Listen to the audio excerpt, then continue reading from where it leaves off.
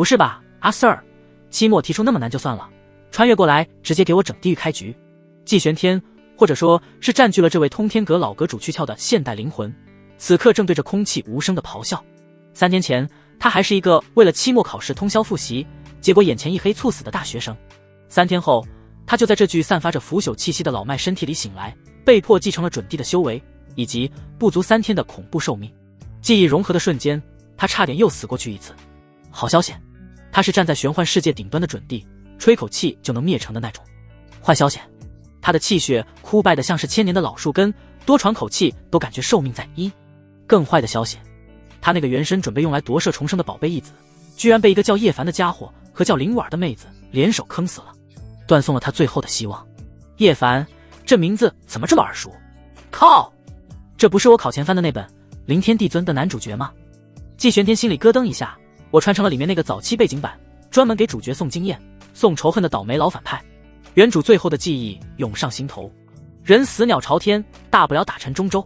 老季阁主带着极致的愤怒与不甘，准备吃下那颗所谓的天地同寿丹，极尽升华，打沉整个中州，拉着世界陪葬。大哥，冷静啊！你这跟玩游戏打不过就把网线砸电脑有啥区别？好在还没开始，原主就莫名其妙的嘎了。季玄天冷汗都下来了，虽然这身体已经不怎么出汗了，他可没有原主那种活了无数年老怪物的狠绝，他只想活下去。但怎么活？等死吗？他尝试调动那所谓的准帝力量，但有种太监逛青楼的无力感，感觉就像在推一台生锈了几个世纪的庞大机器，不仅纹丝不动，还哗啦啦的掉寿命的渣子。绝望如同冰水，浇透了他的灵魂。贼老天，玩我呢！别人穿越要么是气运之子，要么是废柴逆袭，我上来就是满级濒死号，这号还能要吗？不行，我得活下去。求生的本能让他开始疯狂搜索原身的记忆宝库和随身空间，希望能找到续命的神药或者秘法。可惜一无所获，好像除了吃下那颗天地同寿丹，他只剩下等死了。天地同寿丹顾名思义，吃下去后可极尽升华，重归巅峰，甚至短暂触及无上帝境。体验时长1日。备注：体验结束后，使用者将承受所有代价，生死道消，真灵寂灭。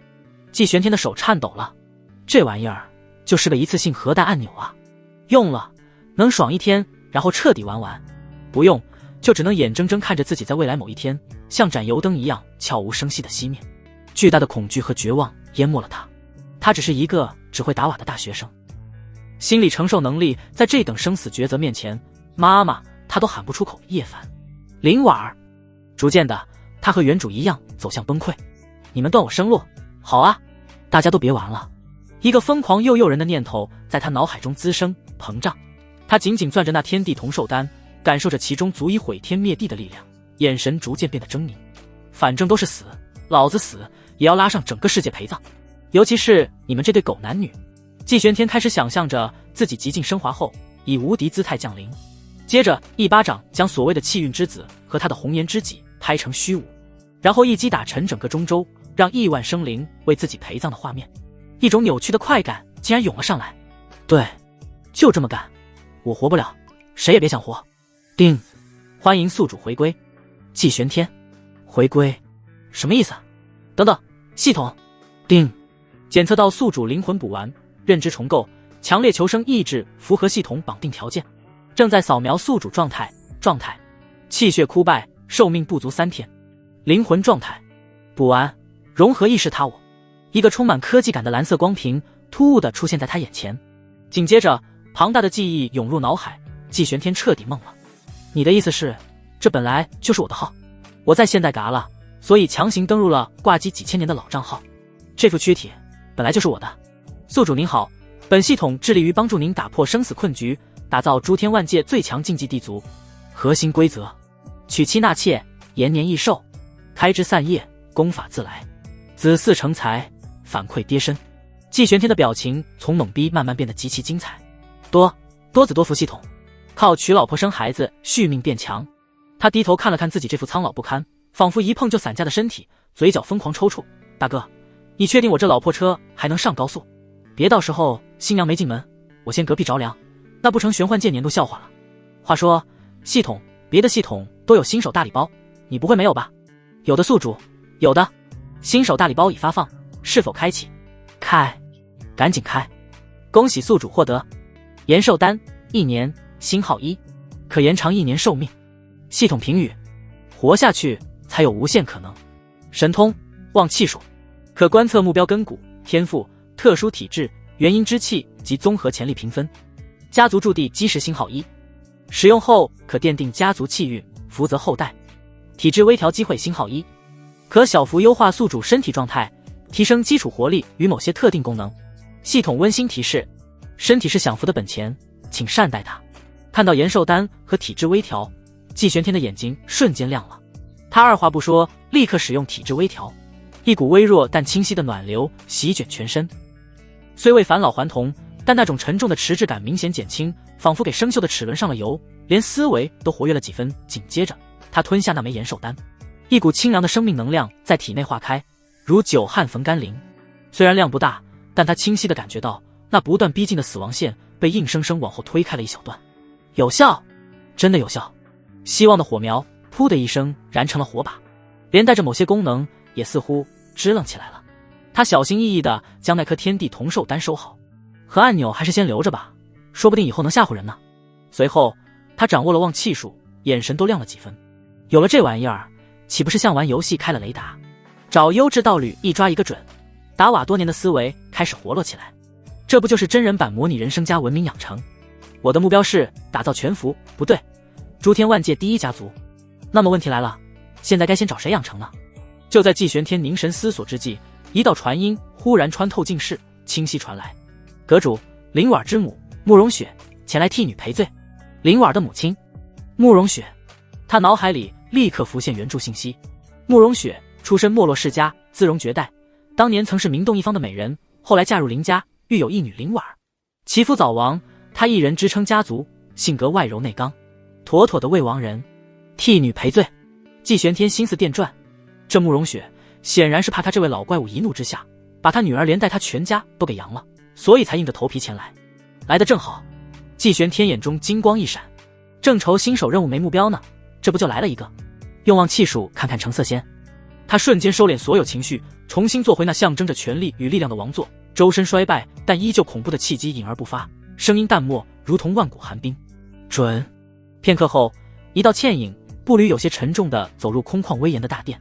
她身着一袭素白衣裙，身姿窈窕，容颜绝美，看上去不过30许人，眉宇间带着一丝化不开的忧愁与决绝，更添几分我见犹怜的风韵。尤其那丰满的身材，那双笔直匀称的美腿，看得季玄天呼吸都停滞了。好一个美人！慕容雪进来第一眼就看到王座上的季玄天，眼神立刻一紧，下意识的就想要逃跑，但紧接着他又想到女儿，硬生生把逃跑的念头按住，强撑起微笑。定，使用旺气术成功。目标：慕容雪。根骨：上家，曾被封印，有提升空间。天赋：冰肌玉骨，隐性，未觉醒。特殊体质：玄阴灵体，元婴未失，潜力巨大。综合潜力评分85，优质道侣，强烈推荐绑定。系统提示：绑定此道侣，预计可获得丰厚初始奖励及稀有天赋反馈。季玄天心中一震，好家伙，元婴未失，玄阴灵体，还是隐性冰肌玉骨，这慕容雪是个宝藏啊！难怪能生出灵婉那种气运之女，她自身的底蕴竟然如此深厚，而且看这情况，她那个早亡的丈夫恐怕连碰都没碰过她。那她是怎么生出灵婉的？或者有什么隐情？慕容雪感受到王座上那如同深渊般凝视的目光，娇躯微颤，深吸一口气，盈盈拜倒，声音带着一丝不易察觉的颤抖。罪妇慕容雪拜见阁主大人。小女婉年幼无知，冒犯虎威，铸下大错，皆乃罪妇管教无方之过，恳请阁主大人念在她年少，高抬贵手，饶她一命。罪妇愿待女受罚，任凭老阁主处置，绝无怨言。她的姿态放得极低，语气哀婉而坚定，为了女儿，她已抱定牺牲一切的决心。季玄天没有说话，只是用那深邃如同星海的目光静静地看着她，无形的准地威压如同潮水般弥漫在整个大殿，空气仿佛都凝固了。慕容雪跪伏在地，感觉每一秒都如同1年般漫长，后背已被冷汗浸湿。在这等存在的注视下，她感觉自己渺小的如同蝼蚁。良久，就在慕容雪几乎要被这沉默的压力击垮时，王座上的身影终于开口了，声音平淡，却带着不容置疑的力量。待女受罚，任凭处置。慕容雪，你可知本座那一子乃本座唯一的希望，此罪岂是你能代受的？慕容雪脸色瞬间惨白如纸，娇躯摇摇欲坠。但季玄天话锋一转，语气中带上了一丝难以言喻的意味。夫人，你也不想你的女儿出什么意外吧？他缓缓起身，一步踏出，如同瞬一般出现在慕容雪身前，居高临下地看着她。慕容雪下意识地抬头，对上那双仿佛能洞穿灵魂的眼睛，心脏猛地一缩。阁主大人，这是什么意思？难道他想本座气血枯败，寿元无多，此事天下皆知。季玄天的声音带着一种古老的沧桑，你身具玄阴灵体，元阴尚存，于本座而言乃是一味难得的大药。慕容雪瞳孔骤缩，他身负特殊体质和元阴未破之事乃是绝密，此刻竟被一眼看穿。他瞬间明白了大药的含义，脸颊瞬间飞起一抹红霞，但更多的却是屈辱和恐惧。阁主大人，他声音干涩，与本座缔结道侣之气。季玄天打断他，语气不容拒绝，以你玄阴本源滋养本座枯竭气血，若能使本座延寿，你女灵婉之罪便可一笔勾销。你可愿意？愿意。他怎么可能愿意嫁给一个行将就木，年纪足以做他祖爷爷的老怪物？这比杀了他还难受。但不愿意呢？想到女儿可能面临的灭顶之灾，想到家族可能因此灰飞烟灭，慕容雪闭上了眼睛，长长的睫毛剧烈颤抖着，一滴清泪无声滑落。他还有选择吗？蝼蚁尚且贪生，为了女儿，他这残躯又有何惜？再次睁开眼时，他眼中已是一片死寂的决然，声音轻若文瑞，却清晰地回荡在大殿中。罪妇愿意，只求老阁主信守承诺。季玄天心中一定，成了。他伸出手，指尖蕴含着一点微光，那是系统引导的道侣契约之力，点向慕容雪的眉心。放松心神，莫要抵抗。慕容雪认命般的闭上眼，感受到一股奇异的力量涌入灵魂，与他建立了某种玄之又玄的联系。定，恭喜宿主成功绑定道侣。慕容雪，道侣资质评定优质，获得绑定奖励，寿命加50天，获得功法太阴真经残篇，系统点数加1000。轰！一股远比之前延寿丹磅礴精纯无数倍的生命能量瞬间涌入季玄天四肢百骸，他那干涸的经脉，枯萎的脏腑如同久旱逢甘霖，贪婪地吸收着这珍贵的生机。原本灰白的发梢似乎都泛起了一丝微不可察的莹润光泽，连脸上的皱纹仿佛都淡淡了一分，体内那种沉重的腐朽感被驱散了大大一截。更重要的是，他感觉到一股至阴至纯的力量在自己体内诞生流转，让他对天地间的灵气感知变得敏锐了许多。季玄天心中狂喜，看向慕容雪的目光更加和善了。慕容雪也感受到了自身一丝微妙的变化，似乎与眼前这位老阁主产生了某种奇异的联系，但他此刻心乱如麻，只当是某种控制手段，心中一片悲凉。季玄天看着眼前这位风韵绝美、我见犹怜的新晋道侣，尤其是那梨花带雨、人君采撷的模样，心中不由一荡。他伸出手，轻轻托起慕容雪光滑的下巴，看着她惊慌失措的美眸，用带着一丝戏谑的低沉嗓音道：既然如此，夜已深，不知夫人今宵愿与本座同席共枕否？慕容雪娇躯剧颤，认命般的闭上了眼睛。妾能侍奉阁主，乃三生有幸。寝殿之内，明珠温润，轻纱漫舞，氤氲着一种旖旎而又略带压抑的气氛。慕容雪紧闭着双眼，长长的睫毛如同蝶一般颤抖，素白的衣裙已被轻轻褪至腰间，露出光滑圆润的香肩和那绣着淡雅兰花的贴身小衣，勾勒出惊心动魄的饱满弧度。她双手紧张地攥着身下的锦褥，指节因用力而发白，仿佛一只引颈就戮的天鹅，美丽而脆弱。季玄天站在床边，看着眼前这具成熟丰腴、宛若熟透蜜桃般的娇躯，即使是以他如今这苍老的躯壳，也不由得感到一丝久违的燥热。那50天寿命的注入和体质微调，仿佛给这具腐朽的躯壳注入了一丝微弱的活力。他伸出手，苍老的指尖带着一丝微不可察的颤抖，轻轻抚上那如羊脂美玉般的肌肤，冰凉滑腻，触感极佳。慕容雪猛地一颤，如同受惊的小鹿，下意识的就想蜷缩起来，但最终还是强行忍住了，只是从喉咙深处发出一声压抑的带着哭腔的呜咽，泪水再次无声滑落。莫怕。季玄天的声音低沉沙哑，带着一种不容置疑的意味。放松，引导你的玄阴之气。他按照系统传输的以及与太阴真经相伴而来的某种古老双修法门，开始缓缓运转体内那新生的微弱的太阴之力。同时他引导着慕容雪那潜藏在身体深处从未被触及过的玄阴本源。起初过程并不顺利，慕容雪的身体僵硬，本源之力如同被封冻的寒泉，难以引动。季玄天这老迈的身体也显得有些力不从心，动作迟缓而笨拙。然而当两人的气息在某种玄妙法则的牵引下逐渐交融时，异变发生了。叮，检测到宿主与道侣慕容雪气息交融，触发阴阳和合，开始引导玄阴灵体本源，引导成功。宿主正在汲取玄阴本源，滋养己身。嗡，一股精纯至极、至阴至寒，却又蕴含着无限生机的力量，从慕容雪体内缓缓渡入继玄天的经脉之中。这股力量与他刚刚获得的太阴之力同源，却更加精纯和庞大。季玄天忍不住发出一声舒爽的叹息。这股玄阴本源所过之处，他那如同皲裂大地般的经脉，仿佛被甘霖滋润，贪婪地吸收着这珍贵的能量。枯萎的穴窍微微震颤，沉寂的气血开始有了一丝微弱的流动迹象。更让他惊喜的是，他脑海中太阴真经的运转路线自动加速，变得更加清晰顺畅。慕容雪也感受到了变化，那被强行引动的本源之力流出，初时让他感到一阵空虚和刺痛，但很快一股温和的带着阳刚气息的力量反哺回来。这竟然是纯阳灵气。传言季老阁主是纯阳圣体，看来传言非虚。一股灼热的灵气流转他的四肢百骸，竟让他多年来一些隐晦的暗伤有了愈合的迹象。一种前所未有的暖意包裹着他，渐渐地驱散了些许寒意和恐惧。他紧闭的眼睫颤动了一下，紧攥的手微微松开了一丝，似乎并没有想象中那么难以忍受。季玄天精神大振，趁热打铁，更加卖力地运转功法，同时也开始履行他作为道侣的真正职责。寝殿内温度悄然升高，轻纱帐幔无风自动，掩住了逐渐交织的呼吸与偶尔泄出的意味难明的低吟。不知过了多久，当一切风停雨歇，叮，恭喜宿主成功与道侣慕容雪完成首次阴阳和合，玄阴本源汲取成功，获得奖励，寿命加1年，修为小幅恢复。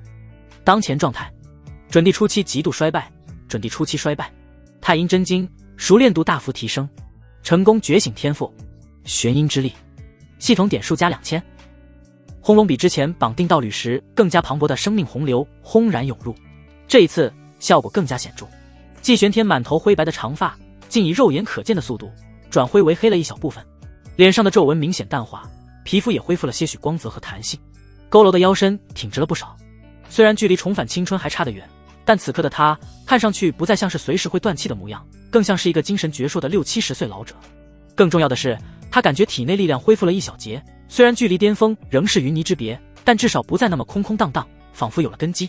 而太阴真经的运转也更加得心应手，体内玄阴之力壮大了数倍，与他纯阳圣体产生的纯阳灵气相辅相成，形成了一个小小的循环。玄阴、纯阳二气互融互通，形成阴阳合抱之态，在他的体内达成了一个巧妙的平衡。季玄天内心狂喜，这收获远超预期。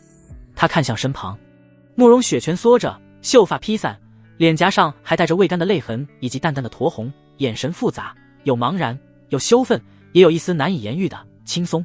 或许是因为承诺达成，女儿安全了。感觉如何？季玄天心情大好，语气也温和了不少。慕容雪抿了抿唇，低声道：多谢阁主赐予。他能感觉到自己身体的变化，那些暗伤确实好了不少，修为甚至隐隐有精进的迹象，这让他心中的屈辱感减轻了一些，但依旧复杂难明。季玄天点了点头，不再多言，盘膝坐起，开始认真运转太阴真经，巩固刚刚获得的修为和体质。随着功法运转，他周身弥漫起一层淡淡的月华般清冷的光辉，周围的天地灵气，尤其是太阴之力，开始缓缓向他汇聚。慕容雪在一旁静静地看着，美眸中异彩连连。这位老阁主似乎真的与传闻中有些不同，他不仅一眼看穿自己的秘密，竟还能通过这种方式恢复生机，而且刚才那反哺回来的力量似乎对他也有莫大好处。要是能在，似乎我也能突破那久未松动的瓶颈。呸，慕容雪，你在想什么呢？你现在是来替女赎罪的，怎么能有其他的想法？慕容雪悄悄感受了一下自身的状态，脸上不由得再次飞起红霞，下意识地拉了拉颈背，将自己裹得更紧了些。自那夜之后，慕容雪便在通天阁住了下来，名义上已成为季玄天的道侣。起初他心中仍是充满了屈辱与彷徨，每每见到季玄天，眼神都闪烁不定。但季玄天并未苛待于他，反而提供了不少资源供他修炼，那反哺的纯阳灵气更是让他停滞多年的修为隐隐有了松动的迹象。加之季玄天在外人面前依旧维持着深不可测的准帝威严，唯有在他面前偶尔会流露出一些与他认知中老怪物截然不同的略显跳脱的言语，比如偶尔会嘀咕什么这波不亏，系统牛逼之类他听不懂的话，完全不像活了几千年的大能，而像个俏皮的孩子。慕容雪在困惑之余，那份恐惧也渐渐淡去。这一日，慕容雪正在偏殿静修，试图冲击那困扰他许久的瓶颈。忽然，他感到小腹处传来一阵极其微弱却无比清晰的奇异悸动，一股难以言喻的源自生命本源的连接感悄然建立。紧接着，一股精纯至极、远超他自身层次的玄阴之气自他丹田深处自发涌出，温和的流转全身，与他修炼的功法隐隐共鸣。之前无论如何都冲不破的关爱，在此刻竟如水到渠成般豁然开朗。修为瓶颈破了。然而慕容雪却无暇欣喜，她猛地睁开美眸，脸上充满了难以置信的神色，手下意识地抚上自己平坦的小腹。这种感觉，难道是……她并非无知少女，虽未曾经历，却也知晓这意味着什么。她怀孕了。可这怎么可能？仅仅3日，而且老阁主她那般年纪，气血枯败。就在她心乱如麻、惊疑不定之际，叮！检测到道侣慕容雪已成功孕育宿主子嗣。子嗣血脉检测中，检测到特殊血脉组合：纯阳圣体加玄阴灵体，预测混沌体概率 30%， 玄阴圣体 20%， 纯阳灵体 20%。子嗣天赋预判极高，潜力巨大。恭喜宿主季家血脉得以延续，获得首次孕育子嗣大礼包，寿命加3年，修为恢复至准地中期，稳固，获得完整版太阴真经。宿主天赋玄阴之力晋升为混沌之力，获得神通，地级太阴玄天指，系统点数加10000。提示：子嗣降生时将根据其最终天赋评定，再次发放丰厚奖励。正在主殿深处借助系统奖励和太阴真经努力巩固修为的季玄天，被脑海中这一连串急促而响亮的提示阴震得浑身一抖。3年寿命，修为恢复到准地中期，混沌之力，完整版太阴真经，地级的太阴玄天指。这奖励简直逆天了！轰隆，一股远比之前任何一次都要浩瀚磅礴的生命洪流，如同9天银河倒灌，疯狂涌入他4肢百骸、5脏6腑。他满头灰发此刻以肉眼可见的速度迅速转为浓黑，脸上深刻的皱纹被一股无形的力量抚平，皮肤变得紧致而富有光泽，佝偻的腰背彻底挺直。短短几个呼吸间，他从一个行将就木的老者蜕变成了一个看上去约莫40岁左右，面容威严俊朗，黑发披肩，眸若星辰的中年男子模样。虽然距离真正的巅峰壮年还有差距，但此刻的他气血旺盛，精神矍铄，周身环绕着若有若无的准地威压，比之前那衰败状态何止强了10倍。更重要的是，他感觉到体内力量澎湃，修为不仅恢复，更是稳固在了准地中期，对天地法则的感知也变得更加清晰。混沌之力，季玄天感受着体内那至阴至纯却又带着一丝圣洁意味的力量，心中豪情万丈，这才是真正的逆转乾坤。他身形一闪，瞬间出现在慕容雪所在的偏殿。慕容雪正抚着小腹，神情恍惚，看到他突然出现，先是一惊，待看清他此刻的模样时，更是惊得谈口微张，美眸圆睁，几乎不敢相信自己的眼睛。你是老阁主？眼前之人面容依稀能看出季玄天的影子，但那股勃发的生机、英武的身姿与之前垂垂老矣的形象判若两人。怎么不认识了？季玄天心情极好，声音也变得洪亮而充满磁性。他走到慕容雪身边，目光落在她依旧平坦的小腹上，眼神灼热。慕容雪被他看得脸颊微红，下意识的想躲闪，但想到腹中那奇异的感觉，还是低声确认道：阁主，我好像有了，本座已知晓。季玄天哈哈大笑，伸手轻轻揽住他的肩膀，感受到他身体微微一僵，随即又放松下来。此乃我季家血脉，亦是你的造化。好，很好。他手掌轻轻覆盖在慕容雪的小腹上，一股温和精纯的混沌之力渡入，既能温养胎儿，也能安抚慕容雪有些激荡的心绪。要真能生出个混沌体，那可就牛逼大发了。要知道，他子嗣的天赋和修为都会反哺到他的身上。不必忧心，好生安养，所需一切，本座自会为你备齐。此子将来定有大帝之资。感受着那精纯力量的滋养和季玄天话语中的肯定与期待，慕容雪心中最后一丝不安也渐渐消散，取而代之的是一种奇异的暖流和一丝隐隐的期待。这可是他真正意义上的第一个孩子。这个孩子确实特殊，他能够感觉到腹中那蓬勃的气血正快速运转着，隐隐有勾动天地法则之势。而且眼前这个男人因这个孩子而重获新生，变得如此充满魅力。他轻轻靠在季玄天如今坚实有力的臂膀上，低声道：雪儿，明白了。季玄天搂着怀中的温香软玉，感受着自身澎湃的力量和悠长的寿命，志得意满。一个孩子就带来如此巨大的提升，这更加坚定了他开枝散叶的决心。慕容雪靠在季玄天怀中，感受着腹中那日益清晰的生命律动，以及季玄天掌心传来温润而浩瀚的混沌之力滋养，心中既感安宁，又隐隐有一丝难以启齿的忧虑。他迟疑片刻，终是轻声开口：“阁主。”季玄天低头看着怀中玉人微蹙的黛眉，都这样了，还叫阁主？夫君，雪儿有一事相求。慕容雪抬起头，美眸中带着恳切：“我灵族祖地有一口运神灵泉，传闻对滋养胎儿、温养先天根骨有奇效，此地唯有灵族核心血脉方能进入。雪儿想，可否允我回族一段时日，借灵泉之力，为我们的孩儿奠定更好的根基？”他此言半真半假。运神灵泉确实存在，也确有温养之效，但他更深层的心思是想暂时离开通天阁这令人心神不宁的是非之地，回到熟悉的环境沉淀心绪。同时他也想借机回去看着女儿灵婉，让她切莫再冲动行事，惹下祸端。季玄天闻言，目光微闪，望气术下意识运转，虽不能完全看透人心，但也察觉慕容雪言辞间有一丝不易察觉的闪烁。他心中了然，却并不点破。如今他修为恢复大半，寿命大增，心态早已不同往日。慕容雪既然已怀上他的子嗣，便是他季家之人，跑是跑不掉的。况且让他回去安稳养胎，也确实利于子嗣成长。准了！季玄天大手一挥，一枚烙印着混沌气息的玉符出现在他掌心，此符蕴含本座一击之力，且与本座心神相连。持此符可自由出入通天阁，若遇危难，捏碎即可，本座神识会瞬间传送而至。他顿了顿，语气带着一丝不容置疑的威严：“记住，你如今是本座的道侣，腹中乃我季家血脉，安心养胎，待时机成熟，本座自会接你回来。”慕容雪接过玉符，感受着其中浩瀚的力量，心中一定，同时那份被重视的感觉也让他微微动容。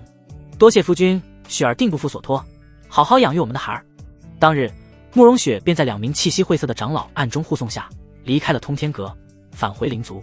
午后，通天阁主殿，季玄天正在体悟混沌之力的玄妙，以及那地级神通太阴玄天指的奥义，修为虽未立刻暴涨，但对力量的掌控和理解却与日俱增。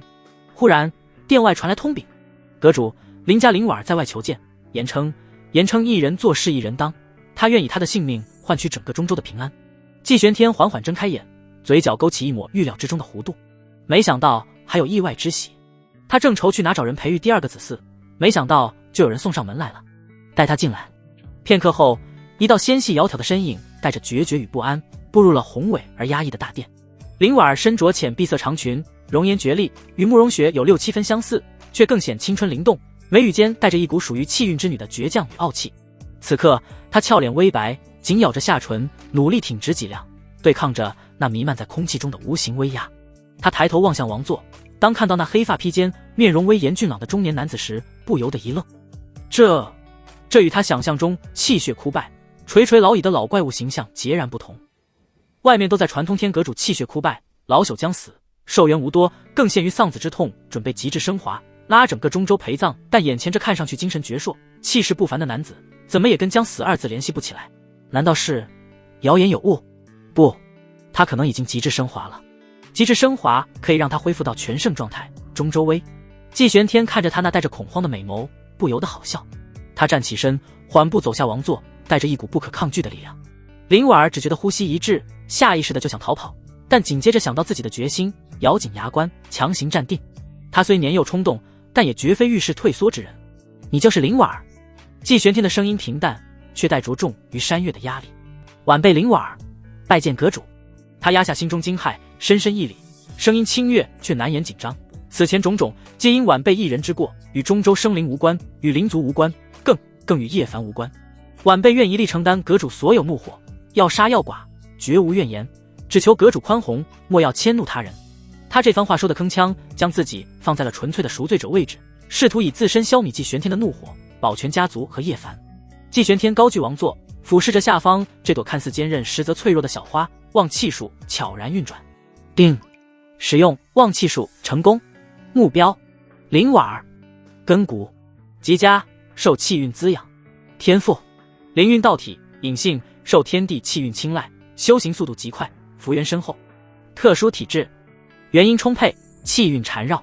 综合潜力评分92，极品道侣，强烈推荐绑定。绑定后或可分享部分天地气运。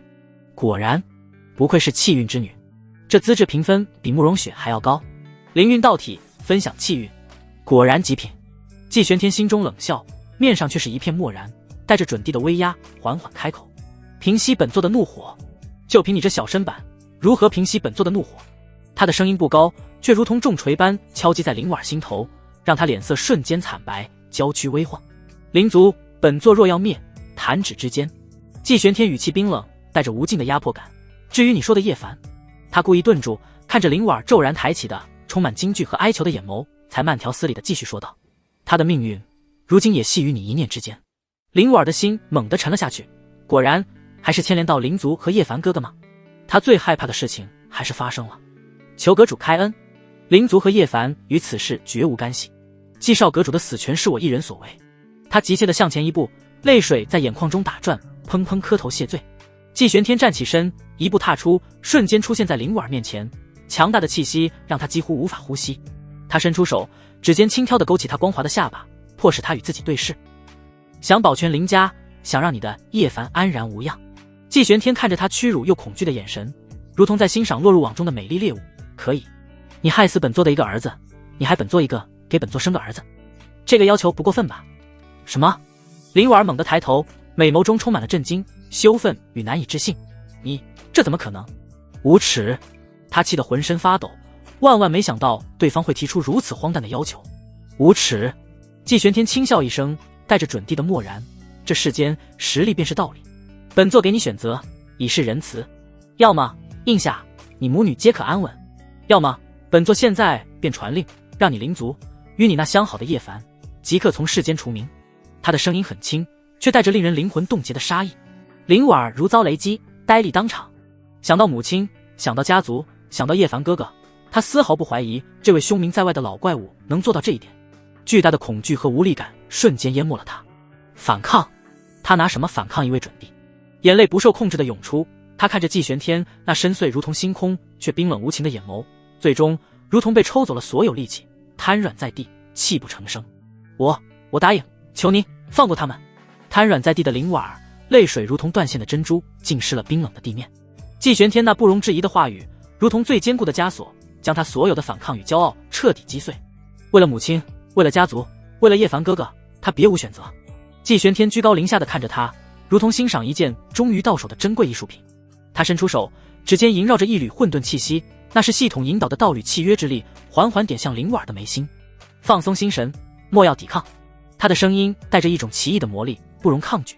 林婉儿绝望地闭上双眼，长长的睫毛上游挂泪珠。他能感觉到一股玄奥的力量涌入自己的灵魂深处，与眼前这个可怕的男人建立了某种无法割舍的联系，仿佛自己的生命、未来都被彻底掌控。定，恭喜宿主成功绑定道侣林婉儿，道侣资质评定，极品，获得绑定奖励，寿命加1年，获得天赋，气运光环，获得功法万化元神经，系统点数加5000。轰！精纯的生命能量再次涌入季玄天体内，虽然不如子嗣奖励那般磅礴，却也让他气息更加悠长浑厚。更重要的是，一种难以言喻的顺畅感笼罩周身，仿佛天地法则都对他亲和了几分，这便是气运光环的妙处。脑海中浮现的万化元神经更是玄奥异常，似乎蕴含千变万化之妙。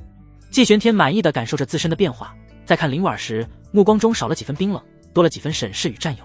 他弯腰将瘫软无力的林婉打横抱起。林婉惊呼一声，下意识的挣扎，却被季玄天臂弯中传来的强大力量禁锢，记忆缔结契约，便是本座的人。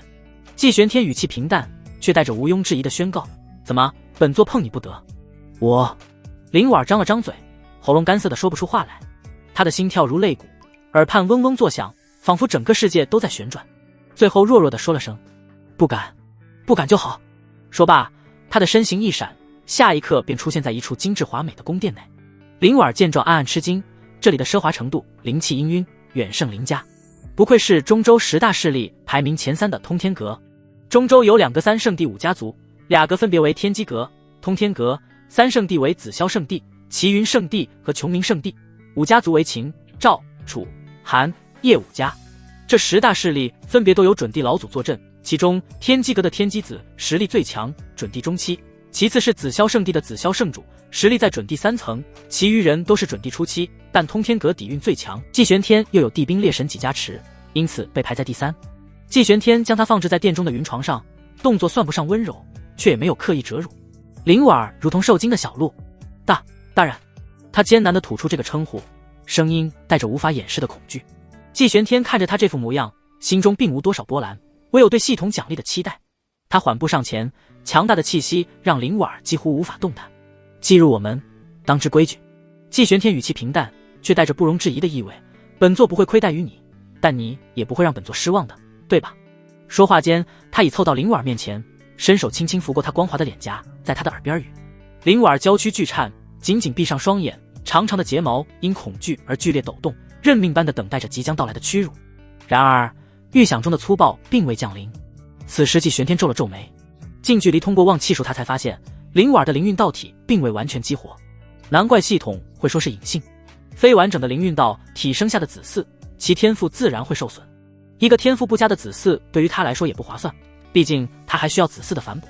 运转你的功法，收敛心神。季玄天的声音在他耳边响起，带着一种奇异的韵律。灵婉不明所以，但不敢违逆，只能依言运转家传功法。下一刻，他便感觉到一股精纯浩瀚、远超他理解的力量，如同温暖的潮水般从后背涌入他的经脉。这是季玄天以混沌之力结合万化元神经的奥义，引导他修行。一方面是为了更深入的绑定气运，另一方面也是以自身力量滋养他的根骨，让他早日觉醒真正的灵运道体，为日后孕育优质子嗣打下基础。灵婉初时极为抗拒，但那股力量太过磅礴温和，在他经脉中流转时，竟让他停滞已久的修为瓶颈隐隐松动，浑身暖洋洋的，说不出的舒服。他原本紧绷的身体，在这力量的滋养下，不知不觉缓缓放松下来。季玄天感受着他身体的变化，以及通过双修连结传来的那属于灵运道体的独特气运，丝丝缕缕汇入己身，心中满意。他并不急于一时，细水长流，方能将这极品道侣的价值最大化。这一夜便在一种看似旖旎，实则更偏向修行的奇异氛围中度过。定，与道侣灵婉进行深度灵力交融，灵运道体气合度提升。宿主对万化元神经感悟加深，掠夺天地气运效率小幅提升，系统点数加3000。翌日清晨，当第一缕晨曦透入窗棂，灵婉从深沉的入定中醒来，惊讶地发现自己修为竟精进了一小节，往日修炼中的一些滞涩之处也畅通了不少。他神色复杂地看向身旁已然起身，正在梳理自身力量的季玄天。昨夜似乎与他想象的完全不同，这位阁主手段虽霸道，却并未肆意凌辱，反而以无上法力助他修行。感觉如何？季玄天并未回头，声音平淡。多谢大人相助。灵婉低声道，这次的称呼少了几分恐惧，多了一丝难以言喻的复杂。他坑杀了他的儿子，他竟然没有对他施以极刑，反而帮助他。灵婉心中的坚冰在绝对的力量和这意想不到的恩惠下，悄然裂开了一丝缝隙。季玄天嘴角微不可察的一勾，恩威并施，方是御下之道，对付这心高气傲的气运之女尤其如此。与此同时，远在数万里之外，一处云雾缭绕的山谷中，叶凡刚刚结束一场历练，正与几位结交的同伴分享收获，意气风发。他感觉自己的修为又精进不少，距离突破下一个境界已然不远。气运所中，奇遇不断，让他对未来充满信心。待我突破此境，便去寻婉，与他分享喜悦。叶凡心中想着那道清丽绝俗的身影，嘴角不由泛起一丝温柔的笑意。然而就在这时，他怀中一枚与灵婉持有的子母传讯玉符突然传来异动。他心中一喜，以为是灵婉联系他，连忙取出。可玉符并未显现灵婉的传讯，反而其上的灵光正在快速变得暗淡，最终咔嚓一声，表面出现了一道细微的裂痕。怎么回事？自那日后，季玄天并未急于与灵婉儿行夫妻之实，反而像是将它当作一件需要精心酝养的法宝。听雪轩内灵气氤氲，更胜往昔。季玄天不仅调集了通天阁内精纯的灵脉分支滋养此地，更是每日定时前来，以自身精纯的混沌之力辅以万化元神经的玄妙，为灵婉梳理经脉，助他炼化药力，夯实根基。起初灵婉依旧心怀恐惧与抵触，每次季玄天靠近，他都浑身僵硬，如临大敌。但季玄天除了必要的身体接触以传导力量外，并无任何逾矩之举，神情始终平淡专注，仿佛只是在完成一项必要的修行功课。你根基尚可，但早年急于求成，留下些许暗伤，灵力运转至灵虚，神藏二学时必有滞色。一次行宫完毕后，季玄天收手，淡淡开口。灵婉心中一震，这正是他修炼时遇到的难题，从未对人言说，竟被他一眼看穿。运转功法，一手丹田，引气过宫，循天旋而非玉衡。季玄天屈指一弹，一缕混沌之气没入灵婉体内，精准地引导着他的灵力走向。灵婉下意识照做，果然感觉那股滞涩之感大为减轻，灵力运转圆融，顺畅了许多。他惊愕地看向季玄天，美眸中充满了不可思议。多谢大人指点。他低声道，这一次的感谢少了几分勉强。日复一日，预想中的入侵并未发生，反而他的修为在季玄天那精纯浩瀚的力量引导下，以前所未有的速度提升着。万化元神经的玄妙也渐渐向他展露一角。虽只是被动接受季玄天引导时感悟的皮毛，也已让他受益匪浅，对天地灵气的感知和运用远超从前。更让他心惊的是，他能清晰地感觉到自己体内某种沉睡的力量正在被逐渐唤醒。那是一种与天地自然无比亲和，仿佛能引动道运的力量，让他修行时事半功倍。这正是灵运道体逐渐觉醒的征兆。他的修为也从元婴初期突破到了化神巅峰。这方世界的修为境界划分为凡境9阶和仙台5境。凡境9阶分别为炼气、筑基、金丹、元婴、化神、炼虚、合体、大成、渡劫。仙台5境分别为仙台境1重天圣人，仙台境2重天圣王，仙台境3重天大圣，仙台境4重天准帝，仙台境5重天大帝。而每个大境界又分为9个小境界。他究竟想做什么？林婉心中充满了困惑。他原以为自己是来承受怒火和屈辱的，却没想到得到了如此礼遇，不仅性命无忧，反而获得了天大的机缘。这与他想象中凶残暴力的通天阁主形象大相径庭。这一日，季玄天照例来到听雪轩，祝他行宫完毕后，并未立刻离去。只见他负手立于窗前，望着窗外一株悄然绽放的灵植，似是随口说道：“你的灵运道体乃天地中秀，隐性未发，实是明珠蒙尘。强行采撷，不过暴殄天物。待你道体大成，根基稳固，于未来子嗣，方是真正造化。”他的声音平淡，听不出喜怒，仿佛在陈述一个简单的事实。林婉闻言，娇躯微微一震，蓦然抬头看向季玄天的背影。原来他这些时日的相助，竟是为了这个，为了让他觉醒道体，为了未来可能孕育的拥有更好天赋的子嗣。一股难以言喻的复杂情绪涌上心头，有松了口气的庆幸，有种被当作器物培养的淡淡屈辱，但更多的却是一种连他自己都未曾察觉的异样。他并非一味强取豪夺，而是在投资，在等待更大的收获。这种冷静到近乎冷酷的算计，反而让他觉得真实。比起那些满口仁义道德，背地里却龌龊不堪的伪君子，眼前这个男人至少将他的目的摆在了明处，而且他确实在实实在在地帮助他变强。这种力量提升带来的充实感和安全感，是过去在家族中从未有过的。多谢大人苦心。林婉低下头，声音细微，有些羞涩。季玄天转过身，目光落在他身上，敏锐地察觉到了他语气中那丝微弱的变化。他心中冷笑，知道自己的策略开始生效。恩威并施，加之赤裸裸的利益捆绑，最容易瓦解这种涉世未深却又心高气傲的女子心房。好生修炼，莫要辜负了这身天赋，也莫要辜负了本座的期望。他留下这句话，身形便悄然消散。接下来的日子里，季玄天依旧每日前来，有时是助他修行，有时则会指点他几句万化元神经的奥义，虽只是片语，却往往让他茅塞顿开。他甚至命人送来了诸多适合他体质的天材地宝，供他修炼之用。林婉的心态在不知不觉中发生着变化，最初的恐惧和抗拒渐渐淡化，取而代之的是一种习惯性的依赖和隐隐的期待。期待他每日的到来，期待在他引导下修为的精进，期待看到自己灵运道体进一步觉醒时，他那看似平淡却隐含赞许的目光。他开始下意识地观察他，观察他处理格物时的雷厉风行，观察他谈及修行时的深邃见解，观察他偶尔流露出的与外界传闻截然不同的属于强者的自信与从容。听雪轩的侍女们也察觉到了这位新夫人的变化。她不再终日愁眉不展，偶尔会在修炼间隙于院中漫步，逗弄那些因她道体气息而聚集过来的灵雀，唇角甚至会不自觉地泛起一丝浅浅的笑意。这一日，林婉正在尝试引导一株濒死的灵花复苏，这是她初步掌控的灵运道体带来的能力。她全神贯注，可还是因实力不足而即将失败。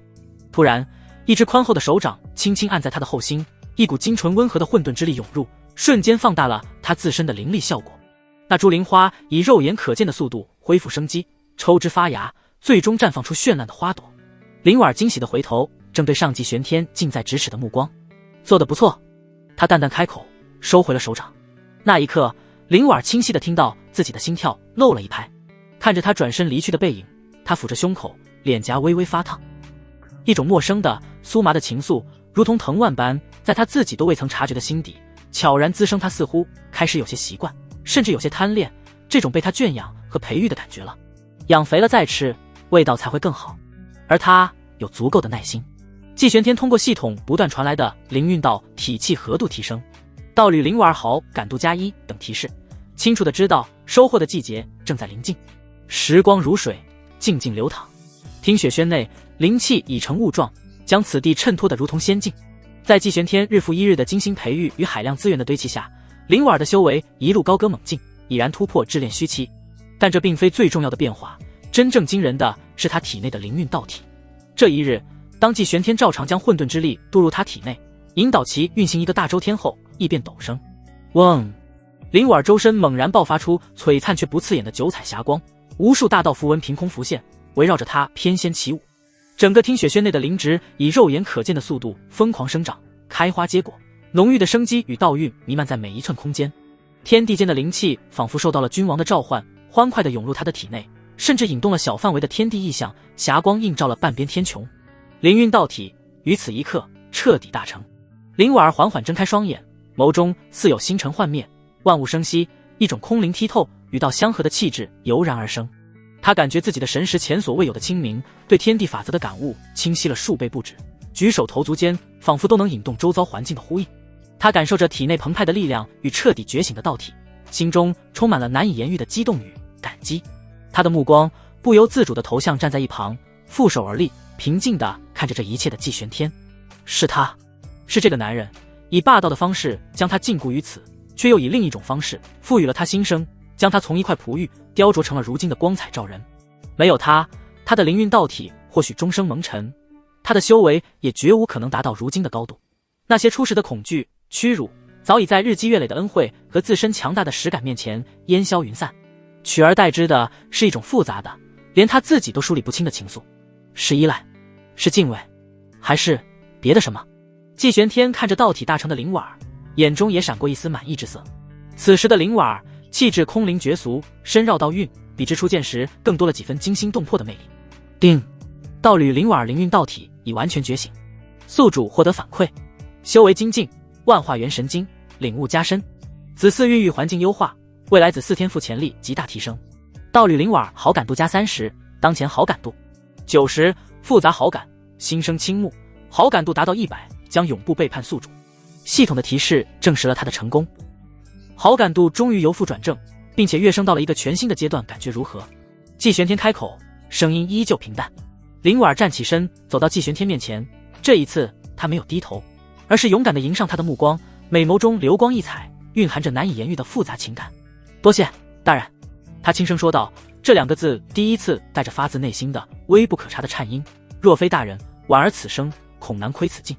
他微微咬唇，似乎下定了某种决心，脸颊泛起动人的红晕，声音细若文瑞，却清晰无比。婉儿道体已成，根基已固，愿为大人延续血脉。说完这话，他已是羞不可抑，低下头，连雪白的脖颈都染上了一层绯色。这种主动的现身，并非全然出于系统的好感度影响，更是他自身在获得力量，看清现实后，一种混杂着报恩、慕强以及对未来不确定性的投资等多种情绪的最终选择。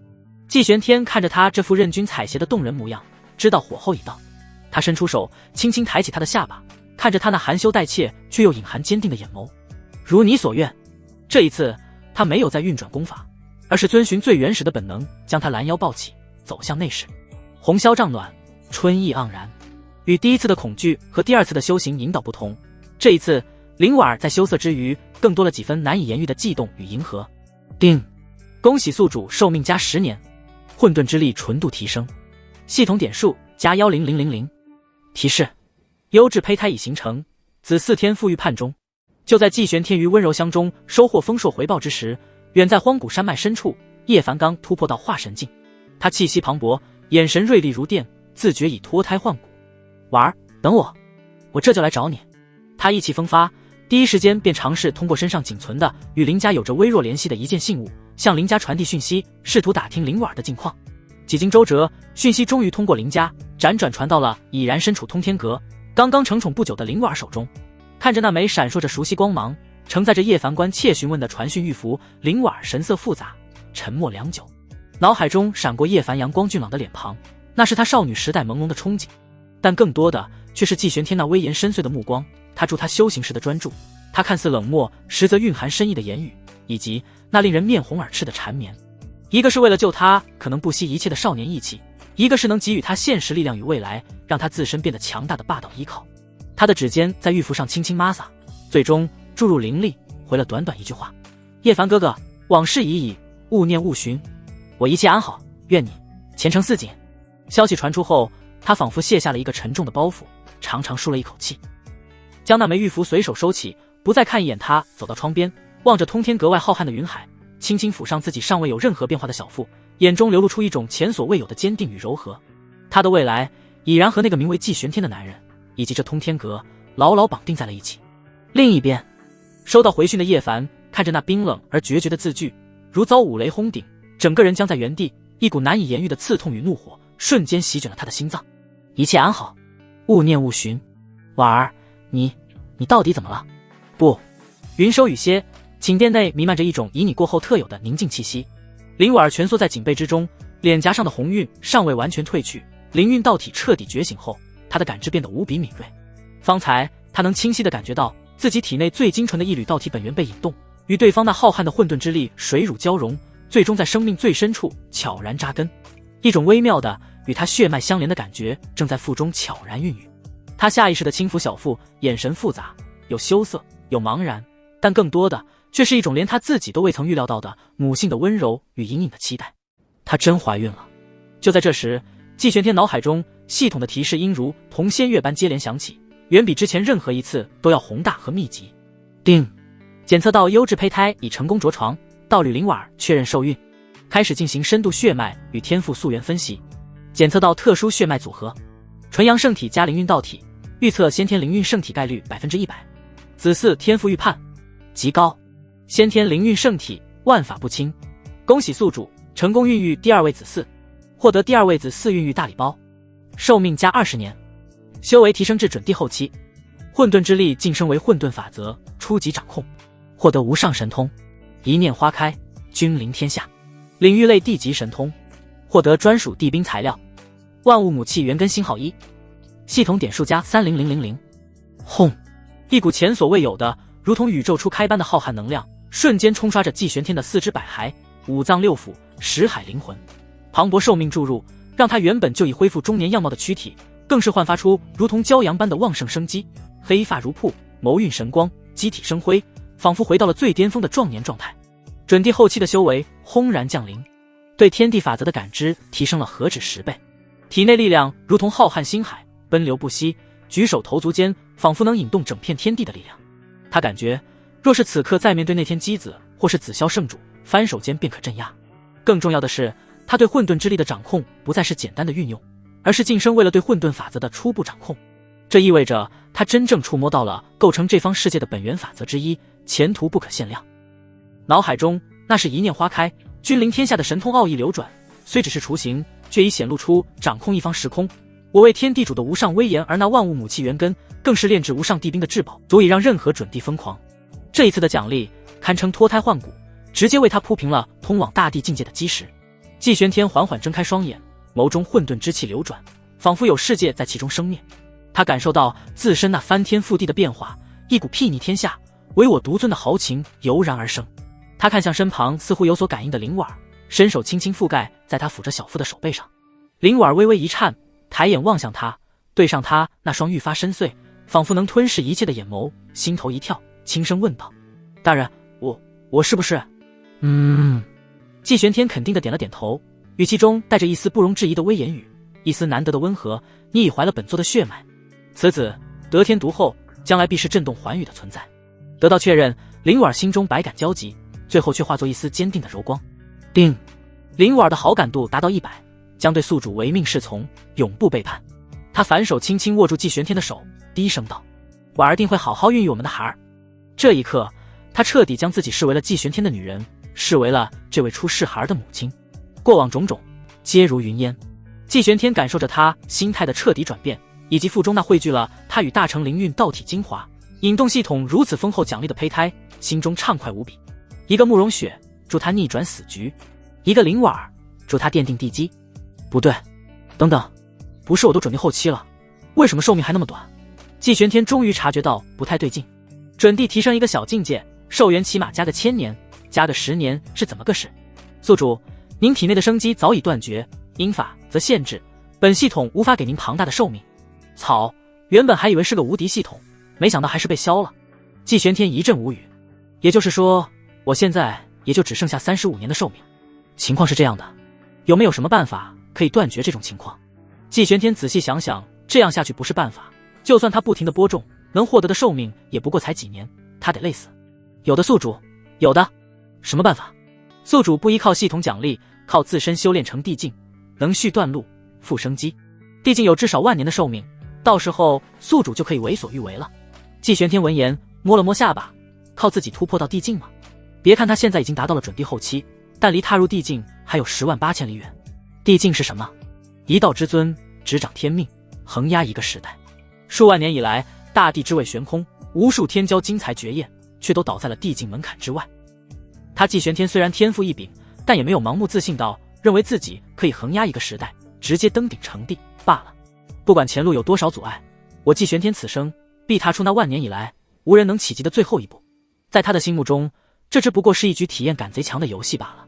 就在季玄天准备闭关，进一步巩固修为之时，突然，通天阁外3股极为强横的地威骤然降临。通天阁内所有长老脸色大变。嫡袭，是秦族的老祖秦天行，还有穷明圣主贺和叶族的叶无言，3位准帝。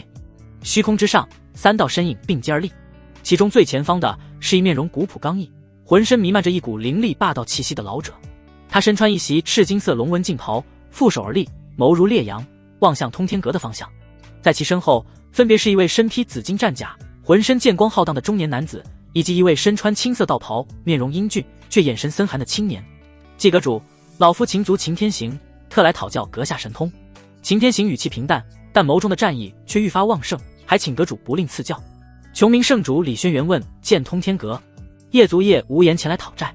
时间回溯到数日前，中州天神山之巅，云雾缭绕，法则隐现，数道身影盘坐于此，每一尊都气息浩瀚，与天地相合，正是中州各大势力的准帝老祖。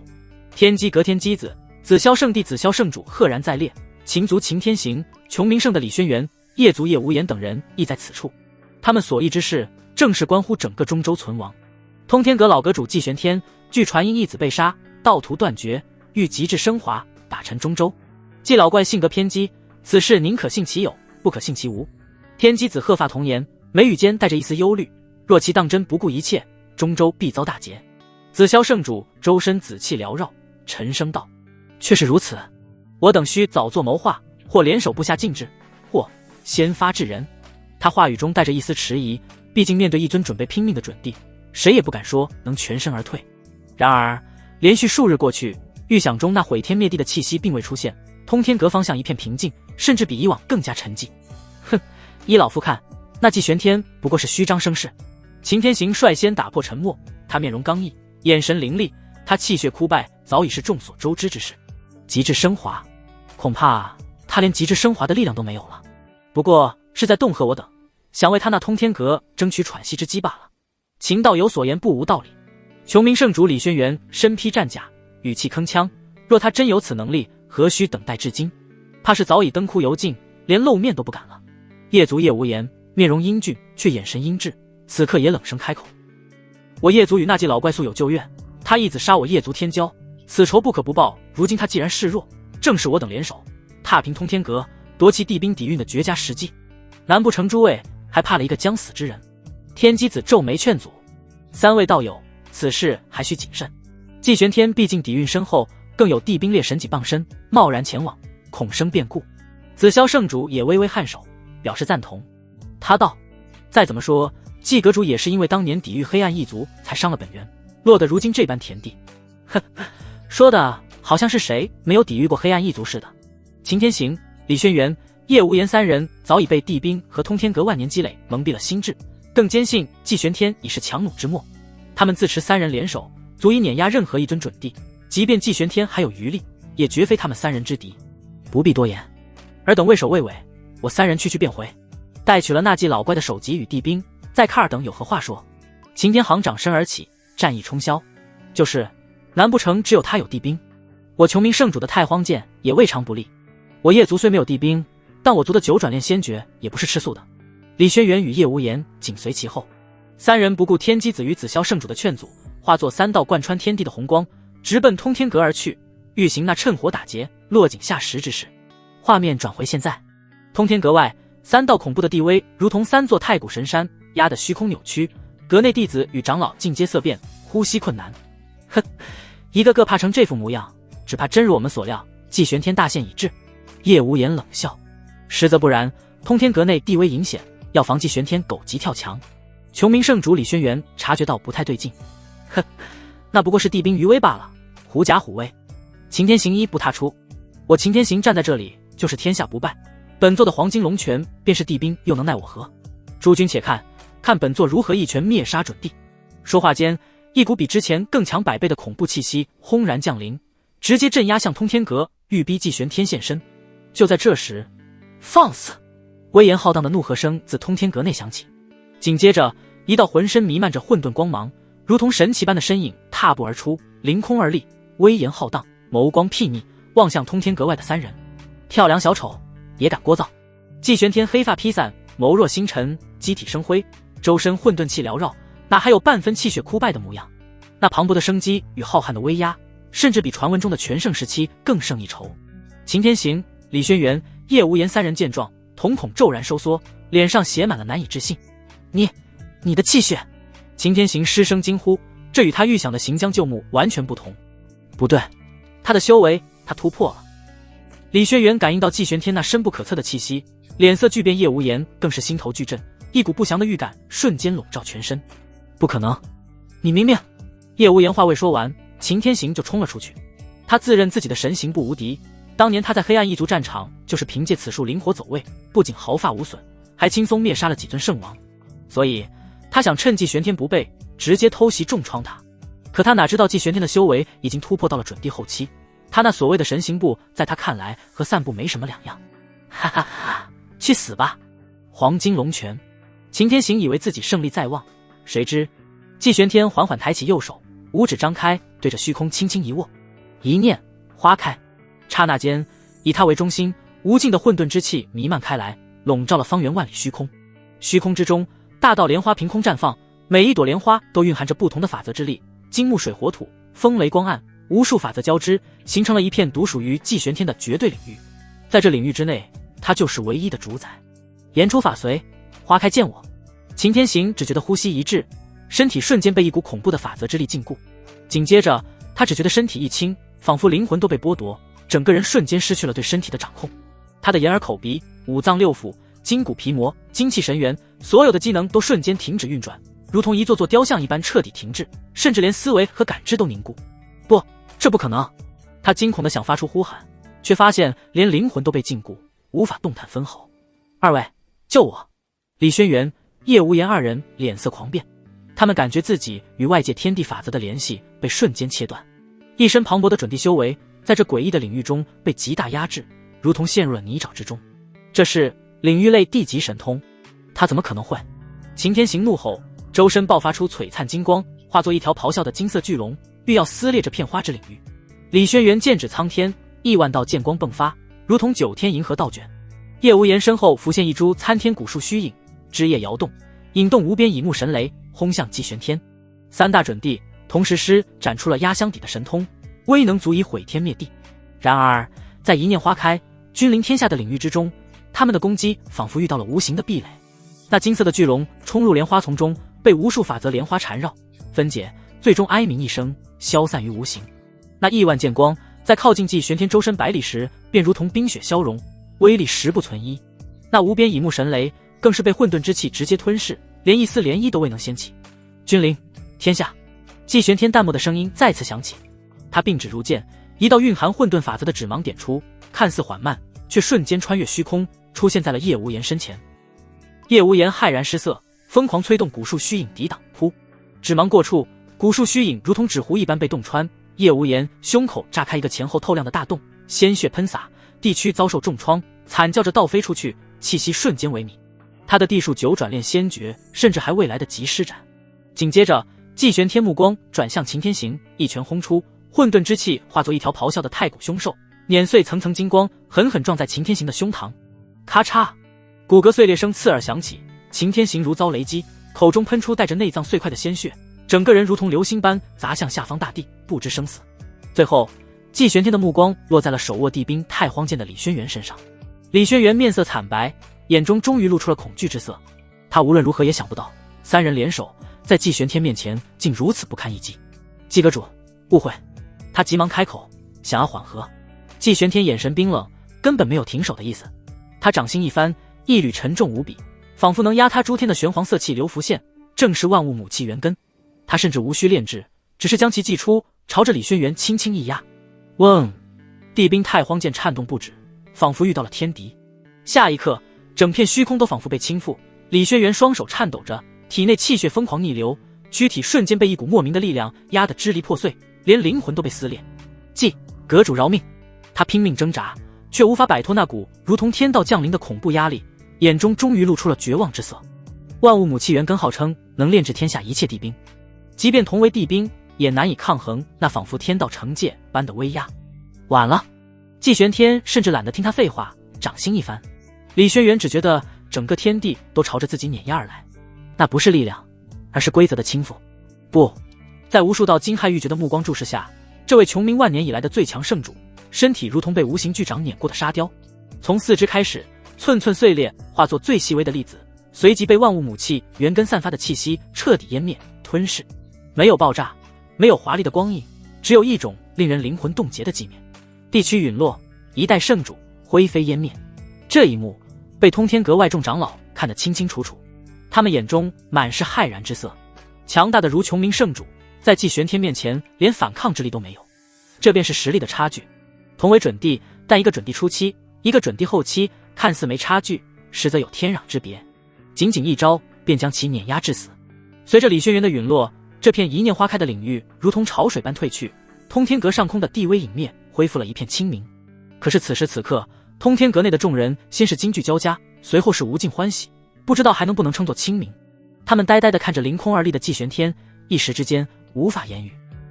从出手到三大准帝落败前后不过数息时间，一场不知令多少准帝老祖色变的旷世大战就这样结束了。那不可一世的秦族老祖、穷明圣主、夜族无言，在阁主面前如同土鸡瓦狗，脆弱不堪。这已不是战斗，而是纯粹的碾压。通天阁外一片寂静，仿佛连呼吸都凝固了。所有人心中都掀起了滔天巨浪。弹指之间，三大准帝一死两重伤。擎天行、叶无言二人见状，身躯猛然一颤，眼神中写满了恐惧之色。跑！不知是谁率先喊出。紧接着，二人瞬间施展出了各自的地术，在虚空之中留下道道残影，朝着中州各处遁去。季玄天冷哼一声，一步踏出，周身混沌之气爆发，化作一片海啸般的巨浪，瞬间席卷方圆千里，将擎天行与叶无言二人直接淹没。两人惨叫着被卷入其中，随着混沌之气的翻涌，不断碰撞，不断撞击，不断被撕裂。短短数息时间，连一个残骸都没留下。地术失效，两大准帝在季玄天面前如同两只蝼蚁一般，轻轻一捏便烟消云散，整个天地一片死寂。所有暗中关注此地的神念都为之失声。季玄天负手而立，周身混沌之气与法则莲花缓缓收敛。他俯瞰着下方如同死狗般的叶无言和擎天行，声音淡漠，却传遍四方。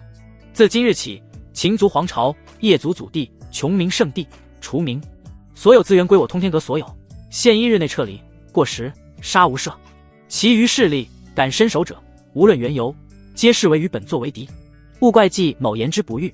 他的目光仿佛穿透虚空，扫过那些隐藏的神念。尔等可听明白了？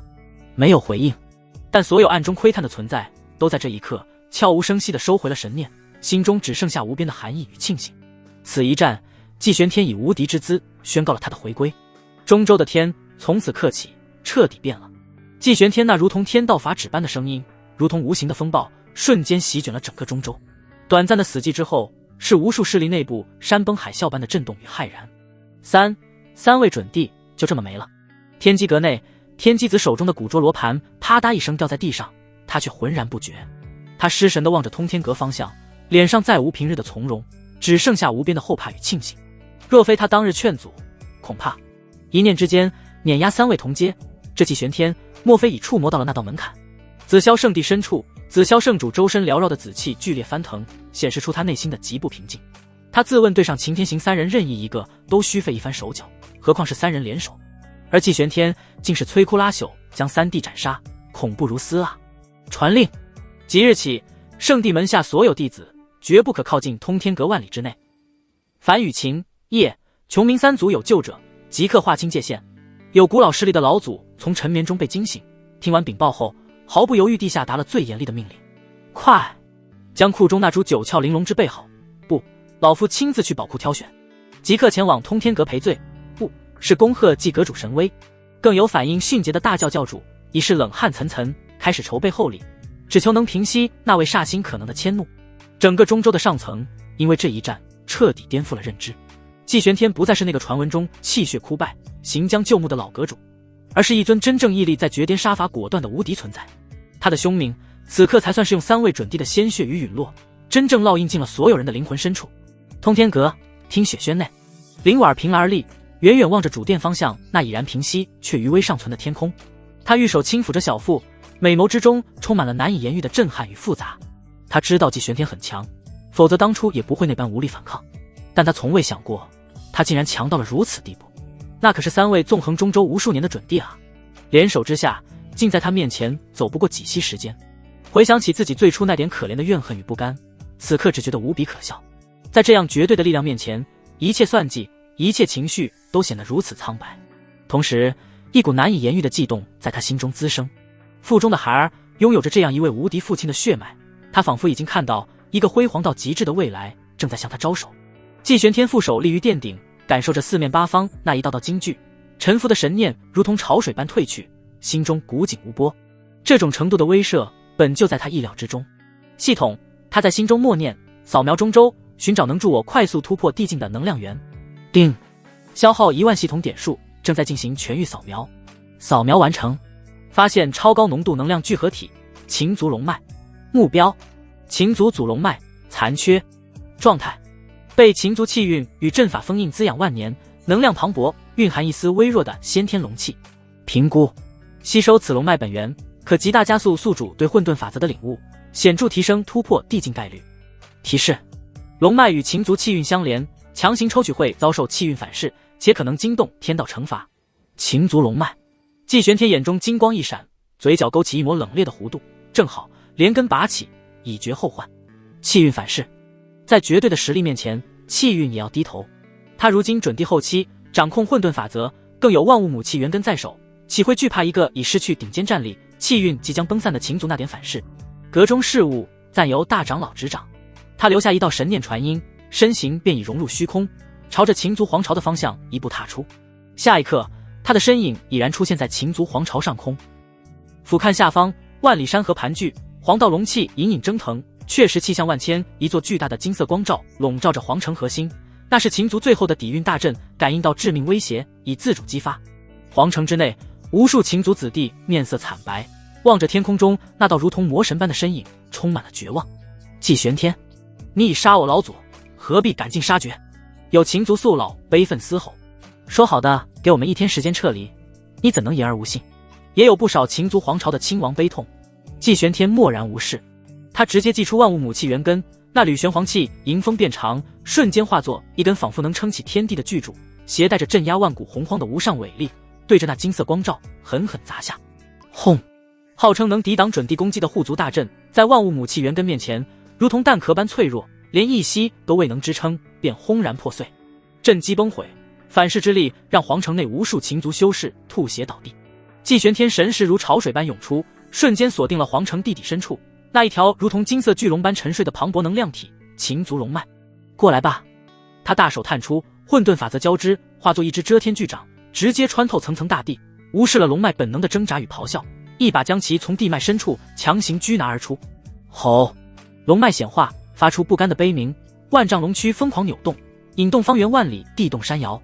季玄天五指张开，一股恐怖的吸力爆发，刹那间，龙脉之上金光炸裂，磅礴的黄道龙气疯狂倾泻，伴随着霞光万丈，无数奇珍异果、灵药仙草瞬间干瘪枯萎。皇城内万顷良田更是如同遭遇末日审判，大地龟裂，泉水枯竭，花草树木皆化为灰烬。下方无数秦族修士如同在烈日之下暴晒般皮肤干枯，瘫倒在废墟之中，失去了呼吸。甚至有狂暴的能量直接撕裂了虚空，形成了一道道贯穿天地的裂缝。整个秦族皇朝的气运在这一刻以肉眼可见的速度衰败崩塌。季玄天毫不在意，张口一吸，那庞大的龙脉精华连同那一丝珍贵的先天龙气，如同百川归海，尽数被他吞噬入体。定，成功吸收秦族祖龙脉，开始炼化。混沌法则领悟度提升，气运光环转变为气运金龙，寿命加10年。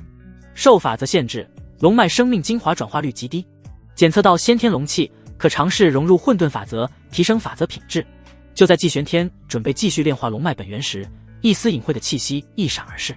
他眉头微皱，停下炼化，抬起头来，只是一眼便让他微微吃惊。只见那屹立不倒的秦族皇宫内，一位身穿金黄色宫装的绝美女子凭栏而立，9条金龙萦绕在她的周身。她容颜清冷，面若冰霜，一双如琥珀般的眸子死死盯着虚空之上的季玄天，充满了哀伤、愤怒与怨愤，但却有一股仿佛凌驾于众生之上的气势，让季玄天都不禁刮目相看。不愧是出过帝皇的大族，竟然还有苟延残喘的底蕴。季玄天目光如电，瞬间看穿了那宫装女子的底细。望气数自行运转，反馈来的信息让他眼中闪过一丝讶异。目标：秦若曦，根骨绝世，受残存黄道龙气与国运滋养。天赋：九龙黄极体，未完全觉醒。特殊体质：身负秦族残余国运，元婴未失，龙威初显。综合潜力评分95，绝世道侣，绑定可大幅掠夺残余黄道龙气与国运，极大增强宿主气运金龙。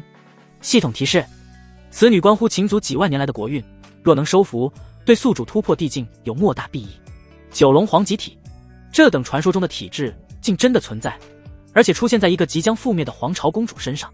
季玄天心中瞬间明了，此女她志在必得，不仅是因其角色与特殊体质，更因她身上那几万年积累的残余国运，正是她气运金龙最好的资粮。她身形一闪，无视下方一片哀嚎的秦族废墟，直接出现在秦若曦所在的宫殿上空，居高临下，目光平静地看着她。秦若曦，她的声音淡漠，却带着不容置疑的威严。身负九龙黄极体，却困守于这即将崩塌的废墟，可惜了，不如跟了本座如何？秦若曦娇躯一震，没想到对方一眼便看穿了自己最大的秘密。她强忍着国运被抽、族人惨死的悲痛与滔天恨意，昂起那张绝美而苍白的脸，琥珀色的眸子里尽是冰冷与决绝。季玄天，你灭我皇朝，抽我龙脉，戮我族人，此仇不共戴天，还想让我委身于你这魔头，简直痴心妄想！我秦若曦宁为玉碎，不为瓦全，大不了我自绝于此。他周身那9条虚幻的金龙发出悲愤的咆哮，虽显暗淡，却依旧带着一股不屈的皇者威严。季玄天闻言不仅不怒，反而轻笑一声，那笑声中充满了掌控一切的漠然。想死？可没那么简单，而且本座没有兴趣逼迫任何一个人。他负手而立，目光扫过下方那些瑟瑟发抖的秦族皇族遗老与亲王们，语气平淡的像是在陈述一个既定事实。信不信只因本座多看了你几眼，很快就会有人会乖乖把你洗干净，送到本座的床上。说罢，季玄天的身影瞬间消失，遁入虚空，开始炼化剩余的龙脉本源。秦若曦闻言顿时面色惨白，不会的，皇爷、父皇、母后、哥哥们还有韩大哥都会保护我的。然而正当他转身之际，便看到他的皇爷爷，此刻他那浑浊的老眼猛地爆发出金光，正兴奋地看着他微笑。秦若曦心中一颤，一股不祥的预感瞬间笼罩全身。很快所有人都围了上来，他的父皇、母后、哥哥们以及那位曾与他青梅竹马、被视为乘龙快婿的未婚夫韩子夜也都围了上来。活下来的人都来了，络绎不绝，像极了那年城外的贱民爆发了饥荒，他的哥哥随手丢下一块肉一样，所有人蜂拥而至。现在他像是那块被人随意丢弃的肉。希儿，他的父皇曾经的情敌，此刻龙袍染尘，形容狼狈，一把抓住他的手腕，力道大的让他生疼，眼中充满了血丝与一种令人心寒的迫切。季阁主刚才跟你说了什么？他是不是看上你了？他的母后，那位往日雍容华贵的皇后，此刻泪眼婆娑，却说着最残忍的话。希儿，我苦命的孩子，如今皇朝倾覆，龙脉已失，我秦族已至生死存亡之秋。季阁主神通无敌，他既对你另眼相看，这便是天意，是我秦族唯一的生机啊！不，父皇、母后，你在说什么？秦若曦娇躯巨震，难以置信地看着平时最疼爱自己的生身父母。他怎么也没想到，最先开口竟然是他们。妹妹，他的皇兄，曾经的太子，此刻脸上再无往日的温文尔雅，只有赤裸裸的求生欲。为了秦氏血脉不绝，为了列祖列宗的香火能够延续，只能委屈你。只要你跟了季阁主，我秦族就还能有往日的荣光。你们竟然要让我去委身那个灭我皇朝、杀我族人的魔头！秦若曦声音颤抖，心如刀绞，琥珀色的眸子里充满了血丝。最让他崩溃的是他那位曾信誓旦旦要与他白头偕老的未婚夫。他走上前，眼神躲闪，不敢与他对视，从怀中掏出一块定情玉佩，猛地摔在地上。碎裂声和他的心碎声一块破灭了。若曦，他声音干涩，事已至此，你我缘分已尽，为了大家，为了我能更好的活下去，你就答应了吧，不要再固执了。是啊，若曦，你是我们全族的希望。长乐公主，你不能太自私啊。身为皇女，这就是生来就应该承担的责任。你生来就该为秦族奉献，这是命中注定。各种声音，人潮即将把它吞噬。轰！秦若曦只觉得天旋地转，耳边嗡嗡作响。爷爷、父母、兄长、未婚夫，这些他曾经最亲近、最信赖的人，此刻却像一群贪婪的恶鬼。他们围着他，用亲情、用大义、用生存，作为逼迫他献出自己，换取他们苟活的筹码。他看着父皇那因急切而扭曲的脸，看着母后那虚伪的泪水，看着兄长那自私的嘴脸，看着未婚夫那懦弱绝情的背影，最后看向是他为掌上明珠的皇爷爷。对方眼中只有冰冷的算计。原来在绝对的恐惧和生存面前，所谓的骨肉亲情、山盟海誓，竟是如此不堪一击。他缓缓抬起头，望向虚空中那道始终淡漠，仿佛这一切闹剧都与他无关的身影。他甚至连一句话都没再说，只是看了一眼，就让他众叛亲离，陷入了比死亡更痛苦的深渊。巨大的屈辱、怨恨、悲凉，以及一种对人性彻底的失望，淹没了他。他笑了，笑得凄美而绝望，泪水无声地滑落。他不再看那些令他作呕的亲人，目光直直地望向季玄天，用尽最后一丝力气，声音沙哑却清晰地传开：我秦若曦愿入通天阁，为奴为婢，终生侍奉大人，只求大人放过这些蝼蚁。他终究还是屈服了，不是屈服于季玄天的力量，而是屈服于这赤裸裸的人性之恶。季玄天俯瞰着下方淋漓尽致的众生相，眼中没有任何波澜。可当秦若曦那带着无尽屈辱与绝望，却又清晰无比的臣服之语响彻废墟之时，季玄天一个可字震荡虚空。接下来他的脑海中的系统提示音连续响起，叮，检测到道侣秦若曦发自灵魂的臣服，虽含怨恨，但已认命，符合深度绑定条件。开始掠夺秦族残余国运，掠夺成功。开始汲取九龙黄极体本源气息，汲取成功。恭喜宿主成功绑定绝世道侣秦若曦，获得绝世道侣绑定大礼包，寿命加12年，修为稳固于准帝后期，并向巅峰迈出一大步。气运金龙产生质变，进化为五爪黄运金龙，对黄道气运压制力大幅增强，可被动削弱敌对皇朝，释加气运。完整获得功法黄极经世书，地级功法蕴含黄道极致奥秘。九龙黄极体本源持续反馈，混沌法则与黄道龙气开始初步融合。系统点数加8000。提示：彻底征服其身心，或使其孕育子嗣，将获得更丰厚奖励。轰！比之前吸收龙脉时更加庞大、更加精纯的能量洪流，混合着浩瀚如海的残存国运与一丝至高无上的黄极体本源，一起疯狂涌入季玄天的体内。他那原本就已稳固在准帝后期的修为，此刻如同坐火箭般飙升，直接跨越了漫长的积累过程，触摸到了准帝巅峰的门槛。体内力量奔腾咆哮，仿佛一拳便能打穿心域。更显著的变化出现在气运层面，只见他头顶虚空之中，那原本略显虚幻的气运金龙发出一声震彻九霄的激昂龙吟。他的身躯以肉眼可见的速度膨胀凝实，连龙鳞变得清晰无比。他闪烁着尊贵的紫金色光芒，腹下赫然生出5只锐利的龙爪，一股凌驾于众生之上，统御八荒陆河的黄道威压自然而然地散发开来。这五爪黄运金龙一成，季玄天感觉自己与这片天地的联系更加紧密了。冥冥中，中州之上那些尚存的皇朝、古老世家的气运，在他感知中都变得清晰了不少，甚至能隐隐感觉到自身气运对他们的一丝压制。脑海中，黄极经世书的完整篇章徐徐展开，其中蕴含的统御之道、黄极法则与他自身的混沌法则相互印证，使得他对混沌法则的领悟进入了一个全新的高度。此功法似乎蕴含着一丝对天道的窥测，虽模模糊糊，却让季玄天眼前大亮，对接下来的递进道路产生了一丝明悟。接着12年的寿命注入，虽然相比他庞大的消耗仍是杯水车薪，但已然是近期最大的一笔收获，让他紧绷的神经稍稍舒缓。不错，不愧是身负几万年国运的绝世体质。季玄天感受着自身翻天覆地的变化，心中大为满意。这笔投资回报远超预期。他目光落下，看向下方已然面如死灰，眼神空洞，仿佛被抽走了所有灵魂的秦若曦。此时的他周身那9条护体金龙已然彻底隐去，不是消失，而是其本源已被系统绑定，开始持续不断地向季玄天反馈那独特的黄级龙气。他站在那里，就像一朵空有外表实则失去了香气的绝美花朵。而周围那些秦族遗老，他的血亲们，在听到他臣服的话语，顿时松了一口气。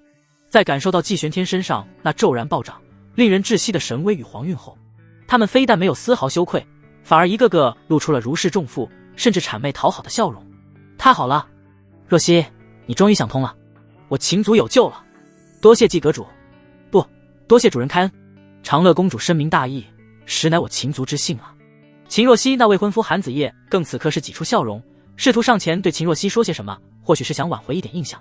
毕竟她今后就是中州第一人的女人了，可以巴结巴结。滚！秦若曦嘴角抖动，一脚将他踹飞了出去。呵！季玄天一声意义不明的轻笑，打断了所有的嘈杂。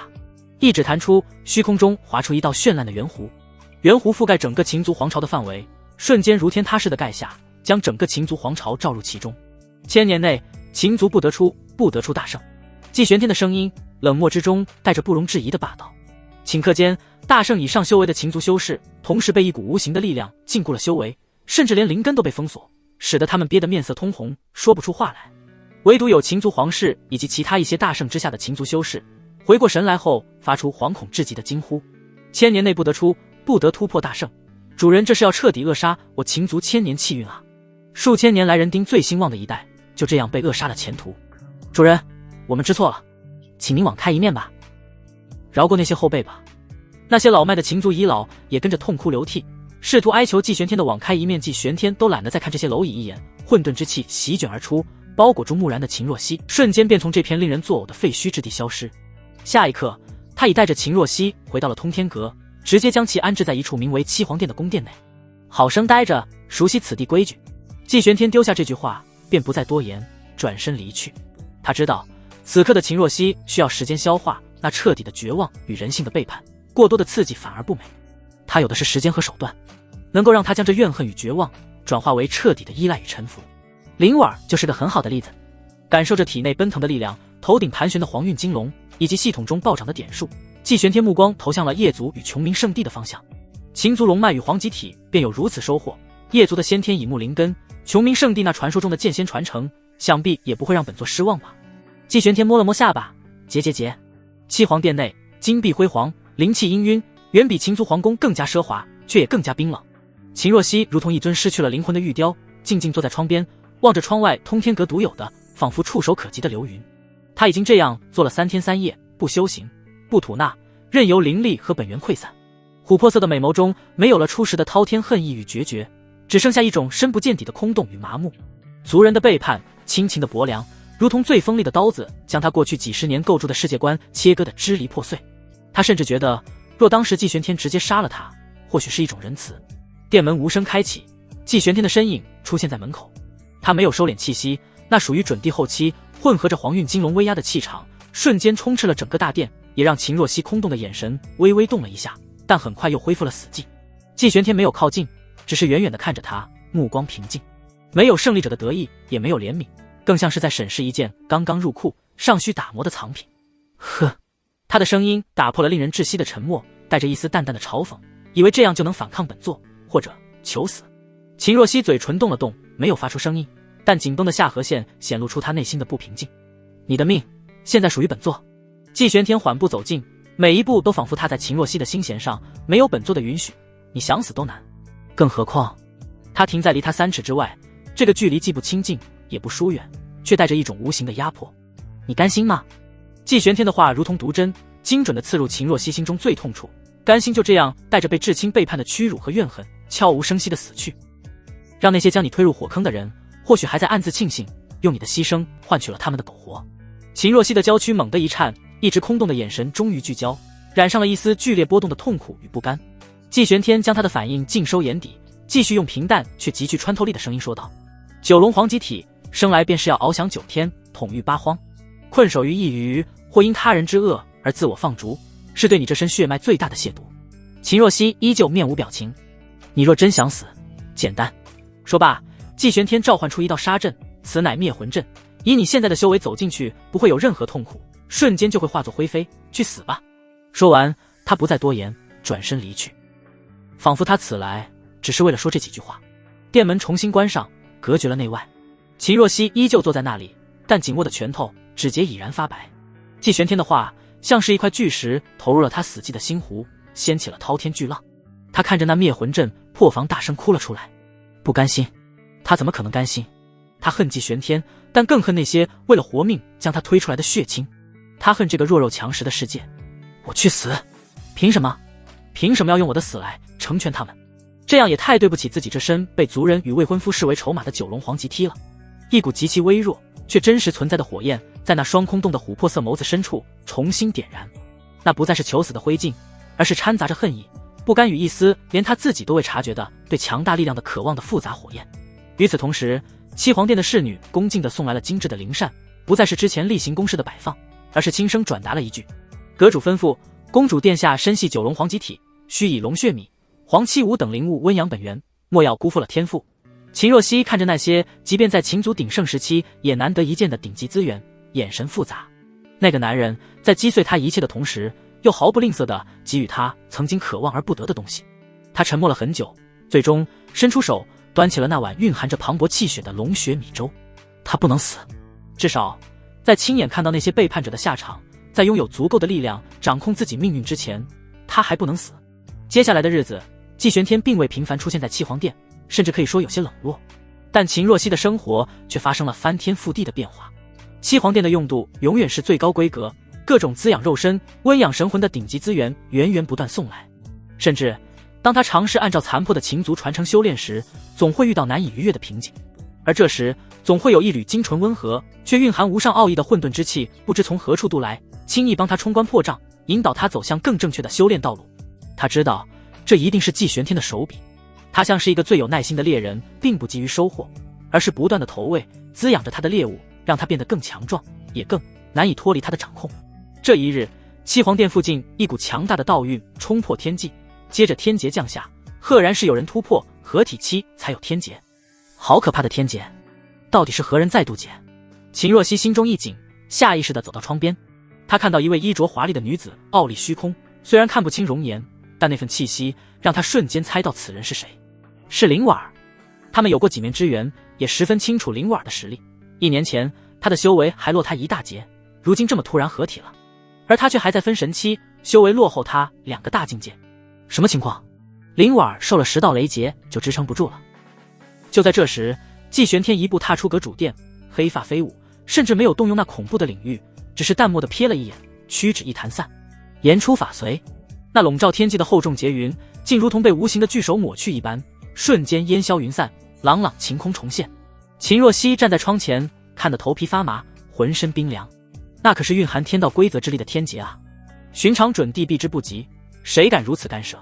而他竟如此轻描淡写，视天道雷伐如无物，一指吞噬，一言驱散。这是何等逆天的手段？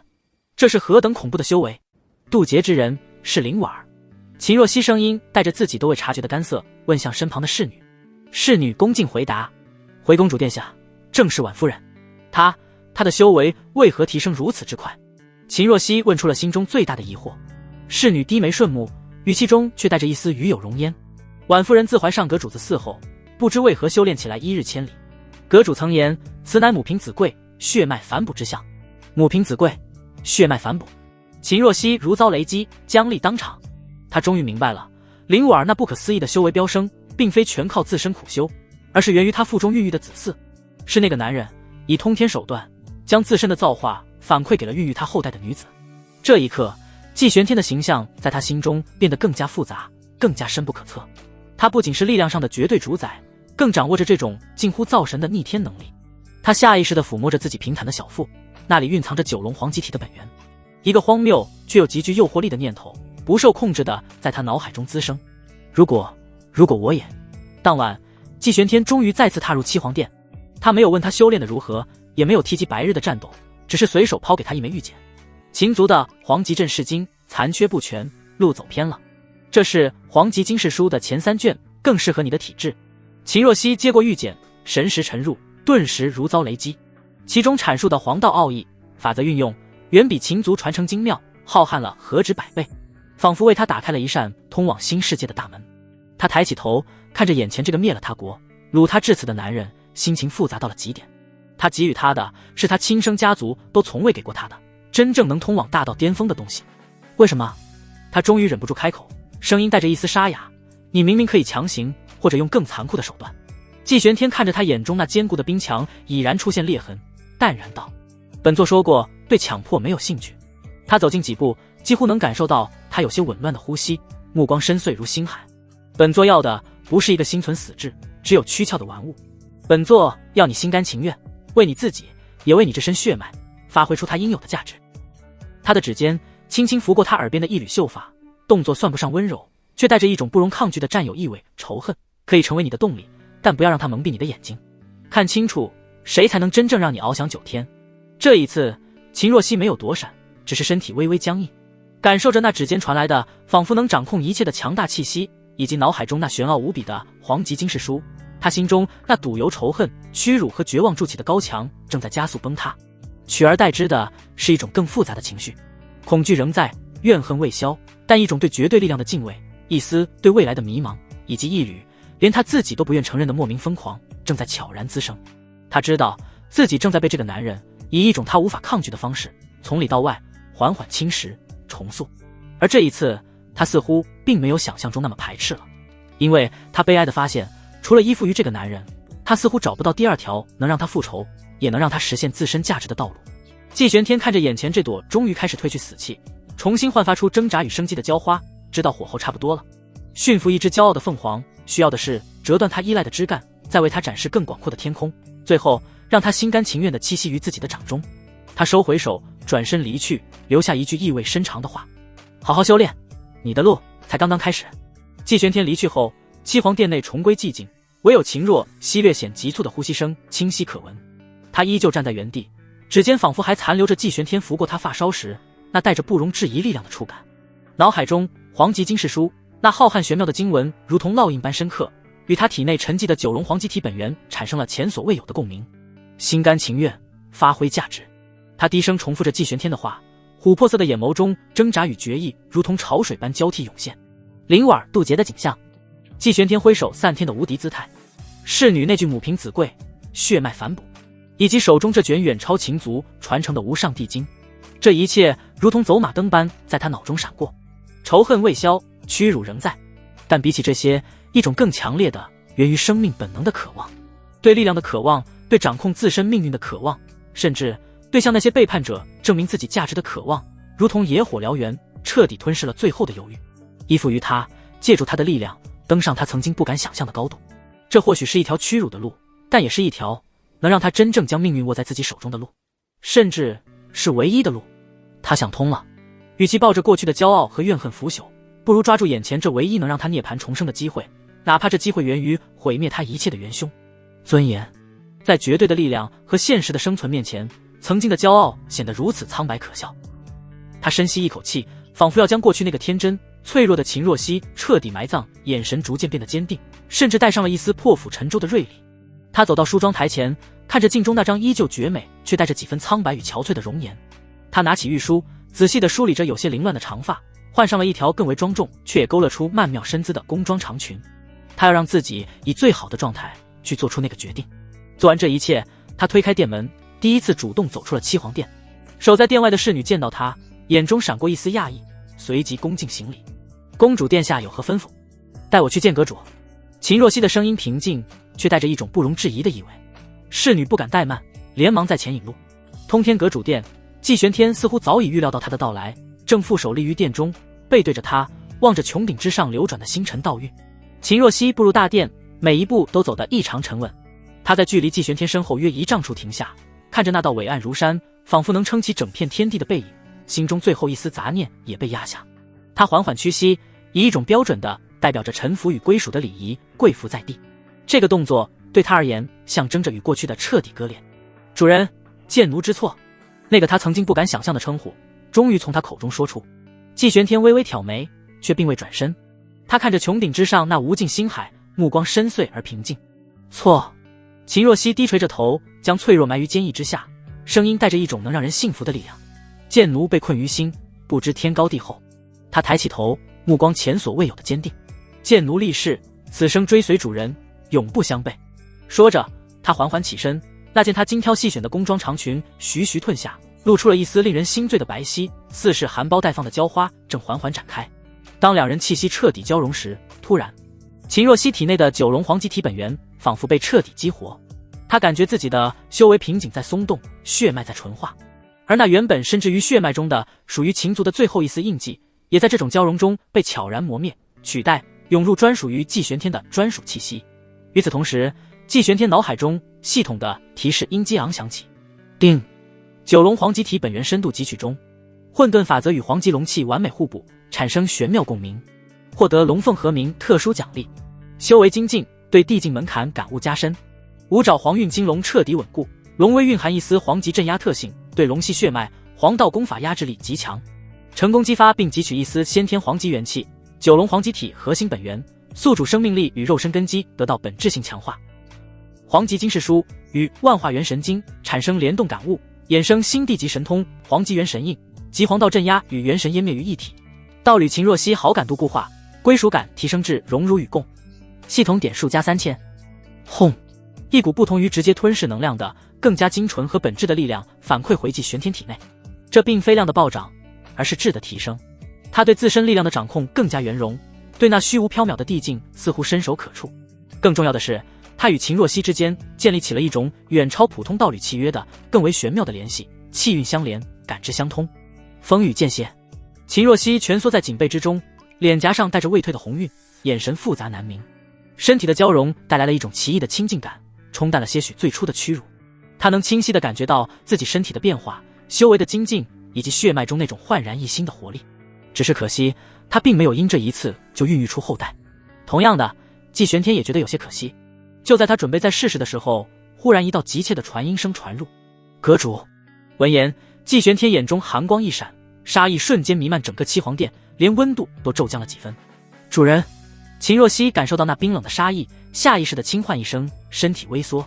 季玄天收敛气息，拍了拍他的肩膀，语气恢复了平淡，却带着不容置疑的意味：“无事，你且好生休养巩固，本座去就回。”说完，他身形一闪，已从七皇殿消失，下一刻便出现在通天阁议事大殿外。一名浑身染血、气息萎靡的阁老正被弟子搀扶着，脸上满是惊怒与后怕。怎么回事？细细说来。季玄天声音冰冷。那个老强忍伤势，急促禀报：“阁主，我等奉命前往叶族祖地，初时叶族还表现顺从，谁知他们暗中布下陷阱，引动残存的万木朝宗大阵之力，将我等困住，更是有数位叶族大圣级长老联手偷袭。他们口出狂言，说什么？”季玄天语气森然。那阁老道：“他们说阁主您不过是仗着运气好才恢复了几分实力，他们叶族真正的底蕴玄木老祖已然出关。”季玄天眉头一皱：“玄木？那老东西还活着？你继续说。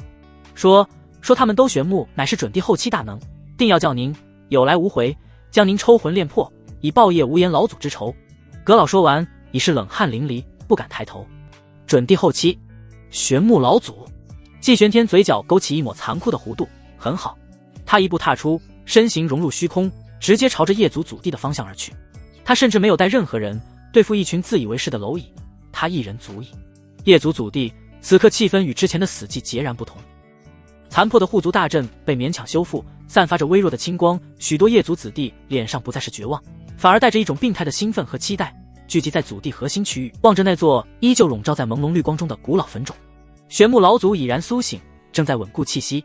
那可是准帝后期啊！哼！季玄天那魔头不过是趁着几位老祖不备才得手，如今玄木老祖出关，定能将其斩杀。没错，老祖宗定会为我叶族报仇雪恨，夺回我族失去的一切。等老祖杀了季玄天，我们就能重回祖地，甚至还能瓜分通天阁的资源。各种议论声充斥着祖地，他们似乎已经看到了季玄天伏诛、叶族重新崛起的景象。之前那名负责诱敌的长老更是趾高气扬，仿佛立下了天大的功劳。就在这片喧嚣之中，一股难以形容的恐怖威压，如同9天倾覆，骤然降临。天空瞬间暗淡下来，仿佛被无形的幕布遮盖。一道身影如同魔神般悄无声息地出现在夜族祖地上空，黑发披散，眸光开合间如同冷电，正是季玄天。他甚至没有刻意散发气势，光是头顶虚空中那隐隐盘旋散发出煌煌龙威的5爪黄运金龙，就让下方所有夜族人的欢呼和议论戛然而止，如同被掐住了脖子。一些修为较低的子弟更是直接瘫软在地，瑟瑟发抖。季玄天，你竟敢真来送死！那名长老强撑着勇气，色厉内荏地吼道，试图给自己和族人打气。季玄天甚至未曾抬眼，只对着那几名咆哮冲来的夜族大圣蓦然呼出一缕微不可察的气息。这气息离口的瞬间，空间竟如同脆弱的琉璃般寸寸塌陷，化作一道无形无质却湮灭一切的死亡波纹，无声地拂过。如同尘埃构筑的雕像被清风拂过，他们的身形悄无声息地开始分解，从衣袍到血肉，从骨骼到灵魂。没有惨叫，没有挣扎，甚至连一丝能量碰撞的涟漪都未曾泛起。那几位在寻常修士眼中已是擎天巨擘，足以开创一方道统的大圣，在被这缕气息触及的刹那，他们赖以纵横世间的护体神光祭出的本命道气，乃至他们强横了数千载的圣躯与苦苦修成的神魂。一切的一切都如同被投入烘炉的雪花，又似被无形巨魔碾过的尘埃，在绝对的力量层次差距下，悄无声息地彻底地化为了最原始的微不足道的粒子，消散在风中，仿佛他们从未存在于这片天地之间。仅一口气，方圆数十里生机全无。唉，一声仿佛积压了万古岁月的叹息自那座绿光缭绕的古冢深处传来。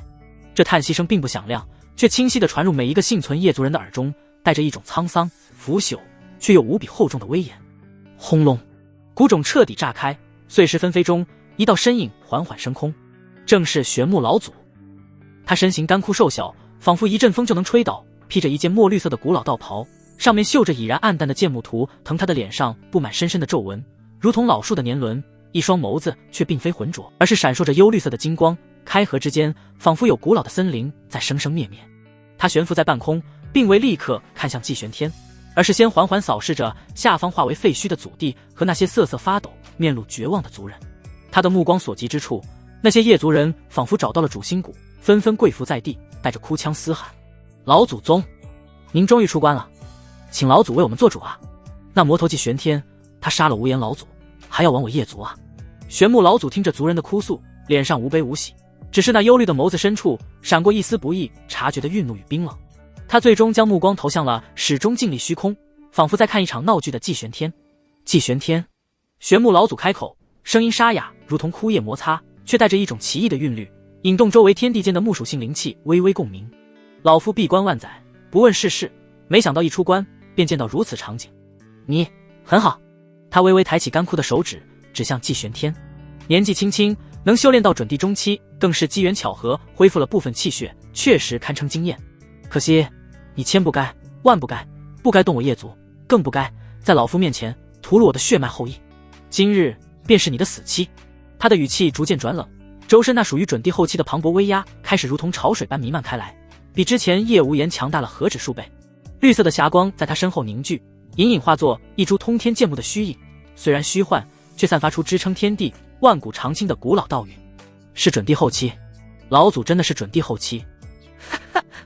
天佑我夜族，老祖宗定能斩杀此僚。下方的夜族人感受到这股远超之前任何人的恐怖威压，绝望的心再次被点燃，爆发出劫后余生般的狂喜和呐喊。玄木老祖很满意下方族人的反应，他俯瞰着季玄天，如同巨龙在看一只稍微强壮些的蚂蚁。小辈，跪下，献上你恢复生机的秘密和那件地冰，老夫念你修行不易，或可大发慈悲，只废你修为，留你一条残魂转世。他负手而立，姿态睥睨，仿佛已经掌控了全局。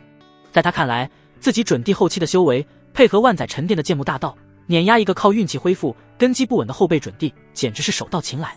他甚至已经在思考如何炮制季玄天的神魂，拷问出那令人心动的生机奥秘。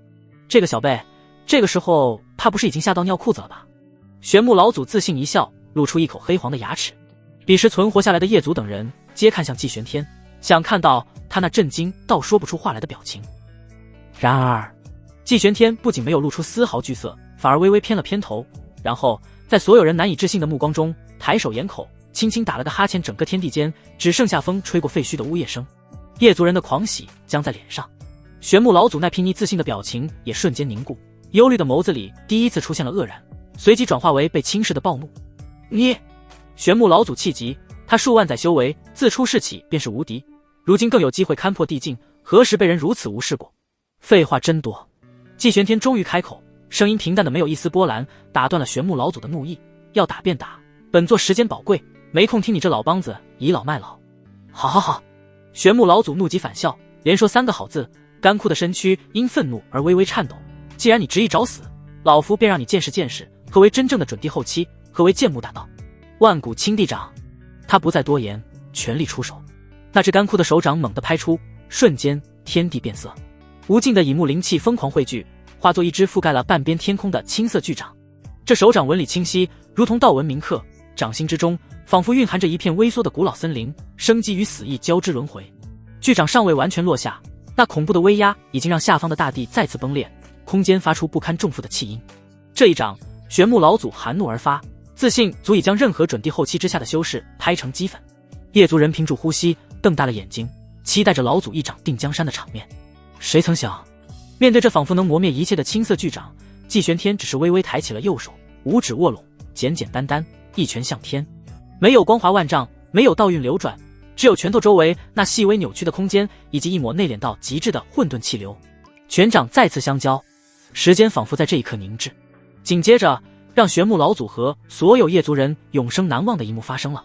那凝聚了玄木老祖准地后期法力，蕴含剑木大道的万古青帝掌，在与那看似平平无奇的拳头接触的刹那，就如同遇到了烈阳的冰雪，从接触点开始无声无息的瓦解崩碎，纯粹的毫无道理的湮灭。巨大的青色手掌以一种惊人的速度寸寸消融，化作最精纯的灵气粒子，然后被那拳头周围的混沌气流贪婪地吞噬一空。只是眨眼之间，那遮天蔽日的巨掌便彻底消失，仿佛从未出现过。而季玄天依旧静立原地，连衣角都未曾浮动一下。玄木老祖脸上的怒容彻底僵住，取而代之的是无边的骇然与难以置信。他感觉自己那足以崩碎星辰的一掌，就像是打入了无底深渊，没有激起任何涟漪。你这是什么力量？玄木老祖失声惊呼，声音都带着一丝颤抖。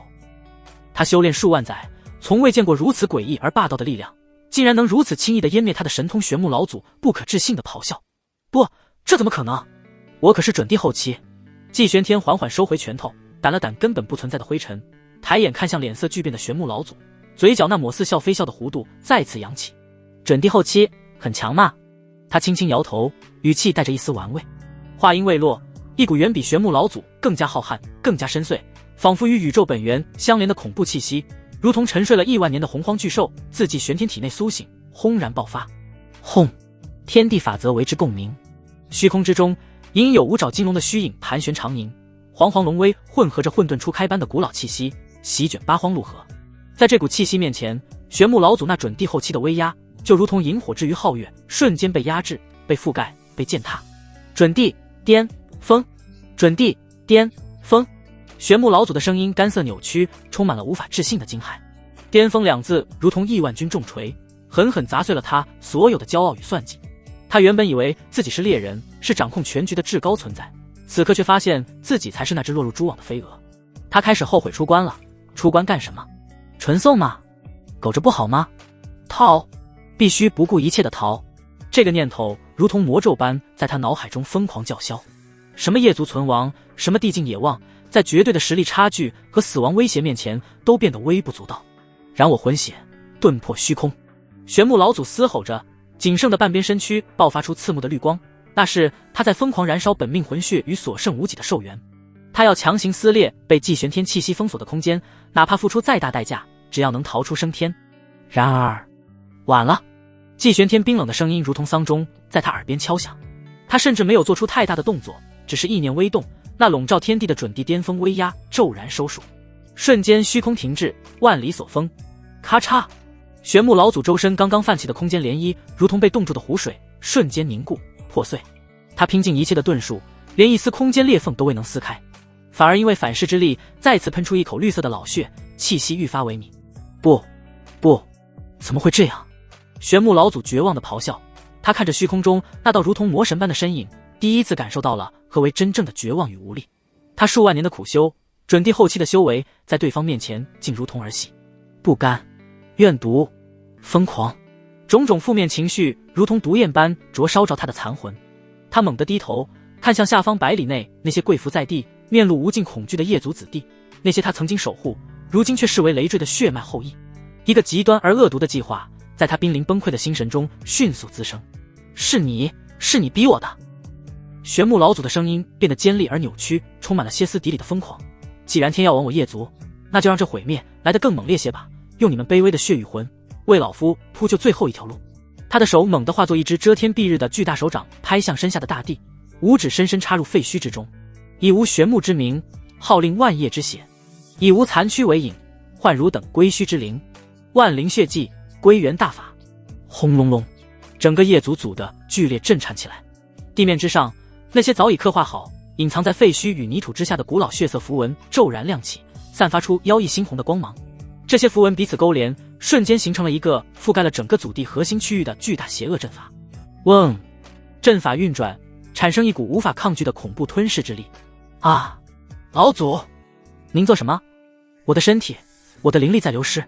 不，老祖宗，我是您的直系血脉啊！饶命！为什么？为什么连我们也要杀？刹那间，凄厉到极致的惨叫、绝望的哀嚎、不解的质问响彻云霄。无论男女老幼，无论修为高低，所有身处阵法范围内的业族人，他们的身体如同被投入熔炉的蜡像，开始迅速融化。血肉、骨骼、神魂、毕生修为，乃至最本源的生命力，都被那血色阵法强行抽离，化作一道道猩红刺目的血流，如同百川归海般疯狂地涌向阵法核心。玄木老祖那残破的躯干，玄木老祖发出痛苦却又带着一丝癫狂快意的嘶吼。海量的生命精华与魂力涌入，他残躯上的伤口暂时被汹涌的能量强行封住。他那断裂处血肉疯狂蠕动，气息以一种不正常的速度疯狂飙升，甚至暂时冲破了准地后期的界限，触摸到了一丝虚幻的巅峰边缘。他周身缭绕的绿光也染上了浓郁的血色，变得邪异而恐怖，汇聚了全族血脉与怨念的力量，在他身前凝聚成一道横贯天地的暗红色能量洪流，其中仿佛有无数业族人的面孔在痛苦哀嚎、诅咒。这股力量充满了毁灭、污秽、侵蚀的特性，所过之处，空间都被腐蚀出漆黑的痕迹，法则都在哀鸣崩坏。祭玄天，一起毁灭吧！玄木老祖面目狰狞如恶鬼，推动着这汇聚了一族性命的禁忌一击，如同血色陨星朝着祭玄天轰然撞去。这是他穷途末路下最疯狂、最恶毒的反扑。面对这幅场景，祭玄天眼中终于闪过一丝厌烦。冥顽不灵，死有余辜。他不再留手，决定彻底终结这场闹剧。右手缓缓抬起，掌心之中混沌之气奔涌，黄极龙气凝聚，万化元神经的奥义流转，三者开始以一种玄妙的方式交融、压缩。一方古朴无比，仿佛由天地初开时的第一缕混沌元气所化的印玺，在他掌心浮现。印玺之上有9条混沌黄龙的虚影盘绕，有天地万物的生灭景象演化，更有一种凌驾于规则之上，镇压一切、磨灭本源的至高气息弥漫开来。正是地级神通黄极元神印阵。祭玄天轻轻吐出一字，将手中那方看似微小却重若亿万星辰的古朴印玺推出。黄极元神印离手，迎风变长，瞬间化作一方遮天蔽日的巨大神印，散发着无量光。那毁灭性的暗红色血迹洪流，在接触到黄极元神印散发的光芒时，就如同遇到了克星。其中的愿力被黄极龙气净化，丝毫的魂灵被元神之力超度，磅礴的血气与能量被混沌之气同化吸收。吃！黄极元神印势如破竹，携带着无可匹敌的镇压之力，直接横推到了玄木老祖的眼前。不，这是什么神通？我献祭全族的力量，不可能！玄木老祖发出了最后一声满含不甘与恐惧的尖笑。砰！神印落下，轻轻一震。这一刻，黄极元神印中蕴含的无上伟力，从时间、空间、因果的层面上朝玄木老祖轰杀而去。不！玄木老祖的惨叫声响彻了整个中州。3息之后，天地接近。过了许久，一阵风轻轻吹过，卷起地上的尘土。曾经显赫一时、位列中州顶尖势力的业族祖地，此刻已彻底化为一片死寂的废墟，再无半点生机。唯有最外围一些未被阵法波及的平民，目光呆滞地见证了这一族的彻底覆灭。业族就这样没了。业族族灭，这场风波引发的已非涟漪，而是席卷整个中州的滔天海啸。最先感应到媲美大地威压波动的，并非寻常修士，而是那些沉睡在各家境地最深处、几乎被岁月遗忘的古老存在。天机阁万丈地脉深处，一口布满铜绿的古朴棺椁轰然震动，棺盖划开一丝缝隙，露出一双仿佛蕴含周天星斗，却又带着无尽沧桑的眼眸。帝威虽未圆满，却已触及门槛。是何人？玄木那小家伙的气息湮灭了，苍老的声音带着一丝难以置信的震动：叶族竟亡了，这天机乱了，彻底乱了。棺椁缓缓闭合，只留下一声悠长的叹息在境地回荡，带着前所未有的凝重。紫霄圣地，九霄雷池之底，一具被亿万道紫色神雷缠绕的骸骨猛地睁开眼窝，雷光爆射。黄极龙气，混沌法则，还有那是何等神通，竟让本尊的雷帝印记都在站立。骸骨发出无声的咆哮，玄木献祭全族亦被翻手镇压。此子已非准帝范畴，近乎余地。中州何时出了如此怪物？传令圣地，大圣境以上全部闭关，万年之内绝不可与此族为敌。无尽火域，韩家祖庙，一团仿佛永恒燃烧的混沌火焰骤然收缩，凝聚成一道模糊的火焰人影。叶族没了。火焰人影喃喃自语，声音灼烧着虚空。玄木老鬼虽不堪，但准帝后期修为做不得假，更有剑木传承，敬拜得如此彻底，那股抹杀一切的气息霸道，太霸道了。通告全族，即日起韩家子弟见通天阁旗徽，退避扶守。违者逐出族谱。北原雪山，赵家冰墓，一块万古不化的玄冰悄然裂开，寒气刺骨，一道冰冷到极点的神念扫过天地。黄极元神印，神念中带着一丝罕见的惊疑，此等神通非大帝不可创。此子得了某位古帝的道统，还是他自己走出了那半步？叶族覆灭，咎由自取。西漠荒城，一座不起眼的沙雕内部，沙粒簌簌落下，露出一双仿佛看透事情却又带着极致锐利的眼睛。嘿，有意思。沉睡万年，醒来就听到这么的大消息。准帝巅峰，地级神通，翻手灭一族，这小子比老子当年还狂。这中州要热闹了。沙雕再次沉寂，仿佛从未苏醒，但一丝若有若无的战意却已悄然弥漫。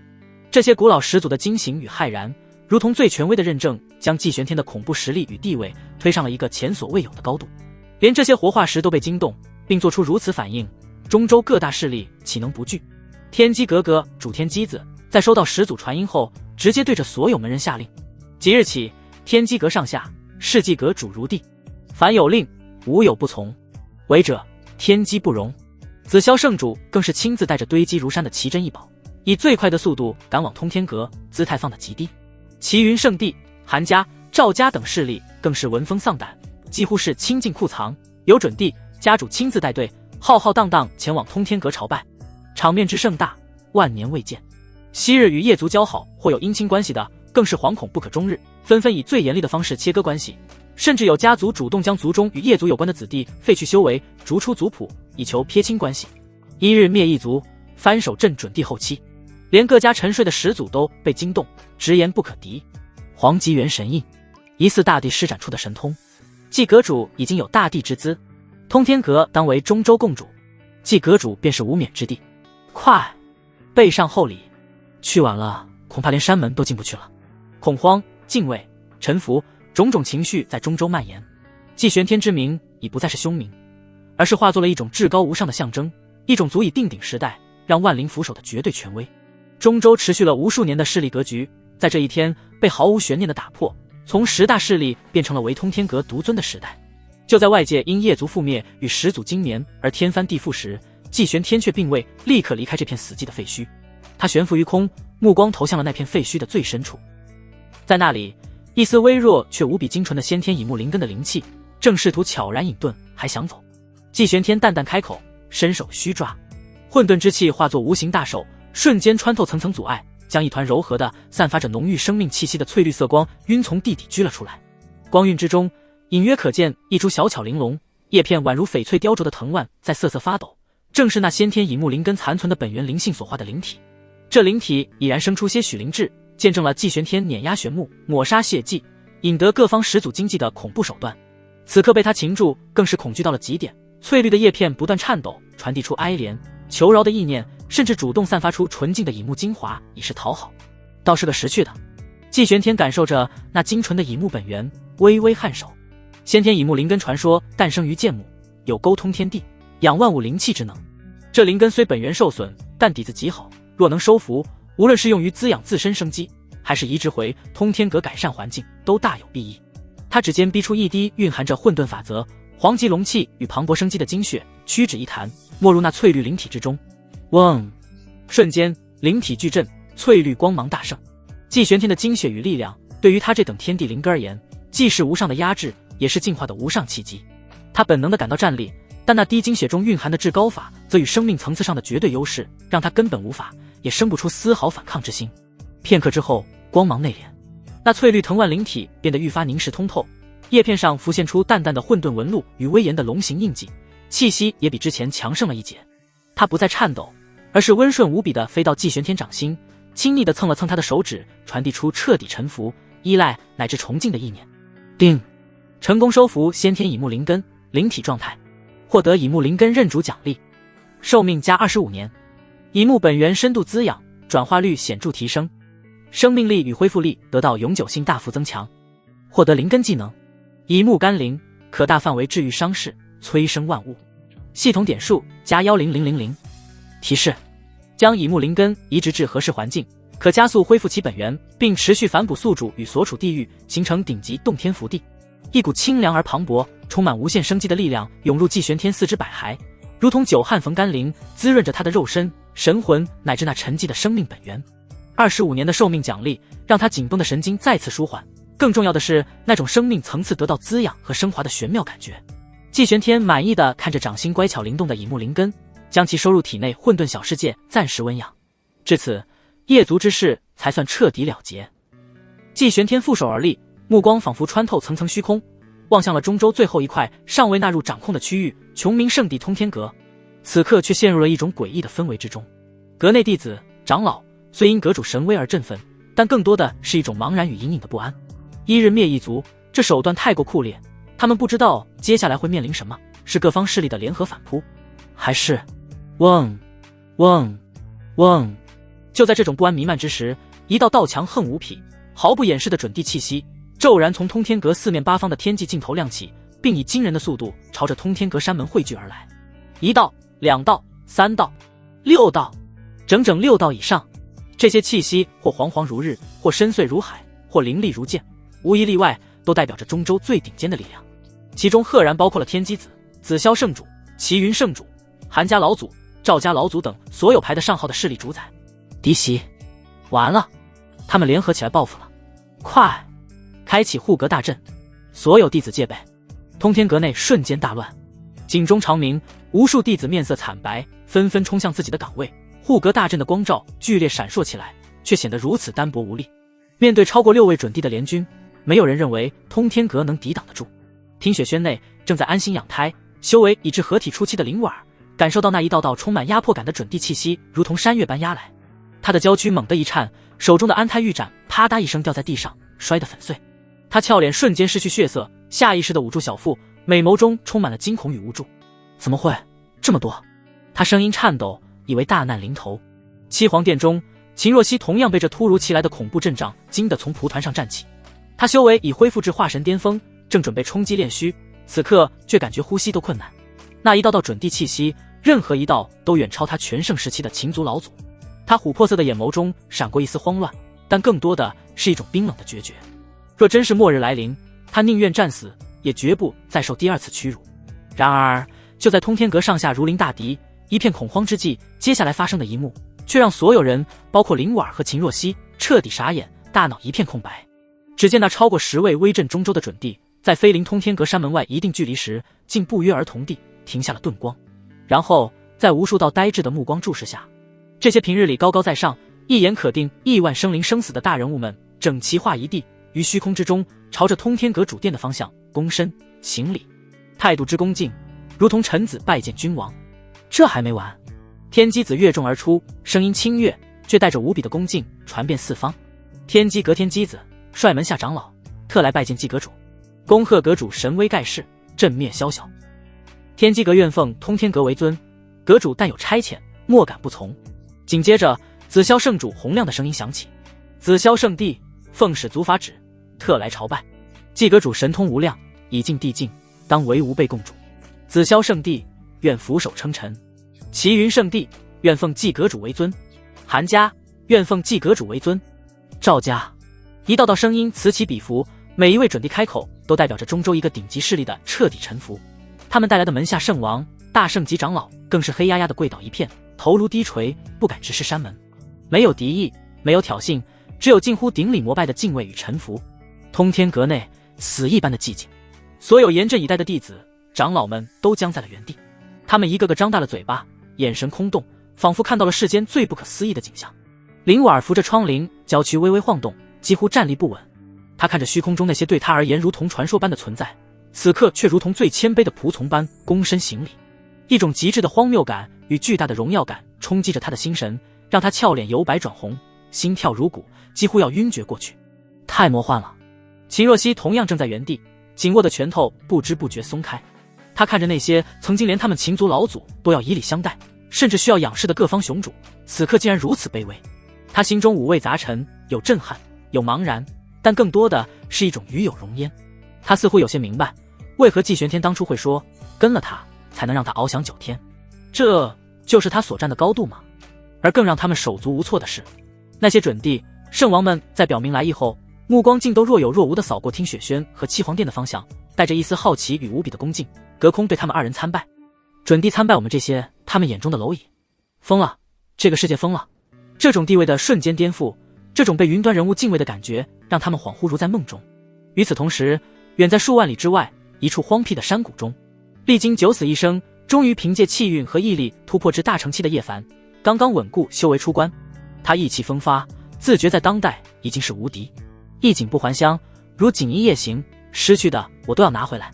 叶族，我回来了。然而他还没走出山谷，便感觉肚子不适，急匆匆地找了个凡人沤肥用的茅厕解决。刚蹲下，一则如同晴天霹雳的消息便通过过往修士的议论狠狠砸在了他的头上。叶族被灭了，被季玄天一人一日彻底抹去，连准帝后期的玄木老祖献祭全族都被翻手镇压，形神俱灭。如今中州各方势力正在齐聚通天阁，朝拜季玄天，奉其为尊。不可能！叶凡如遭五雷轰顶，整个人僵立当场，脸色瞬间惨白如纸。叶族那可是中州顶级大族啊，玄木老祖，准帝后期，怎么可能就这么没了那个季玄天？他怎么可能强到这种地步？无尽的愤怒、仇恨，以及一丝连他自己都不愿承认的恐惧，瞬间淹没了他。他第一时间想到的是林婉儿的安危，他颤抖着取出那枚与林婉儿有着微弱联系的传讯符，不顾一切地灌注灵力，发出焦急的呼唤：婉儿，婉儿，你怎么样？叶族的事是真的吗？你没事吧？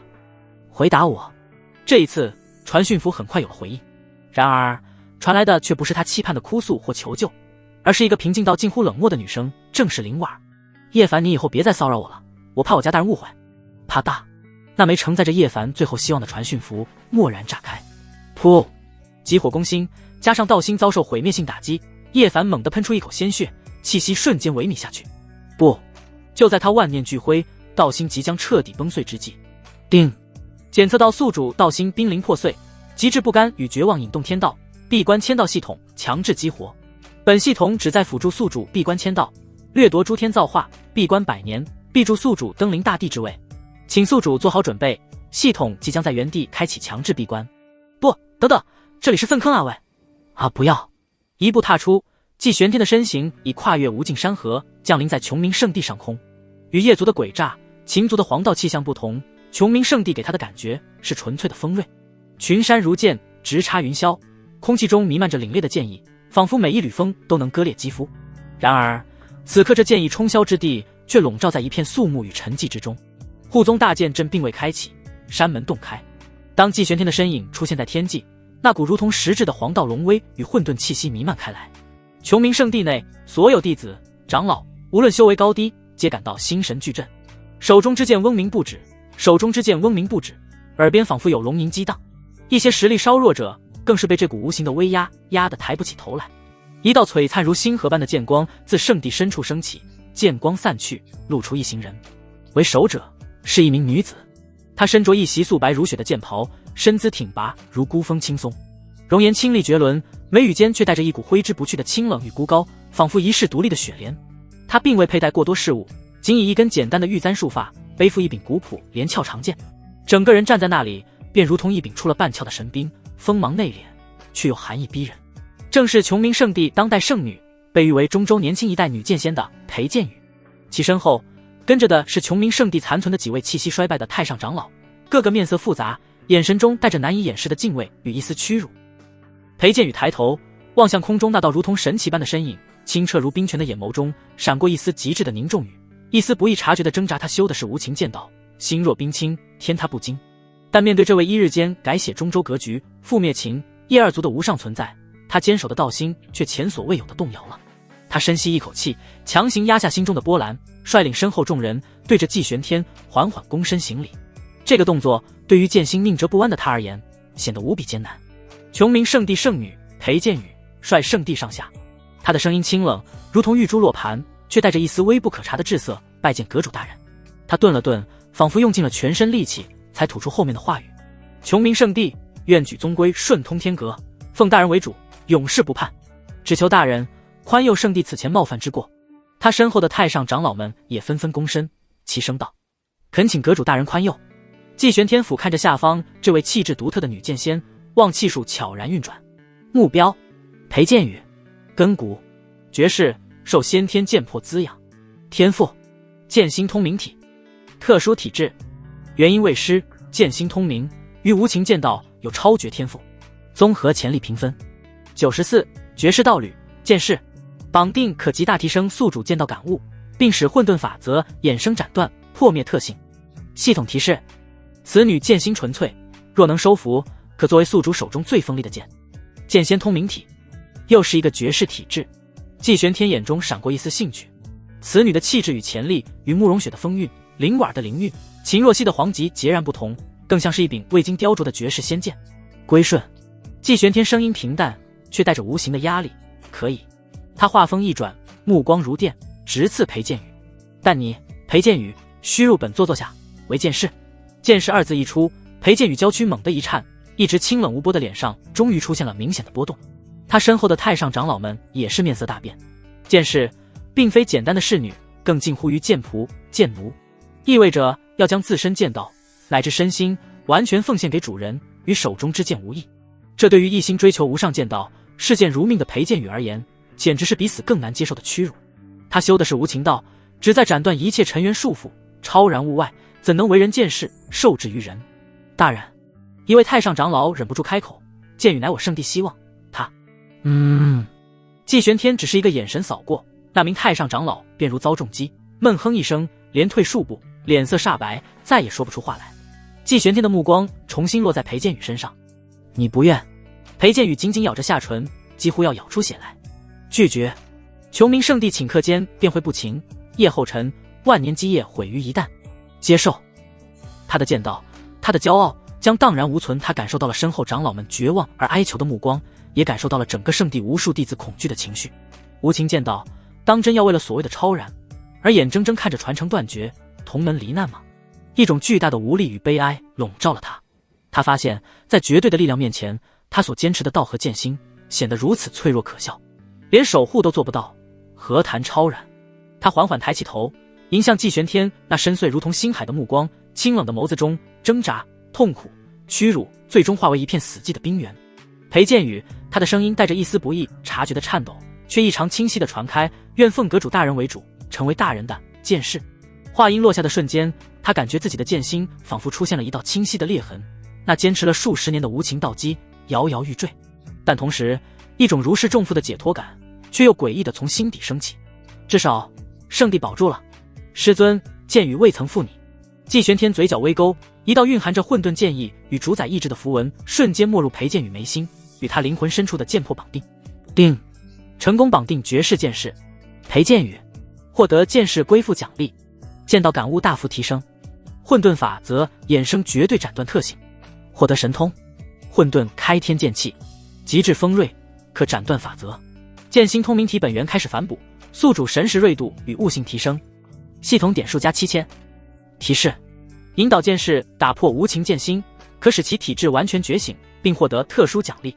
感受着自身剑道境界的飙升与那缕无物不斩的混沌剑气，季玄天满意点头。他看向眼神空洞、仿佛失去灵魂的裴剑宇，淡淡道：自今日起，你便是本座的羽剑士。感受到季玄天的靠近，裴剑宇的娇躯明显一颤，脸上却依旧死寂。是，主人。琼明圣地，论剑评。裴剑宇如同失去魂魄的木偶，默默跟在季玄天身后一步之遥，低垂着眼睑，原本清亮如剑的眸子此刻暗淡无光。几位跟着的太上长老见状，心中焦急万分。他们深知仅仅成为剑士，这层关系并不牢固。季玄天喜怒无常，若裴剑宇一直这般状态，难保不会在某日触怒于他，届时整个琼明圣的恐将再遭大劫。秦叶两族的前车之鉴，如同悬在头顶的利剑，让他们寝食难安。一位辈分最高的白发太上长老暗中对裴剑宇传音，声音带着苦涩与急迫：剑宇，我的好孩子，委屈你了，但仅仅如此恐怕还不够啊。裴剑宇空洞的眼神微微动了一下。那长老继续道，语气带着一丝残酷的现实：你看那秦族，那长乐公主秦若曦，初时一时宁死不从，可如今呢？听闻她已深得季阁主信任，得其倾力培养，修为一日千里。是啊，连带着那被封印的秦族残余也得以苟延残喘，这便是自己人与外人的区别啊。剑士虽静，终是仆役，唯有成为内眷，才能真正绑在一起，一荣俱荣。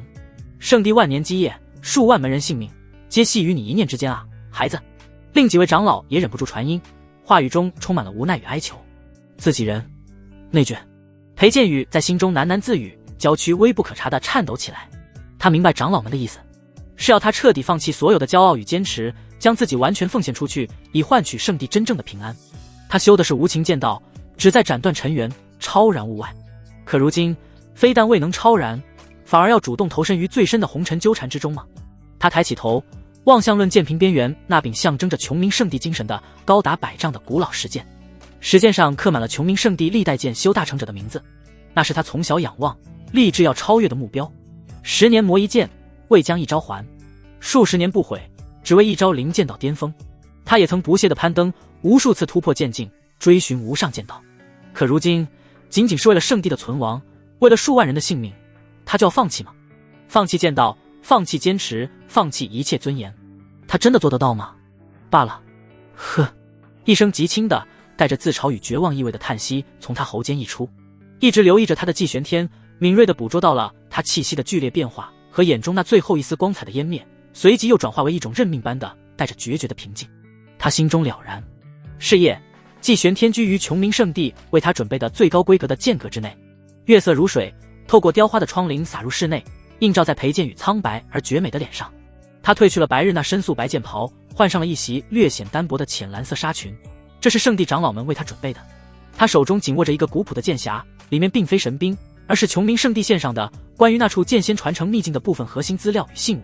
他站在剑阁门外，久久未动。夜风吹拂着他的裙摆和发丝，带来一丝凉意，却远不及他心中的冰冷。最终他深吸了一口气，仿佛要将过往数十年的坚持与骄傲全部吐出，然后推开了那扇沉重的门。季玄天正盘坐于玉榻之上，似乎正在感悟新获得的混沌开天剑气，周身有细微的灰色剑气流转，割裂虚空。感受到他的到来，他缓缓睁开双眼，目光平静地落在他身上，仿佛早已预料。裴剑宇走到榻前，没有抬头，直接双膝跪地。他将手中的剑匣高高举起，声音清冷而空洞，不带一丝波澜。主人，琼明圣地进献允剑须秘药及核心图录，期望主人垂怜。季玄天没有去接剑匣，只是淡淡地看着他。裴剑宇维持着跪姿，继续开口，每一个字都像是从冰窖中捞出最碧。裴剑宇自知剑士之身，难报主人宽宥之恩于万一，愿以身侍奉枕席，求主人永佑琼明。说完，他将额头紧紧抵在冰冷的地面上，身躯微微颤抖，不再言语。这是他所能做到的最彻底的臣服与献祭。季玄天看着他这副彻底放弃挣扎，将自身作为祭品献上的模样，他知道这柄孤高的仙剑终于被他折断了所有锋刃，只剩下可供握持的剑柄。他伸手指尖挑起他的下巴，迫使他抬起头。那双曾经清澈如冰泉的眸子，此刻只剩下一片死寂的顺从，以及深埋眼底的一丝难以言喻的悲哀。很好，他接过剑匣，随手放在一旁，然后将它拉起。当两人气息交融之际，奇异的事情发生了。裴剑宇那原本已经破碎的剑心，在季玄天那浩瀚如海、蕴含着混沌与黄极容器的冲刷下，并未彻底湮灭，反而像是被投入红炉的残铁，开始以一种截然不同的方式重塑、熔炼。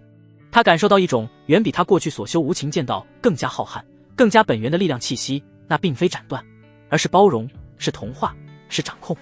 他体内那剑仙通明体的本源，以前所未有的活跃度与季玄天的力量交融，反馈给他极致锋锐的剑意，同时也从他那里汲取着混沌与容器的养分。定，剑心通明体本源深度汲取中，成功引导目标打破伪无情剑心，剑心通明体完全觉醒，获得特殊奖励：剑道境界跨越式提升，领悟剑域雏形，混沌法则绝对斩断特性强化，可斩因果，断宿命。获得裴剑宇完全觉醒的剑心通明体本源反馈，宿主神识强度与剑道悟性永久性大幅提升。道侣裴剑宇好感度与归属感锁定为剑魄相依，系统点数加8000。提示：可凭借陨剑虚秘药获取上古剑仙传承。轰！一股无比精纯、蕴含着至高剑道奥义与剑心通明体本源的力量涌入季玄天体内，他的剑道境界瞬间飙升，对剑的理解达到了一个全新的层次，甚至隐隐触摸到了剑域的门槛。混沌开天剑气也变得愈发凝练灵动，带着一股斩灭万法、破开一切的无极真意。裴剑宇瘫软在榻上，眼神依旧有些迷茫，但那份死寂却消散了不少。他能感觉到自己那破碎的剑心似乎以一种他无法理解的方式与身边这个男人连接在了一起，形成了一种全新的更加坚韧的剑心。一种莫名的安心感取代了部分屈辱，悄然滋生。季玄天感受着自身的巨大收获，尤其是关于陨剑虚传承的提示让他目光灼灼。他揽住裴剑宇纤细却蕴含着惊人力量的腰肢，沉声道：想来季某也是第一人了。裴剑宇身体微僵，随即缓缓放松，低低应了一声他知道从今夜起，他不再是琼明圣地的圣女，也不是无拘无束的女剑仙。他的剑，他的道，乃至他的一切都已打上了这个男人的印记。季玄天看着怀中气质已然大变，从清冷孤高变得柔顺却内蕴锋芒的裴剑宇，满意的点点头。他目光转向一旁那古朴的剑匣，陨剑虚，上古剑仙传承。看来是时候去探寻这处秘境了。季玄天欲探陨剑虚的消息很快在琼明圣地高层传开，剑阁之内，几位须发皆白的太上长老连同已然成为季玄天女人的裴剑宇齐聚于此。他们面色凝重，准备向季玄天详细禀报这处秘境的情况。阁主，为首的白发太上长老，也就是之前劝解裴剑宇的那位，名为玄机真人。他躬身一礼，语气带着无比的敬畏与一丝不易察觉的忧虑。您欲探陨剑虚，乃是我琼明圣地之幸，只是此地凶险异常，非同小可，还望阁主慎之又慎。是啊，请阁主三思啊。众长老、太上长老全部拜下。如今没有谁比他们更加希望季玄天平安无事。圣主李轩辕陨落，帝兵太荒剑下落不明，琼明圣地已无倚仗，他们中最强修为者不过圣王境5层。现在他们受季玄天庇护，又有裴剑宇那层关系，不仅尚能保留基业长青，未来或许还能再进一步。此时若是季玄天出了什么意外，琼明圣地定然逃脱不了被其他势力瓜分的命运，所以他们都不想季玄天前去涉险。哦，如何凶险法？季玄天端坐上位，把玩着那枚古朴的秘药，语气平淡。玄机真人深吸一口气，开始讲述。陨剑虚，据传乃上古一位无名剑仙与域外大敌最终决战之地，其内剑气纵横100万载不散，自成一方绝域。更可怕的是，其中弥漫着那位剑仙残留的寂灭剑意，无形无质，却能侵蚀神魂，磨灭道基。准地之下，入内顷刻间便会化作剑下亡魂。更深处，据说还有那位剑仙残留的执念所化的剑魁守护。他顿了顿，脸上露出一丝后怕。我琼明圣地历派数万载，共有7位精彩绝艳的前辈圣主凭借秘药进入其中，欲求传承。其中2位重伤而出，道基受损；4位更是直接陨落其中，魂灯寂灭。另一位长老补充道，语气带着唏嘘：即便是万年前，我琼明圣地最有希望冲击地境的老祖李浩然，当初他以准地中期的修为，身负先天剑骨，持地兵太荒剑进入，也仅仅是在外围坚持了7日，收获了一缕残缺的破天剑意，便被迫退出。不过100年，他的剑心便已溃散。羽化前，他坦言核心区域非人力可及，其内蕴含的剑道意志已近乎道之本源，强行触及，恐有身化飞灰之危。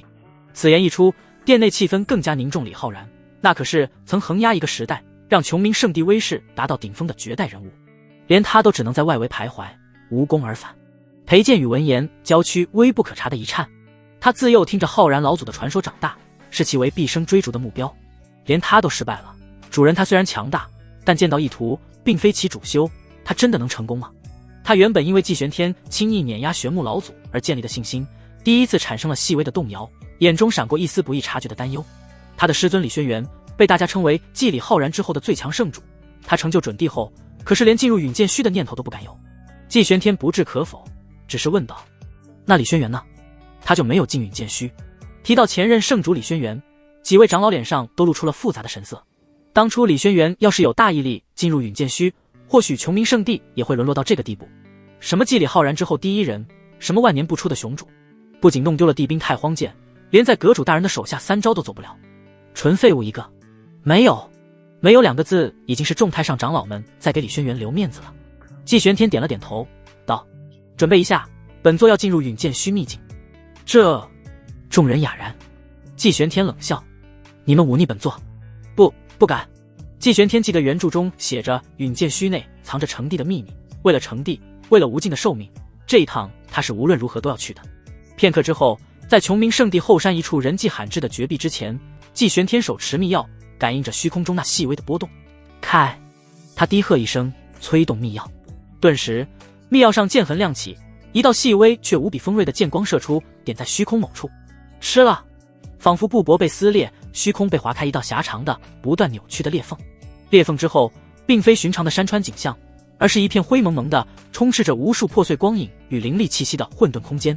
恐怖的剑压，即便隔着裂缝，也让人皮肤刺痛，神魂战栗。这里正是允剑虚的入口。几位太上长老脸色发白，下意识地后退半步。后面发现他们本就在隔绝法阵之外，已经退无可退。数十里之遥，仅仅是泄露出的气息，就让他们感到心悸。裴剑宇望着那片混沌空间，清澈的眸子中闪动着极致的惊异与凝重。他自幼修炼剑道，对剑压再敏感，不过仅凭感应，便知这片空间内充斥着千万种不同的剑道意志。更可怕的是，那种无形无质却又无比凌厉的寂灭剑意，即使是他这种剑心通明的存在，仅是靠近便感觉神魂瞬间被万剑凌迟。要是身处其中，他无法想象，那里真得是人能踏足之地吗？季玄天却只是微微挑眉，感受着那混乱却磅礴的剑道法则，嘴角反而勾起一抹弧度。在此等候。他吩咐一句，便毫不犹豫地一步迈出，身影瞬间没入那危险的裂缝之中。裂缝在他进入后迅速弥合，仿佛从未出现过。大家你看看我，我看看你，惊讶无比。阁主大人他就这样水灵灵地进去了。进入允剑虚，季玄天立刻感受到了与外界截然不同的天地。这里没有上下四方，只有无尽的灰色虚无。无数破碎的剑道法则如同无手的游风，在混沌中穿梭碰撞，发出刺耳的狰鸣。随后看见他像饿狼看见肉一样蜂拥而至，化作一道道流星冲向他。雕虫小技。季玄天周身混沌之气自然流转，形成一个无形的护罩。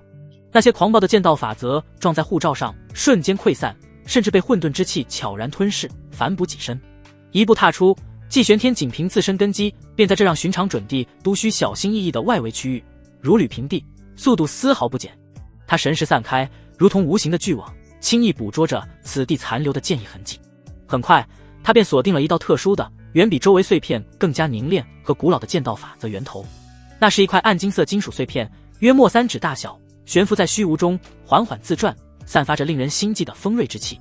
碎片周围环绕着无数银白色的小光点，如同哀悼的萤火，又似忠诚的卫兵，遵循着某种玄奥的轨迹盘旋。这似乎是那柄仙剑的较大一块碎片，这些银白光点是破碎的剑灵残念。季玄天目光一凝，他能感觉到这块碎片蕴含的剑道法则远超周围那些零散碎片。他尝试靠近，嗡，似乎是感应到生人的气息，那块暗金色碎片猛然一震，周围无数的银白光点瞬间汇聚，化作一尊高达100丈、通体由银白剑光凝聚而成的巨人。巨人面目模糊，唯有双眼位置燃烧着2团跳跃的银色火焰，驼手持一柄完全由浓缩剑意构成的光芒巨剑，散发着恐怖的威压。擅闯剑虚，扰仙长安眠，死！剑魁发出无声的咆哮，手中光芒巨剑带着斩裂星辰的威势，朝着季玄天当头劈下。剑位置，那凌厉的剑意几乎要将人的灵魂冻结。虚外，通过秘法勉强能感应到内部一丝波动的几位太上长老，在季玄天进入后便屏息凝神，心脏如同被无形的手攥紧。当那准帝中期剑魁出现的磅礴波动清晰传来时，他们几乎窒息，心都提到了嗓子眼，脸色瞬间煞白。是他，就是这尊守护剑魁。白发长老声音干涩沙哑，带着难以抑制的恐惧。当年李浩然祖师风华绝代，以准帝中期巅峰修为，持太荒地剑，与此魁激战整整7日7夜，手段尽出，才勉强将其击退，得以窥见外围核心的一角，自身也受了不轻的暗伤。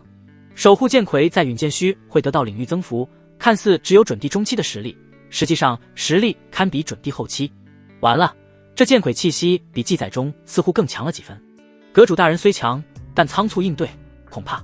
另一位赤眉长老捶胸顿足，满脸懊悔与绝望。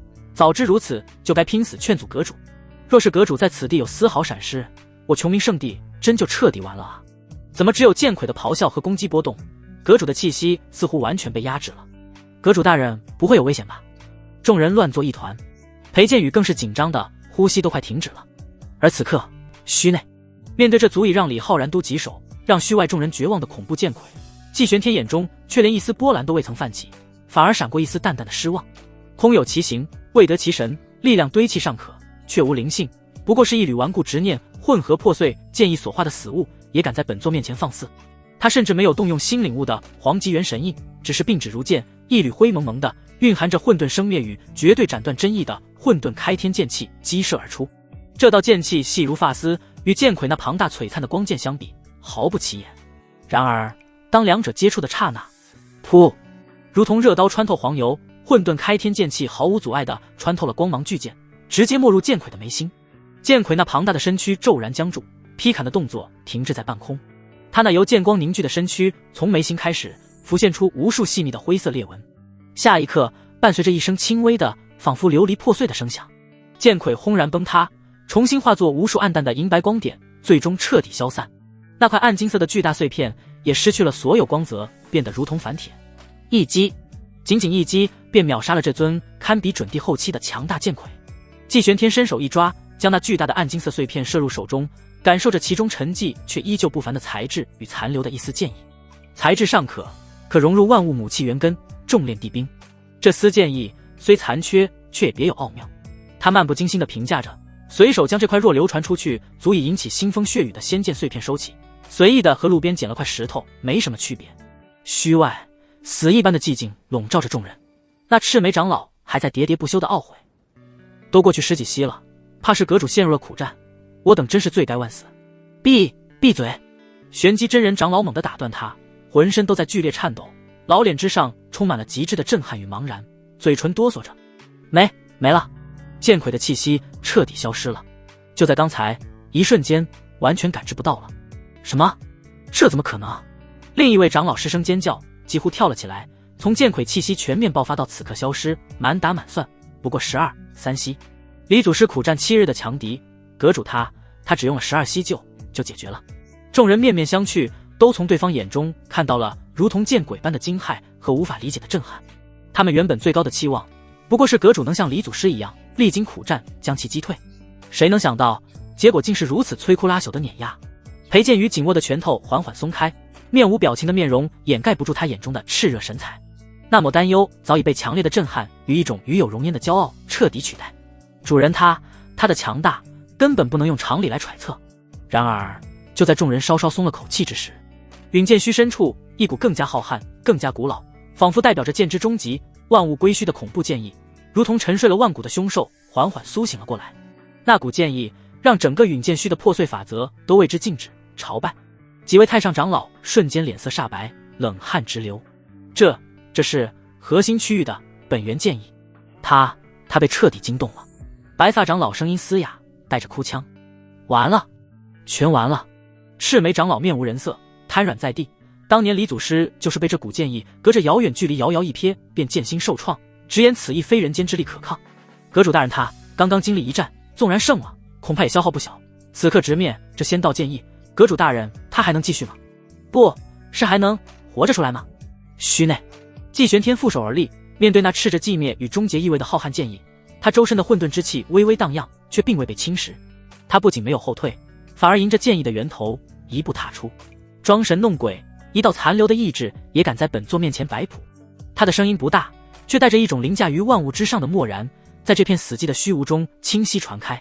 似乎是被他的话语激怒，那浩瀚的剑意瞬间凝聚，化作一柄横贯虚空，由无数星辰寂灭之光凝聚而成的灰色巨剑。巨剑之上浮现出一双淡漠古老如同天道般无情的眼眸，冷冷地注视着季玄天。蝼蚁扰无沉眠，当诛！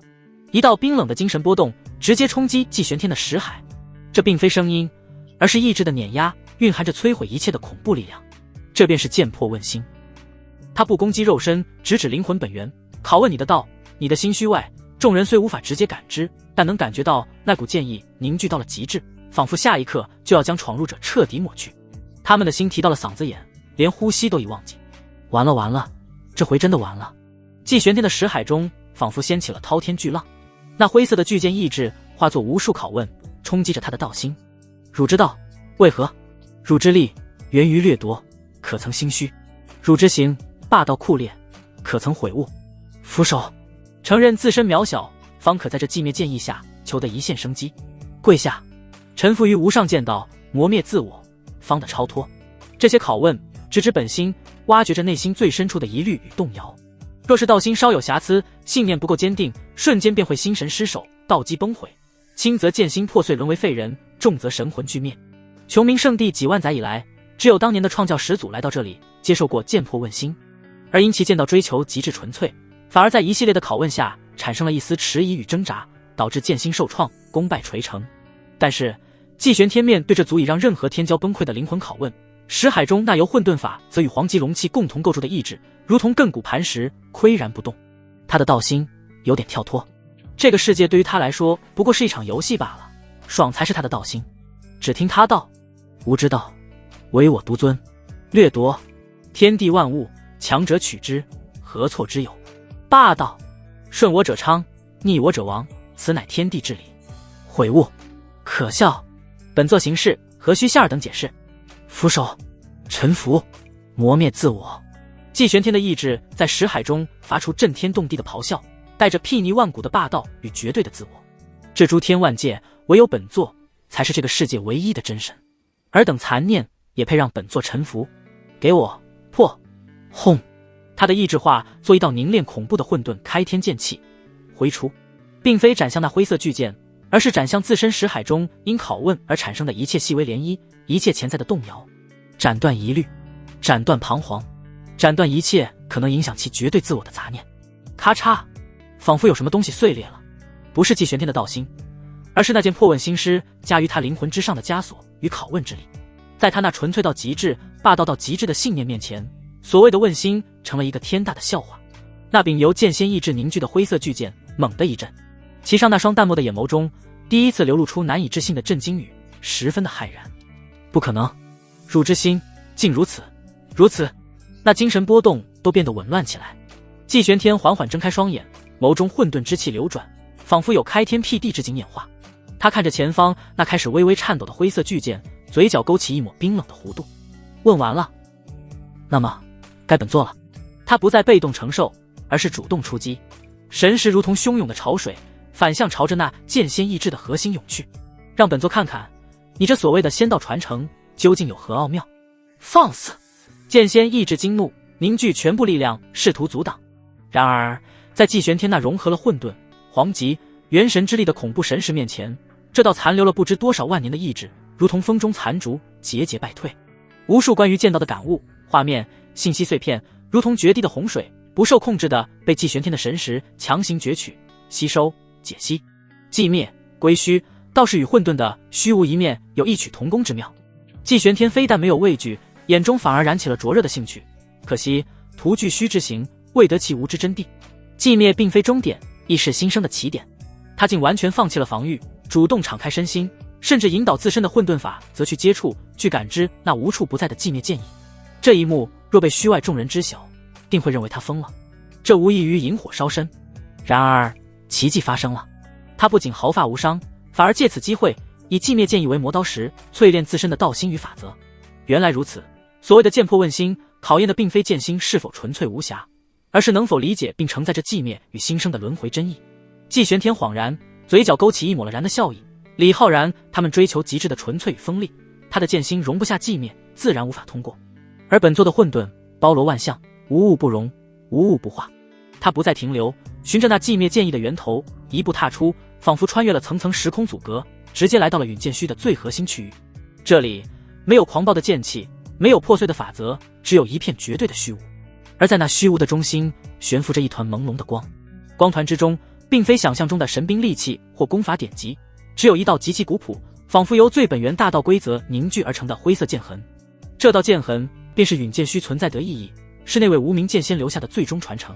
寂灭归虚，剑意本源。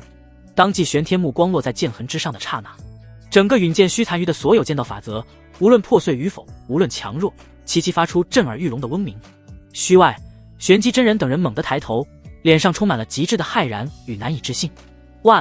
万剑朝宗，这是传承认可的意象。古籍中记载，唯有引动了传承本源核心，才会出现此等景象。玄机真人声音嘶哑，激动的老泪纵横。阁主他不仅无恙，还引动了传承核心，这怎么可能？那寂灭剑意。赤眉长老目瞪口呆，世界观受到了巨大的冲击。裴剑于美眸中爆发出璀璨的光彩，紧握的拳头微微颤抖，那是兴奋与骄傲。主人他做到了。然而惊喜或者说惊吓并未结束。核心区域内，季玄天看着那道灰色剑痕，并未急于获取，他微微皱眉，似乎有些不满意。寂灭归虚，利益虽高，却终究局限于剑之范畴，落了下乘。他竟对着那无上剑仙传承评头论足起来，真正的终结与起源，当超脱形制，归于混沌。话音落下，他周身混沌之气轰然爆发，不再是去包容吸收那寂灭剑意，而是反过来以自身完善后的混沌生灭法则主动去笼罩、解析、重构那道灰色的剑痕本源。他要的不是继承，而是吞噬与升华。嗡嗡嗡，灰色剑痕剧烈震颤，爆发出前所未有的抵抗意志。无尽的剑意化作实质的灰色浪潮，试图将季玄天这亵渎传承的存在彻底湮灭。虚外，众人刚刚放下的心再次提到了嗓子眼，他们能感觉到核心区域的能量波动达到了一个匪夷所思的峰值，远比刚才更加恐怖。阁主大人，他在做什么？传承明明已经认可，为何还会引发如此剧烈的反抗？一位长老惊恐道。玄机真人似乎想到了什么，瞳孔骤缩，声音带着无比的惊骇。难道阁主大人他不是在接受传承，而是在强行炼化传承本源？这个猜测如同惊雷，炸得所有人魂飞魄散。炼化先到剑意本源，这是何等疯狂的想法！虚内，季玄天面对那最后的反抗，眼神冰冷。冥顽不灵，散！他低喝一声，五爪混沌黄龙的虚影在身后一闪而逝，黄道龙威混合着混沌的绝对掌控之力，悍然压下。同时，他催动刚刚领悟更深的混沌生灭真意，混沌之气如同庖丁解牛，精准地切入那寂灭剑意运转的核心节点。咔嚓，仿佛某种固有的枷锁被打破，那狂暴的灰色浪潮骤然平息。那道代表着寂灭归虚剑意的灰色剑痕不再抵抗，反而似如焰头怀般化作一道温顺的流光，主动融入了季玄天周身的混沌之气中。定，成功破解剑破问心，道心圆满无瑕。正在强行解析吸收上古剑仙核心传承，混沌法则融合寂灭归虚真意，混沌开天剑气产生终极蜕变，进化为混沌归虚剑气，兼具开天创世与归虚寂灭双重特性，威力无穷。获得完整上古剑仙传承寂灭归虚剑章，宿主剑道境界突破至无上剑域之境，领域之内万剑臣服，法则为剑。系统点数加10000。轰隆隆，季玄天体内仿佛开天辟地，力量、境界、对道的理解全方位地踏入了全新的层次。虽然修为依旧停留在准地巅峰，但其本质已然发生了天翻地覆的变化。他缓缓睁开双眼，眸中似有混沌生灭，宇宙轮回。他轻轻抬起手，只见一缕灰蒙蒙的剑气流转，看似平凡，却让周围的核心区域都微微扭曲，仿佛承受不住其存在。而随着传承本源被季玄天吞噬融合，整个允剑虚开始剧烈震动。那维持了100万年的虚无空间，无数破碎的剑道法则失去了核心支撑，开始崩解。虚外，玄机真人等人看着那逐渐开始崩塌消散的空间漩涡，以及感受到从中传来的恐怖剑意，彻底石化。允剑虚要消失了，传承被阁主大人彻底取走了。不仅仅是取走，是融合，是吞噬，是超越了传承本身。阁主大人他究竟在里面获得了何等惊天动地的造化啊！在所有人震撼到麻木的目光注视下，那存在了无尽岁月的允剑虚入口彻底湮灭于虚空，仿佛从未存在过。一道身影自那湮灭的虚空中一步踏出，黑发如瀑，衣袂飘飘，周身并无强大气息外露，却仿佛与整个天地融为一体。他目光平静，如同亘古不变的星空。正是季玄天。他看向如同朝圣般望着他的穷民圣地众人，淡淡开口，声音不大，却清晰地传入每个人灵魂深处。此间是了。短短4字，却重于泰山。玄机真人等人如梦初醒，纷纷跪伏在地，声音带着无比的激动与虔诚。恭迎阁主，对朕无上见道。裴剑宇快步上前，美眸中异彩连连，深深一拜。恭喜主人，此间剑意虽已被本座融合，但其道运残留，对你而言乃是无上机缘。季玄天淡淡开口，声音却如同大道轮音，直接响彻在裴剑宇的心神之间，静心凝神，仔细感悟。说罢，他并指如剑，并未动用新领悟的混沌归虚剑气，而是引动周身残留的寂灭归虚道运，化作一缕精纯至极的灰色气流，缓缓点向裴剑宇的眉心。这一刻，虚外所有琼明圣地弟子，包括玄机真人在内，都屏住了呼吸，眼中充满了无比的羡慕。能得到阁主亲自传道，还是以这等无上剑仙传承道运为宜，这是何等逆天的造化！此刻，他们都在想，自己要是个女人就好了。裴剑宇不敢有丝毫怠慢，立刻盘膝坐下，完全放开心神。当那缕灰色气流没入他眉心的刹那，他娇躯猛地一颤，并非痛苦，而是一种前所未有的，仿佛灵魂都被洗涤和升华的震撼。他的识海中，无数关于剑道的智理、奥义，如同涓涓细流，又似浩瀚江河，涌入他的识海。以前原本对他而言遥不可及，甚至难以理解的剑道真意，此刻却变得无比通明。什么叫剑心通明？这才叫剑心通明。剑心被淬炼，对大道的感悟以前所未有的速度飙升。他停滞已久的修为瓶颈，如同阳光下的冰雪，悄然融化。嗡！一股灵力中带着一丝寂灭的剑意，不由自主地从他体内冲天而起。虽然远不及季玄天那般浩瀚，却已然带上了一丝雏形。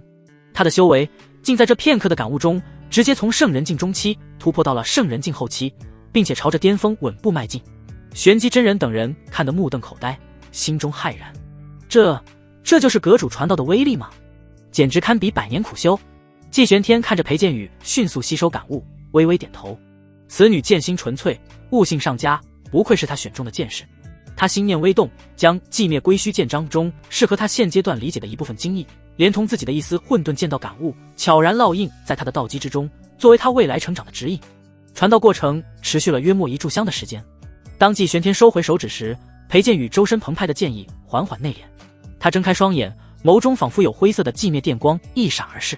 他整个人的气质变得更加清冷，也更加深不可测，仿佛一柄收入鞘中的绝世古剑，锋芒隐而不露，却更显危险。他站起身，对着季玄天深深一拜，声音带着难以抑制的激动与无比的虔诚。剑宇叩谢主人传道之恩，此恩如同再造，剑宇永世不忘。他能感觉到，经此一番传道，他的剑道前途已然被拓宽了无数倍，未来成就不可限量。这一切都是主人赐予的。季玄天淡然道：好好消化，莫要辜负了这番机缘。是。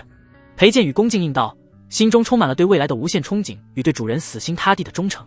然而就在他心潮澎湃之际，忽然感到小腹处传来一阵极其微弱却无比奇异的悸动。他下意识地轻抚腹部，绝美的脸颊上飞起2抹不易察觉的红晕，心中升起一个难以置信却又隐隐期待的念头。他有了。回到住所，季玄天开始闭关消化此次所得。这时裴剑宇刚好前来，感觉如何？季玄天随口问道。回主人，剑宇感觉前所未有的好。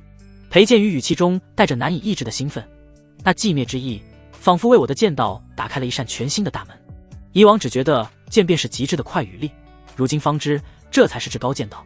至高剑道。季玄天笑笑不说话。他走近几步，他伸出手，指尖轻轻拂过裴剑宇因激动而微微泛红的脸颊。裴剑宇身体先是一僵，随即缓缓放松下来，非但没有抗拒，眼中反而流露出一丝顺从与期待。在他心中，季玄天已是如同神明般的存在，能侍奉他是自己的荣耀。可是她怀孕了。怀孕了也可以罢了，主人想要我哪能拒绝？孩儿抓住为娘的脐带。裴剑宇心中一定，正准备褪去衣裳。等等，你怀孕了。突然季玄天脑海中系统的提示音再次响起，混沌归虚剑意与宿主本源产生完美共鸣，获得反馈，混沌归虚剑气更为凝练，对剑道压制力增强，道侣裴剑宇好感度与归属感大幅提升，已达剑心凤主级别，优质剑道胚胎已成功孕育，子嗣天赋预判，继承父母双方顶级剑道天赋，潜力极强。提示：此子4降生将100%觉醒特殊剑道体质，并为宿主带来剑道法则相关终极奖励。感受着体内剑气的细微提升，以及与裴剑宇之间建立起的更为紧密独特的联系，季玄天满意地点点头，能够为主人孕育子嗣，是奴儿的荣幸。裴剑宇依偎在他怀中，脸颊绯红，气息微喘，但眼神却格外明亮。他能感觉到自己身体的变化，修为更加凝实，剑意更加圆融通透，甚至隐隐触摸到了圣王境的门槛。而更让他心神悸动的是腹中那悄然孕育、与他血脉相连的新生命。主人，他轻声唤道，声音带着一丝依赖与难以言喻的幸福。此事日后再说。季玄天揽着他，淡淡道：他不是个极色之人，若真有需要，天下美人无不可。好生休养，安心孕育我之子嗣。待孩儿降生，本座自有后赏。是，奴儿定不负主人所托。裴剑宇郑重承诺，将脸颊轻轻贴在他的胸膛，心中充满了对未来的憧憬与坚定。季玄天看着怀中已然彻底归心，并怀上他子嗣的裴剑宇，心中地族版图再添一块重要拼图。林婉儿、慕容雪、秦若曦、裴剑宇，他们各自拥有特殊的体质与天赋，为他孕育着潜力无穷的子嗣，反哺着他的修为与法则。他的势力，他的血脉正在以惊人的速度扩张与强化。彻底消化此番收获，季玄天轻叹一声，想办法成帝了。通天阁内岁月静好，林婉儿抚摸着日益隆起的小腹，感受着体内那蓬勃的生命力与日益精进的修为，心中充满了幸福。然而一丝隐忧始终萦绕心头。他的母亲慕容雪，自他被迫进入通天阁，与母亲已是许久未见。虽然季玄天并未限制他的自由，但他深知自己身份敏感，一直不敢轻易联系。如今他怀有身孕，心境变化，对母亲的思念与担忧愈发强烈。也不知他现在在灵族过得好不好，有没有受他牵连被灵族虐待。灵族偏安一隅，消息闭塞，或许还不知道我如今的境况。林婉暗自思忖，不行，我悄悄回去一趟，只看母亲一眼，让她安心，即刻便回。有大人的威名在，灵族定不敢为难我。他如今已是合体期修士，自信来去无踪。于是他寻了个由头，并未惊动太多人，只带了2个贴身侍女，悄然离开了通天阁，朝着灵族祖地而去。灵族祖地位于一片云雾缭绕的古老山脉之中，与世隔绝。却如林婉所想，消息颇为闭塞，他们只隐约听闻中州巨变，通天阁主季玄天以无敌之姿横扫四方，秦族、叶族接连覆灭。但对具体细节，尤其是林婉的现状，知之甚少。他们唯一清楚记得的是，林婉曾与气运之子叶凡联手，坑杀了通天阁的少主。这在灵族高层看来，是足以招致灭族之祸的滔天罪孽。近日，随着季玄天统一中州，建立玄天神朝的消息隐隐传来，灵族上下更是人心惶惶，如同惊弓之鸟，生怕哪一天那尊煞星就想起这桩旧怨，降临灵族，带来灭顶之灾。就在这种极度压抑和恐惧的氛围中，林婉悄无声息地回到了灵族。他本想直接去寻母亲慕容雪，然而刚踏入灵族护族大阵的范围，就被巡逻的弟子发现。是婉儿小姐。巡逻弟子认出林婉儿，先是一惊，随即脸色大变，如同见了鬼一般，转身就跑，边跑边喊：婉儿小姐回来了。消息像长了翅膀一样，瞬间传遍整个灵族。林婉儿愣在原地，难道他们已经知道了我如今的身份，要像那些大人物一样来朝拜他？还不等他多想，数道强横的气息便已从天而降，将他与2名侍女团团围住。为首者正是他的亲大爷，如今的灵族族长林震岳，其身后还跟着几位面容冷峻的族老。大爷，林婉刚开口。住口！谁是你大爷？林震岳厉声打断，眼神冰冷锐利，充满了戒备语，一丝隐藏极深的恐惧与决绝。林婉，你竟敢回来！我为何不能回来？我只是想回来看看母亲。林婉试图解释。看母亲？我看你是想将灾祸引回灵族。一位族老声色俱厉的呵斥。你与那叶凡勾结，害死季阁主一子，此乃不共戴天之仇。如今季阁主君临中州，清算旧账，秦族、叶族便是前车之鉴。你此刻回来，是想让我灵族为你陪葬吗？不是的，你们听我解释。我现在……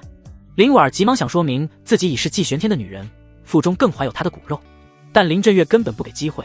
他大手一挥，拿下！周围数位灵族高手同时出手，一道道灵力锁链如同毒蛇般射向林婉。林婉虽已是合体期，但事发突然，对方又是族中长辈，他心存顾忌，未尽全力反抗，瞬间便被那蕴含封印之力的锁链捆了个结结实实，一身修为被彻底禁锢。那2名侍女更是毫无反抗之力，一同被擒。你们放开我！大爷，你听我说。林婉又惊又怒，奋力挣扎，却无济于事。林震岳走到他面前，眼神复杂地看了他一眼，有痛惜，但更多的是一种为了家族存续而不得不做出的冷酷。婉儿，莫怪大爷我心狠，林振月的声音带着一丝疲惫，却异常坚定。要怪，就怪你当初行事太过鲁莽，惹下了这泼天大祸。我林族传承万年，不能毁于一旦啊！林族宗祠，气氛凝重的如同暴风雨前的死寂。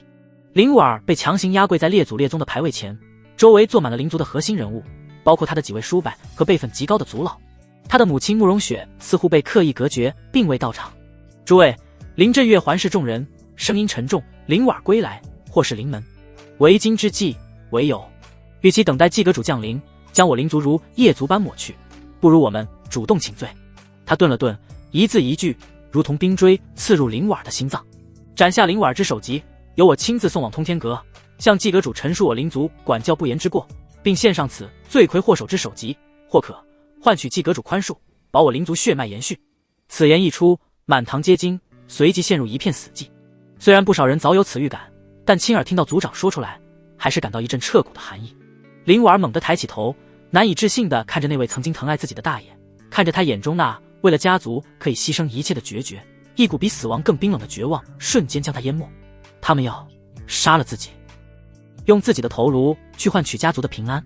不，你们不能这样！林婉声音凄厉，泪水夺眶而出。我怀了阁主大人的孩子，我是他的女人，你们杀了我，他绝不会放过林族。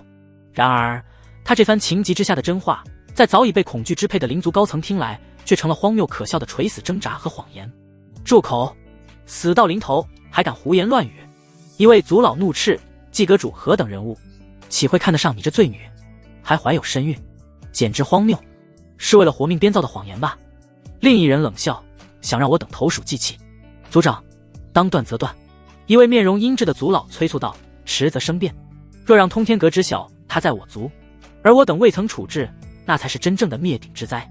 林振月看着台下泪流满面拼命摇头的林婉，眼中闪过一丝不忍，但很快被更深的决绝取代。家族存亡面前，个人的情感显得如此微不足道。他缓缓抬起手，一股凌厉的杀气锁定林婉。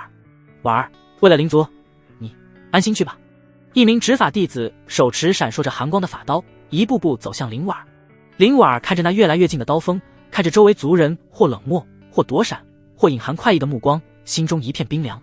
他想起了母亲，想起了腹中的孩子，更想起了那个霸道却给予他温暖和力量的男人。他绝望地闭上了眼睛。为什么会这样？就在这千钧一发之际，住手！一道饱含惊怒与焦急的交斥，如同惊雷般从宗祠外传来。紧接着，一股强横的圣王气息轰然降临，瞬间冲垮了宗祠的禁制。一道素白的身影如同惊鸿般掠入，挡在了林婉身前。来人，正是慕容雪。他看着被捆缚在地、泪痕斑驳的女儿，以及那手持利刃的执法弟子，美眸之中瞬间燃起了滔天怒火。林振月，你们敢动我女儿一根头发，我要你们全都给她陪葬！慕容雪的突然出现，以及那毫不掩饰的圣王境的威压，如同在平静的湖面投下巨石，让整个灵族宗祠瞬间哗然。慕容雪，她什么时候成就圣人境了？这不可能！林振月等人瞳孔骤缩，脸上写满了难以置信。他们印象中的慕容雪，虽出身尚可，修为一直停留在渡劫期，何时竟拥有了如此恐怖的实力？那手持法刀的执法弟子，更是被这股威压逼得连连后退，脸色煞白。母亲，林婉看到挡在身前的身影，绝处逢生的喜悦瞬间涌上心头，泪水流得更凶。慕容雪心如刀割，她转身扶起女儿，指尖一闪，轻易便撕裂了那灵力锁链。林振月，你们好大的狗胆！慕容雪美眸含煞，目光如冰刃般扫过在场所有灵族高层，连我慕容雪的女儿你都敢动？哼，慕容雪，就凭你小小的渡劫期修士，就敢这里大放厥词拿下？林振月一怒，几位圣人境族老瞬间将他们二人包围。若是再加上我们通天阁呢？两道身影悄无声息而至。刚刚那圣王境的威压，正是这二人爆发出来的。此二人是通天阁的长老，由季玄天亲自安排护卫慕容雪回灵族，现在是慕容雪和孩子的护道人。林婉闻言，心中大震。通天阁，母亲什么时候跟通天阁扯上关系了？难道一种不好的预感在他的心底油然而生？通天阁，林振月一愣，随即像是听到了天大的笑话，脸上露出一丝讥讽。慕容雪，为了救你女儿，这种弥天大谎也编得出来？你们二人不亏是母女，撒谎也不换一个谎来撒。他根本不信这二人是通天阁的，只当是慕容雪为了保全女儿编造的借口。没错，慕容雪，你消失这段时间，莫非就是去找了靠山？一位族老眼神闪烁，盯着慕容雪身后那2位面容陌生的壮汉，实际上是女人，阴阳怪气地道：“这2位面生的很啊，为了救你女儿，你还真是不择手段，连情妇都找来了。”情妇2字一出，宗祠内顿时响起一阵压抑的嗤笑声。林婉儿，还好，是我想多了。等等，什么？情夫？林婉儿猛地抬头看向自己的母亲慕容雪，眼中充满了难以置信的震惊。你还不知道吧？你母亲为了救你。慕容雪听到这污秽不堪的揣测，气得浑身发抖，圣王气息不受控制地爆发开来，将宗祠内的桌椅都震得嗡嗡作响。放肆！林震月，管好你族人的狗嘴！这2位乃是通天阁长老，奉阁主之命护卫于我。通天阁长老，林震月仿佛听到了世间最可笑的笑话，讥讽道：“慕容雪，你编谎话也编得像样一点。通天阁长老何等身份，会给你一个度？圣人，你何时突破的圣人境了？”他这才后知后觉地察觉到慕容雪那实实在在的圣王威压，脸色微变，但随即更加认定这是慕容雪找到了强大的野男人相助，心中鄙夷更甚。定是你不知用了什么手段勾搭上了这2位圣王，便敢来我灵族撒野，还敢冒充通天阁之名，简直不知死活！另一位族老厉声喝道。林婉儿听着族人们笃定的指责，看着母亲那因愤怒而涨红的俏脸，以及那2位他从未见过的通天阁长老，一切都在告诉他，族老说的话是真的。母亲，你怎么能为了我？林婉儿声音颤抖。放心吧，我现在的身份是妓。慕容雪看到女儿眼中那明显的怀疑与痛心，心如刀绞，急忙解释：婉儿，你听娘说，不是你想的那样，娘没有，这2位真的是……够了！林震月暴喝一声，打断了他。慕容雪，你自甘堕落，勾结外人，擅闯宗祠，劫持罪女，今日便连同你这3只不知廉耻的野鸳鸯一并拿下，以正族规。动手！他不再犹豫，与另外3位圣人境的族老同时爆发气势，4道强大的圣人领域叠加，如同4座无形大山，朝着慕容雪3人碾压而去。他们要速战速决，以免节外生枝，冥顽不灵。慕容雪身后，其中一位壮汉终于开口，声音冰冷，带着一丝不容置疑的威严。其中一位长老一步踏出，只是简简单单一拳轰出，拳出，轰！那叠加而来的4重圣人领域，在这寂灭权意面前，如同阳光下的泡沫，瞬间崩碎瓦解。恐怖的反噬之力让林震月4人同时闷哼一声，气血翻腾，脸上写满了骇然。这是什么功法？林震月失声惊呼，对方仅仅一拳就破开了他们4人的联手领域。要知道他可是同为圣王境，加上3个圣人配合家族秘法，怎么也有一战之力，谁知竟被1人碾压，这绝非普通圣王能做到。另一位通天阁长老也动了，他身形如鬼魅，瞬间出现在那名之前口出污言的族老面前，并指如剑，指尖缭绕着丝丝混沌气息，点向其眉心。那族老惊恐万分，全力催动护身法宝，一道厚重的土黄色光盾瞬间凝聚，噗！只见轻易洞穿了光盾，点在了那族老眉心。那族老身体猛地一僵，眼神瞬间暗淡下去，一身圣人修为如同泄气的皮球般消散。只见他软软的瘫倒在地，虽未死，却已被废。但指尖一位圣王被废，这一幕彻底震慑住了所有灵族人。他们看向那2位壮汉的目光充满了恐惧。林婉儿也惊呆了，他怔怔地看着那2位出手狠辣、实力深不可测的圣王，尤其是他们施展的功法，那拳意，那指剑，隐隐约约给他一种难以言喻的熟悉感，仿佛在哪里感受过类似的气息。是了，是大人，季玄天，那是通天阁的神通，难道他们真的是通天阁的人？这个念头如同惊雷般在他脑海中炸响，让他瞬间脸色煞白。如果他们真的是通天阁长老，那他们所说奉阁主之命护卫，难道也是真的？母亲她和阁主大人，不可能！林婉儿拼命摇头，试图驱散这个荒谬而可怕的念头。这一定是巧合，是这2位圣王修炼的功法恰好与阁主大人有些相似而已。慕容雪看着女儿那变幻不定的脸色，知道她心中正在经历激烈的挣扎，又急又痛，却不知该如何解释。废物！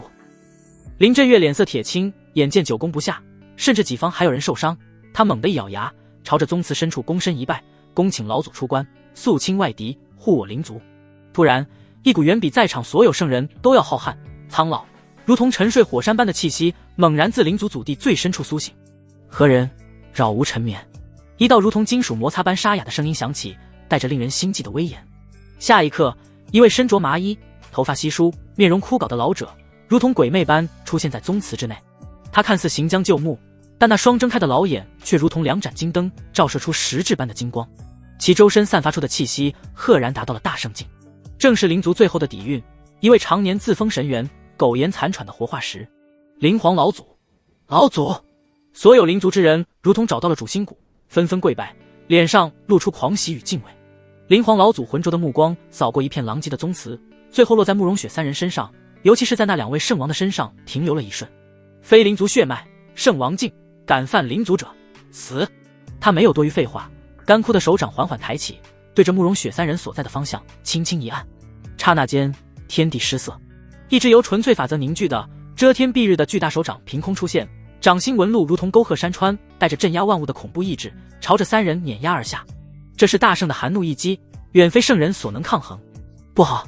两位圣王脸色巨变，他们感受到致命的威胁，疯狂燃烧精血，试图抵挡。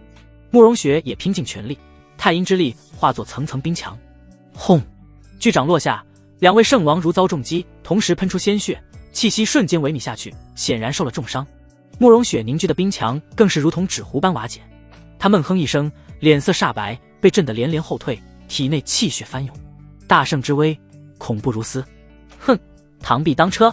灵皇老祖收回手掌，语气淡漠，仿佛只是拍死了几只虫子。他目光转向面露绝望的灵婉，此女便是霍元。杀了，以儆效尤。林震月闻言，脸上露出一丝狠辣，再次示意执法弟子上前。不！慕容雪目眦欲裂，看着女儿再次陷入绝境，看着重伤的两位圣王，他心中充满了愤怒。就在那闪烁着寒光的法刀即将再次举起时，他猛地想到了什么，从怀中掏出了一枚看似普通的玉符。这是季玄天当日给他，让他用于危急时刻联络的玉符。他曾言，若遇无法解决之危难，捏碎即可。夫君，救我！慕容雪在心中呐喊，毫不犹豫地捏碎了玉符。咔嚓，玉符碎裂的轻响在寂静的宗祠内显得格外清晰。灵皇老祖眉头微皱，似乎察觉到了一丝不对劲。然而不等他有所反应，嗡！一股无法用言语形容的凌驾于众生之上，仿佛天道本身降临的恐怖意志，骤然间充斥了整个灵族祖地。时间仿佛在这一刻凝固，空间如同水波般荡漾起来。在慕容雪身前，虚空如同帘幕般被无声撕开，一道模糊却伟岸无比的身影，由无尽混沌之气与黄道龙息凝聚而成，缓缓显现。虽然只是一道神识法相，但其面容与季玄天一般无二。黑发披散，眸若深渊，周身缭绕着令万物臣服的混沌法则与那威严赫赫的五爪黄韵金龙虚影。他仅仅是站在那里，未曾有任何动作，那弥漫开的威压就让刚刚还不可一世的灵皇老祖如同被太古神山压顶，扑通一声跪倒一片。众人浑身骨骼发出不堪重负的呻吟，脸上充满了极致的恐惧与骇然。准帝是季玄天！灵皇老祖声音颤抖，如同见到了世间最恐怖的存在。所有灵族人，包括林震月，全部跪伏在地，大脑一片空白。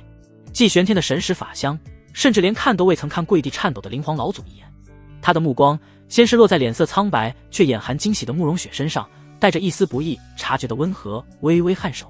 随即他的目光扫过重伤的两位护道者，最后落在了被捆缚在地、泪眼婆娑、正抬头呆呆望着他的灵婉身上。当他的目光与灵婉对视的刹那，灵婉娇躯巨震，如同被9天雷霆劈中。这张脸，这道身影，这独一无二、睥睨天下的气势，正是他日夜思念，也是他内心深处最为恐惧和敬畏的那个人。季玄天，母亲捏碎的玉符召唤来的是他。季玄天那淡漠威严的声音仿佛从天外传来，再次响彻宗祠，清晰地传入每一个人耳中，如同最终的审判。灵皇对本座道侣不敬，死！随着他的话音，虚空微微波动，灵皇老祖的身躯猛然炸开，仅一道神识，连神通都未施展，一言便定了一尊大圣的生死。这手段更是让灵族众人恐惧到窒息。杀大圣如碾蝼蚁，何其霸道！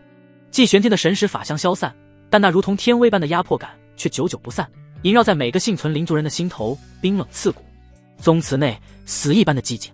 刚刚本座道侣4个字让灵婉如遭五雷轰顶，他看向自己的母亲，大脑一片空白，只剩下那4个字在疯狂回荡：本座道侣，本座道侣。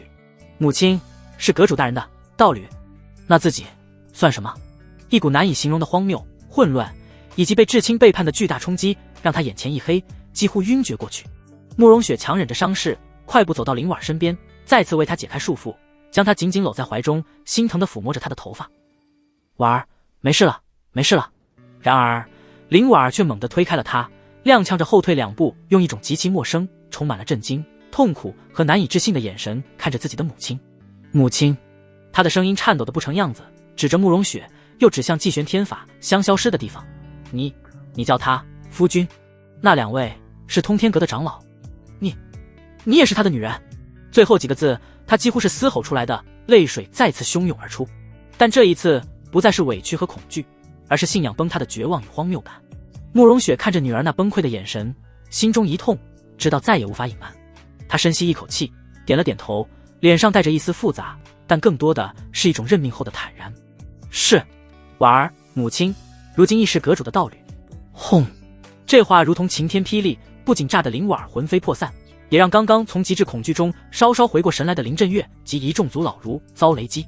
慕容雪，这个他们林族的媳妇，竟然成了季玄天的道侣。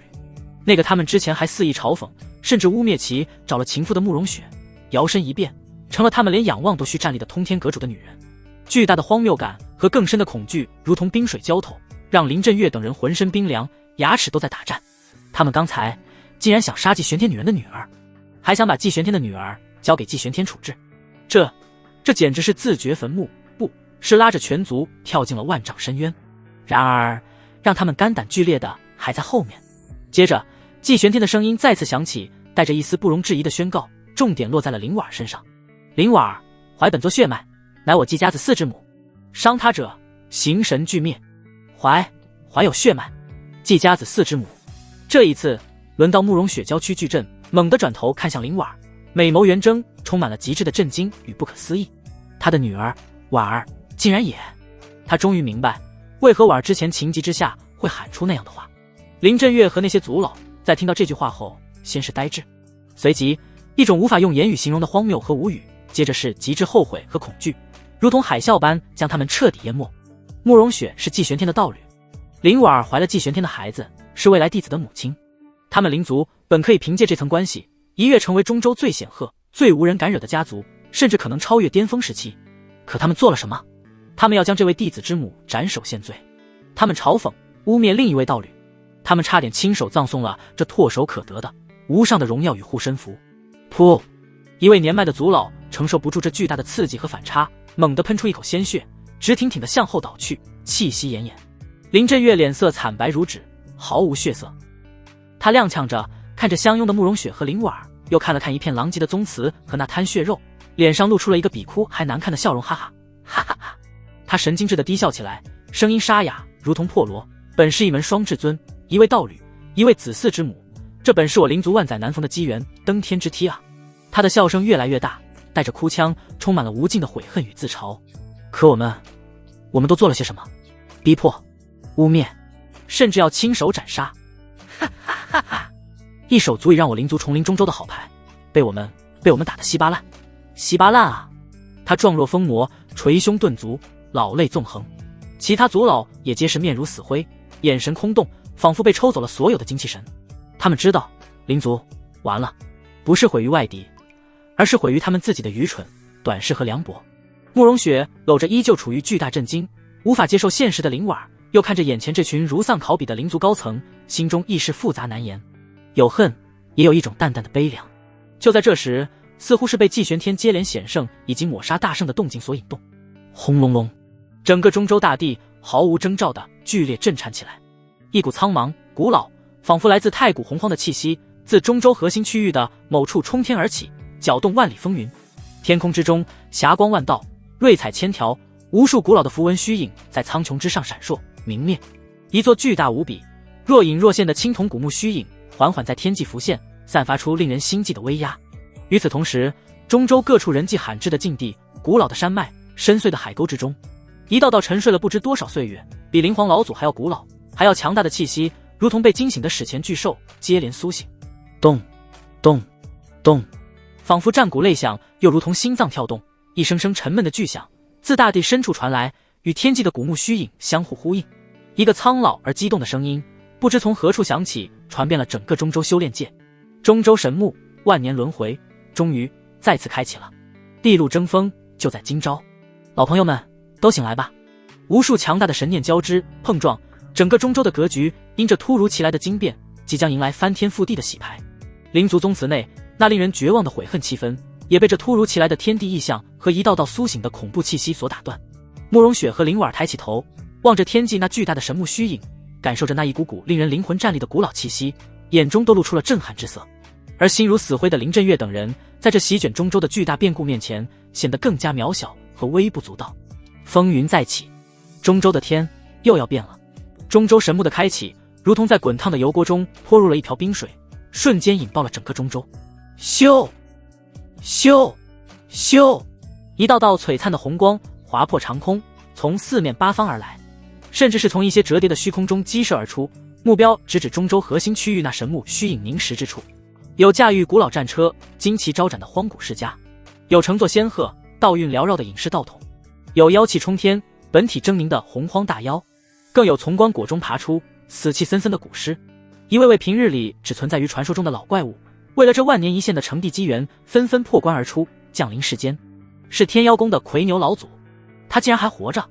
快看，那是太虚古龙一族的龙皇。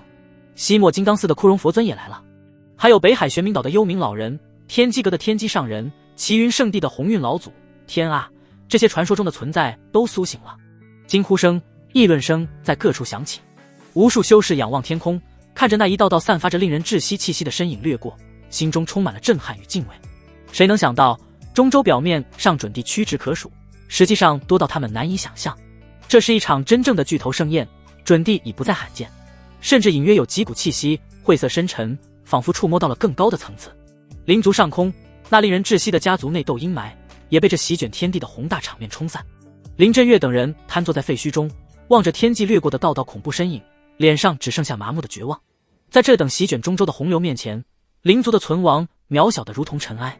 慕容雪紧紧搂着依旧精神恍惚的林婉，望着天空，美眸中充满了担忧。他如今与季玄天命运相连，自然希望他能在这等机缘中夺得头筹，但眼前的阵仗实在太可怕了。咚，又是一声沉闷的巨响，仿佛来自太古的心跳。天际那青铜古木的虚影彻底凝实，木门处霞光内敛，露出了一个幽深无比，仿佛能吞噬一切光线的入口。然而在入口之外，却弥漫着一片无边无际、翻滚不休的暗灰色雾霭。这雾霭散发着令人作呕的腐朽气息，仔细看去，雾中仿佛有无数扭曲的怨魂在哀嚎。更可怕的是，它无声无息地侵蚀着周围的一切，空间都在其笼罩下微微扭曲、融化。是藏神煞物。一位见识广博的老准帝失声惊呼，声音中带着一丝恐惧。传说此物乃上古神魔陨落时的不灭怨念与死气凝结而成，专是生灵寿元与道基。准帝中期之下，触之即溃；纵是准帝中期之上，若无质保护体或特殊手段，亦难以长久支撑。此话一出，无数冲向木门的红光猛地停滞下来，所有人皆是一脸凝重地看着那翻滚的藏神煞物，不敢轻易涉足。有性子急的老怪试图以法宝护体强冲，结果法宝灵光迅速暗淡，本人更是发出一声凄厉惨叫，浑身血肉枯萎，眨眼间便化作一具干尸，坠入雾中消失不见。这一幕更是让所有人头皮发麻，心生寒意。成帝机缘就在眼前，却被这恐怖的煞物所阻。哼，本座就不信了，区区煞物也敢阻路！一位来自北原的蛮族准帝大吼一声，他的修为已然到达了准帝后期，周身气血冲天，化作一道血色光柱护体，悍然冲入雾中。然而仅仅前行了不到100丈，他体外的气血光柱便以肉眼可见的速度变得稀薄，气血瞬间一空，吓得他连忙倒退而出，脸色难看至极。阿弥陀佛！西莫金刚寺的枯荣佛尊口诵佛号，祭出一串舍利子佛珠，散发出柔和佛光，试图净化煞物。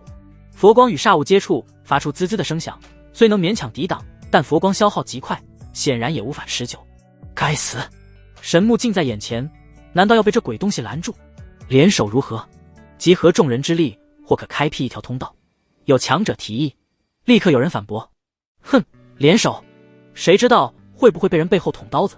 况且即便联手冲进去，消耗必然巨大，进去后哪还有余力争夺机缘？场面一时僵持下来，各方势力互相警惕，都不敢轻易涉险，又不甘就此退去。一时间，群雄束手，皆被阻于藏神煞物之外，各施手段，却难有寸进，场面陷入了诡异的僵持。就在众人焦灼之际，嗡，虚空震荡，一股凌驾于在场所有气息之上的恐怖威压骤然降临。一道身影，黑发披散，眸光淡漠，一步便从通天阁方向踏来，直接出现在了藏神煞物的边缘。正是季玄天，他的到来瞬间吸引了所有目光，无论是认识他的，还是刚刚苏醒的老怪物，都感受到了那股令人心悸的压迫感。尤其是他头顶虚空若隐若现，散发着混沌气息与煌煌龙威的五爪黄运金龙，更是让许多古老存在瞳孔收缩。是季玄天，他就是那个劲气一统中州、连斩数位准帝的煞星。好强的气运金龙，竟已凝聚出五爪。季玄天对周围的议论和目光视若无睹，他的目光直接落在了那翻滚的藏神煞物之上。藏神煞物，专食寿元。他嘴角勾起一抹若有若无的弧度，带着一丝不屑。他如今最不缺的就是对各种负面能量的抗性，混沌法则可化万法，黄运金龙万邪不侵，更何况还有万物母气元根。下一刻，在所有人难以置信的注视中，他一步迈出，身影如同利剑般直接射入了那浓郁的灰黑色雾海之中。他疯了，竟敢以肉身硬抗藏神煞物，找死不成！惊呼声四起。然而接下来的一幕让所有人的眼珠子都差点瞪出来。雾气疯狂翻涌，试图将他吞噬，却始终无法逾越那3尺之距，只能徒劳地在他的面前翻滚。季玄天的速度没有丝毫减缓，所过之处雾气辟溢，硬生生在死亡雾海中离出了一条笔直的空无一物的通道。这怎么可能？他竟能无视藏神煞物、混沌之气，还有那气运金龙，竟有如此神效。这一刻，所有被困在煞物之外的强者，无论是准帝还是更古老的存在，脸上都露出了难以置信的震惊，以及一丝难以掩饰的嫉妒与贪婪。季玄天没有回头，他的身影迅速消失在浓郁的藏神煞物深处，只留下一道淡漠而霸气的声音在雾海外围缓缓回荡。机缘之争，各凭手段，尔等若连这门户都进不来，也配与本座争锋。声音落下，雾海外一片死寂。众人看着那翻滚的煞物，又看了看季玄天消失的方向，脸色无比难看。他们费尽心机，甚至不惜从沉睡中苏醒，却连门都进不去。而有人却以闲庭信步般率先踏入。操！拼了！狂妄！太狂妄了！一位来自荒古世家的老祖须发皆张，怒不可遏。此子实力深不可测，更兼气运昌隆，竟能无视这藏神煞物。若让他率先进入神木核心，哪里还有我等的机缘？天妖宫的魁牛老祖声音沉闷，铜铃大的眼中闪烁着凶光。就在这时，一道阴恻恻的声音响起，如同九幽寒风吹过，带着蛊惑人心的力量。诸位道友，何必长他人志气，灭自己威风？众人循声望去，只见北海玄冥岛的幽冥老人拄着一根白骨杖，周身死气缭绕，一双鬼火般的眸子扫视众人。季玄天再强，也不过一人。我等若继续在此内耗，或畏惧不前，才是真正与机缘失之交臂。幽冥老人声音沙哑，不如我等暂且联手，先合力闯过这藏神煞物，如何？联手？幽冥老鬼，你有何高见？太虚古龙的龙皇声音威严，带着审视。幽冥老人眼中鬼火跳跃，压低声音，却足以让在场所有顶尖强者听清。很简单，集合众人之力，轮流支撑护体神光，交替前行，总能闯过去。至于进去之后吗？他话语一顿，脸上露出一丝阴冷的笑容。季玄天此子凶残霸道，视我等如无物，有他在，神木中的重宝岂有我等的份？依老夫看，不如我等进去之后，便寻个机会，先联手将他做掉，届时再各凭本事争夺机缘，岂不美哉？此言一出，不少准帝眼中都闪过异动之色。季玄天的强势与先人一步，确实让他们感到了巨大的威胁。在成帝机缘面前，暂时的合作并非不可接受。玄冥道友所言甚是。天妖宫的魁牛老祖声如闷雷，表示赞同。此聊凶狂，何该诛之？太虚古龙的龙皇也冰冷开口：阿弥陀佛。枯荣佛尊口诵佛号，却并未明确反对，只是道：机缘之争，各安天命。若能减少无谓杀孽，亦是功德。这几乎是默许了。复议。可便依幽冥道友之言。很快，一个由近30位顶尖准帝组成的临时同盟，便在利益的驱动和共同的敌人威胁下迅速达成。然而，他们自以为隐秘的商议，又如何能瞒过已然深入煞物，神识却依旧笼罩四方的季玄天？联手除我，分我造化。季玄天神识捕捉到那些传音与意念，嘴角勾起一抹冰冷而残酷的弧度，眼中杀意凛然。本想等进了墓再收拾你们，既然急着送死，本座便成全你们。正好拿你们试试这藏神煞物的威力，也试试本座心悟神通。他心念一动，不再急于深入，反而在煞物深处停下脚步。周身混沌之气缓缓流转，与周围侵蚀万物的藏神煞物境产生了一种奇异的共鸣。他指尖一缕仿佛能终结万物的剑气悄然凝聚，正是混沌归虚剑气。以此煞物为基，助我归虚剑域，便让这葬神之地再多葬下几具尸骨吧。他屈指连弹，一道道细微却蕴含恐怖归虚意境的剑气无声无息地融入四周浓郁的葬神煞物之中。剑气与煞物交融，非但没有被侵蚀，反而如同催化剂一般，引动了煞物中沉积万古的凶力与死寂法则。霎时间，以纪玄天为中心，一片无形无质却又真实存在的混沌归虚剑域悄然形成。下一秒，如水波荡漾般向外扩散，与外围的葬神煞物完美的融为一体。接着水波不兴，看起来平静无比，只待猎物踏入。做完这一切，纪玄天冷笑一声，身影再次向前，迅速消失在煞物更深处。雾海外围，玄冥老人等人经过一番激烈的讨论和利益划分，终于达成了共识。诸位，事不宜迟，各施手段，合力冲进去！玄冥老人大喝一声，率先祭出一面幽冥幡，死气化作屏障护住周身。吼！回牛老祖现出部分本体，气血如烘炉，硬抗煞物。龙皇龙迎震天，龙威开辟道路。枯荣佛尊佛光普照，艰难净化前方煞物。其余准地也各展神通，或凭借一宝，或燃烧本源，组成一个松散的阵型，开始艰难地向着煞物深处推进。滋吱滋，煞物疯狂侵蚀着他们的护体神光，腐朽气息无孔不入。不断有实力稍逊一筹的准地初期修士发出惨叫，护体光芒破碎，肉身迅速枯萎，道基被蚀，转眼间便化为枯骨，随即连枯骨也消融在雾中。前进的路上不断有红光暗淡坠落，每前进一步都伴随着巨大的消耗与风险。坚持住，快到了！纪玄天能进去，我们也能。众人互相打气，咬牙支撑。不知过了多久，当冲在最前面的玄冥老人、回牛老祖等人感觉周身压力骤然一轻，眼前豁然开朗，众人喜极而泣。他们终于穿越了那片令人绝望的葬神煞物。他们原本近10位准地的临时联盟，此刻竟已折损了近30%，活下来的也个个气息萎靡，脸色苍白，显然消耗巨大。但来不及心疼，所有人的目光都被前方的景象吸引。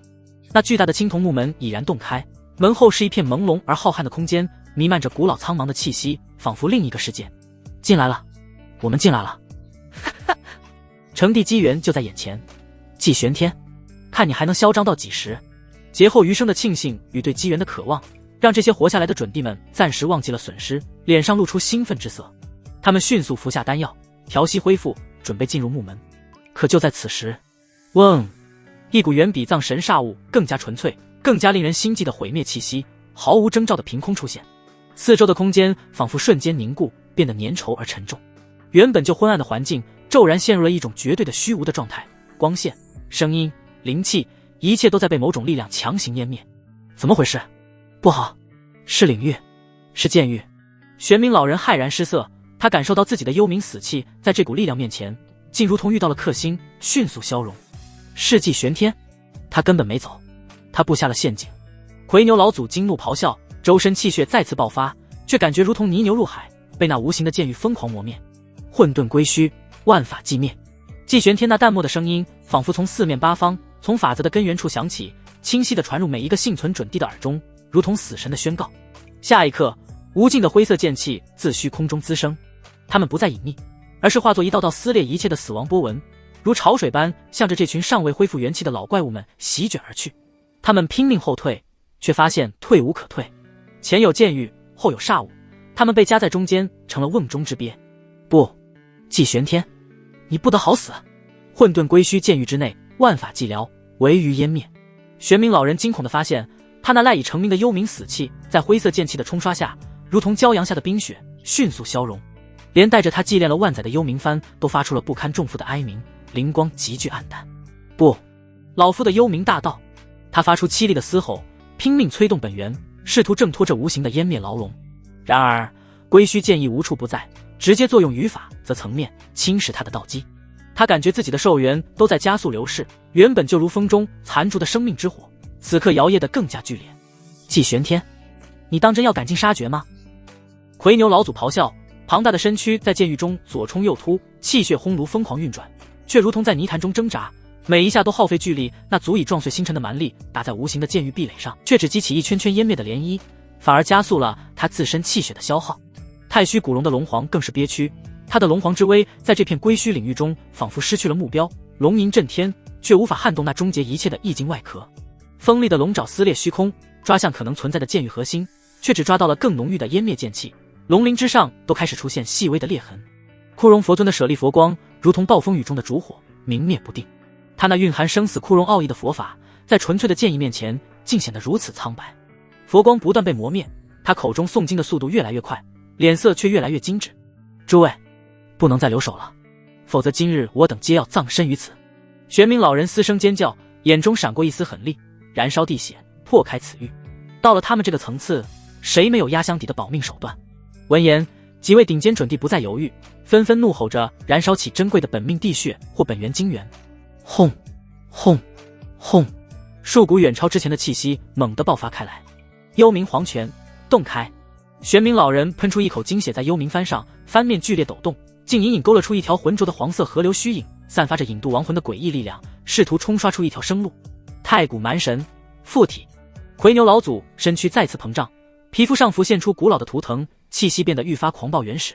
龙皇逆鳞裂空，龙皇怒吼，胸口一片逆鳞脱落，化作一道撕裂一切的璀璨金光，射向剑域某处。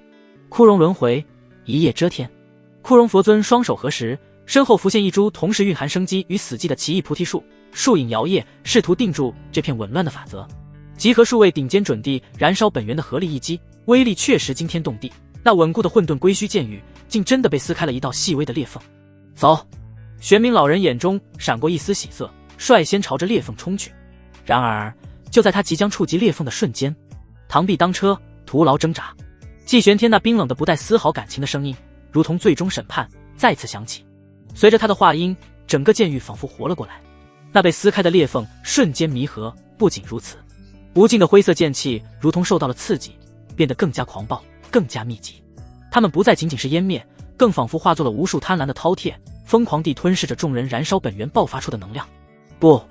玄冥老人首当其冲，他引动的黄泉虚影在更强大的归虚之力下直接崩溃。幽冥幡咔嚓一声彻底碎裂，他本人更是被无数剑气透体而过，发出一声绝望至极的惨叫，干瘪的身躯如同被风化了万载，瞬间化作飞灰，连一丝神魂印记都没能留下。紧接着是魁牛老祖，他那狂暴的气血成了归虚剑气最好的养料。他那庞大的身躯以肉眼可见的速度干瘪枯萎，最终轰然倒地，血肉消融，只剩下一具布满裂痕的骨架，随即骨架也寸寸断裂，化为齑粉。龙皇的逆鳞金光被剑气吞噬，他引以为傲的龙躯在归虚之意下脆弱的如同纸糊。龙鳞剥落，龙血被蒸干，发出一声悲凉的龙吟后，庞大的龙身彻底瓦解。枯荣佛尊的菩提树影迅速凋零，他那蕴含生死奥义的法身在绝对的势力面前也走到了尽头。佛光散尽，金身崩碎，化作点点流光湮灭。其余几位准帝更是连像样的抵抗都没能做出，便在无声无息中被剑域磨灭成了最基本的粒子，归于虚无。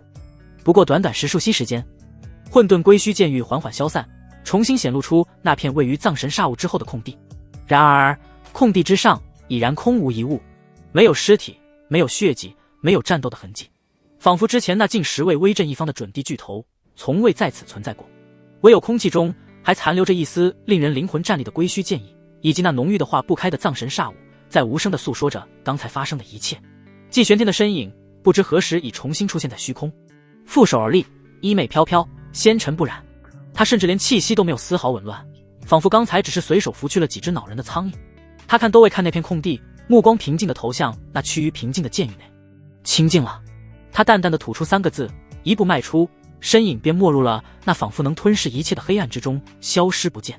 直到他的身影彻底消失良久，外围那些侥幸未被卷入剑域，或是实力较弱远远观望的准帝们才敢微微喘息。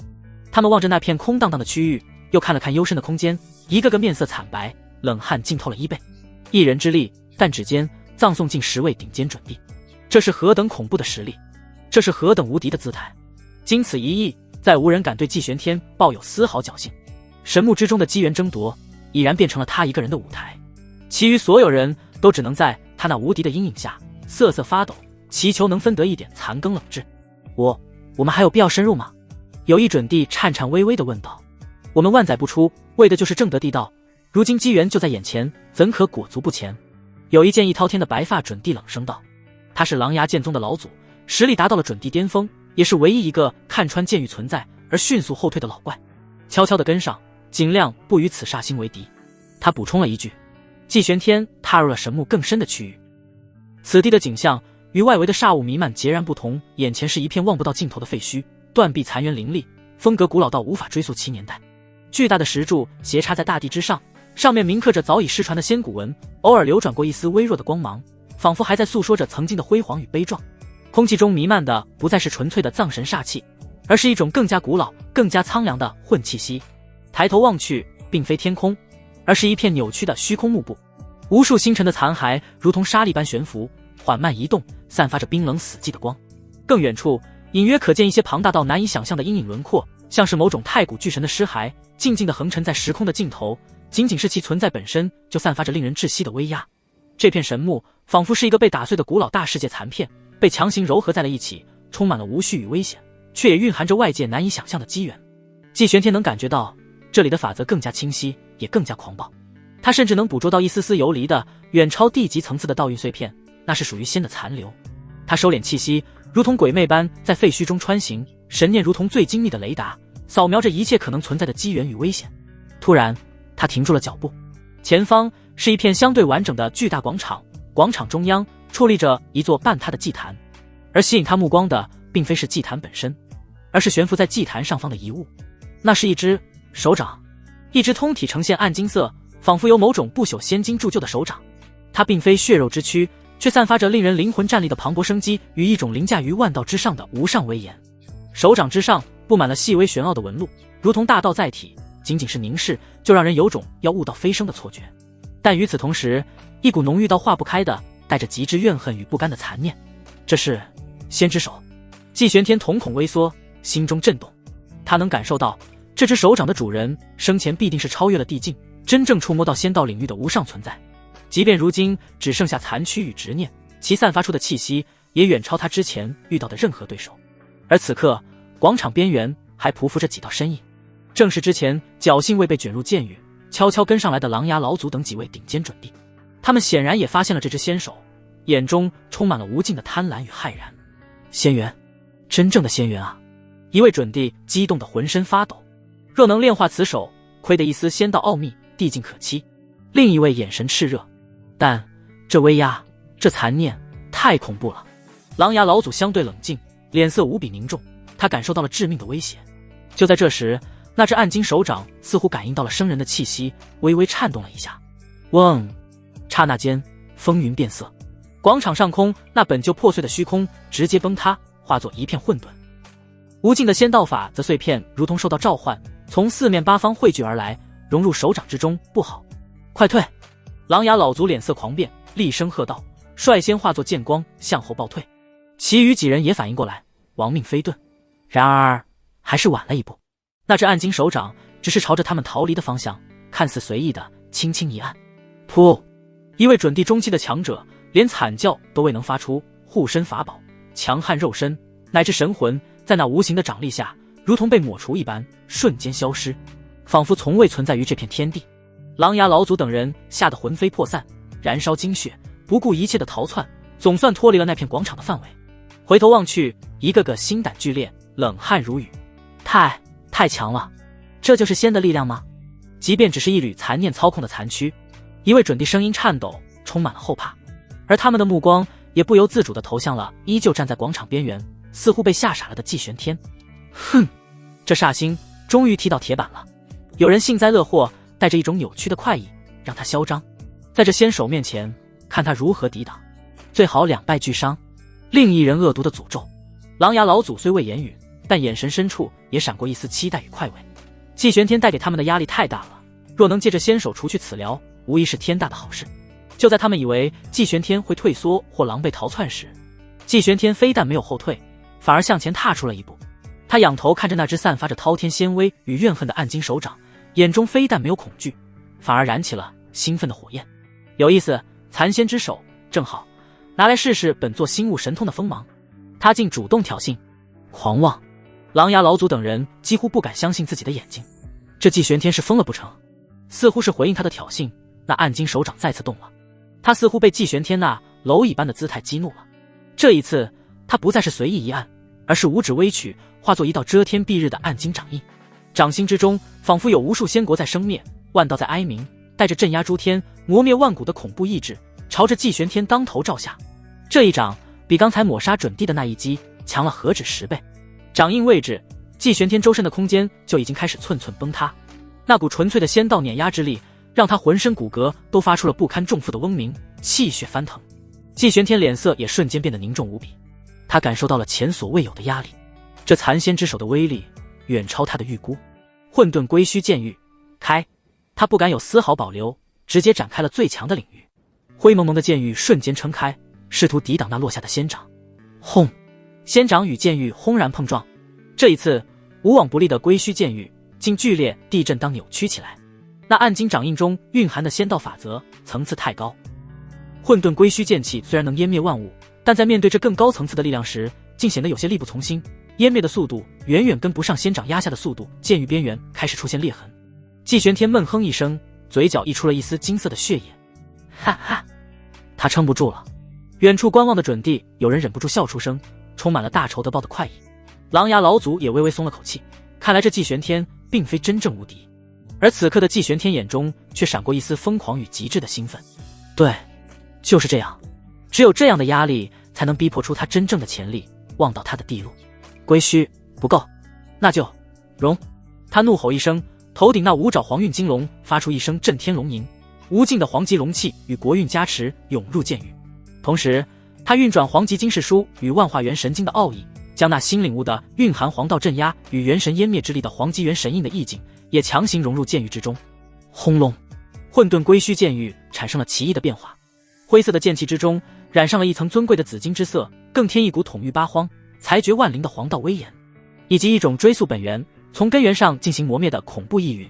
原本摇摇欲坠的剑域竟然奇迹般的稳定了下来，甚至开始反过来缓慢而坚定地侵蚀那暗金仙掌的力量。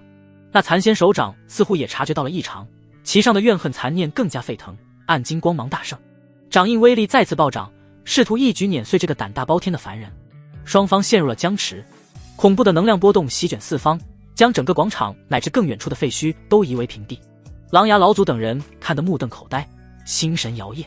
这场战斗的层次已经完全超出了他们的理解范畴，只是准地能爆发出来的力量，这可媲美真正的地战。就在这僵持的关键时刻，季玄天眼中厉色一闪，一缕残念也敢逞凶？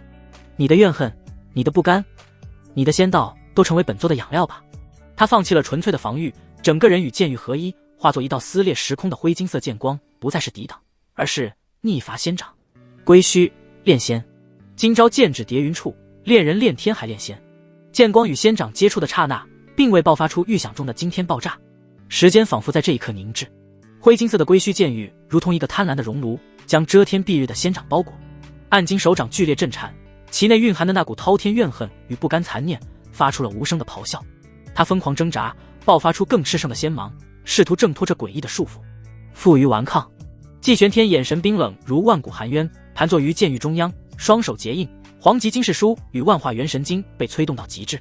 他头顶的五爪黄运金龙咆哮，源源不断的国运之力跨越虚空加持而来，稳固剑域。他自身则如同一个无底洞，开始疯狂抽取，炼化着仙手中蕴含的磅礴生机，与那些破碎的仙道法则碎片。这是一个极其凶险的过程。仙道层次的力量，哪怕只是一缕残念操控的残躯，也蕴含着超越凡俗的理解。无数纷乱驳杂的仙道信息，那股万古不灭的怨恨意志，如同绝地的洪流，冲击着季玄天的识海与道心。他的身体在微微颤抖，体表出现细密的裂痕，金色的地血不断渗出，又在强大的生机下迅速愈合。他在与一尊残仙进行着最本质的大道之争。远处，狼牙老祖等人早已看得瞠目结舌，头皮发麻。他们看到了什么？那个煞星非但没有被仙手抹杀，反而在炼化那只仙手。他在吞噬仙道法则。一位准地声音干涩，充满了无法理解的震撼。疯子，真是个疯子！他就不怕被仙道残念同化，沦为只知杀戮的怪物吗？另一人脸色苍白，语气中带着恐惧与一丝连自己都不愿承认的嫉妒。狼牙老祖死死盯着那片被灰金色剑域笼罩的区域，感受着其中一股凌驾于在场所有人之上的气息正在缓慢而坚定的孕育壮大。他的道心第一次产生了剧烈的动摇。此子，地路已开，不可阻挡矣。他喃喃自语，心中那点坐收渔利的侥幸彻底烟消云散，只剩下深深的无力与忌惮。时间一点点流逝，暗金手掌的光芒逐渐暗淡，其上的大道纹路变得模糊，那股滔天的怨恨残念也在归虚炼化与黄道镇压下，最终伴随着一声若有若无的叹息，那只威能无边的暗金仙手彻底失去了所有灵性与抵抗，化作一道精纯的能量流，被季玄天完全吸入体内。轰！季玄天周身爆发出万丈神光，一股混合了混沌、归虚、黄道、元神以及一丝超脱凡尘的恐怖气息，如同宇宙初开的大爆炸，以他为中心轰然炸开。噗！仅仅是这股气息的余波，就将远处观望的狼牙老祖等人震得气血翻腾，连连后退。修为稍弱的那位更是直接喷出一口鲜血，满脸骇然。此刻的季玄天盘坐虚空，宝相庄严，机体生辉，之前战斗留下的伤痕尽数复原，皮肤下隐隐有暗金流光闪过，那是初步融合了仙手本源的表征。他的气息赫然已经突破了之前的瓶颈，达到了准地境的大圆满。眼前似乎有一条虚幻的路，那是他的成地路，似乎有10里，似乎又只有1里。季玄天陡然睁开了双眼，双眸开合之间，仿佛有混沌生灭，仙果演化。炼化仙手不仅仅是能量的提升，更是对他自身之道的一次洗礼与补全。他清晰地看到了前方那扇紧闭的通往无上地境的大门，地路就在脚下。他缓缓起身，目光扫向狼牙老祖等人所在的方向，目光平淡，却带着一种俯瞰蝼蚁般的漠然。几人顿时如坠冰窟，浑身僵硬，连大气都不敢喘，更别提与之对视。季玄天并未理会这些已然心生惧意、道心被破的前辈，他的目光越过破碎的广场，投向了神木的更深处。在那里，他感应到了一股更加古老、更加纯粹，足以让任何准地为之疯狂的道韵。他一步迈出，身形模糊，下一刻便消失在原地，朝着那道韵的源头而去。狼牙老祖等人面面相觑，犹豫片刻，终究是抵不住内心深处对机缘的渴望。除了机缘，他们还忍不住好奇，想要亲眼见证季玄天最终能走到何等地步，咬牙跟了上去。穿过层层叠叠的时空褶皱，避过几处散发着致命危险气息的绝地，眼前豁然开朗。这是一片被无形力量守护着的净土，与外界的破败死寂截然不同。净土中央，一株不过丈许高的小树静静扎根于虚空，树皮斑驳，如同龙鳞，枝叶晶莹，呈现出一种悟道混沌的色彩。每一片叶子上都天然生长着不同的大道纹络，有时空之秘，有生死轮回，有5行生克，包罗万象。柔和而浩瀚的道韵如同水波般，以小树为中心，一圈圈荡漾开来，弥漫在整个净土。仅仅是吸入一口此地的气息，就让人灵台清明，往日修行中的诸多困惑竟有种豁然开朗之感。悟道树，竟然是传说中的悟道树！一位见多识广的准地失声惊呼，眼中爆发出前所未有的贪婪光芒。狼牙老祖等人亦是呼吸急促，激动得难以自持。悟道树，天地奇珍，可助人悟道，明晰前路。对于他们这些困在准地境漫长岁月、前路已断的老怪物而言，其价值甚至远超了所有的机缘。兴奋之余，他们的目光最终都落在了早已站在悟道树下负手而立的那道身影上。季玄天，有他在，这逆天机缘还能有他们的份吗？要不搏一搏？几位准地同时对视一眼，都看到了对方眼中的犹豫。他们内心深处仍抱有最后一丝侥幸。你们觉得呢？哪有赌徒天天输，哪有赌徒天天哭？我搏，干他丫的！悟道树下，杀机暗涌。几位老牌准地眼中贪婪与犹豫交织，周身道则起伏不定，无形的契机锁定了那道负手而立的背影。季玄天已然成了他们通往无上大道前最后也是最可怕的一块拦路石。诸位，此时不动手，更待何时？莫非真要眼睁睁看着他将这逆天机缘独吞不成？一位面容阴鸷的准地暗中传音，煽风点火。不错，他虽强，但刚刚经历大战，炼化仙手必有损耗。我等联手，未必没有机会。另一人眼神狠厉，杀意已决。狼牙老祖眉头紧锁，心中天人交战。理智告诉他，与季玄天为敌是取死之道，但悟道术的诱惑实在太大，大到足以让人铤而走险。就在几人气势攀升至顶点，即将抱起发难的刹那，季玄天缓缓转过了身，没有惊天动地的威压爆发，没有怒斥，甚至没有多余的表情，他只是平淡地扫了他们一眼。就那一眼，轰！如同万丈神山轰然压落心湖，又如寂灭万古的寒潮瞬间冻结灵魂。几位准地攀升到顶峰的气势骤然溃散，凝聚的法力如同撞上了一堵无形的叹息之壁，轰然倒卷，震得他们气血翻腾，道基都为之摇曳。那双眼睛，那是怎样的眼神？深邃如星海破灭，冰冷如万古玄冰。瞳孔深处倒映出的并非他们的身影，而是尸山血海，地路枯骨，一种凌驾于众生之上，视万物为刍狗的绝对漠然。在这眼神之下，他们感觉自己不再是高高在上的准帝，而是回到了弱小的幼年时代，面对着一尊不可名状和不可抵御的至高存在。所有的勇气，所有的贪婪，所有的侥幸，在这一眼下尽数化为乌有，只剩下源自生命本能的和最纯粹的恐惧。扑通，那位修为最弱的准帝心神彻底崩溃，双腿一软，竟直接瘫跪在地，面色惨白如纸，牙齿咯咯作响。阴鸷准帝与另一位主张动手的也是汗出如浆，身形踉跄后退，连与季玄天对视的勇气都生不出半分。狼牙老祖首当其冲，更是闷哼一声，嘴角溢出一缕鲜血，道心之上已然留下了一道难以磨灭的恐惧烙印。他终于明白，差距已经大到了无法用数量弥补的地步。眼前的季玄天半只脚已踏入地境，其生命层次与他们有了本质的区别。滚！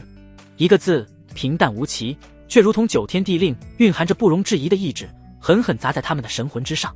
再无任何犹豫。多谢前辈不杀之恩。狼牙老祖第一个反应过来，强忍着屈辱与恐惧，深深一躬，随即头也不回地化作剑光，以比来时快了数倍的速度，亡命般逃离了这片是非之地。其余几人更是如蒙大赦，连滚带爬，狼狈不堪地遁走，生怕慢了一步，那尊煞星就会改变主意。眨眼之间，净土之内重归寂静，只剩下季玄天与那株散发着浩瀚道韵的悟道树。他不再理会那些丧家之犬，重新盘膝坐下，心神彻底沉入悟道之境。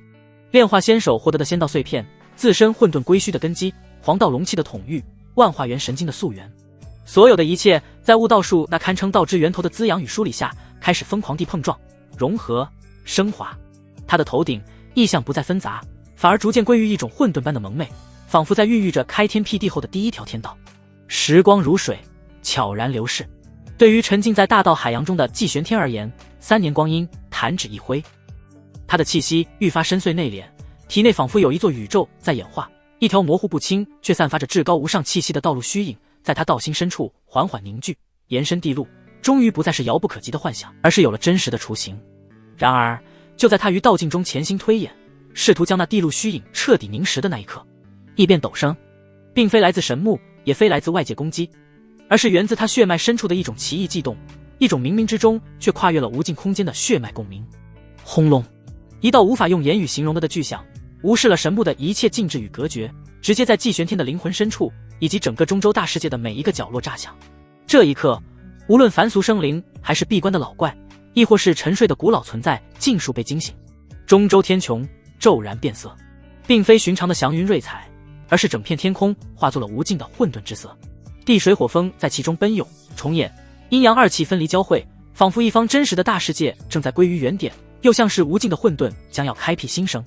无法言喻的古老至高鸿蒙的气息笼罩了亿万里山河。天啊，发生了什么？末日了吗？还是上古神魔复苏？不，这是大道显化，是传说中的至高体质诞生的异象。无数修士骇然望天，心神皆颤。紧接着，在那无尽的混沌中央，一株虚幻的青莲摇曳而生，扎根虚空，莲叶舒展间，抚平暴乱的地水火风，定住阴阳乾坤。连开36品，每一品都蕴含着一种至高大道的雏形。与此同时，真龙盘旋，神皇长鸣，玄武拓海，白虎啸天，种种只存在于太古传说中的先天神魔虚影，在混沌中显化，朝着某个方向齐齐朝拜。无穷无尽的混沌之气如同瀑布般从9天垂落，汇聚向中州某一片区域，其精纯与磅礴让所有感知到的修士为之疯狂。混沌之气，如此海量的先天混沌之气，是谁？究竟是谁引动了这般异象？青莲摇曳，定地水火风，这是亘古传说中万古无一，可直通大道的混沌体。有活了不知多少岁月的老古董颤声说出了那个震撼万古的名字：混沌体。天生劲道，万法不侵，修行1日千里，大成之后可与大地争锋，甚至窥探那无上仙域。整个中州彻底沸腾，震撼，疯狂。无数道强横的神念不顾一切地冲天而起，试图探寻那引发异象的源头。彼时，通天阁核心禁地内，慕容雪虚弱地躺在玉榻之上，脸色苍白，却带着难以言喻的幸福与激动。她的怀中抱着一个刚刚出生的女婴，女婴不哭不闹，睁着一双纯净无瑕眼眸，仿佛蕴含着一方混沌初开宇宙，好奇地打量着这个世界。他周身笼罩着淡淡的混沌气流，肌肤晶莹如玉，体内道音轰鸣，与外界那浩瀚的天地意象交相呼应。混沌体，阁主大人的第一个子嗣，竟然是万古无一的混沌体。就在季玄天为血脉共鸣，为混沌体女儿的降世而心潮澎湃之际，那熟悉的机械之声毫无征兆地在他灵魂深处轰然响起。叮！检测到宿主首位子嗣诞生，子嗣天赋评定，万古无一混沌体。恭喜宿主获得首个子嗣特殊奖励及混沌体超额完成奖励。奖励计算中，计算完毕，开始发放。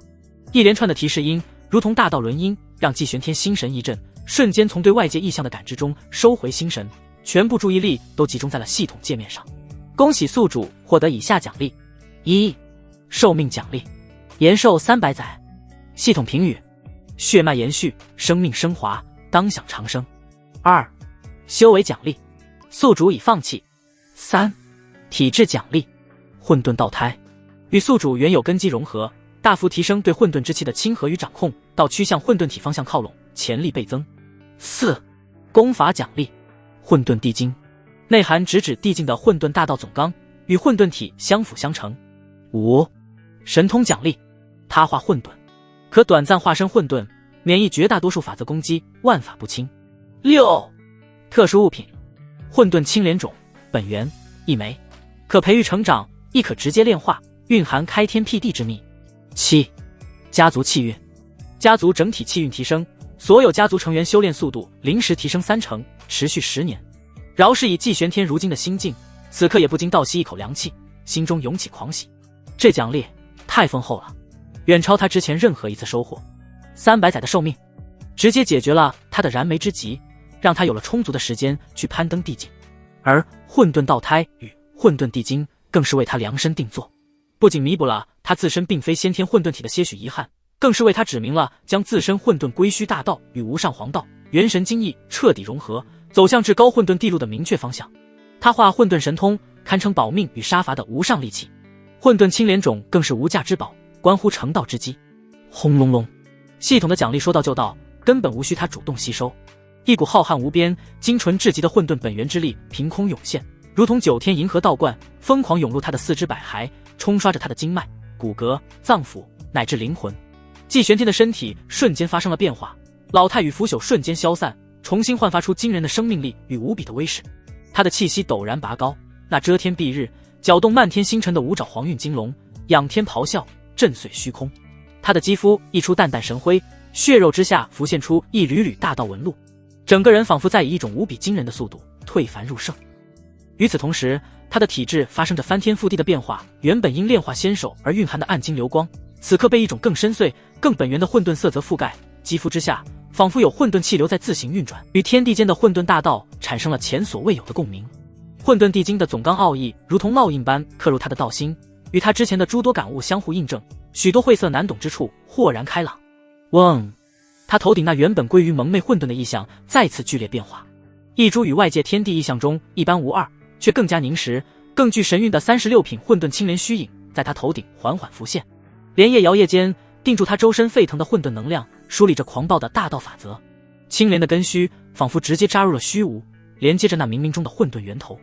而那条在他道心深处原本模糊不清的地路虚影，此刻竟也变得清晰起来，并且在那地路的起点，一株微小的青莲萌芽破土而出，散发出无尽的生机与道韵。地路生青莲，这是他的道，他的路正在以一种前所未有的方式显化升华。混沌青莲，地路。季玄天喃喃自语，双眸之中混沌光芒大盛，仿佛有两方初开的宇宙在轮转。他感觉自己的前路从未如此清晰过，以混沌为基，统御万道，归虚为刃，开辟独属于他的无上地图。系统奖励的融入不仅仅是实力的暴涨，更是对他道基的一次终极补全与拔高。他缓缓抬起手，掌心之中一缕混沌气浮现，不再是简单的湮灭，而是蕴含着生灭、创造、终结、统御等无穷意境。这一刻，他虽仍是半地，但其真正的实力与潜力已然发生了质的飞跃。即便是面对真正的大地，他也不惧。只见季玄天抬眼望去，一道虚无的光路在他的眼前铺开，绵延数十里。这就是他的道，他的地路。大地的成就高低全靠这地路。100里为地，可证到大地境；1000里为基，可证3星大地；10000里为岩，可证6星大地；1里为上，可证9星大地时移为颠，大地圆满，阶段路，续仙途，登道成仙。就在季玄天凝视着眼前那地路虚影，准备借此良机闭关潜修，一鼓作气将地路拓展至100里，正式叩响大地之门时，嗡！血脉深处那股熟悉的悸动竟再次传来。不同于之前混沌体降世时那席卷诸天的混沌轰鸣，这一次的感应更为轻灵飘渺，仿佛天地间最纯净的道韵在轻轻拨动心弦。定，检测到宿主第2位子嗣诞生，子嗣天赋评定，先天灵韵圣体，恭喜宿主获得奖励。系统的提示音再次如期而至。第2位，先天灵韵圣体。季玄天微微一怔，随即了然，这应是灵物耳所出。他心念电转，瞬间明了其中因果。几乎是同时，外界的天地再生异响。原本尚未完全平息的混沌余波，被一股全新的圣洁浩瀚的力量所涤荡，中州天穹之上，无尽的金色霞光喷薄而出，渲染了半边天空。仙葩虚影自虚空绽放，片片晶莹，摇曳生姿，洒落亿万缕瑞彩。清澈悦耳的大道仙音自九霄传来，不似混沌体降世时的宏大伦音，却更能洗涤心灵，启迪智慧，让闻者灵台空明，往日修行关爱竟有松动之感。紧接着，一道道纯净无瑕的先天灵韵之气，如同受到召唤，从天地四极、山川河岳乃至草木精怪身上丝丝缕缕析出，汇聚成一条条灵气长河，跨越虚空，朝着与之前混沌之气相同的方向奔涌而去。这些灵韵之气并非狂暴的能量，而是最为本源的道则显化，滋养万物，润物无声。又来了，这次是什么？仙葩霞光，大道仙音，这一项虽不及方才混沌体霸道，却更显祥和神圣，是先天灵韵圣体，万法不侵，道运自成，修行路上几无瓶颈的先天灵韵圣体。天啊！1日之内，2大至高体质接连现世，都诞生在通天阁。这季阁主，他到底干了什么？2声女娃的啼哭，整个中州再次陷入巨大的震撼之中。如果说混沌体的出现是毁灭与创造的至尊降临，那么先天灵韵圣体的诞生便是仙人道运临凡。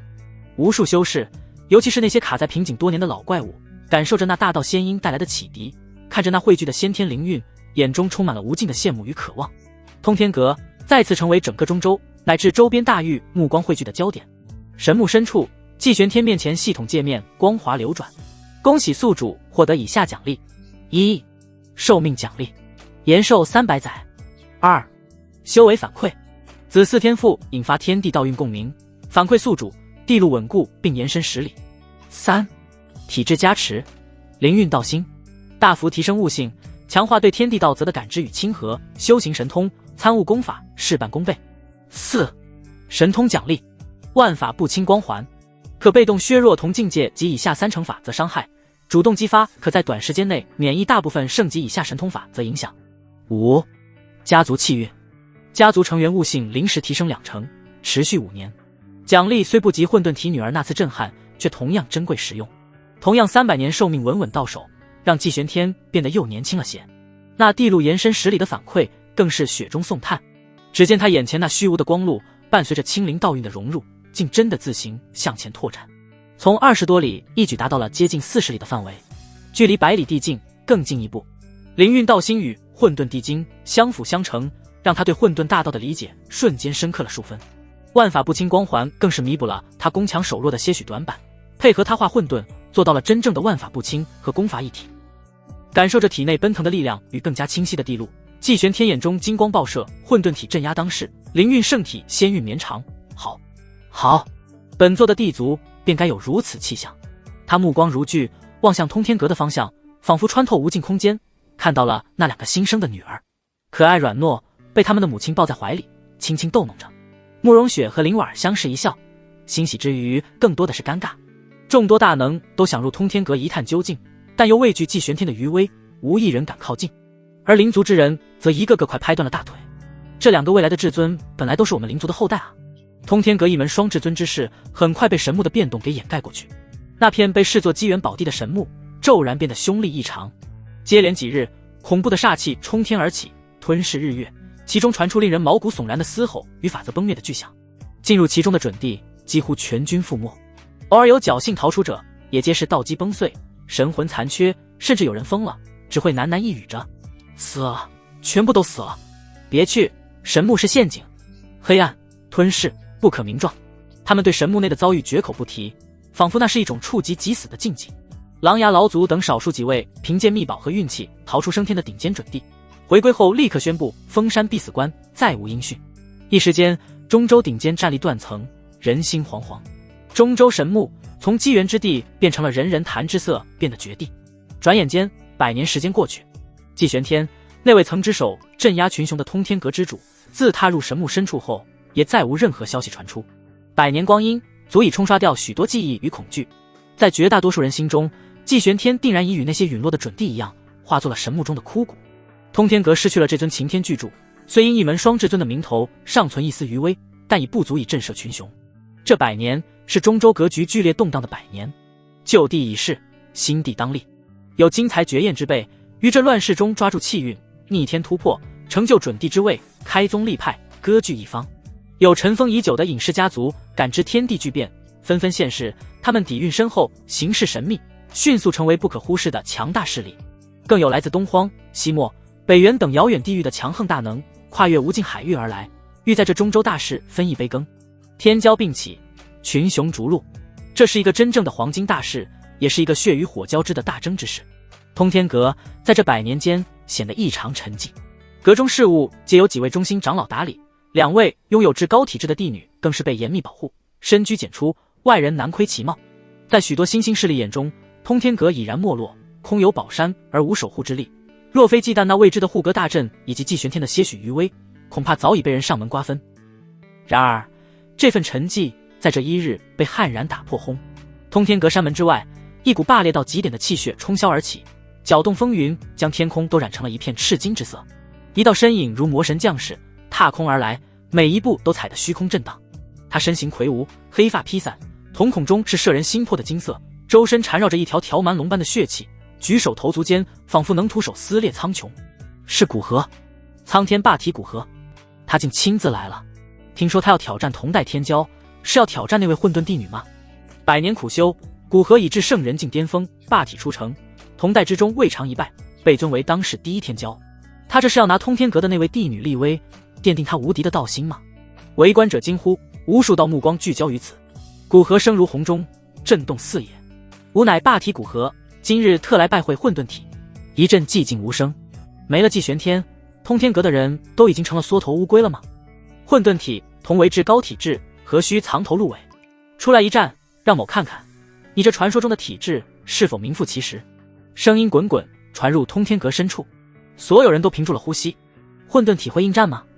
他虽体质逆天，但毕竟年仅100岁，修行时日尚短，如何能与已至圣人巅峰、战力滔天的苍天霸体争锋？就在众人猜测之际，一道清冷却又蕴含着无上威严的女声自阁内传出：凭你也配直呼我父尊名讳，饶我清修。就在古河那霸烈的声音还在山峦间回荡之际，一道身影已无声无息地立于通天阁山门之巅的飞檐之上。来人身着一袭素白流云裙，衣袂在微风中轻扬，宛若谪仙凌尘。他黑发如瀑，仅以一根简单的玉簪束起，露出一张清丽绝伦，仿佛集天地灵秀于一身的面容。肌肤银白胜雪，五官精致的无可挑剔，但最令人心惊的是他那双眸子，深邃如万古星空，平静似无垠瀚海，不起丝毫波澜。他只是站在那里，周身并无刻意散发的威压，其所处的空间却自然而然地呈现出细微的扭曲，仿佛大道在他身边都需绕行，一种无形而尊贵的事弥漫开来，让喧嚣的现场瞬间安静了几分。是帝女，璃月帝女出来了。天啊，好强的气场！明明感觉不到修为波动，却让我等圣主级人物都感到心悸。这就是混沌体吗？果然非凡俗可比。围观人群中响起阵阵压抑的惊呼，来自各方的修士，无论是年轻天骄还是老一辈名宿，此刻目光都聚焦在那白衣少女身上。古河金色的瞳孔骤然收缩，如同盯上了猎物的猛兽。他感受到了对方体内那潜藏着的力量，浩瀚而内敛，与他霸体的刚猛外放截然不同。你就是季璃月，100岁成圣，混沌之体，名不虚传。古河声音沉浑，带着一丝凝重，但更多的却是沸腾的战意。可惜今日注定要成为我霸体道途上最耀眼的那块踏脚石。季璃月眸光微转，终于落在了古河身上，那眼神平淡的如同在看水中浮游，不带丝毫情绪。苍天霸体。他红唇轻启，声音清冷如玉珠落盘，气血尚可，拳意粗陋，图具其形，未得其神，拜你100招之内。狂妄！古河怒极反笑，声震四野。我古河纵横同代100年，泉下败尽天骄，今日便让你知晓何为霸者无敌。他不再多言，周身赤金色气血轰然爆发，如同火山喷涌，直冲云霄，将半边天空都染成了金红色。霸道的威压如同实质的山岳，朝着四方碾压而去，让许多修为稍弱者面色发白，连连后退。霸血屠神！古河怒吼，一步踏出，虚空震荡。他右拳紧握，无尽的霸血精气与道则凝聚，化作一条鳞甲狰狞、栩栩如生的赤金蛮龙，咆哮着撕裂长空。只见他带着屠神灭魔的惨烈拳意，朝着季离月轰然逝去。拳锋过处，空间寸寸崩裂，显露出漆黑的虚空乱流。这一拳霸烈绝伦，让几位隐藏在暗中的老牌准帝都微微颔首。古河已得霸体真传，此拳之威已堪比圣王。霸体之威，尽至于斯。帝女能接下吗？有年轻修士惊呼。混沌体虽强，毕竟年幼，修为差距摆在那里，恐怕。然而，面对这足以令圣王胆寒的恐怖一击，季离月依旧静立原地，甚至连衣角都未曾飘动一下。他只是缓缓抬起了那白皙纤秀的右手，对着咆哮而来的赤金蛮龙，五指微拢，轻轻一握。没有惊天动地的爆炸，没有法则对撞的轰鸣，那足以崩山裂海的赤金蛮龙，在接触到他手掌前方3尺之时，竟如同陷入了无形的泥沼，速度骤减，最终化作点点最本源的灵光，悄无声息地消散在天地之间，仿佛那毁天灭地的一击只是一场幻梦。什么？这怎么可能？霸血屠神就这么被抹去了？全场哗然，无数人骇然失色，简直不敢相信自己的眼睛。古河脸上的狂傲瞬间凝固，取而代之的是极致的震惊与难以置信。你做了什么？他的霸血一击蕴含着他无敌的信念与道则，竟被对方如此轻描淡写的化去，这超出了他的理解。混沌可演万法，亦可化万法为虚无。季离月轻声低语，如同在阐述一条再简单不过的真理。他一步踏出，周身开始弥漫出淡淡的灰色气流，初始稀薄，转眼间便浓郁起来，将他身影笼罩，仿佛他自身化作了一片初开的混沌，与这方天地既融合又超脱。接我一剑！他并指如剑，朝着古河所在轻描淡写的一划。嗡！一道灰蒙蒙的剑气自其指尖迸发出时，细若游丝，却在离体的刹那，剑气迎风暴涨，瞬息之间便化作一道横亘天地的巨大混沌剑罡。所过之处，万物归虚，法则崩坏，留下一条吞噬一切的黑暗轨迹，直斩古河。这一剑并非急速，却带着一种恐怖道韵，锁定了古河的一切契机。古河亡魂大冒，感受到了前所未有的死亡威胁。他疯狂咆哮，将苍天霸体催动到极致，浑身金光万丈，气血如同狼烟燃烧。霸血神行，战魂不灭。他双拳齐出，背后浮现出一片浩瀚而古老的战场意象，无数身具霸血的先贤战魂在其中显化，发出震天的战吼，与他一同挥拳打出至强一击，试图抗衡那毁灭一切的混沌剑罡。轰隆隆，混沌剑罡与霸血意象狠狠撞在一起，没有想象中的僵持，有的只是一面倒的湮灭。恐怖的碰撞爆发，能量风暴席卷四方，若非通天阁大阵自主激发光幕抵挡，方圆千里都将化为齑粉。光芒散尽，众人骇然望去，只见那片虚空，古河半跪在地，原本璀璨夺目的霸体金身，此刻暗淡无光，布满了蛛网般的裂痕，灿金色的血液不断从裂痕中渗出，滴落虚空，燃烧起丝丝道火。他气息萎靡到了极点，抬头望着前方，眼中充满了惊骇、不甘以及一丝茫然。而季离月依旧静立原地，白衣胜雪，纤尘不染。他平静地收回手指，仿佛只是拂去了一粒微尘。百招！他轻轻摇头，语气依旧平淡，还是多余了。寂静，死一般的寂静笼罩了全场，所有人都被这摧枯拉朽般的胜利震撼得失去了言语。百岁之灵，圣人之境，一招，仅仅一招，便彻底击溃了霸体大成，圣王巅峰的当世第一天交古河。这强势无敌的姿态，这轻描淡写间碾压对手的风采，这感觉为何如此熟悉？一位来自中州的老教主倒吸一口凉气，喃喃道：江山代有才人出，各领风骚数百年，此言不虚。旧的传奇或许落幕，但新的传奇已然崛起。另一位大教长老感慨万千，无敌的信念，碾压的实力，这简直是一脉相承啊！有经历过100年前神木之变的老修士颤声道，眼中满是追忆与震撼。我仿佛看到了第二个季玄天的崛起。有人失声惊呼，道出了许多人心中的共鸣。季离月目光扫过下方无数震惊、敬畏、复杂的目光，最终望向远方的山河。清冷的声音再次响起，却带着一种不容置疑的威严，传遍四方。无名，季离月，今日起当入世修行，行走天下。同代之中，若有不服者，尽可来战，吾一并镇压之。季离月那宣告入世的声音尚在天地间回荡。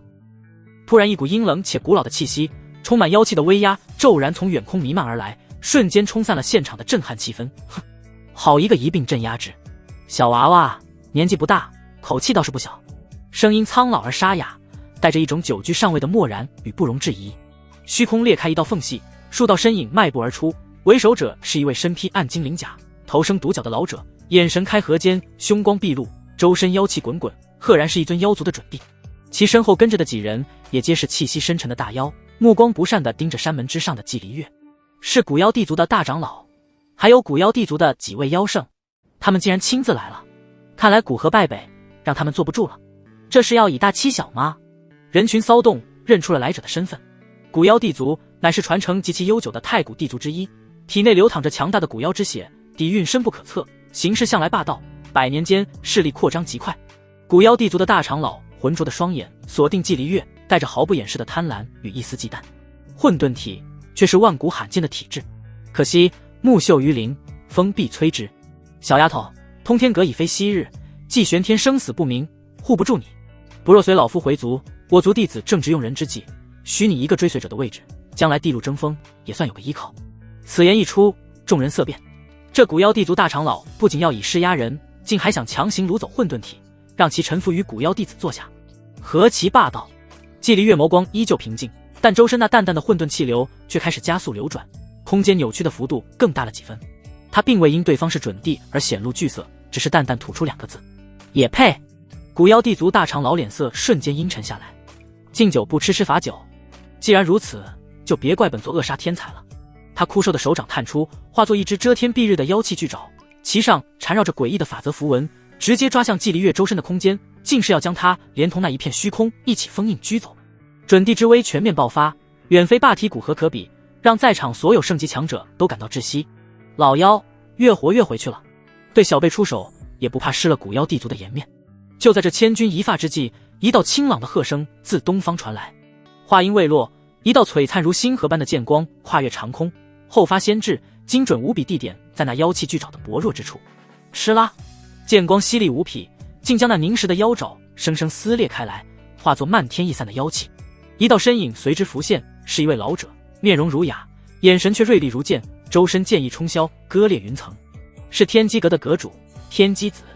天机阁竟然出手了，众人惊呼未定，西方又传来一声道号：无量天尊，裴道友，以大欺小，非强者所为。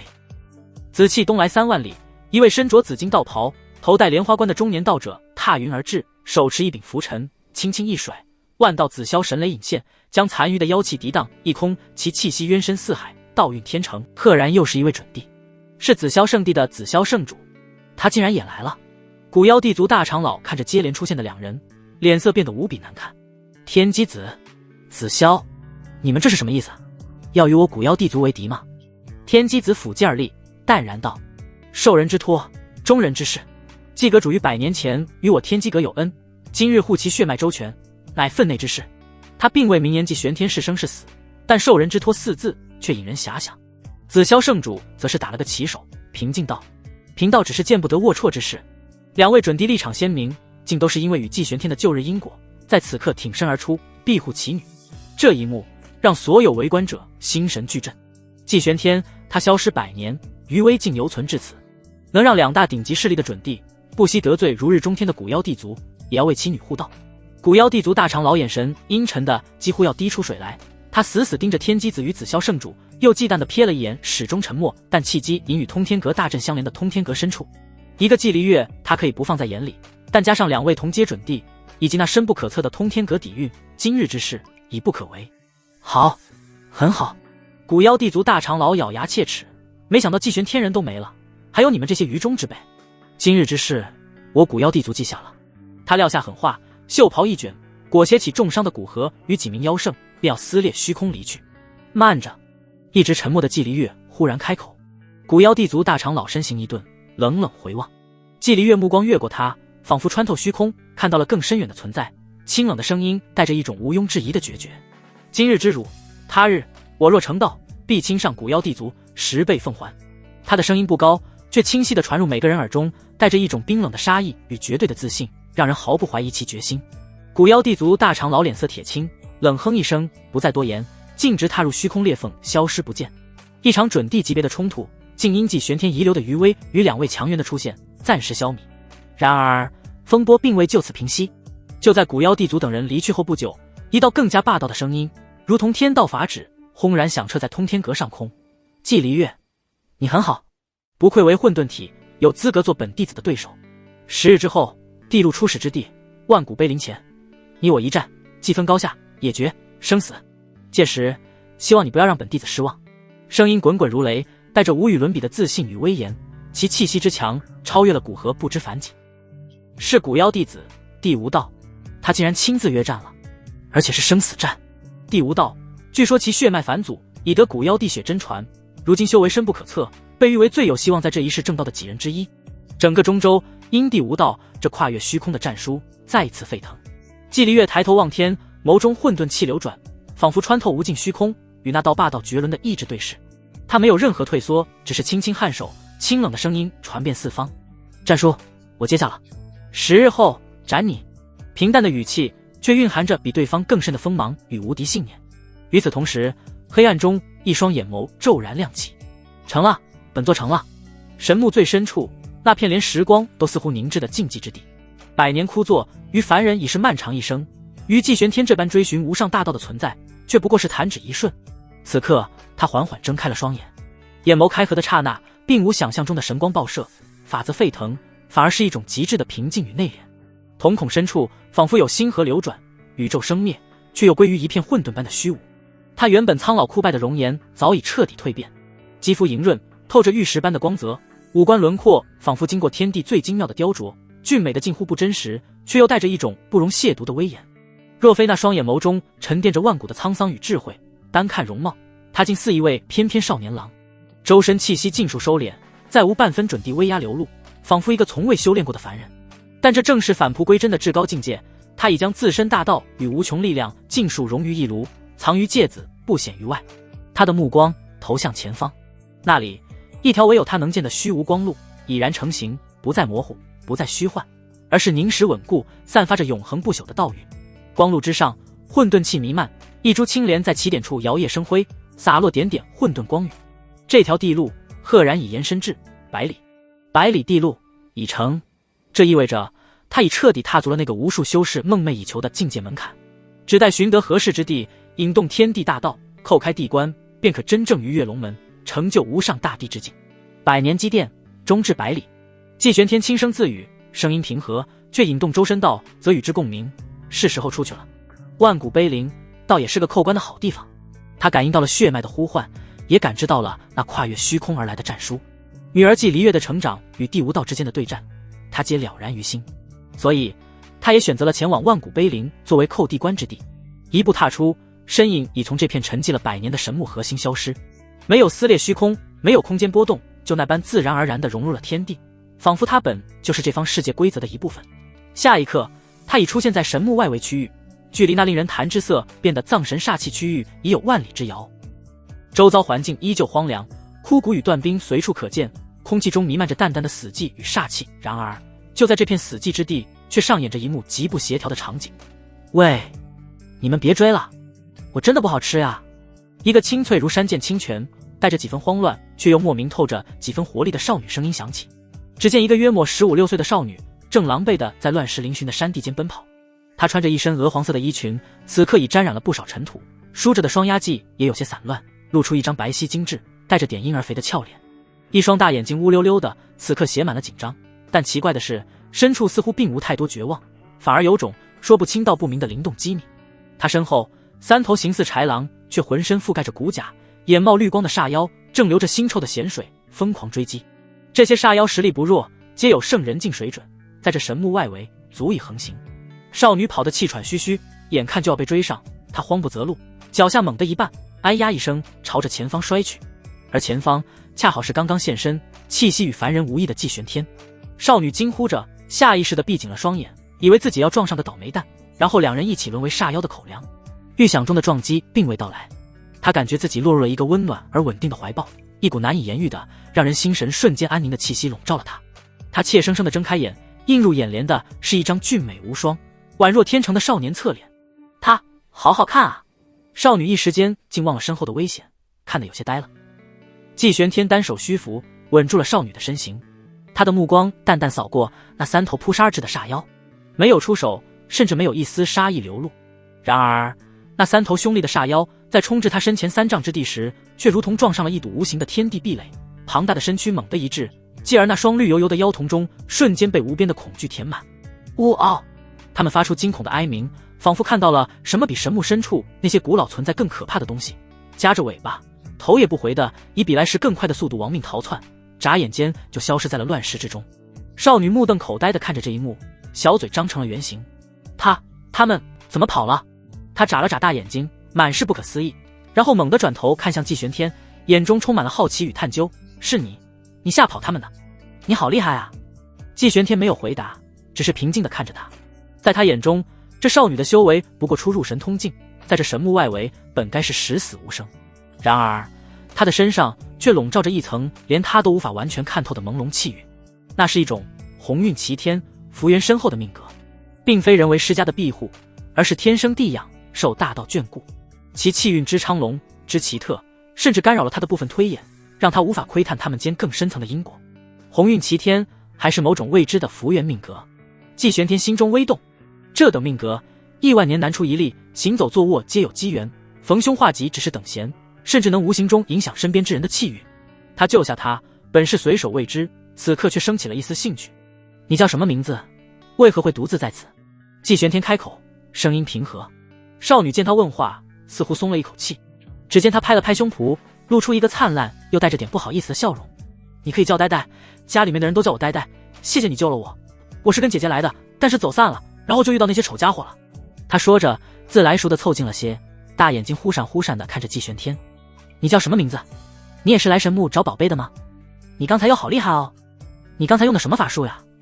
能不能教教我？呆呆叽叽喳喳的说着，季玄天看向他，眼神愈发觉得奇怪。虽然还未勘破与他之间的因果，但总感觉与他的渊源不浅。难道就在季玄天于神木边缘救下那自称呆呆的少女时，远在万里的通天阁早已乱成了一锅粥？找！再派人去找，务必把2小姐平安带回来。慕容雪揉着眉心，声音带着难以掩饰的焦急与疲惫。100年过去，她风采更胜往昔，修为也已真至圣王境，此刻却因呆呆的任性而心焦如焚。林婉儿坐在一旁，眼眶微红，手中紧紧攥着一封字迹歪扭的书信，上面只有寥寥数语：娘亲，我出去找大姐玩了，呆呆会照顾好自己的。勿念落款处还画了个滑稽的笑脸，都怪我平日里对她太过宠溺，才让她如此不知天高地厚。外界何等凶险，她这点微末修为，娘亲这可怎么办啊？林婉儿语带哽咽，满是自责。慕容雪走到她身边，轻声安慰：婉儿莫急，呆呆那孩子虽顽皮，但机灵得很，且有她福缘深厚，定能逢凶化吉。我已派了影卫暗中搜寻，一有消息立刻回报。这时挺着隆起腹部的秦若曦在侍女的搀扶下缓缓走入殿中。她这胎怀了100年，一直未有生产迹象，她此刻面上也带着忧色。婉儿妹妹别太担心，我已传音给了黎月，呆呆吉人天相，定会没事的。说起来，我这肚子里的也是个不让人省心的，100年了都没个动静。她话音未落，脸色猛地一变，手下意识地抚上高高隆起的腹部，发出一声低呼：怎么了？若曦，若曦姐姐，你怎么了？慕容雪和林婉儿立刻关切地围了上来。秦若曦感受着腹中传来的近100年未有的清晰胎动，她脸上血色瞬间褪去，又迅速涌上一抹激动的红晕，声音带着难以置信的颤抖：动了，他好像要出来了。殿内众人先是一愣，随即更大的慌乱爆发开来。快请稳婆通知药王长老，准备热水、灵药，开启内殿防护阵法。通天阁核心区域因秦若曦这突如其来的临产征兆，刚刚平复些许的混乱，瞬间以另一种形式再度升级。与此同时，神木外围，季玄天看着眼前这个叽叽喳喳如同小雀般的少女，眼神中的探究之意越来越浓。那层朦胧的气韵之下，血脉深处传来的那种微弱却无比真实的共鸣感，让他几乎可以确定，这丫头就是他那个拥有先天灵韵圣体的二女儿林婉儿所出。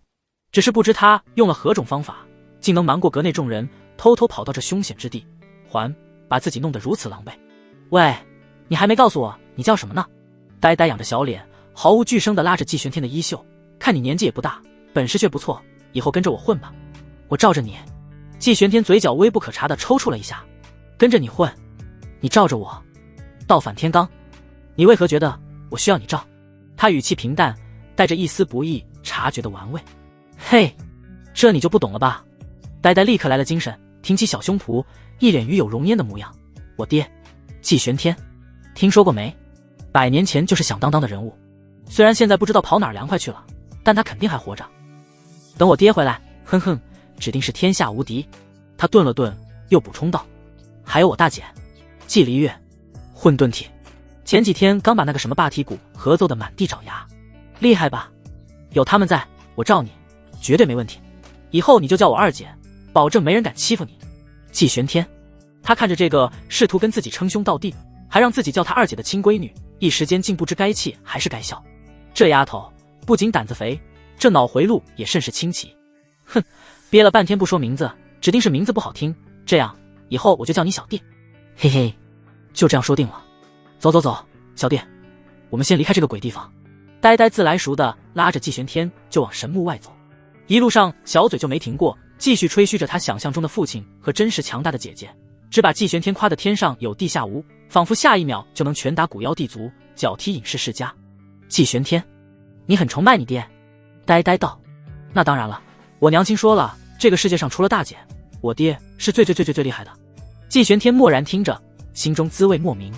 100年未见，女儿已长大，虽行事跳脱，但这般维护家人的心性却让他感到一丝暖意。两人刚走出神木煞气笼罩的范围，来到一片相对平缓的山路地带，前方空间一阵波动，5道身影骤然出现，拦住了去路。这5人皆是圣人修为，衣着各异，眼神贪婪而凶狠，显然是在此蹲守，专门打劫从神木区域出来可能身怀机缘的落单修士。站住！为首一个刀疤脸凝笑着打量季玄天和呆呆，小子，运气不错啊，能从神木周边活着出来，把身上的东西都交出来，还有这个小丫头，细皮嫩肉的，卖去炉顶楼也能值几个钱。他们完全没把气息如同凡人的季玄天放在眼里，目光更多的落在容貌精致、灵气动人的呆呆身上。呆呆吓了一跳，下意识的往季玄天身后缩了缩，但嘴上却不饶人。你们这些坏蛋，知道我爹是谁吗？知道我大姐是谁吗？敢动我们，我爹和我大姐不会放过你们的。几个圣人闻言狂笑起来。你爹，你大姐，在这荒郊野岭，就算你爹是天王老子也没用。他们步步紧逼，圣人威压混合着杀气笼罩过来。季玄天依旧平静，甚至懒得看这几人一眼。他正欲随手打发掉这些蝼蚁，却见身前的呆呆，虽然害怕的小手紧紧抓着他的衣角，却猛地挺起小胸脯，强装镇定地对着那几个圣人喊道：你们别乱来，我警告你们，我身边这位可是我新任的小弟，他很厉害的，刚才一个眼神就吓跑了3头煞妖，你们再不走，等他出手，你们就完蛋了。他一边说，一边用力扯了扯季玄天的衣袖，小声道：小老弟，快到你表现的时候了，像刚才那样瞪他们。季玄天，他低头看着努力想把他推出去扛事，还试图指挥他用眼神杀人的小女儿，一时间竟有些不知该作何表情。而那几个圣人听到呆呆的话，先是一愣，随即爆发出更加猖狂的嘲笑。眼神下跑煞妖，小丫头，你编故事也编得像样点，看来是不见棺材不掉泪。动手！狂暴的圣级法力瞬间爆发，化作几道圣光，朝着季玄天和呆呆碾压而来。呆呆吓得闭上了眼睛，口中却还在念叨：小老弟快瞪他们啊！然而预想中的攻击并未临身，他只感觉到身边那小老弟似乎连动都未曾动一下，紧接着便是几声短暂到几乎可以忽略的如同气泡破裂般的轻微声响，噗噗噗，然后世界安静了。呆呆小心翼翼地睁开一只眼睛，只见那5个凶神恶煞的圣人依旧保持着前冲和出手的姿势，僵立在原地，但他们的眼神却充满了极致的恐惧与茫然，瞳孔涣散，身上的生命气息如同被风吹灭的烛火，瞬间消失得干干净净。微风吹过，5具失去灵魂的躯壳如同沙雕般悄然瓦解，化作最细微的尘埃，飘散在空中，连一丝痕迹都未曾留下。呆呆张大了嘴巴，看看空空如也的前方，又看看身边依旧云淡风轻的小老弟，他的大脑第一次因为震惊而有些宕机。这好像不是瞪一眼就能解释的吧？他呆呆地转过头，看着季玄天那俊美却有些稚嫩的侧脸，不禁咽了咽口水，小心翼翼地问道：“小老弟，不，前辈，您到底是谁啊？”呆呆仰着小脸，看着身边这位神秘莫测、实力强得不像话的小老弟，大脑飞速运转，试图找出一个合理的解释。恐怖的实力，年轻的容貌，还恰好出现在神木附近。一个离谱但又似乎唯一合理的念头冒了出来，这该不会是哪个隐士家族的天骄吧？毕竟这些年不断有隐士家族的天骄出世，这容颜，这气血，这实力，恐怕也就只有大姐能跟他抗衡一二了。想着，呆呆眼珠咕噜一转，脸上立刻堆起一个自认为最甜美、最讨好的笑容，凑近季玄天，用胳膊肘轻轻碰了碰他，压低声音，带着几分你懂得的狡黠：“喂，前辈，刚才跟你开玩笑的，你别介意哈。你看你这么厉害，又这么年轻英俊，我跟你商量个事儿呗。”季玄天看着带点那小表情，不由心中一乐，正准备表明自己的身份，只听那个前辈，你要老婆不要？季玄天呆呆地滴溜着纯净无瑕的双眼看着他道：“我大姐季离月，混沌体，绝世天才，倾国倾城，跟你绝对是郎才女貌，天作之合。怎么样？考虑一下，当我姐夫，以后咱们就是一家人了。无敌的爹赐无敌嫡姐，天骄的姐夫，我呆在这天下，岂不是完全可以横着走？唉，娘亲他们总说我呆，其实我一点都不呆，大多时候我都机智的一笔。”季玄天，他听着自家闺女这番大逆不道、倒反天罡的言论，额头隐隐有青筋跳动。这丫头不仅没认出亲爹，还盘算着把他亲姐姐给卖了。一股无名火夹杂着难以言喻的荒谬感直冲头顶，他猛地转头，目光如电，直视着呆呆那双游自闪烁着机智光芒的大眼睛，几乎是咬着牙，一字一顿地低吼道：“我是你爹。”声音不高，却带着一股难以言喻的威严与愠怒，震得呆呆耳膜嗡嗡作响。呆呆被这突如其来的低吼吓了一跳，缩了缩脖子：“我娘你就别想了，他心里只有我爹那个英明神武的爹。你要真敢打他主意，我爹出关非得跟你拼命不可。他老人家发起火来很吓人的。”但随即撇撇嘴，小声嘟囔：“你想当我爹，还不如当我姐夫现实点。”季玄天只觉得一股郁气堵在胸口，这丫头怎么就这么轴？就在他考虑是不是要用点物理手段让这傻闺女清醒时，刷，数道强大的气息由远及近，瞬间降临，将两人围在中间。为首者是一位身着玄色道袍的老者，气息渊深，赫然是一位大圣境的强者。其身后跟着的几人也都是圣王修为，他们显然是被刚才那几名圣人瞬间湮灭时细微的空间波动和能量残余吸引过来的。玄袍大圣目光锐利如鹰隼，先是扫过地上那几乎不可察的尘埃痕迹，又落在气息频繁的季玄天和修为低微的呆呆身上，眼中闪过一丝贪婪与惊疑。刚才此地能量波动异常，还有我几名下属的气息再次彻底消失，是你们做的？玄袍大圣声音冰冷，带着审问的意味，交出你们在神木所得机缘，或许可留你们全尸。强大的大圣威压如同潮水般涌来，让呆呆瞬间脸色发白，呼吸困难，再也说不出俏皮话，只剩下本能的恐惧。季玄天眼神一寒，他本不欲与这些蝼蚁多做纠缠，但他们吓到女儿了，而且正好借此机会让这个傻丫头认清现实。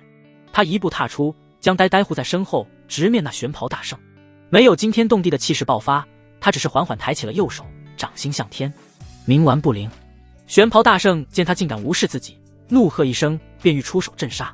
然而下一刻，他以及他身后所有的圣王动作全都僵住了，瞳孔骤然收缩到针尖大小。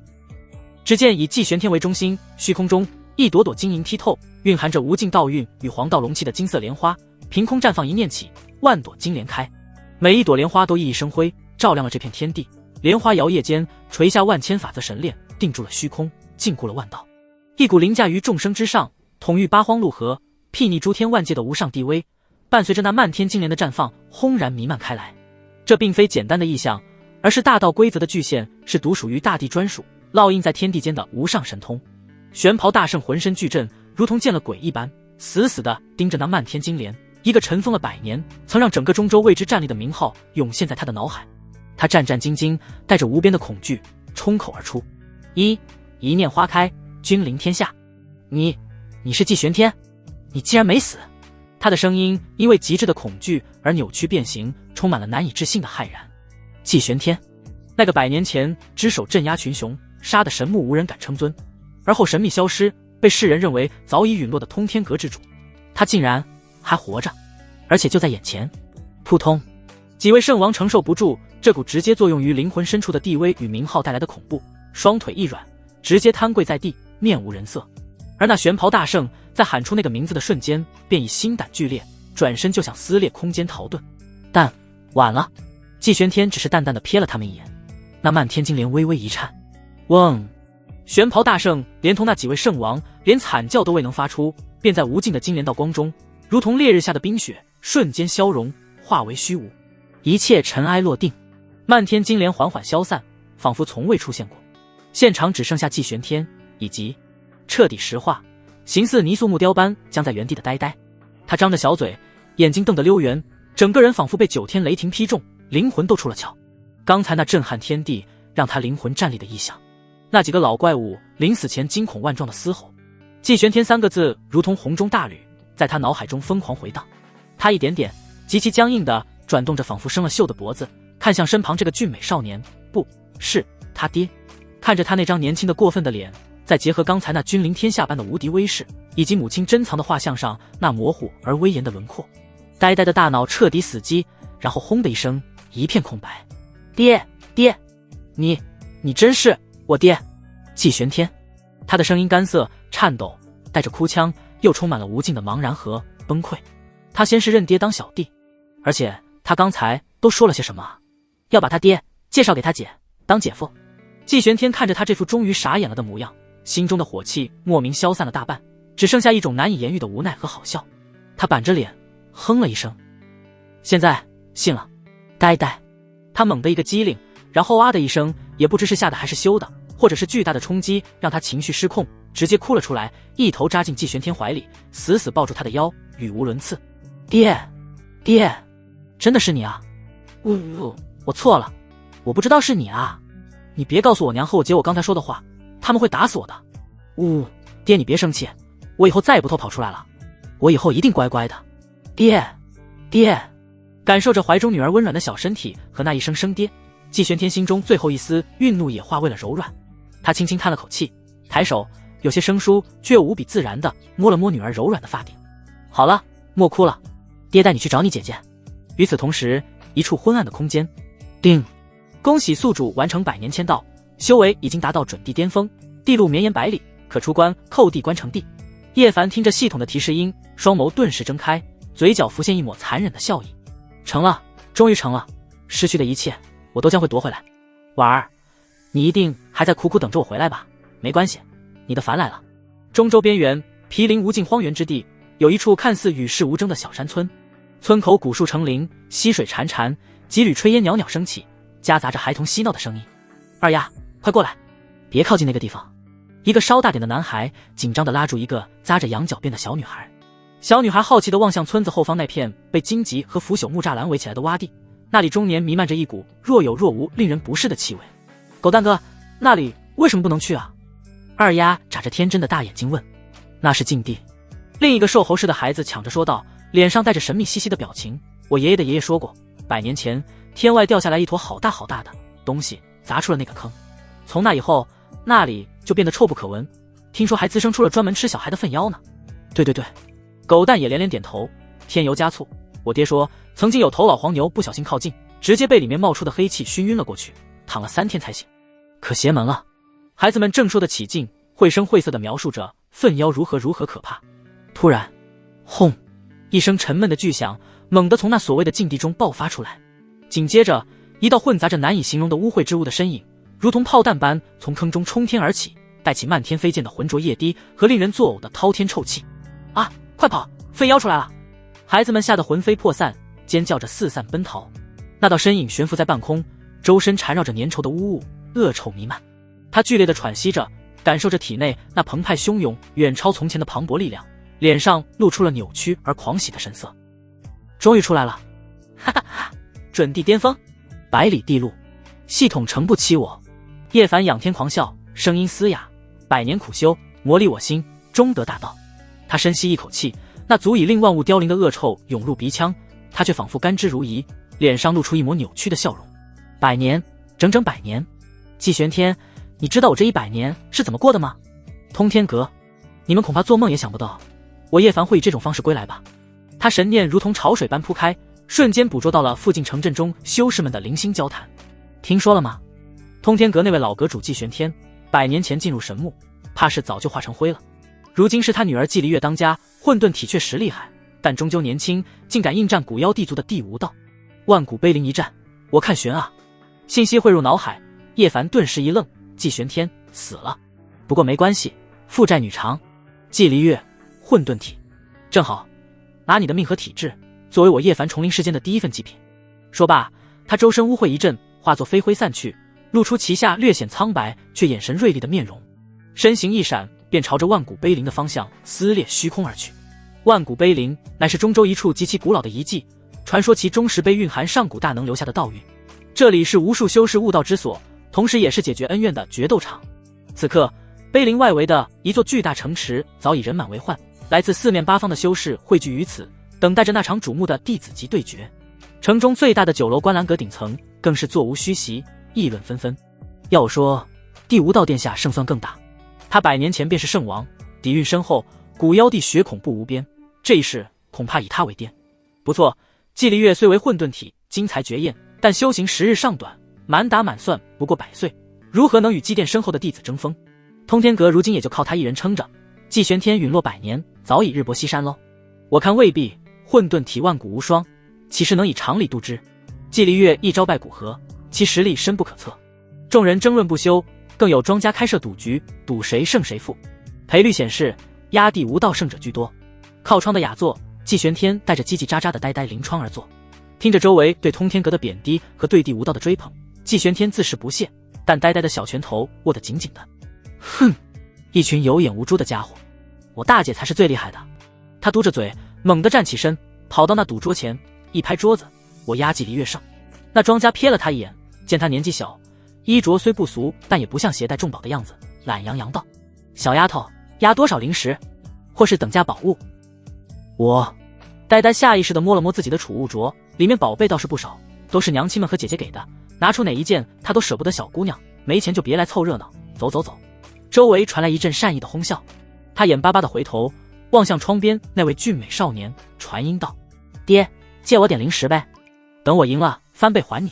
季玄天瞥了他一眼，慢条斯理地抿了一口茶，并未取出灵石，而是随手在桌上一扶，瓮、铮、枪，3道截然不同的光芒骤然出现在赌桌之上。一柄缭绕着紫色雷霆的短枪，枪尖吞吐寒芒，引动周围雷元素雀跃欢呼。一面刻画着玄武图腾的古老盾牌，散发着厚重如山、万法不侵的气息。一盏青铜古灯，灯焰如豆，却仿佛能灼烧神魂，摇曳间空间微微扭曲。3件物品无一例外都散发着令人灵魂悸动的磅礴威压与至高道蕴，整个酒楼顶层瞬间鸦雀无声。那庄家更是双腿发软，声音颤抖的不成样子：这是准地兵，而且是3件。我的天，这气息绝非寻常准地兵，他是什么人？随手拿出3件准地兵做赌注，这少年究竟是何方神圣？呆呆也惊呆了，小嘴张成了 O 型，看着自家老爹，眼睛里的星星都快冒出来了。季玄天瞥了那庄家一眼，语气平淡无波：压季离月胜，够了吗？观澜阁顶层死寂般的安静被粗重的喘息声打破。3件准地兵如同3轮小太阳，静静地悬浮在赌桌上，散发出的道则涟漪让空间都在微微颤栗。那紫色雷枪的毁灭气息，玄武盾牌的绝对防御道蕴，青铜古灯灼烧神魂的诡异波动，无一不在冲击着在场所有修士的认知极限。够了，绝对够了。那庄家脸色煞白，汗出如浆，声音颤抖的几乎语无伦次。他身后的几名护卫更是连头都不敢抬，在那浩瀚的威压下瑟瑟发抖。周围的人群从极致的震惊中缓缓回过神，看向窗边那俊美少年的目光充满了无尽的敬畏与探究。随手掷出3件准地兵，只为博美人一笑，压一场胜负。这是何等的手笔，何等的底气！此人面容陌生，莫不是哪家隐世不出的嫡传？看他的气质，绝非寻常之辈，怕是连那些古老世家的少主都未必能比得上。不断有人低声猜测，声音中带着无法掩饰的敬畏。人群中，一位身着暗金鳞甲、气息阴鸷的古妖地族妖圣，眼神深处贪婪与骇然交织。他死死盯着那3件准地兵，心中翻起滔天巨浪。3件，若能得之，我族实力必将暴涨，弟子必胜。即便万一有失，此等重宝也绝不容落于他人之手。他悄然捏碎了一枚传讯玉符，将消息与决心一同传回族内。就在这因3件准地兵而引发的暗流涌动之际，轰隆隆，西方天际骤然传来震耳欲聋的轰鸣，无尽的妖气如同墨汁般渲染了苍穹，将半边天空化为妖异的暗紫之色。虚空被一股蛮横霸道的力量生生撕裂，一道巨大的空间裂缝豁然洞开，一道霸道绝伦的身影率先迈步而出。他身姿伟岸，金发披散，面容俊美，却带着一种刻入骨髓的冷峻与威严。身着一袭暗金龙纹战袍，猎猎作响，周身缠绕着实质般的赤金气血，如同一条条蛮龙在嘶吼。其瞳孔是纯粹的暗金色，开合之间仿佛有日月星辰在其中轮转生灭，目光所及，虚空都在微微扭曲。正是古妖弟子地无道。他仅仅站在那里，那股源自血脉深处凌驾于万妖之上的无上威压便弥漫开来，让无数妖族修士心生敬畏，机遇跪服。紧随其后的是一位身形枯瘦，笼罩在黑袍中的老者，气息如深渊般不可测，正是古妖地族的一位老牌准帝幽谷准帝。在之后10道散发着滔天妖气的强大身影依次排开，皆是古妖地族的巅峰大圣，煞气冲天。这一行人踏立虚空，妖云蔽日，气势之盛，仿佛要将这万古碑林都踩在脚下。地无道，是地无道来了，好恐怖的威势，我感觉灵魂都在颤抖。幽谷准帝亲自护道，古妖地族10大圣随行，古妖地族这是势在必得啊！惊呼声此起彼伏，几乎在地无道降临的同时，东方方天际祥瑞骤生，漫天紫气纵横3万里，氤氲蒸腾，道运天成，清澈悦耳的大道仙音响起，洗涤心灵。一株朦胧的混沌青莲虚影在紫气中摇曳生辉，定住地水火风。3道身影沐浴在无尽祥瑞与道泽之中，缓缓显现。左侧鹤发童颜，儒雅中透着斩破万法锋芒的，正是天机阁阁主天机子。右侧紫袍道官，手持拂尘，周身紫霄神雷隐现，道法自然的乃是紫霄圣主。而居于中央，被2人隐隐护在身后的，则是一道绝世独立的白衣身影。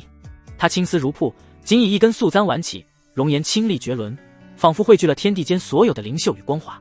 肌肤银白胜雪，身姿窈窕，周身弥漫着淡淡的混沌气流，将其衬托得愈发超尘脱俗，宛如从混沌中走出的仙子，不染尘埃。最令人心惊的是他那双眼眸，平静深邃，如同万古星空，又似无垠瀚海，不起丝毫波澜，却又蕴含着洞穿虚妄，执掌混沌的无上意志。正是通天阁帝女混沌体季离月。而在季离月身侧稍后位置，还跟着一位身着黑白相间的剑装，气质温婉却又带着一丝锐意的女子，正是琼明圣地新任圣主裴剑羽。传说他接任琼明圣地后闭关100年未出，却不成想在这个时候出关了天机演算，紫霄护道，琼明相随，混沌临世。这股浩然正气与无上道运，与西方那霸烈冲天的妖氛形成了鲜明的对比，分庭抗礼。离月帝女混沌体天机子和紫霄圣主竟然亲自为他护道，还有琼明圣主，通天阁的底蕴和人脉依旧不可小觑啊！众人看得心潮澎湃。然而这仅仅只是开始。嗡嗡嗡，虚空接连震动，一道道强大的气息从4面8方撕裂空间而来。南岭方向，蛮荒之气冲霄，一位身披兽皮，气血如龙的精壮青年踏出，肩头趴着一只散发着凶戾气息的金色小兽。其护道人是一位如同山岳般的蛮族老者，气息彪悍。西莫佛光普照，一位宝相庄严的年轻僧人乘坐9品金莲而至，口诵真言，脑后光轮旋转。其身后跟着一位手持枯木禅杖，气息深不可测的老僧。东荒剑意凌天，一位背负古剑，眼神锐利如鹰的白衣少年破空而来，人未至，那凌厉的剑意已让许多人肌肤生寒。一位麻衣老者无声无息地跟在他身后，仿佛与剑道融为一体。北域玄冰漫天，一位蓝发如瀑，容颜清冷的女子驾驭冰凤降临，所过之处虚空飘雪。一位老妪拄着冰晶拐杖，如同万载寒冰般守护在侧。中州本土亦有皇朝太子、古教传人、隐士家族的天骄，在强者的护卫下纷纷现身于此。真龙腾空，神皇盘旋，麒麟踏云，各种强大的坐骑、异兽显现，光芒璀璨，道泽轰鸣。一时间，万古碑林之外，群星璀璨，天骄云集。磅礴的气血，冲霄的剑意，浩瀚的佛光，凛冽的妖气，深邃的道运，种种意象交织在一起，将这片虚空渲染的光怪陆离，大道都在和鸣。老一辈的强者们看着这前所未有的盛况，无不心潮起伏，感慨万千。黄金大士，这才是真正的黄金大士啊！人人如龙，众星争辉，地路之上，水主沉浮，龙蛇起路，天骄并起，大道争锋，就在今朝。能见证此等盛世，我等幸甚。眼看着自家大姐如谪仙凌尘，引得万众瞩目，呆呆激动的小脸通红，张开嘴就要高喊。然而他声音还未发出，就被季玄天一个眼神制止，紧接着一股无形的力量封住了他的口实，让他只能瞪大眼睛，发不出半点声音。呆呆不满地挥舞着小拳头，用眼神抗议。季玄天淡淡传音：安静看着，此战对你姐姐至关重要，莫要让她分心。更重要的是，她若此刻现身，这长指在魔力离月的战斗恐怕会立刻变味。他悄然运转秘法，将自身气息彻底敛去，如同滴水入海，再无丝毫痕迹可寻。即便是近在咫尺的准地，也完全无法察觉他的异常。所有人的注意力都已被虚空中央那两道身影牢牢吸引。虚空之上，两道身影遥遥相对，一边是妖云覆天、地威浩荡的地无道，金发飞舞，暗金瞳孔中战意如火山奔涌；一边是紫气东来、混沌绕体的季离月，白衣胜雪，清澈眼眸中平静如万古寒潭。季离月，地无道开口，声若金铁交鸣，带着俯瞰的姿态，百岁成圣，混沌体确实精彩绝艳。此战，我将修为压制至圣人境，与你一战，让你输得心服口服。此言一出，四方皆动。弟子殿下果然气度非凡，压制境界，这可是混沌体啊！弟子是否太过托大？这才是真正的无敌自信。不少人为地无道的气度折服，但也有人觉得他过于自负。然而季离月却缓缓摇头，清冷的声音传遍四方，带着一种不容置疑的坚定。不必。众人一愣，只见他周身混沌气流骤然加速流转，气息节节攀升，虽仍停留在圣人境，但那股隐而不发的道韵却让天地法则都在与之共鸣。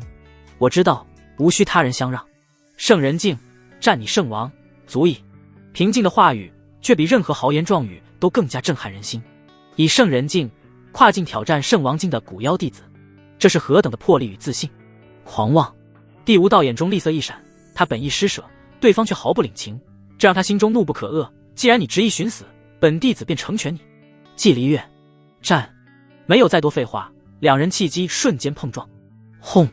仿佛两颗太古星辰对撞，无形的气浪以两人为中心轰然炸开，卷起漫天风云。虚空如同水波般剧烈荡漾，浮现出无数细密的裂纹。地无道率先而动，他一步踏出，身形模糊，直接穿越空间，出现在季离月上空。暗金龙袍鼓荡，一拳向下轰出。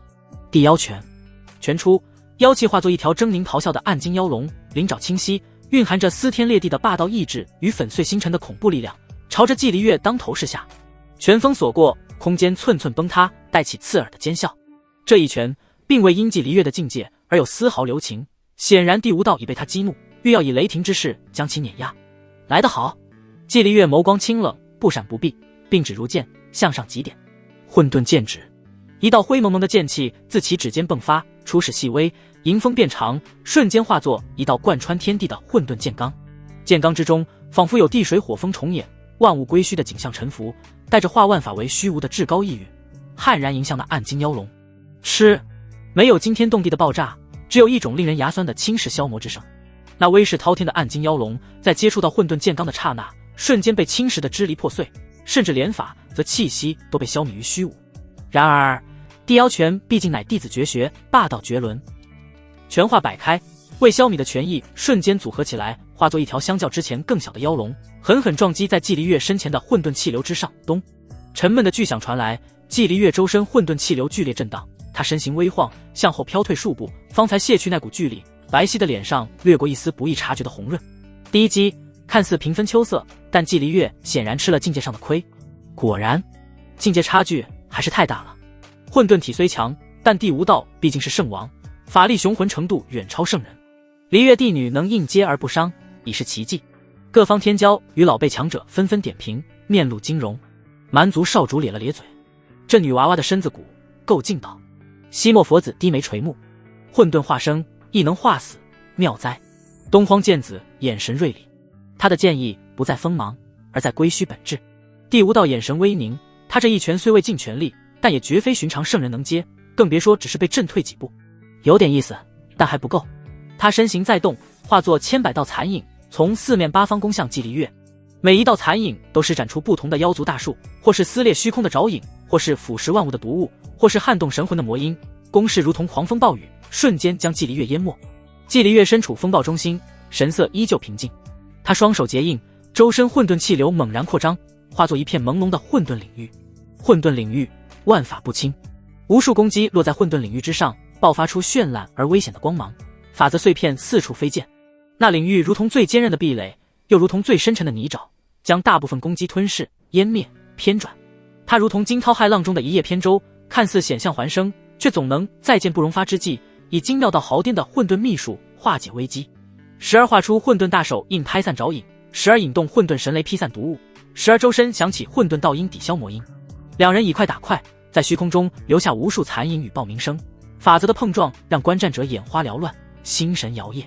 不可思议，他竟真的以圣人境与弟子殿下战到如此地步。混沌体对万法的克制太强了，但久守必失，他的法力消耗定然远大于弟子。天机子抚须沉吟，帝女对混沌大道的理解以真化境，100年光阴竟有如此境界，匪夷所思。紫霄圣主眼中紫电一闪，他在借地无道的压力打磨自身的混沌道则，近100回合转瞬即过。季离月虽然凭借混沌体的逆天与精妙道法勉强支撑，但气息已不如最初那般平稳，额角引见细密汗珠，境界的差距如同鸿沟开始逐渐显现。地无道的攻击愈发狂猛，妖力仿佛无穷无尽。到此为止了，地无道久攻不下，心中烦躁更甚。他长啸一声，身后浮现出一尊顶天立地的古妖虚影，那是他的血脉法相浩瀚的圣王威压如同实质，朝着季离月碾压而去。同时他双手捏印，一道凝聚了极致毁灭力量的暗黑光束，如同死亡之矛，洞穿虚空，直射季离月心口。这一击远超之前，季离月瞳孔微缩，感受到了致命的威胁。他全力催动混沌领域，双手在身前滑动，引动无尽混沌气，化作一面巨大的混沌漩涡，试图吞噬那死亡光束。轰隆，毁灭性的碰撞爆发，光芒吞噬了一切。待到光芒烧散，只见季离月身前的混沌漩涡布满了裂痕，他嘴角溢出一缕鲜红的血迹，染红了雪白的衣襟，身形再次被震飞出去，气息出现了明显的紊乱。他受伤了。境界的压制在绝对的力量面前，终究开始显现出残酷的一面。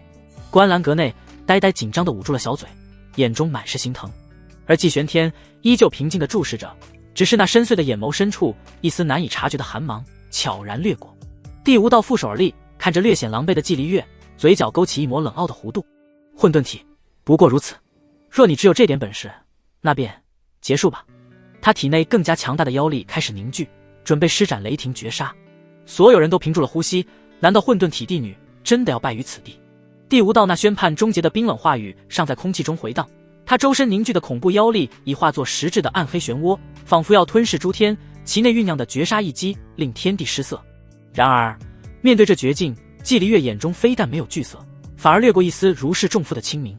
他轻轻拭去嘴角的血迹，那抹鲜红在他银白的指尖格外刺目。热身结束了。他声音依旧清冷，却仿佛蕴含着某种决绝的意志。话音未落，他周身原本略显紊乱的混沌气流骤然平息，继而以一种前所未有的玄奥轨迹疯狂运转起来。嗡，一股更加纯粹、更加接近大道本源的混沌气息自他体内轰然爆发。他身后的虚空，那株原本朦胧的混沌青莲虚影骤然凝实，莲叶舒展，绽放出无量混沌光，仿佛撑开了一方初开的宇宙。混沌青莲，一念花开，君临天下。季离月轻斥，他的机体瞬间变得透明，内里仿佛有星河轮转，地水火风在其中生灭不定。他的气息在这一刻疯狂暴涨，竟隐隐触摸到了圣王境的门槛。虽未真正突破，但其威势已与之前判若两人。他的气息仿佛引动了大道本源，他身后那株凝实的混沌青莲虚影光芒万丈，无数朵稍小一些的混沌青莲虚影自其莲叶间在虚空中次第绽放，瞬息间铺满了他所在的整片天穹。一念起，万莲开，每一朵混沌金莲都流淌着混沌气，垂落万千法则神炼。这并非简单的模仿，而是他以自身混沌体为基，融入了对父亲神通的感悟，演化出的独属于他的玉莲玉之中。他便是唯一的主宰，万法不侵，诸邪退避。什么？他竟然还隐藏了实力？这才是混沌体真正的姿态吗？一念花开，君临天下，这不是其父季玄天的成名技吗？没想到这堪比地级神通竟然传了下来，好可怕的气息，我感觉灵魂都在战栗。各方震动，惊呼声此起彼伏。天机子眼中金光爆射，好丫头，竟将混沌体开发到了如此地步，以身化混沌，那道于己身。紫霄圣主抚掌赞叹，破而后立，于压力下洗尽铅华。第五道瞳孔骤缩，脸上第一次露出了凝重之色。他能感觉到此刻的季离月给了他真正的威胁感。装神弄鬼，在绝对的力量面前，一切都是虚妄。万妖是天，他不再犹豫，双掌猛地推出，身后那尊古妖法相与他动作同步。那凝聚到极致的暗黑漩涡骤然扩张，化作一片吞噬光线的黑暗天幕，其中仿佛有亿万妖魂在咆哮嘶吼，带着湮灭一切的意志，朝着季离月笼罩而下。这是他的杀招之一，曾以此数阵杀过同阶圣王。散，季离月立于万莲中央，如同混沌中诞生的女帝。只见他玉手轻挥，那无尽的混沌金莲同时摇曳，洒落亿万混沌仙光，如同九天银河倒卷，主动迎向那笼罩而下的黑暗天幕。轰隆隆，这一次是真正意义上的大道碰撞，仙光与妖邪，混沌与毁灭，两种截然相反却都强大到极致的法则力量，在虚空中疯狂互相绞杀，互相侵蚀，互相湮灭。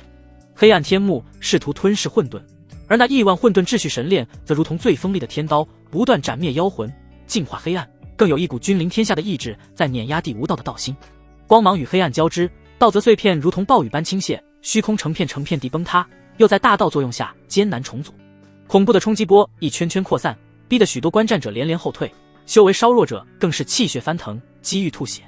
太恐怖了，这真的是圣级战斗吗？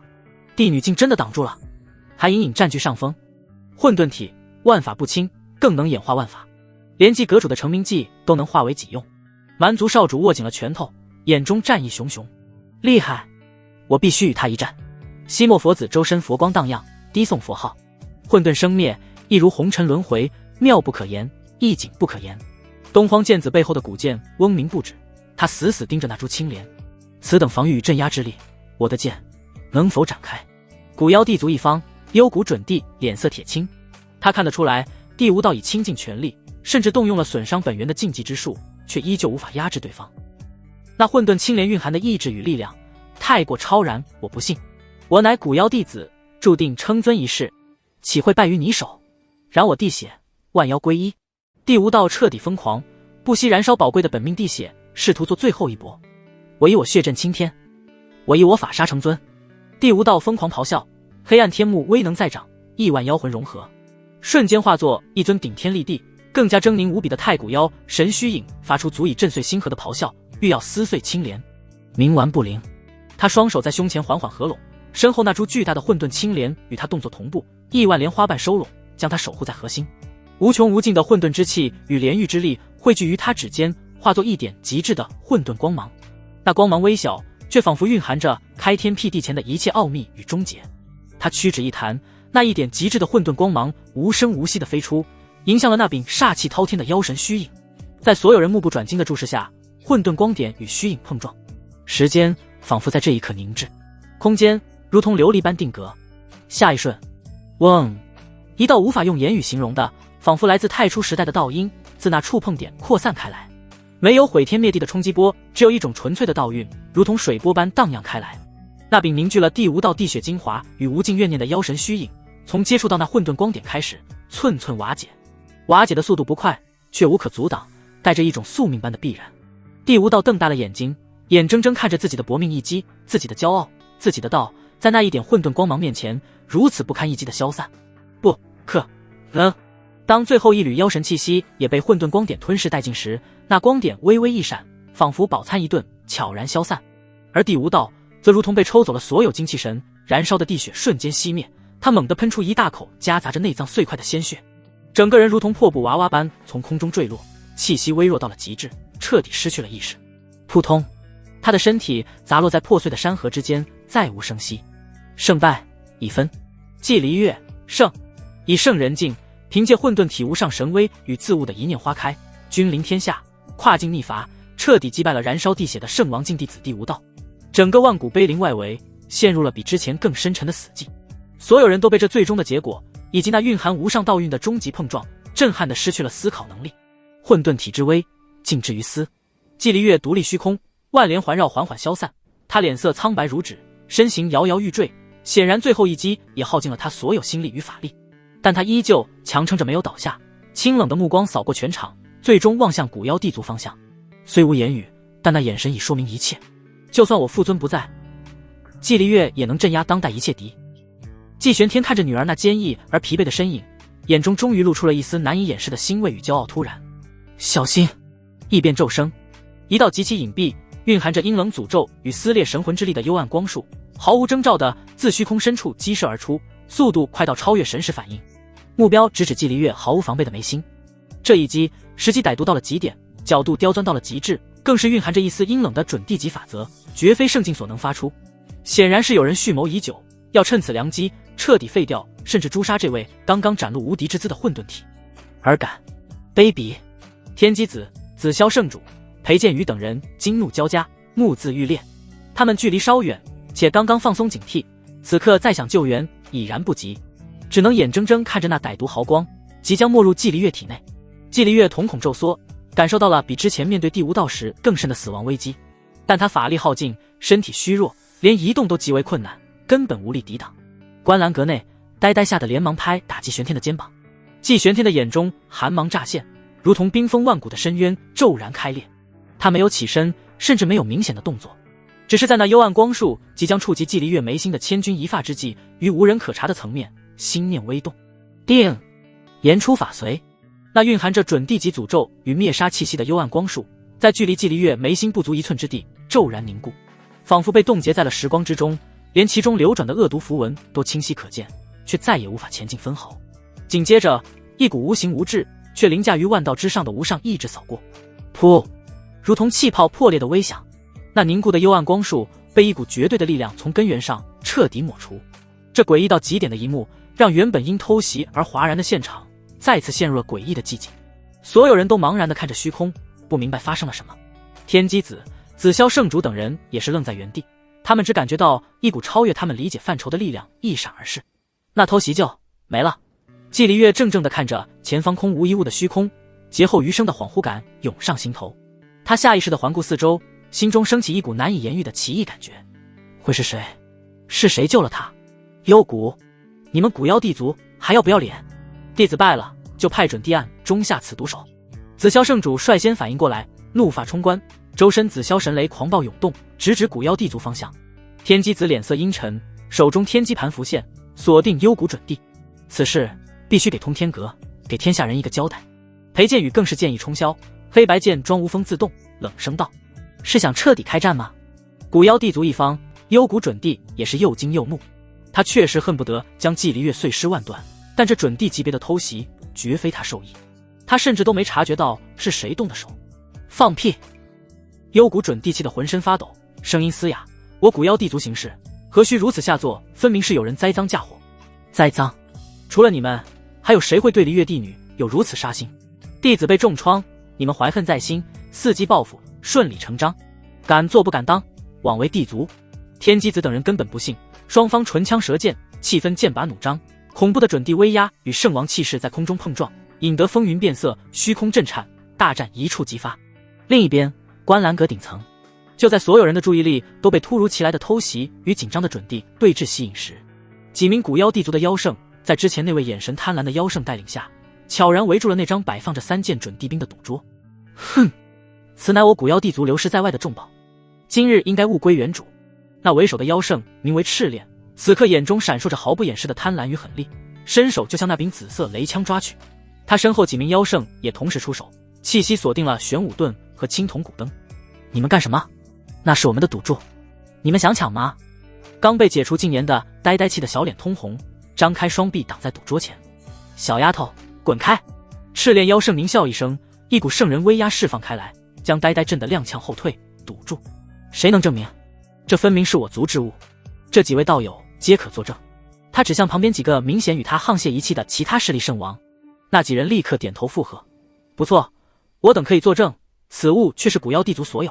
小娃娃莫要胡搅蛮缠，小心惹祸上身。他们仗着此刻场面混乱，又有古妖地族撑腰，竟想强行将这惊天赌注吞下。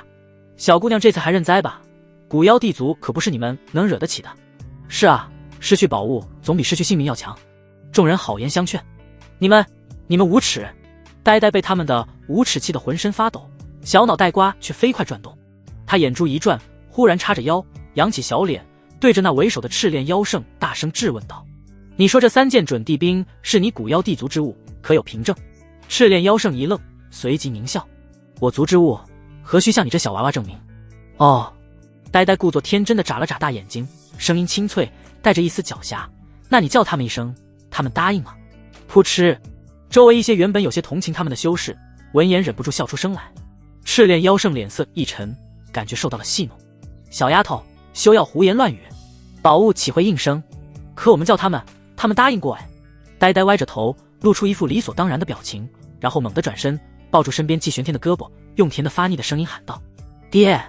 这一声爹喊得又响又亮，带着十足的依赖和理直气壮。众人，爹！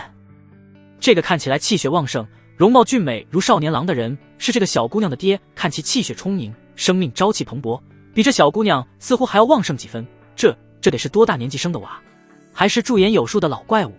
短暂的错愕之后，便是更加肆无忌惮的嘲讽：“叫爹，叫祖宗也没用，小子，识相点，乖乖交出宝物，还能留你们父女一条活路。区区一个毛头小子，带着个黄毛丫头，也敢觊觎此等重宝，简直是找死！我等皆是圣王，背后更有大圣和准帝坐镇，捏死你们如同碾死蝼蚁。”赤练妖圣和他身边的几位圣王和妖圣纷纷出言讥讽，气焰嚣张到了极点。他们根本感知不到季玄天有任何修为波动，只当他是某个隐士家族不懂事，带着重宝出来招摇的嫡系子弟。就算是隐士家族，他们也惹得起。周围一些心善的修士暗暗摇头，觉得这对父女今日恐怕在劫难逃了。赤练妖圣见状，眼中得意之色更浓，伸手便欲直接摄取那3件准地兵。就在他的妖力即将触及宝物之时，一个平淡的没有一丝波澜的声音，如同冰泉滴落深潭，清晰地响彻在每个人耳边：“谁说他们不会赢？”话音未落，也不见季玄天有何动作，那3件原本静静悬浮的准地兵骤然爆发出前所未有的璀璨神光。嗡嗡嗡，雷枪紫电狂舞，化作一条咆哮的雷龙。玄武盾厚重如山，显化巨龟法相，镇压四方。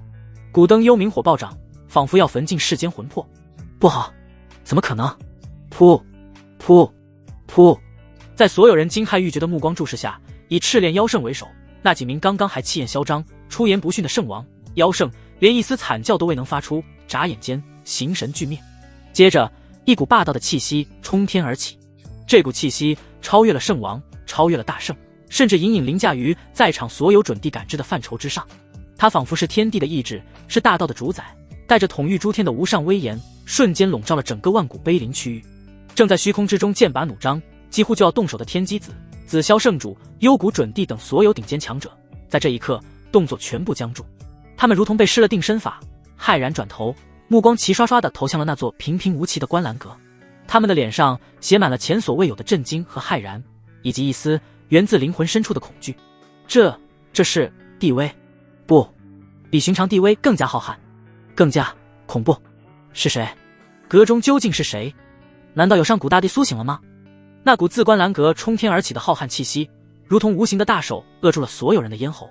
下一瞬，风云凝固，法则炫目，万道哀鸣。在无数道惊骇欲绝的目光聚焦下，观澜阁无声化为齑粉。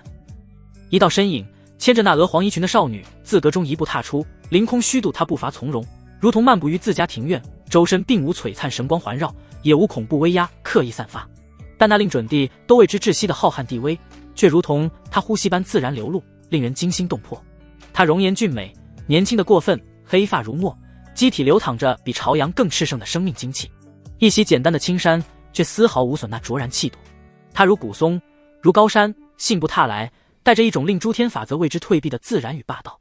沉默间，无人敢与其对视，即便是那种只存在于传说中的存在，也未曾带给他们如此强烈的视觉冲击与灵魂震撼。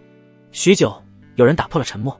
如此年轻，气血如龙，却拥有这等威势，他到底是何方神圣？各方势力骇然失色，心中掀起滔天巨浪。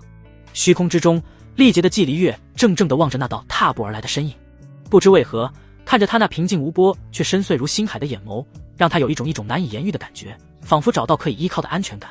他那颗始终清冷坚韧的心忍不住颤抖起来，一个荒谬却又让他心脏狂跳的念头不可抑制地涌上心头。是他吗？可能吗？天机子手中的罗盘发出不堪重负的哀鸣，他死死盯着季玄天，好奇使他试图推演，可却发现天机一片混沌，仿佛面对着一座不可测的深渊。突然他察觉不妙，噗一口血喷出，道基直接出现了裂痕。爹！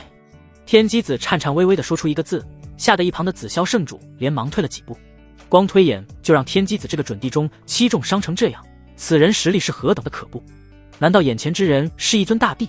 而站在季离月身侧稍后的琼明圣主裴剑宇，他的反应最为剧烈。他先是觉得这道身影有些眼熟，那步态，那隐约的轮廓，旋即100年前那道无敌身影与他心中珍藏了100年无法磨灭的画像瞬间重合。是他，真的是他！裴剑宇娇躯巨震，美眸瞬间瞪大，充满了极致的难以置信与无法言喻的激动，红唇颤抖着，一个被整个世间认为早已陨落100年的名号，带着哽咽与无比的敬畏脱口而出：阁主大人，主人，您还活着？什么？季玄天，通天阁老阁主，他不是100年前就陨落在神木了吗？怎么可能还活着？而且他的气血，他的容貌。裴剑宇这一声石破天惊的呼喊，如同亿万道惊雷，同时在所有修士的脑海中炸响。刹那间，全场哗然，继而是死一般的寂静，以及一股骨髓的恐惧在他们全身迅速蔓延开来。季玄天这个名字，对于100年前经历过那个时代的人来说，代表着无敌，代表着镇压，代表着不可逾越的高峰，是无数老辈强者心中挥之不去的梦魇。他竟然没死，非但没死，反而打破了寿元桎梏，气血洪涛，而且以如此颠覆认知的方式强势归来。扑通扑通扑通，几位来自中州古老世家100年前曾亲眼见证过季玄天威势的准帝，此刻道心剧烈震荡，脸色煞白如纸，竟连稳住身形都做不到，直接从虚空中跌落。更有数道隐匿在暗处的准帝气息，如同受惊的兔子般，连场面话都来不及交代，瞬间撕裂虚空，仓皇遁走。他们只有一个想法，立刻回归族地，紧闭死关，生怕被这位煞星注意到。100年前被支配的恐惧，如同潮水般涌上心头，比面对任何当世天骄都更加令人绝望。爹！季离月听着裴剑宇的惊呼，感受着那血脉深处传来的无比清晰的共鸣，终于确定了心中那荒诞却真实的猜想。他望着已走到近前的那道身影，再也绷不住了。他的声音带着自己都未察觉的颤抖与哽咽，轻轻地试探地唤出了那个在他生命中缺失了100年却无比沉重的称呼。季玄天脚步停下，目光落在女儿那苍白却难掩激动的小脸上，眼中冰冷的威严化开，露出一抹温和的笑意，点了点头。离月，爹回来了。简单的一句话，却仿佛带着千钧重量，击碎了季离月100年来所有的坚强与伪装，眼圈瞬间就红了。然而就在这父女相认，全场皆惧的微妙时刻，下方那片被第五道砸出的废墟中传来一阵剧烈的咳嗽声。浑身染血，骨骼不知断了多少根的第五道，竟凭借古妖帝血强大的生命力悠悠转醒。他挣扎着从深坑中爬起，眼中燃烧着屈辱与疯狂的怒火，死死盯着上方的像个小孩子一样雀跃喊爹的季离月，嘶吼道：季离月，还没结束，我还没输，再来。他的话语戛然而止。等等，爹！瞬间第五道如遭雷击，一个让他灵魂都为之冻结的名字瞬间浮现在他脑海，季玄天，那个传说中早已作画的通天阁老阁主。他没死，而且还在这里。第五道脸上的疯狂与战意瞬间凝固，取而代之的是无边的骇然与惨白。几乎是本能反应，他双眼一翻，喉咙里发出的一声怪响，刚刚撑起的身体非常干脆的直挺挺的再次向后倒去，扑通砸回坑底，气息瞬间收敛到微不可察，甚至刻意逼出一口淤血从嘴角溢出，俨然一副重伤濒死人事不省的模样。装死！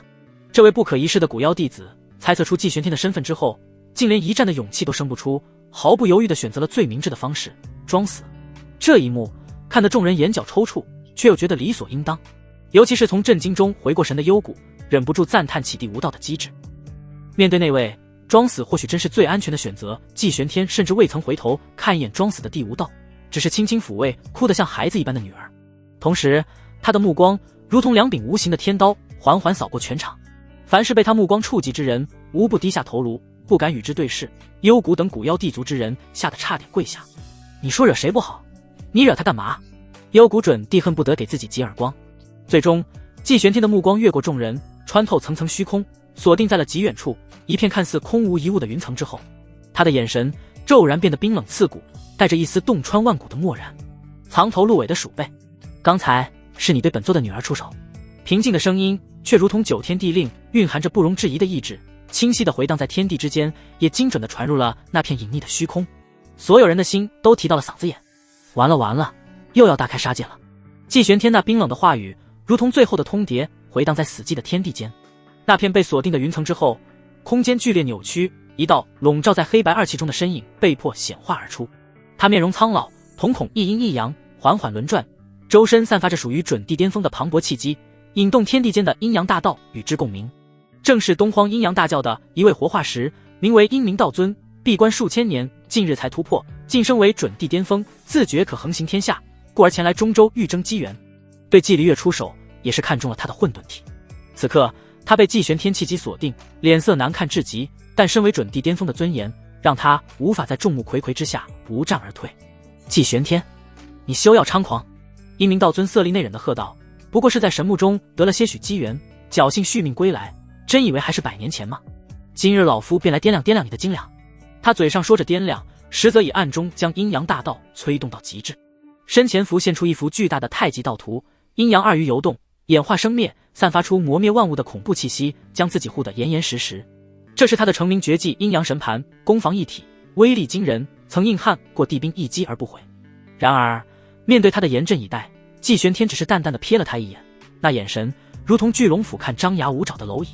他甚至没有动用任何神通，只是随意的抬起了右手，食指与拇指轻轻一扣，然后对着阴明道尊的方向屈指一弹，动作轻描淡写，如同弹去衣襟上的灰尘。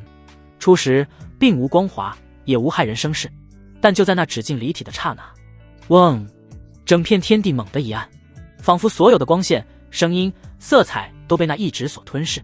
日月星辰在这一刻失去了光彩，山河万物在这一瞬黯然失色，唯有那一道细微到几乎不可见的指径成为了天地间的唯一。他仿佛跨越了时空的界限，无视了那旋转不休、道运磅礴的阴阳神盘，在阴明道尊还未做出任何反应时，直接点在了他的眉心之上。砰！一声轻响，那足以硬汉地兵的阴阳道图瞬间崩碎。阴明道尊瞪大了那双阴阳瞳孔，眼中充满了无尽的茫然与难以置信，眉心处一点嫣红迅速扩大。下一刻，他的身躯连同其内的神魂瞬间裂开，化作一团血雾。一位准地巅峰的强横王者，屹立世间数千年的活化石，被一指点杀，形神俱灭。静，死一般的寂静。如果说之前季玄天的现身带来的是震惊与恐惧，那么此刻他这轻描淡写的一指带来的便是彻头彻尾的绝望与骇然。阴明道尊就这样被杀了，一指，仅仅一指，那可是准地巅峰啊！阴阳大教的活化石，竟然连一丝反抗之力都没有。他到底走到了哪一步？难道真的成帝了吗？所有目睹这一幕的人，无论是来自东荒、西漠、南岭、北域的天骄与护道者，还是中州本土的强者，全都头皮发麻，通体冰寒，如同坠入了万丈冰窟。那几个原本与阴明道尊一同隐匿、气息稍弱的准帝，更是吓得魂飞魄散，如同见了世间最恐怖的事物，站立着疯狂倒退，恨不得多生几条腿，只想立刻逃离这片死亡之地。然而季玄天那但直面杀准地巅峰的恐怖威势，以及他此刻那仿佛举手投足便能主宰众生的无敌姿态，却也让一些人心中的贪婪压过了恐惧。尤其是那些来自其他大域的寿元将近、气血枯败的老怪物们，他们死死盯着季玄天那年轻的过分、气血滔天的身躯，眼中爆发出骇人的金光。如此旺盛的生命精气，如此颠覆常理的恢复，他定然在神木中得到了逆天的仙缘，足以让人再活一世，甚至亏得地境的造化。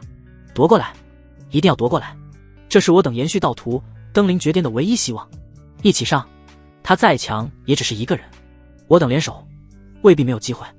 不错，他方才出手定然消耗巨大，趁他病要他命。贪婪如同野火燎原，瞬间吞噬了理智。轰轰轰！刹那间，超过10道恐怖的气息轰然爆发。来自东荒的一位身披血色战甲、手持白骨战矛的古老战族准帝，来自西漠的一位身披破烂袈裟、手持人皮骨的诡异老僧，来自南岭的一位驾驭着3头毒蛟、周身弥漫着腐蚀黑雾的蛮族巫祭，来自北域的一位冰封万里、如同一座移动冰川的血族老祖，还有数位中州本土隐匿了身份、同样气血衰败却气息惊人的老怪物，整整13位准帝。其中不乏准帝后期乃至巅峰的存在。他们如同约定好一般，从四面八方同时出手，各种压箱底的禁术，祭炼了数千年的秘宝，引动大道本源的杀招，化作一片片毁灭的洪流，遮天蔽日，朝着中心的祭玄天碾压而去。一时间，法则崩坏，虚空成片地湮灭，整片万古碑林区域仿佛要重归混沌。这般恐怖的联手一击，足以瞬间打沉一片古老的大洲。即便是真正的大帝，恐怕也要暂避锋芒。不好！天机子、紫霄圣主等人脸色巨变，想要援手，却发现自己在这等毁灭风暴面前，连靠近都做不到。被祭玄天护住的祭离月和呆呆他们被眼前一幕吓得连忙拉住祭玄天的胳膊，含泪道：“爹，他们人多势众，您刚从神木内出来，先避其锋芒，不然他们不想再失去父亲了。”一旁的裴剑宇更是紧张地屏住了呼吸，频频点头。然而，身处风暴最中心的祭玄天，面对这足以让任何生灵绝望的围攻，眼神却依旧平静如古井深潭，甚至他的嘴角勾起了一抹若有若无的嘲讽：“我先避他锋芒，让开！”祭玄天的话音刚落，紧紧抓着他胳膊的季离月和呆呆不由自主地松开了手，被一股柔和的力量送到了后方天机子等人身旁。他轻声道：“乖女儿，看好了，何为混沌？”接着，祭玄天只是简简单单地向前踏出了一步，一步踏出，他周身那内敛到极致的混沌地威，如同沉睡了万古的洪荒巨兽，轰然苏醒。轰！一股无法形容的恐怖场域以他为中心扩张开来。刹那间，以祭玄天脚下为原点，方圆万丈的虚空骤然化作了一片朦胧的混沌之色，地水火风在其中奔涌重演，阴阳二气分离交汇，仿佛一方真实的混沌世界降临。在此间，混沌即是法则，祭玄天便是这方混沌的主宰。那13位准帝联手打出的恐怖攻击，无论是东荒战族准帝那洞穿虚空的白骨战矛，还是西莫老僧那祸乱心神的人皮魔音，还是南岭巫祭那腐蚀万道的剧毒黑雾，还是北域血祖那冰封灵魂的极寒冰川，在冲入这片混沌领域的刹那，全都如同泥牛入海。那些他们引以为傲的神通打出来的大道法则，在更高层次的混沌法则面前，如空中一粒尘，沧海中一粒粟，渺小的被吞入那领域中，甚至一丝波澜都未掀起，只剩下一小圈淡淡的涟漪。祭玄天一跺脚，不只是虚空，整片天地瞬间变成混沌。此刻，季离月的双眸顿时绽放出光芒，暗中学习演化。不可能，我的大道被压制了，这是什么领域？竟能吞噬万法！13位准帝同时骇然失色，他们感觉自己仿佛陷入了无边无际的混沌泥沼，一身通天修为竟有种无处着力的憋闷感，连与外界大道的联系都变得微弱起来。井底之蛙也敢觊觎苍穹。祭玄天冰冷的声音在领域内回荡，他动了他没有使用任何花哨的神通，只是简简单单的一拳轰出，拳出，混沌气沸腾，凝聚成一条横贯领域的混沌巨龙，张牙舞爪，带着碾碎诸天万界的无上意志，直接撞向了东荒那位身披血色战甲的战族准帝。血战八荒，战族准帝不屈，怒吼一声，燃烧精血，将手中白骨战矛催动到极致，化作一道撕裂天地的血芒迎击。轰！混沌巨龙与血芒碰撞，那足以刺穿星辰的血芒，在混沌巨龙面前如同纸糊一般，瞬间粉碎。巨龙去势不减，狠狠撞击在战族准帝身上。噗！血甲崩碎，战矛断裂。那位以战力著称的战族准帝，连人带甲被一拳打爆成漫天血雾，神魂俱灭。第一个，祭玄天声音淡漠，如同在清点货物。他并指如剑，一道灰蒙蒙的混沌开天剑气横扫，斩向那西莫敲击人皮骨的老僧。苦海无涯，回头是岸。老僧咬牙尖叫，人皮骨爆发出滔天魔音，化作无数狰狞鬼影扑来。聒噪，剑气掠过，魔音消散，鬼影哀嚎着破灭。那面人皮骨连同老僧干瘦的身躯被齐腰斩断，在混沌中化为飞灰。第二个，他张口一吸，如同长鲸吸水，南岭巫祭周身那足以毒杀同阶的腐蚀黑雾，竟被他源源不断地吞入腹中。不，我的万毒本源！巫祭惊恐大叫，想要切断联系，却发现自己与毒物的联系被一股更强的力量强行攫取。眨眼间，漫天毒雾被吞噬一空，祭玄天面色如常，而那巫祭连同坐下3头狰狞毒蛟，则如同被抽干了所有精华，瞬间枯萎，风一吹便化作了尘埃。第三个，他目光一转，看向那北域冰封万里的血族老祖。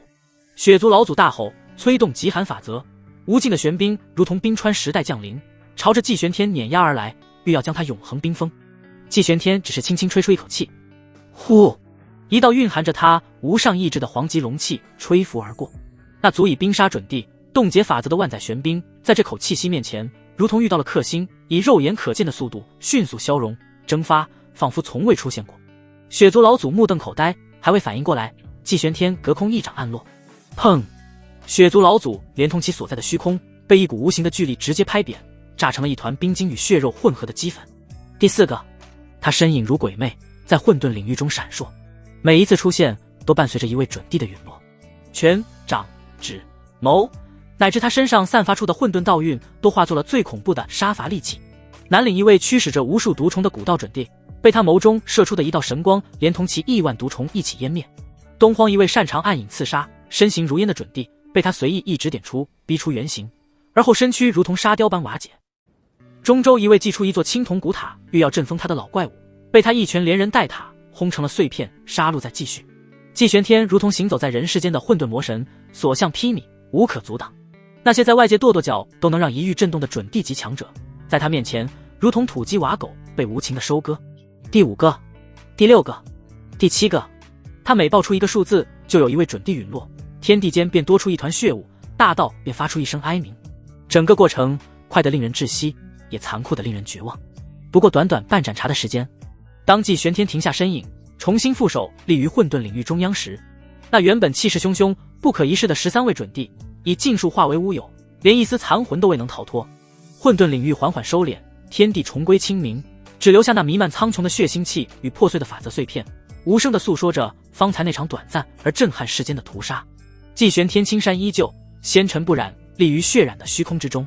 他目光平静地扫过下方那些早已吓得魂不附体、一个个瘫软在地的观战者，如同无上的神奇俯瞰着瑟瑟发抖的苍生。全场鸦雀无声，唯有风吹过染血的山河，带起呜咽般的回响。最终，那漠然的目光落在了那些并未真正退去，而是隐匿在千里之外暗中观察的准帝们身上。还有谁想掂量本座的斤两？声音平淡，却如同万古寒冰，洞彻灵魂。无人应答，也无人敢应答。那些之前还心存贪婪、蠢蠢欲动的老怪物们，此刻恨不得将自己埋进的心深处，连大气都不敢喘一口。秒杀13准帝，其中不乏巅峰存在，这是何等恐怖的实力！这已经超出了他们对无敌的认知范畴。他绝对已经踏入了地境。一位来自西漠的老僧颤声低语，手中的佛珠捏得粉碎。无敌，真正的无敌之姿。这个时代，还有谁能与他争锋？东荒剑子的护道者，那位麻衣老者，眼中充满了苦涩与震撼。通天阁将因他一人再次君临天下。紫霄圣主喃喃自语，语气中带着无比的复杂与敬畏。季离月和呆呆看着父亲那顶天立地、横扫一切的无敌背影，眼中的担忧早已被无尽的崇拜与激动所取代。裴剑宇更是激动得热泪盈眶，百年等待，主人归来，风采更胜往昔。而古妖帝族的幽谷准帝等人早已面无人色，浑身都被冷汗浸透，心中只剩下无边的庆幸。庆幸地无道机智的装死，庆幸自己刚才没有像那些蠢货一样出手。地路之上有此人在，还有何人敢称尊？季玄天那如同最终审判的目光，并未因众人的恐惧而收回，反而如同冰冷的刀锋，缓缓移向了面无人色的古妖帝族众人，最终定格在浑身战栗的幽谷准帝身上。虽然他们未曾直接对他出手，但那份对离月毫不掩饰的杀意，以及纵容下属抢夺赌注的行径，已然触犯了他的逆鳞龙有逆鳞，触之必死。他不需要证据，只需要感知。那份恶意在他浩瀚如星海的神念下无所遁形。古妖帝族，季玄天开口，声音平淡，却带着宣判的意味，对本座女儿心怀杀念，其罪当诛。话音未落，一股无形的杀机已然锁定幽谷准帝等人，周围的温度骤降，虚空仿佛都要凝固。幽谷准帝亡魂大冒，感觉死神已经扼住了自己的喉咙，他再也顾不得什么准帝尊严，嘶声喊道：季阁主，误会，皆是误会，我等对帝女绝无加害之心，此事可否和解？我古妖帝族愿付出任何代价。和解？季玄天嘴角勾起一抹冰冷的弧度，那眼神如同在看一个白痴。此时此刻，你莫不是在说笑？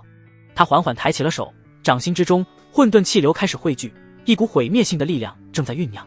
那姿态分明是要将古妖帝族在场之人，连同那装死的地无道一并从世间抹去。幽谷准帝彻底绝望，他知道求饶无用，这位煞星根本不会给他们任何机会。在极致的恐惧与绝望刺激下，他猛地捏碎了怀中一枚形似妖铜、流淌着暗金滴血的古朴玉佩，用尽全身力气，发出了撕心裂肺的咆哮。既然如此，地无道此时的心情像是过山车一样，本以为接下来必死，但一看幽谷大长老的举动，以为他还有什么后手。谁知，只听幽谷接着用更大的吼声喊道：“始祖，救我！”声音凄厉，如同濒死野兽的哀嚎，传遍了四方。玉佩破碎的刹那，一股苍茫、古老、霸道绝伦的妖帝气息，如同沉睡了万古的史前巨凶，猛然自那破碎的玉佩中爆发出来，直冲九霄。始祖，古妖帝族的始祖！众人闻言，先是一愣，随即露出了难以置信的神色。古妖帝族的始祖，那可是真正的弟子，其父乃是上古年间纵横无敌的妖帝。传说这位始祖自封神元之中，延缓寿元流逝，早已是准帝大圆满的恐怖存在，甚至据说他已窥得地路，走出了极远。他竟然还活着，而且能被幽谷以此种方式召唤。就在众人惊疑不定之际，轰隆隆，整个中州的天空在这一刻暗淡下来，无尽的妖云从四面八方向万古碑林汇聚，遮天蔽日。星辰仿佛在颤抖，日月为之无光。一股比之前13准帝联手更加恐怖，更加深邃，仿佛触及了某种至高界限的威压，如同浩瀚星海般降临。虚空之中，一道巨大的裂缝被强行撕开，仿佛连接着太古妖界。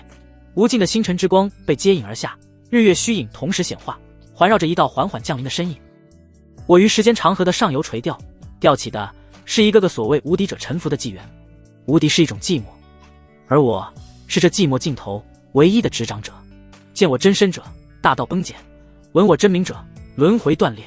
一道道充满无尽沧桑却又带着睥睨天下的宏大声音，如同自万古前传来，响彻在每一个生灵的灵魂深处。只见一道身影踏着星辰大道，沐浴日月精华，自那裂开的苍穹尽头一步步走下。他身形并不如何高大，却仿佛撑开了天地。面容古朴，看不出具体年岁，一双瞳孔竟是纯粹的金色，其中仿佛有星河流转，宇宙生灭。他身着简单的灰色布衣，却难以掩盖那源自血脉与灵魂深处的无上地威。最令人心悸的是，在他身后，一条模糊不清却散发着无上威严，蔓延出足70里光滑的道路虚影，若隐若现。地路，70里地路，这是真正触摸到了大地门槛的标志。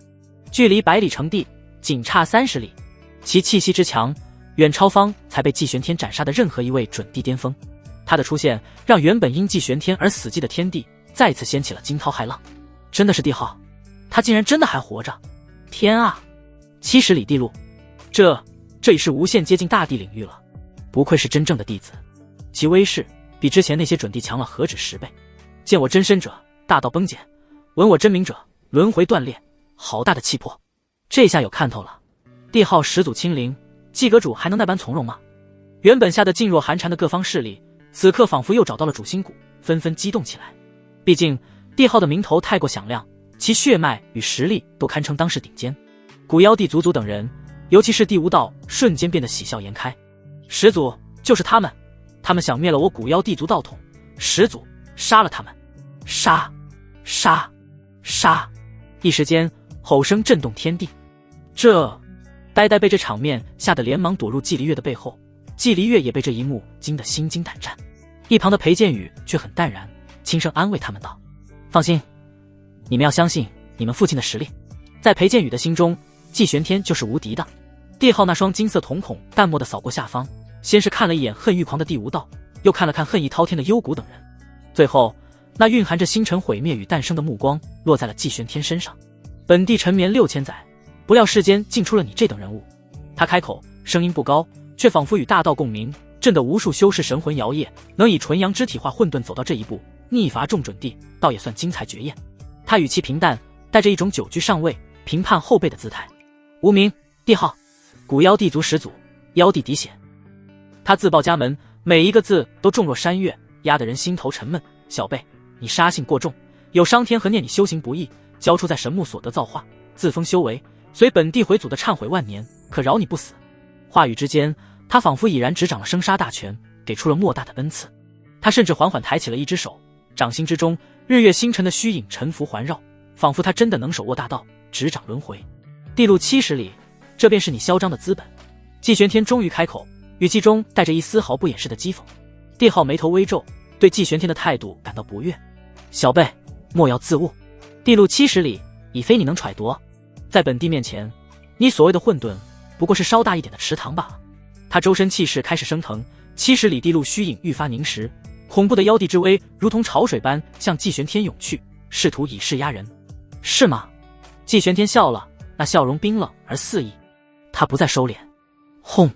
一股比帝号更加浩瀚、更加纯粹、更加凌驾于万物之上的混沌帝威，如同积蓄了万古的火山，轰然爆发。在他身后，一条凝实无比、散发着永恒不朽道的地路虚影瞬间蔓延开来，横贯天地，照耀古今。地路百里，完整无缺，直通大地之境的百里地路。那璀璨的光芒，那无上的道韵，瞬间将地号那70里地路的光华彻底掩盖，使其黯然失色。百里地路，地号那原本淡漠孤高的金色瞳孔，在这一刻骤然收缩到了极致，脸上第一次露出了无法掩饰的震撼与骇然。他身后的70里古妖地路，在那条散发着永恒道韵的百里混沌地路面前，竟不由自主地微微颤抖起来，光华暗淡，犹如银光见皓月。不仅仅是地号，所有看清那条横贯天地，仿佛连接着大道源头的百里地路的人，全都陷入了前所未有的震惊与呆滞之中。百里，真的是百里地路，圆满无缺，直通地境。他真的走到了这一步，难怪他能弹指灭，杀准地巅峰。这已是大地之姿啊！这个时代，真的要出一尊活着的大帝了吗？惊呼声以及倒吸冷气的声音此起彼伏。天机子手中的罗盘彻底崩碎，他喃喃道：地路百里，大道可期，老朽今日得见神迹矣。紫霄圣主周身紫电不受控制的溢散，眼神充满了敬畏。蛮族少主、西莫佛子、东荒剑子等绝顶天骄，此刻望着那条地路，眼中唯有仰望与苦涩。他们毕生追求的不过是触摸到这条路的起点，而有人却已走到了终点。季离月和呆呆更是激动得浑身发抖，父亲的无敌形象在他们心中达到了顶峰。裴剑宇眼中异彩连连，心中充满了与有荣焉的自豪。而古妖地族众人则如同被一盆冰水从头浇到脚，刚刚升起的希望瞬间破灭，脸色惨白如纸。然而帝号毕竟是真正的弟子，道心坚定无比。最初的震撼过后，他迅速压下心中的惊涛骇浪，眼神重新变得锐利起来。哼，百里地路又如何？帝号冷喝，强行稳住自己70里古妖地路的波动。地路并非越长便越强，此路乃是修士一生道果的凝聚，承载着其选择的大道，所有的底蕴，所有的术语法。世间大道3600，人人各执一根苗，道亦有强弱之分。他周身气势再次升腾，身后那70里古妖地路光华大盛，其上竟浮现出无数古老的妖族符文，有真龙盘旋、神皇展翅、麒麟踏云、饕餮吞天，万妖虚影在其中沉浮咆哮，散发出一种源自太古洪荒的苍茫、霸道、统御万灵的恐怖气息。吾之道，乃古妖大道，承袭腹地血脉，执掌万妖权柄，位列3600大道前列。帝号声音恢宏，充满了自信。你虽侥幸走出百里地路，但混沌大道缥缈难测，你祖上并无大帝，底蕴浅薄。本帝不信，你这出城的混沌道能敌我沉淀万古的古妖道。他认定季玄天不过是凭借逆天机缘强行堆砌出了百里地路，其大道本质与底蕴绝不可能与他这真正的弟子相比。古妖地路显化，轰隆！他身后70里暗金地路彻底复苏，不再是简单的虚影，而是化作了近乎实质的存在。地路之上，景象大变，左侧是无尽蛮荒的山河，万妖奔腾咆哮，嘶吼声震碎星辰；右侧是巍峨古老的妖庭神殿，神禽盘旋，瑞兽匍匐，一尊模糊却威严无尽的妖帝虚影端坐中央，统御万方。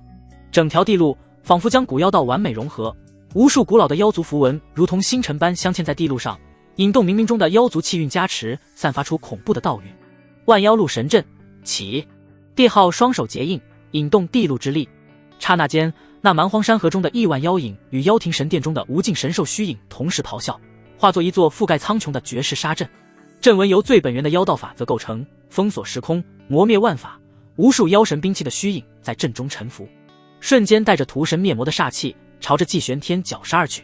这一击已非单纯的能量攻击，而是融合了古妖大道精髓的显化，其威能堪比大地一击。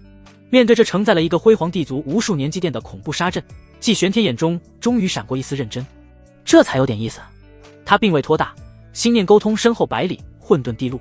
混沌地路演道，嗡！百里混沌地路发出大道轮音，无尽的混沌气不再仅仅是气流，而是化作了亿万枚不断生灭演化的混沌符文。这些符文每一枚都蕴含着地水火风、阴阳清浊的奥义，它们彼此组合、碰撞、演化，仿佛在地路上重演着宇宙从无到有、从混沌到有序的无穷，可能没有固定的形态，没有不变的招式，只有永恒的变与化。混沌化万法，万法归虚。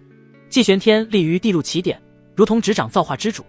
他并指向前一点，刹那间，那亿万混沌符文随心而动，瞬间组合成一条咆哮的混沌长河。河中不再是水，而是奔涌的法则，是生灭的界域。长河之上，有真龙腾空，混沌化生；有神皇展翅，混沌化灵；有鲲鹏击水，混沌化极速；有天地草木，混沌化自然；亦有归虚黑洞旋转，混沌化死寂。混沌长河悍然撞入那万妖路神阵中，路神阵的妖道法则试图撕裂混沌长河，而那混沌长河则如同无形之水，瞬间发生了变化。妖帝的地气虚影刺入混沌长河，却被混沌气演化出的各种防御神通挡住，或是直接被归虚之力拖入黑洞湮灭。无数蛮荒妖帝扑杀而来，混沌长河中便演化出更凶厉的混沌魔神与之搏杀。妖庭神威镇压而下，混沌长河便演化出开天辟地的道运与之抗衡。这是道的交锋，是规则的对垒，一时间竟僵持不下。暗金色的妖道光华与灰蒙蒙的混沌气流在虚空中疯狂交织，又迅速湮灭，将那片天地化作了大道磨盘，任何卷入其中的物质与能量都会被瞬间搅碎。他竟然真的挡住了始祖的路神阵。幽谷准帝等人看得心神摇曳，难以置信。好一个混沌大道！天机子抚须惊叹，眼中满是推演之色。帝浩脸色凝重，他发现自己引以为傲的古妖大道，在那千变万化、似乎永无止境的混沌大道面前，竟有种力不从心之感。对方的大道太过于有变和化，像极了道生一，一生二，二生三，三生万物。不能如此下去。帝浩眼中厉色一闪，决定动用底蕴，以无地血换地祖灵誓。妖帝法旨，朕。帝浩的声音虔诚而狂热，像是最忠诚的信徒在呼唤神明。随着他话音落下，那喷洒的地血骤然燃烧起来，化作一道冲天的暗金血焰，沟通了冥冥中存在于古妖地族祖地深处的无上存在。下一刻，一股让万古时空都为之凝固的恐怖威压骤然降临。一张看似古朴、泛着暗金色泽的兽皮卷轴自虚无中缓缓浮现，它并不巨大，却仿佛承载了整片天地的重量。卷轴之上只有一个字，是以真正的地血书写：龙飞凤舞，道运天成。朕。仅仅一个字，却仿佛蕴含着那位上古妖帝一生的大道感悟与无上意志。笔画之间，有星辰环绕生灭，有万妖朝拜虚影，更有一种言出法随、高高在上的无上权威。仅仅只是显化，那股独属于真正的大地威压，便让方圆10万里的空间彻底冻结，时间流速都变得缓慢起来。所有圣境以下的修士，连思维都几乎停滞，唯有准地级强者才能勉强运转神念，感受到那源自生命本质的恐惧与敬畏。大地法旨，真正的地级力量。古妖地族竟然还存有完整的地旨，这可是能发挥出部分大地威能的至宝啊！完了，季玄天虽强，但面对真正的大地手段，如何能挡？地威不可触，这是亘古不变的真理。无数人骇然失色，刚刚因季玄天百里地路而升起的希望，瞬间被这横空出世的地旨压得粉碎。帝浩脸色苍白，气息因献祭地喜而萎靡了不少，但眼神却充满了疯狂与快意。他死死盯着季玄天，哈哈大笑道：“季玄天，看到了吗？此乃我古妖地族始祖，真正的妖帝所留法旨，蕴含无上大地意志与部分地道法则，10万年来护佑我族不朽。法旨之下，大地亦要动容。即便你走出百里地路，拥有天大的神通，也绝不是真正的大地之威可以抗衡。本帝再给你最后一次机会，立刻跪下，乖乖成为本帝奴仆，献上你的一切，莫要自误。否则，地旨之下，管你什么混沌大道、百里地路，统统都要化为飞灰。”声浪滚滚，带着大地法旨的加持，震得无数观战者心神摇曳，机遇跪服。所有人都认为季玄天完了。大地法旨，这几乎是不可抗衡的力量。然而，身处大地法旨威压最中心的季玄天，抬头望着那散发着煌煌地威的阵字，感受着那试图冻结他地路、磨灭他意志的恐怖力量，眼中非但没有恐惧，反而流露出了一丝奇异的光芒。那光芒并非震惊，也非凝重，而是一种发现了珍稀猎物的探究与炽热。他确实从这法旨上感受到了一种从未遇到过的强大。那阵字散发的神光，每一缕都仿佛是一条完整大道的缩影，它们共同构成了一个近乎完美的古妖大道，引动着诸天万界的妖族气运，一字之威确实已达到了真正地境的水准。地境一击并非作用在神通上，而是规则与权柄的压制。原来如此，季玄天轻声自语，仿佛洞悉了某种奥秘，并非单纯的能量烙印，而是将自身一缕完整的道则混合着地血与意志，熔炼于这兽皮之中，相当于一位大帝，将其部分大道剥离出来，封存于此。好东西！他眼中金光一闪，此物正好可作为本作混沌地路上印证万道。就在帝浩狂笑，所有人都以为季玄天要么屈服，要么被镇压之际，季玄天做出了一个让所有人瞠目结舌、让人完全无法理解的举动。他没有防御，没有躲闪，更没有跪下，而是主动散去了周身所有的混沌护体神光，甚至微微放开了对百里混沌地路的掌控。他张开双臂，仿佛要拥抱那镇压而来的大地法旨之光。他在干什么？找死吗？疯了，绝对是疯了！竟然主动迎接大地法旨的镇压！惊呼声四起，连帝浩的笑声都戛然而止，愣住了。下一刻，更加令人骇然的一幕发生了。那蕴含着恐怖大地意志与道则的暗金光柱，毫无阻碍地轰击在季玄天身上，将他彻底淹没。见状，帝浩忍不住再次大笑起来，还以为你有什么手段，原来是要自刎归天啊！爹，大人。这时，季离月、呆呆和裴剑宇也慌了，他们完全不理解季玄天为何要这样做。然而，所有人预想中季玄天地路崩碎、肉身瓦解的场景并未出现。季玄天的身躯在那地微光柱中微微震颤，肌肤之下，无数混沌符文以前所未有的速度疯狂流转、生灭、重组。他身后的百里混沌地路更是发出了轰鸣大道之音，百里地路仿佛化作了一个巨大的、贪婪的熔炉，那足以镇杀准地大圆满的大地法则与意志，在冲入季玄天体内与地路的刹那，竟被那无尽的混沌符文包裹、分解、吞噬。混沌大道可演化万法，亦可炼化万道。季玄天竟然在以自身为顶炉，以百里混沌地路为道火，强行炼化、吞噬这大地法旨中蕴含的地级道则。吼！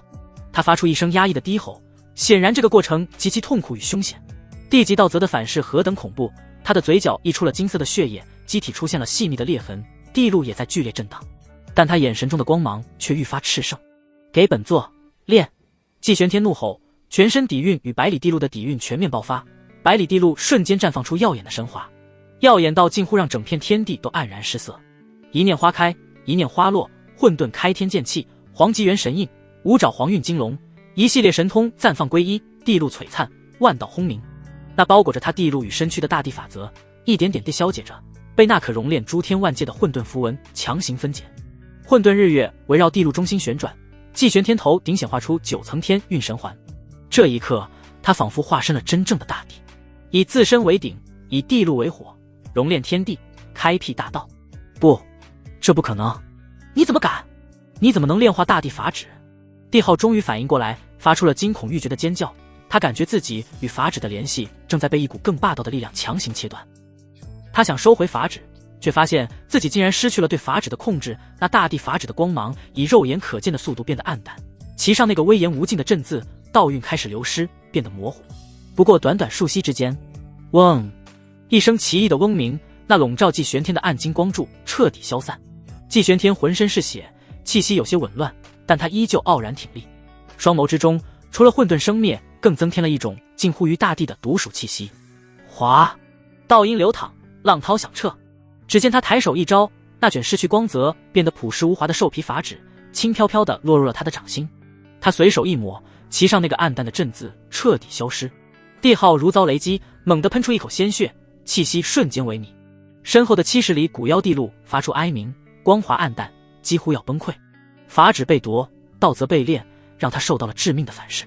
全场死寂，所有人都如同石化了一般，呆呆地看着那个手持废弃法旨、气势更胜从前的身影，徒手硬接大地法旨，并且将其生生炼化了。这简直是逆天之举，亘古未闻。季玄天擦去嘴角的血迹，目光冰冷地看向面如死灰的帝浩，声音如同来自九幽地狱。地族底蕴，大地法旨。他轻声开口，带着一丝淡淡的嘲讽，声音却清晰地传入每个人耳中。今日本座便告诉你，在绝对的力量与大道认知面前，地血可留，地旨可碎，地族亦可灭。季玄天话音落下的刹那，那大地法旨也在他的手中被捏成了灰烬。下一瞬，季玄天扑杀而出。这一次，他没有给帝浩任何反应的机会，不再是试探，而是真正的绝杀。不，季玄天，你不能杀我，我乃弟子，身负地血，你若杀我，必遭天谴，与我父结下不死不休的因果。感受到死亡威胁的帝浩挣扎着嘶吼，试图做最后想要抢救自己一下。天谴，因果。季玄天嘴角勾起一抹讥讽的弧度，本座知道凌驾诸天之上，何惧区区天谴？至于你父，他若敢从坟里爬出来，本座不介意送他下去与你团聚。声音平淡，却带着一种执掌生死、无视一切的绝对霸气。话音未落，他不再给帝昊任何机会，并指如剑，一道仿佛能劈开天地的混沌开天剑气自其指尖迸发。这道剑气比之前任何一次都要细小，却更加凝实，其中仿佛有无数混沌世界在生灭轮回。不，帝昊瞳孔骤缩，感受到了可怖的灭杀之意，死亡即将降临。他疯狂燃烧残余的地血与地路，试图抵挡。然而在炼化部分大地法直到择后，季玄天对地路的掌控与混沌大道的理解已然更上一层楼。吃！混沌剑气无视了一切防御与挣扎，迅如闪电，瞬间洞穿了帝昊的眉心，贯穿了他的神魂核心。帝昊身躯猛地一僵，眼中的神采如同潮水般退去，纯金色的眸子瞬间暗淡，那70里濒临崩溃的古妖地路发出一声悲鸣，轰然破碎，化作漫天光雨消散。古妖地族古祖真正的弟子，准地大圆满，地路70里，帝昊陨落。季玄天看都未看那坠落的尸体，并不打算放过。五爪黄运金龙瞬间从百里地路内呼啸而出，将其肉身吞入腹中。接着一团血雾从五爪黄运金龙的精灵处炸开，虚空震动，泛起阵阵涟漪。一声嘹亮的龙鸣声震得在场之人瑟瑟发抖。季玄天目光转向早已下瘫在地的幽谷准地以及残余的古妖地族众人。古妖地族当灭！他言出法随，只是意念一动，砰砰砰砰！下方所有古妖地族的族人，无论修为高低，无论身在何处，在同一时刻，身躯毫无征兆地爆碎开来，化作一团团血雾。连同那在地上装死，心中尚存一丝侥幸的地无道，也在这无声的毁灭中，身躯一震，彻底失去了所有生机。凡是身怀古妖地族血脉，哪怕在10万里外，都未能幸免于难。自此，曾称霸一方10万年之久、底蕴深厚的古妖地族，自始祖至普通族人，在季玄天一言之下，全族覆灭，鸡犬不留。静！死一般的寂静笼罩了破碎的万古碑林，并随着无数道惊恐的神念，如同风暴般席卷向中州乃至周边各大域。古妖地族被灭族了，被季玄天一人只手覆灭，连同其始祖帝昊，那位走出了70里地路的准地大圆满，都未能幸免。这个消息如同亿万道灭世雷霆，在所有接收到信息的势力与强者脑海中炸开，引发了前所未有的巨大地震。灭族！季玄天不，季阁主他竟然真的灭了古妖地族。帝昊始祖陨落，70里地路崩碎，这可是真正的弟子啊！一念，仅仅一念，覆灭一个不朽地族。季阁主他已成真正的禁忌，不可触，不可言，不可敌。这个时代注定要被他一人独尊。蛮族少主收起了所有的桀骜，眼中只剩下深深的敬畏。西莫佛子低眉垂目，诵经声都带着颤抖。东荒剑子背后的古剑彻底沉寂，再无半点争锋之意。天机子、紫霄圣主等人亦是心潮澎湃，久久无言。他们知道，从今日起，中州乃至整个天下的格局将因这个男人的归来而彻底改变。各方势力，无论之前是敌是友，是观望还是幸灾乐祸，此刻心中都只剩下无边的恐惧与敬畏。许多古老的传承立刻下令，严禁门下弟子招惹与通天阁相关的任何人，并备上厚礼，准备前往通天阁朝拜。季离月和呆呆看着父亲那如同擎天巨月般的身影，眼中充满了无尽的安全感与崇拜。就在这片震撼与死寂之中，远方的天际，一道周身还隐隐带着一丝若有若无意味，但气息却已然达到准地巅峰的身影，悄然撕裂虚空，而至正是自粪坑破关而出，志得意满，欲要寻季离月报仇夺回失去一切的叶凡。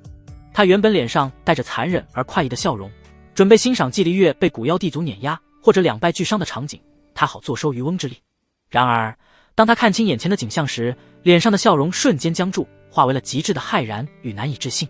破碎的山河，弥漫未散的血腥气，空中那尚未完全平息的恐怖能量余波，以及那满地属于古妖地族强者的破碎尸体与血污。古妖地族败了，而且还败得如此彻底，像是被一股无可抗拒的力量瞬间抹去。他的目光猛地投向虚空中央那道唯一屹立的青山身影，季玄天，他竟然没死，而且气息竟然如此恐怖。刚才那覆灭古妖地族的是他。叶凡的心脏疯狂跳动，一股寒意从脚底直冲天灵盖。他感觉自己100年苦修得来的准地巅峰修为，在那道青山身影面前竟显得如此可笑与渺小。不可能，他怎么可能会强到这种地步？叶凡心中在疯狂咆哮，道心剧烈动摇。就在他惊骇欲绝，几乎要忍不住转身逃遁之时，他的目光不经意间扫过了被季玄天护在身后，正激动地看着父亲的那道鹅黄色身影。呆呆，当看清呆呆那精致灵秀，还带着几分婴儿肥的侧脸时，叶凡如同被一道9天雷霆劈中，整个人猛地一颤，瞳孔瞬间收缩成了针尖。那张脸，为何与记忆中婉儿年少时的模样有着7、8分的相似？尤其是那双乌溜溜、充满灵性的大眼睛，简直是一个模子刻出来的。爹爹好棒，我家爹爹天下第一！这时的呆呆忍不住欢呼雀跃起来。爹爹，他叫季玄天，爹爹。叶凡闻言，一个荒谬的念头自他的脑海中滋长，一发不可收拾。不可能，绝对不可能！婉儿是他的，是他叶凡的红颜知己，心中挚爱。他怎么会和季玄天有了孩子？而且看那女孩的骨龄，分明才100岁左右。等等，100年前，叶凡，你以后别再骚扰我了，我怕我家大人误会。100年前的那道声音忽然从他的脑海中响起，一个让他无法接受，几乎要让他神魂崩碎的可怕念头，如同毒蛇般钻入他的脑海，疯狂啃噬着他的理智。难道婉儿她背叛了我，投入了仇人季玄天的怀抱，还为他生下了女儿？不，噗！急火攻心，加上这颠覆认知的巨大冲击，叶凡猛地喷出一口鲜血，脸色瞬间变得惨白如纸，身形在空中摇摇欲坠。他死死地盯着呆呆，又看了看季玄天，眼中充满了无尽的怨毒、疯狂、痛苦以及一丝连他自己都不愿承认的崩溃与茫然。100年奋坑苦修，忍辱负重，只为有朝一日能夺回一切，与婉儿再续前缘。可现在他看到的究竟是什么？这一刻，叶凡感觉自己的世界彻底崩塌了。那我这100年的发愤图强算什么？不，季玄天，我要你死！极致的怨恨、屈辱与疯狂如同火山般在他体内爆发，淹没了叶凡的最后一丝理智。只见他的双眼赤红，状若疯魔，周身准地大圆满的气息毫无保留地轰然释放，化作一道撕裂长空的血色流光，携带着滔天的怨毒与杀意，直扑季玄天。季玄天迅速察觉，面对叶凡这含怒的疯狂一击，他甚至未曾移动脚步，只是随意的抬掌向前轻轻一按。轰！一只遮天蔽日的混沌大手硬凭空浮现，掌心之中仿佛有无数世界在生灭，带着镇压诸天万界的无上伟力，与叶凡化身的血色流光悍然相撞。下一瞬，惊天动地的巨响爆发，能量风暴席卷四方。叶凡那足以轰碎星辰的全力一击撞在混沌大手印上，竟只是让其微微一顿，便再也无法寸进。反而是他自己被那反震之力震得气血翻腾，倒飞而出，脸上充满了难以置信。不可能，你怎么可能这么强？叶凡嘶吼，无法接受这个现实。他100年苦修，历经非人磨难，自认已站在世间绝巅，为何在此人面前依旧如此不堪一击？井底之蛙也敢妄言天高。季玄天负手而立，语气中带着一丝毫不掩饰的讥讽。若你只有这点本事，那便到此为止了，休要小瞧于人。季玄天，你地路100里又如何？我叶凡亦有100里地路。被彻底激怒的叶凡发出了震天动地的咆哮，他不再保留，全力催动自身道果。嗡！一股同样磅礴浩瀚，却带着碾碎一切阻碍的霸道地威自叶凡体内冲天而起。一条凝实无比、散发着璀璨金光，仿佛由无数胜利与征战铺就的100里地路虚影，在他身后轰然展开，横亘天地。这条地路气象万千，路上仿佛有无数天骄的尸骨作为铺垫，弥漫着一股惨烈煞气与无敌信念。100里地路，他竟然也走出了100里地路。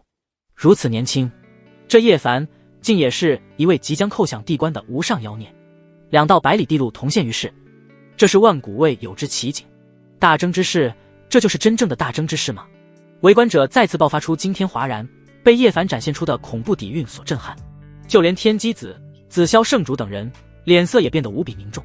100里地路代表着已有正道之机，这叶凡竟隐藏得如此之深。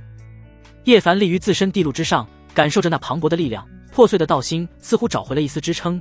他眼神疯狂而炽热地盯着季玄天。我叶凡知道，自微末中崛起，于生死间搏杀，败尽诸敌，横扫八荒。我的道名曰无敌，声震四野，带着一种偏执的狂热与自信。无敌！季玄天嗤笑出声。若真无敌，方才见本座之时，你第一反应为何是想逃？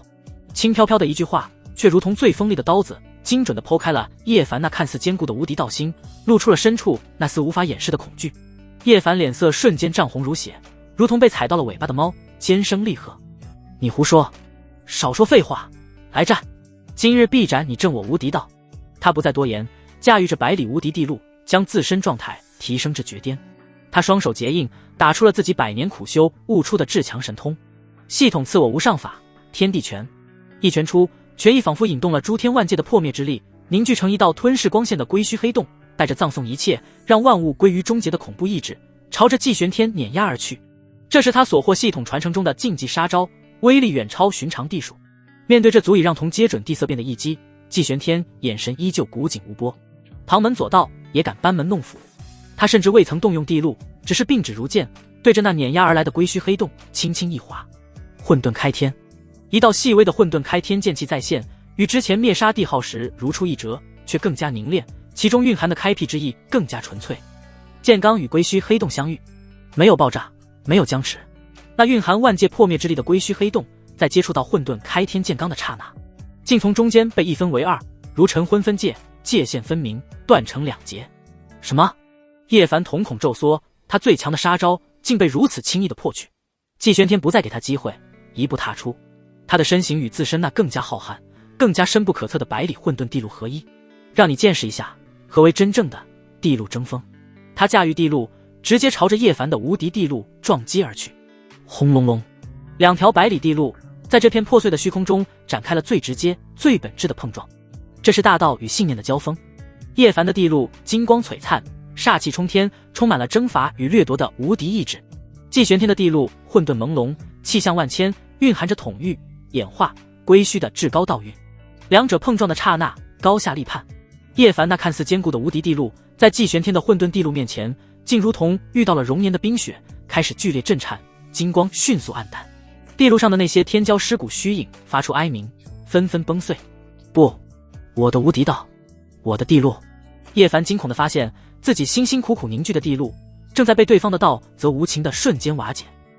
他那建立在无数胜利与系统奖励之上的无敌信念，在季玄天那能熔炼万道的混沌意志面前，竟显得如此虚浮与不堪一击。咔嚓咔嚓，令人牙酸的碎裂声响起，叶凡的百里地路上开始出现一道道触目惊心的裂痕。噗！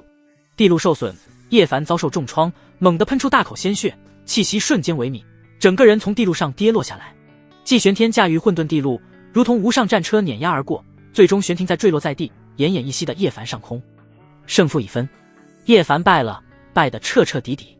他的百里地路布满裂痕，接近崩碎，他的无敌道心更是千疮百孔。他躺在废墟中，鲜血不断从口中溢出，眼神涣散，充满了绝望与不甘。他用尽最后力气，偏过头，死死地盯着被季离月护在身后，正用一种嫌恶眼神看着他的呆呆。告诉我，他声音嘶哑，带着最后一丝执念，你的父母究竟是谁？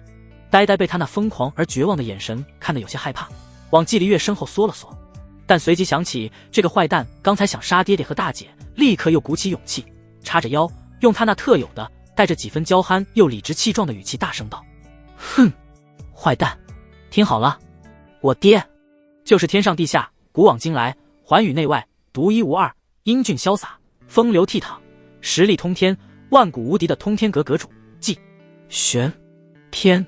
他掰着手指头给季玄天加了一长串自认为最厉害的头衔，然后小脸一扬，更加大声地道：我娘就是中州第一美人，温柔善良，闭月羞花，沉鱼落雁的林婉儿。林婉儿。前面他就当听了废话，但当这三个字清晰地传入叶凡的耳中时，如同压垮骆驼的最后一根稻草。叶凡身躯猛地一颤，眼中的最后一丝光彩彻底熄灭，取而代之的是一片死寂的灰败。假的，都是假的。他喃喃自语，如同疯癫：婉儿，爱的是我，怎么可能会？季玄天，是你，一定是你逼迫他的，是你。他发出气血般的嘶吼，充满了无尽的怨毒与不甘。你放屁！呆呆气的小脸通红，再也忍不住，跳出来指着叶凡的鼻子骂道：你这个臭烘烘的坏蛋，胡说八道！我娘最喜欢我爹爹了，天天想着我爹爹，晚上还。他似乎想起了什么，更加理直气壮地喊道：还有，我大名叫做季，不悔，是我娘亲自取的。她说她这辈子最幸运、最幸福、最不后悔的事情，就是嫁给了我爹爹，所以她永远不后悔。呆呆那清脆的话语，一字一句，如同最锋利的快刀，狠狠斩断了叶凡心中最后的支撑与幻想。噗！他猛地再次喷出一大口鲜血，那鲜血竟带着丝丝缕缕的暗金色，那是道基与心脉俱损的征兆，他眼中的疯狂、怨毒、不甘，最终都化为了一片死寂的灰败语，彻底的癫狂。不是这样的，婉儿，我的婉儿，他喃喃自语，如同失了魂。警告，警告！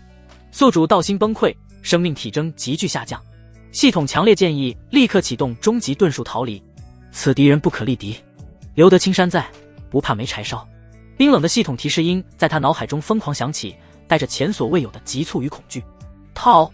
叶凡猛地抬起头，赤红的双眼死死盯着苍穹之上那道青山身影，恨欲狂。灭族之仇，夺妻之恨，你让我如何甘心？100年耻辱，100年煎熬，就在今日，就在此刻，我怎能一走了之？宿主，理智，你现在的状态根本不是他的对手，强行冲击只会形神俱灭。系统几乎是在咆哮，你现在的状态拿什么跟他争？拿什么跟他斗？拿什么跟他斗？叶凡脸上露出一抹扭曲到极致的惨笑，混合着鲜血，显得无比狰狞。很简单，我成帝不就是了？疯子，你简直是疯子！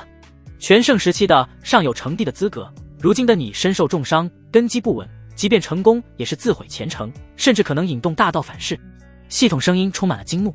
那又如何？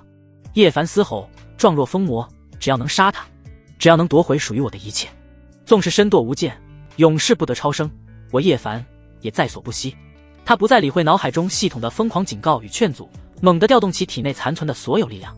叶凡身后那原本布满裂痕、光芒暗淡的百里无敌地路，在这一刻被他以燃烧生命本源、燃烧神魂、燃烧一切为代价，强行再次凝聚，并且爆发出前所未有的璀璨金光。只见他双手猛地向天托举，发出了震碎云霄的咆哮。以我叶凡之名，燃我地路为引，祭我神魂为心，开天门！轰隆隆，天地间骤然响起无法形容的宏大之音，并非雷霆，而是仿佛来自万古之前，源自大道本源的轰鸣。在无数道骇然欲绝的目光注视下，万古碑林上方的苍穹被一股无法抗拒的伟力硬生生撕裂开一道巨大无比、金光万丈的门户。那门户古朴沧桑，其上铭刻着无数先天道纹，流淌着岁月的气息。门后隐约可见一条更加辉煌、更加神圣的道路，这是属于叶凡的真正地路。路的尽头是一扇紧闭，仿佛隔绝了凡尘与之高领域的巨大关隘——地关。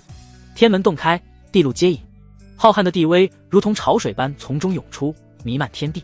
仙乐阵阵，自虚无中响起，洗涤灵魂。大道轮音轰鸣，阐述着至高法则。更有无尽的瑞彩霞光垂落，地涌金莲，一尊尊古之大帝的虚影环绕天门，庄严肃穆。这是成帝之兆，是天帝对一位新帝诞生前的恭贺与考验。天门，地关，他真的引动了，疯了！他这是在自己破碎的地路上强行扣关，这是在赌博。一旦失败，十死无生；即便成功，也必留下难以弥补的道伤。但万一呢？万一他成功了呢？所有人都被这突如其来的景象震撼得无以复加。一些隐匿在暗处，同样走到了准地尽头，甚至开启了自身地路的老怪物们，此刻再也坐不住了。他们从虚空中显化而出，气息一个比一个恐怖，其中甚至有2位地路已开50里以上的存在。季道友，快阻止他！一位浑身笼罩在死气中的老准地焦急大喝：“此子心性癫狂，若让他成帝，以其年岁与狠辣，我等都将永无宁日，这片天地都将陷入血雨腥风。不错，绝不能让此等心术不正之辈成帝。季阁主，请出手阵杀之！”另一位来自某个古老皇朝的老祖也厉声附和：“季阁主，快阻止他，绝不能让他成功，请季阁主出手，将此辽扼杀，为我等后世子孙除一大患。一个年轻大帝的统治将比任何老辈大帝都更加霸道与漫长，我等将永无出头之日啊！”他们看向季玄天，希望这位在场唯一有能力也有理由阻止叶凡的人出手。然而季玄天只是静静地看着那疯狂扣关的叶凡，眼神平静无波，甚至带着一丝饶有兴味，仿佛在欣赏一场与他无关的戏剧。叶凡能成也是伪帝而已，以他如今的实力，伪帝亦可轻松镇压。况且他还想看看成帝是怎么个事呢？万一搞个飞升上界被卖去挖矿，就真成笑话了。季玄天，你糊涂啊！见季玄天无动于衷，有老怪物气的跺脚，纵虎归山，后患无穷。既然你不出手，那老夫便亲自来阻止这孽障。一位地路开启近80里，脾气火爆的魔族老准帝按捺不住，只听他怒吼一声，化作一道撕裂长空的妖光，携带着滔天魔气，直接杀向正在牵引天门之力的叶凡。蝼蚁安敢阻我成道？正处于关键时期的叶凡猛然转头，那双赤红的瞳孔中只剩下纯粹的杀意与疯狂。他甚至没有动用太多神通，只是借助天门垂落的部分地道法则，挥拳对着那扑来的魔族老准的轰杀而去。砰！一道混合着地威与无敌煞气的拳芒闪过，那位地路近80里的强大老准帝，连同其护体魔焰并祭出的本命地兵，却不敌叶凡那一拳之威，血迹虚空，一拳秒杀。借助天门之力，此刻的叶凡已短暂拥有了部分大地威能。这一幕彻底震慑住了其他还想出手的老怪物，一个个脸色煞白，再不敢上前。而叶凡则沐浴着天门垂落的亿万缕霞光与地道法则，踏着自身那残破却燃烧着熊熊魂火的地路，一步步朝着那扇巨大的地关走去。他一边走一边发出惨烈而癫狂的笑声，吟诵道：深圳寰宇8万丈，全开纪元9000重。每一步踏出，他的气息便暴涨一截，法相开始凝聚，仿佛真的要撑开寰宇，全破纪元。万道城阶踏脚下，朱雄血骨筑地路。他脚下的地路吸收着天门法则，竟在缓缓修复，路上浮现出更多虚幻的天骄尸骨，煞气冲天。弹指星河息复燃，回眸阴阳际又生。他指尖流淌着仿佛能熄灭星河的恐怖力量，眸光开合间，生死意境轮转。自此光阴长河外，唯我独尊号天地。最后一句落下，他恰好走到了地关之前。轰隆隆，他的身躯在无尽地道法则的灌注下疯狂膨胀，化作一尊脚踏星海，头顶苍穹，仿佛贯穿了古今未来的大地法相。法相周身环绕着日月星辰，手掌之中仿佛握着生灭，眼眸开合间有宇宙轮回之景。其散发出的威压让整个中州大地都在哀鸣，万道都在其脚下臣服。他驾驭着这无敌的大地法相，燃烧着最后的执念与疯狂，携带着碾碎万古青天的气势，狠狠地扣向了那扇最终的地关天门。给我开！撞击的刹那，无量光爆发，淹没了所有人的视线。天地失色，万道哀鸣。一股真正凌驾于众生之上，统御诸天万道的大地气息开始从那光芒的中心如同潮水般弥漫开来。所有人的心都提到了嗓子眼，死死地盯着那撞击之处。成则心地临世，格局颠覆；败则灰飞烟灭，道消魂散。季玄天依旧平静地看着，只是那深邃的眼眸中掠过一丝毫不掩饰的冷嘲。与此同时，一处不可知不可测的神秘空间内，一点微弱的荧光亮起，悄然点亮了这片永恒的黑暗。倏然，黑暗中一双灿若太古大日，蕴含着无尽岁月与伟力的眼眸接连亮起，目光交织，竟将这片无垠的黑暗空间映照得璀璨无比，显露出一条由无数古老星辰组成的璀璨星河，绵延无边无际，接至虚，通向无。星河之下，一片暗淡无光的废墟，只有一点微弱的荧光，此刻正发散着可笑又可怜的光芒。那片被遗弃的藏域，竟还有人能引动地关。一个古老淡漠，仿佛自开天辟地之初便已存在的声音缓缓响起，带着一丝若有若无的诧异。光芒暗淡，道基虚浮，以如此惨烈的方式强行登临，不过是伪帝罢了。另一个更加冰冷的声音回应，带着毫不掩饰的轻蔑，如此萤火也配称帝？弱得可怜，虽是伪帝，却也难得。且看他能否熬过这一劫吧。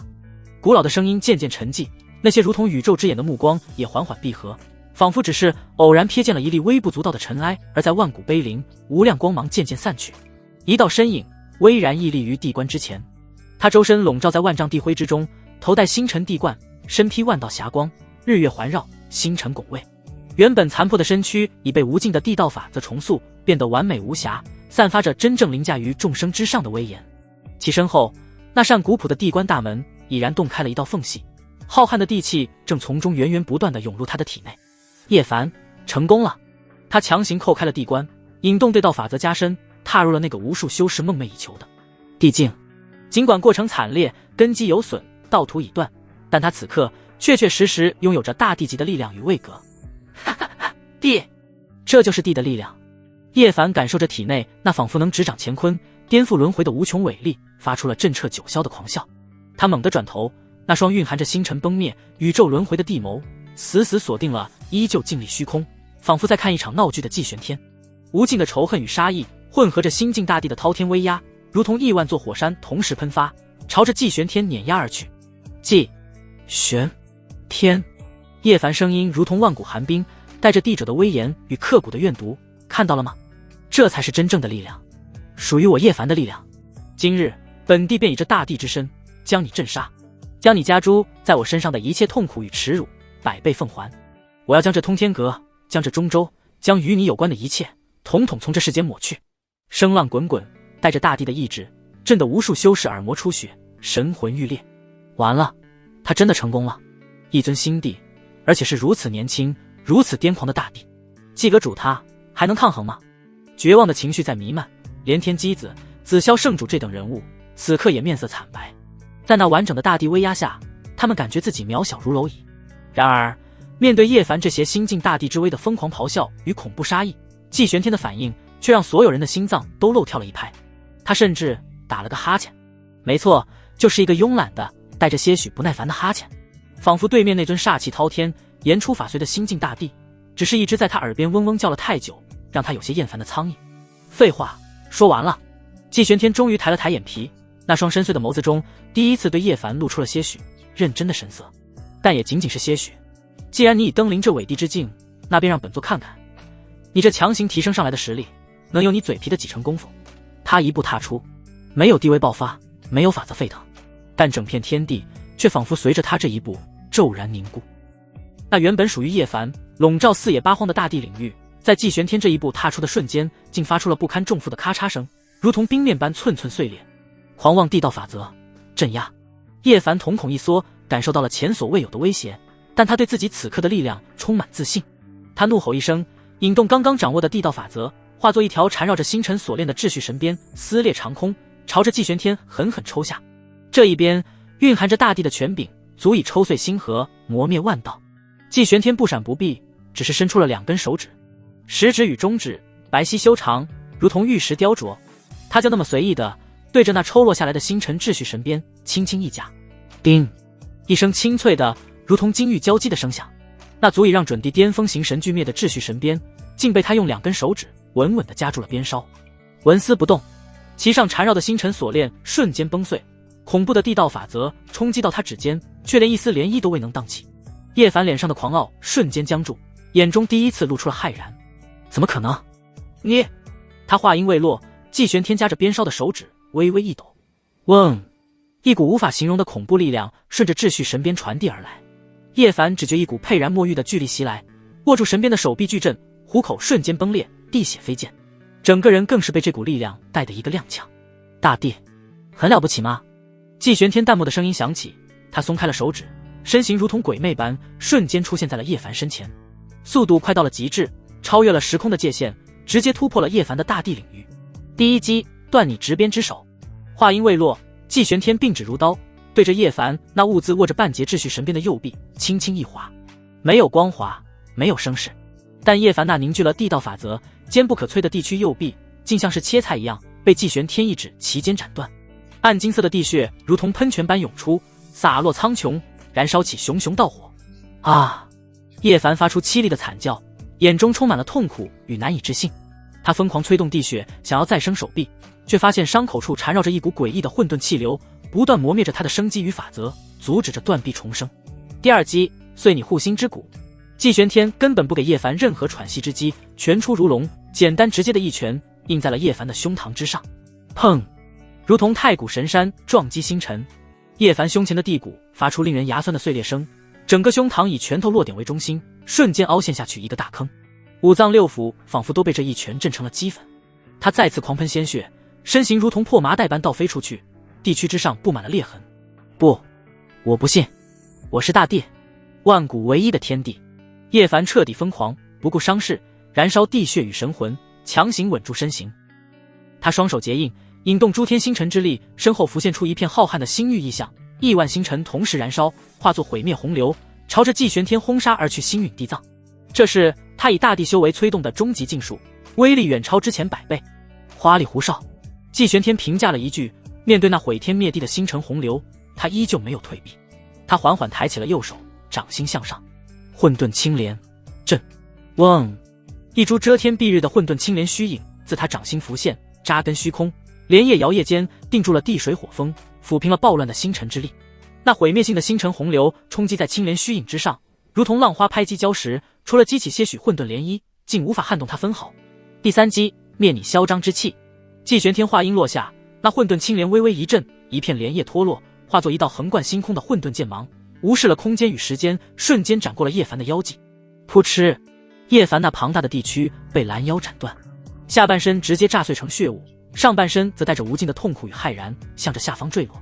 第4击，教你何为无敌。季玄天身影再闪，出现在叶凡坠落的半身之前，一脚踏下，砰，如同踩碎一颗腐烂的西瓜。叶凡那仅剩的上半身被他这一脚直接踏爆，头颅与残躯四分五裂，暗金色的地血与骨碴漫天飞溅。一位新晋的大帝竟在短短时间内被季玄天以最粗暴、最残酷的方式打得支离破碎。然而，大帝的生命力顽强的可怕，那些飞溅的血肉与碎骨在空中蠕动，发出叶凡不甘的嘶吼与诅咒，试图重组地躯。季玄天，本帝还没有输。聒噪！季玄天眉头微皱，似乎厌烦了这无休止的噪音。他不再留手，双手在胸前接出一个玄奥的印记，混沌归虚炼。轰隆，一个巨大的仿佛连接着万物终点的归虚漩涡出现在叶凡那些破碎地区的上空。恐怖的吞噬之力爆发，如同无形的巨手，将叶凡所有的血肉、碎骨、神魂碎片，连同他那不甘的诅咒与怨念强行收拢，都丢进那归虚漩涡之中。不！叶凡发出了最后一声绝望而不甘的咆哮，充满了无尽的怨恨与难以置信。他刚刚成帝，俯瞰众生，本以为可以一雪前耻，镇压大敌，却没想到在季玄天面前，他这大帝之身竟如此不堪一击，如同萤火之于皓月，尘埃之于山岳。最终，在无数道骇然欲绝的目光注视下，叶凡所有的存在痕迹都被那归虚漩涡彻底吞噬炼化，化作一颗赤金色的珠子。天地间那属于新晋大帝的浩瀚地威，如同潮水般退去，万古碑林重归寂静，唯有那弥漫在空中的淡淡地血气息，以及破碎的虚空，还在无声地诉说着，这里刚刚陨落了一尊大帝，一尊真正的大帝，被季玄天如同杀鸡屠狗般轻易镇杀，炼化全场，死寂，比之前任何时刻都要死寂。所有人的大脑都是一片空白，失去了思考的能力。秒杀准帝，他们已经震撼到麻木，但此刻是镇杀大帝啊！哪怕只是伪帝，那也是拥有了大帝位格与力量的恐怖存在。可在季玄天面前，竟连还手之力都没有，被从头到尾碾压，最终炼化成灰。这是何等恐怖的实力！这已经完全超出了他们的理解范畴。天机子手中的罗盘彻底碎裂，他本人更是直接瘫软在地，道心几乎崩毁。紫霄圣主周身的紫霄神雷早已熄灭，他呆呆地望着那片重归平静的虚空，嘴唇哆嗦着，却发不出任何声音。裴剑宇激动得浑身颤抖，看向季玄天的目光充满了无尽的狂热与敬畏。季离月和呆呆更是捂住了小嘴，眼中除了崇拜，还有一丝恍惚，仿佛在做梦。而那些之前还叫嚣着要阻止叶凡，甚至出手后被叶凡一拳秒杀同伴的老怪物们，此刻全都如同被抽走了魂魄，面无人色，瑟瑟发抖。他们终于明白，为何季玄天之前对他们的劝阻无动于衷，因为在他的面前，所谓大帝也不过是大一点的蝼蚁罢了。还想跑？季玄天瞬间将那欲将脱离这个世界的签到系统摄入手中。叶凡死了，系统自然解绑。只是系统现在对于季玄天而言已经是可有的存在了，已经无敌了，谁还开挂啊？不过留着也没什么坏处。想着，将那系统困了起来。季玄天缓缓收敛气息，目光扫过下方那些如同石化般的众人，最终落在了那扇正在缓缓闭合的地关之门上。本座让你关了吗？话音落下，那扇象征着无上权威，万古以来唯有扣关者方能引动的地关之门，竟真的应声而止。闭合的趋势骤然凝固，仿佛被一只无形的大手强行撑住，僵持在半开半合之间。门内流淌出的浩瀚地气本不再流动，反而像是受到了某种更本源的吸引，开始变得躁动不安，接着如大河波涛朝季玄天奔涌而去。并非他主动吸收，而是那地关，那地道法则在自发的朝拜银河。与此同时，轰隆隆，整个世界的天穹毫无征兆的彻底暗了下来，并非乌云蔽日，而是所有的光线和所有的色彩都被一股无比宏大的力量所吞噬。紧接着，在无尽黑暗的中央，一点混沌之光骤然亮起，初时微弱，旋即以超越星辰诞生的速度膨胀蔓延而开。地水火风在其中奔涌咆哮，阴阳二气分离交汇，清浊升降，仿佛一方真实无垠的混沌大世界。于此刻，在所有人的头顶上方轰然显化，这并非纪玄天主动展开的领域，而是他的道，他的存在本身引动了整个天地大道的共鸣与显化。混沌海翻腾，一株无法用言语形容其巨大的混沌青莲虚影自混沌海中缓缓探出，连筋贯穿虚无，莲叶舒展间抚平暴乱的混沌气流，定住了乾坤四极。青莲之上隐约可见一条金光大道横亘其上，初始模糊，却在混沌的滋养下迅速凝实延伸，其长度眨眼间赫然超越了100里，散发着圆满无瑕永恒不朽的至高道韵，一股比之前叶凡成帝时更加纯粹，更加浩瀚，更加令人灵魂战栗的地威，如同水银泻地，无远不见，笼罩了诸天万域。在这股地威之下，万物众生无论修为高低，无论身处何地，心中都莫名升起一种明悟，真正的帝者即将诞生。天现异象，混沌开天，世纪阁主，他要成帝了，真正的成帝，引动整个天地大道，显化混沌，这是何等根基，何等底蕴！叶凡那伟帝与之相比，简直是烛火之于皓月。万古碑林之外，所有幸存下来的修士，无论是敌是友，此刻全都震撼得无以复加。望着天穹上那开天辟地般的混沌异象，望着那倒立于混沌青莲之上，仿若开天古神般的身影，心中只剩下顶礼膜拜的冲动。这已非人力所能及，这是天地在为其加冕。主人，裴剑宇泪流满面，激动得不能自已。爹！季离月和呆呆紧紧握着手，眼中充满了无边的骄傲与激动。天机子挣扎着爬起来，不顾道基裂痕，死死盯着那混沌异象，喃喃道：以混沌为基，重开天地，此地一成，当为混沌大帝，万帝俯首。紫霄圣主深吸一口气，朝着纪玄天的方向郑重地行了一个古礼。而那些敌对势力或对通天阁动过别样心思的族群，此刻早已面如死灰，心中充满了无尽的悔恨与绝望。他们知道，当纪玄天真正踏出那一步时，这世间将再无他们的立足之地。就在这纪玄天引动混沌开天异象，即将正到成帝的同一时刻，远在通天阁核心禁地之内，秦若曦发出一声痛苦的长吟，她高高隆起的腹部爆发出前所未有的璀璨光芒，一股至高无上的气息自她腹中轰然爆发，冲天而起。9条金龙虚影在天空盘旋，每一头都散发出主宰万物的无上皇威，竟然直接穿透了通天阁布下的层层禁制与守护大阵，无视了空间距离，与遥远万古碑林上空那混沌开天的异象产生了玄之又玄的共鸣与交汇。生了，要生了！天啊，这是什么气息？而那片不可知、不可测的神秘空间内，刚刚沉寂下去，认为那片藏域不过是出了一位微不足道伟地的古老存在们，那一双灿若太古大日的眼眸骤然再次亮起，比之前更加璀璨，更加震惊。这股气息，混沌开天，大道显化，并非强行扣关，而是水到渠成，引动天地共尊。那片被遗弃之地，竟能诞生如此根基的帝者。不对，还有，那是太古人皇体的气息。世间还有人皇，而且与那成帝者血脉同源。一道道蕴含着无尽岁月与伟力的神念，瞬间穿透了无尽时空，再次投向了那片他们原本不屑一顾的藏域。这一次，他们的目光中不再有轻蔑，取而代之的是一丝凝重，以及难以掩饰的惊讶。天穹之上，混沌开辟，青莲撑天。纪玄天立于混沌青莲之上，眸光开合间，仿佛有太初之光生灭。他脚下那100里地路不再虚幻，而是彻底凝实，化作一条横亘于诸天之上的金光大道。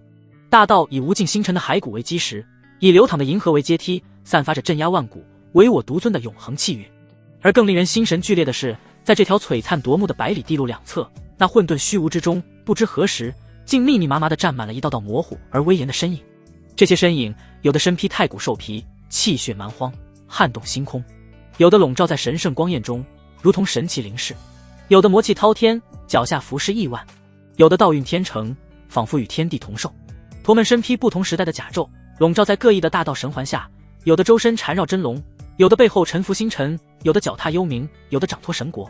气息或霸烈，或祥和，或杀戮，或超然，但无一例外都散发着凌驾众生的无上地威。上古大帝，中古皇者，帝落时代的人杰，甚至还有来自未知域外、来自不同时空长河的地影。他们并非真身，而是大道烙印，是岁月长河中所有正道者留下的印记。此刻，他们被纪玄天那前万古未有的成帝气象所引动，跨越了时间长河，显化于此，共同见证这条至强地路的诞生。天啊，那是清玄大帝，上古时代的无敌者，还有焚天炎帝，传说他以火正道，焚尽八荒，那是寂灭魔尊。帝洛时代掀起无边浩劫的恐怖存在，不止我们这片天地。你们看那边，那些身影散发的气息不属于我们这片古史。万地共灵，这是真正的万地共灵，只为见证祭阁主成帝。所有人都疯了，眼前这一幕彻底颠覆了他们的认知。成帝意象他们听说过，但引动万古朱棣烙印旗帜，这简直是神话中的神话。那些原本隐匿在虚空深处，来自各域气息腐朽的老古董们，此刻全都激动得老泪纵横，浑身颤抖。能见此盛景，老夫死而无憾，死而无憾啊！万地见证，混沌开道，此地一城，当为地中之地，尊无可尊。我见要出一位真正的无敌者了。季离月、呆呆以及通天阁众人更是激动得难以自持，望着那倒立于朱棣环绕中的无敌身影，心中充满了无上的荣光。而那片神秘空间内，一双双灿若大日的眼眸中也流露出了前所未有的凝重。混沌道基引动万地烙印，此子底蕴超乎想象，那片藏土竟能孕育出这等人物。且看他如何走过这百里地路，面对朱棣的问道罢。季玄天目光平静，扫过地路两侧那无数道代表着各个时代巅峰的地影，他们的目光中有审视，有好奇，有惊叹，亦有战意。然而季玄天毫不在意，他动了，他一步踏出，动，脚步落下的刹那，仿佛踩在了大道的心脏上，整条地路发出震彻寰宇的轰鸣，星河为之倒卷，无尽星海迸发出璀璨的光。地路两侧距离最近的一片大地虚影，在这第一步的道运震荡下，如同风中残烛微微晃动，继而带着或是欣赏，或是慨叹，或是漠然的神情缓缓消散，回归于岁月长河。并非被击溃，而是他们的道，他们的印记，在这尊即将诞生的混沌大地面前选择了俯首退避。他们的消散是一种认可，更是一种臣服。季玄天并未停留，继续前行。第二步踏出，道音愈发宏大，如同开天神雷炸响，万界虚影在地路周围生灭，仿佛承受不住他的地威。又一片密密麻麻的地影在更加磅礴的道运冲击下，身形变得模糊，最终化作点点光雨，融于混沌。一步一纪元，一生一乾坤，此等成帝气象，闻所未闻，见所未见。一位来自北域，浑身笼罩在寒雾中的老准帝颤声感叹，他感觉自己苦修万载的冰封大道，在那混沌气息面前渺小如冰屑。爹，好厉害！呆呆紧紧抓着姐姐的手，大眼睛里满是星星。季离月亦是心潮澎湃，父亲的身影与他梦中勾勒的无敌形象完美重合，甚至超越。神秘空间内，那些古老的存在沉默着，但那一双双灿若大日的眼眸中，光芒愈发炽盛。以势压道，万地退避，此子根基恐不在太古那些先天神魔之下。一道苍老的神念波动，带着一丝凝重。那片藏地竟能养出如此真龙，有趣。就在此时，地路两侧尚未完全消散的几道最为凝实，气息也最为古老强大的地影之中，传出了一道宏大道音，如同跨越万古的询问。后来者，如以何正道？一道身影笼罩在无尽神光中，如同天地初开的第一缕光，那是上古光明大帝的印记。这是朱棣问道，是成帝路上最后的拷问，关乎道心，关乎地格。季玄天脚步不停，甚至未曾看那几道发问的地影一眼，他的目光始终望着地路尽头那扇地关。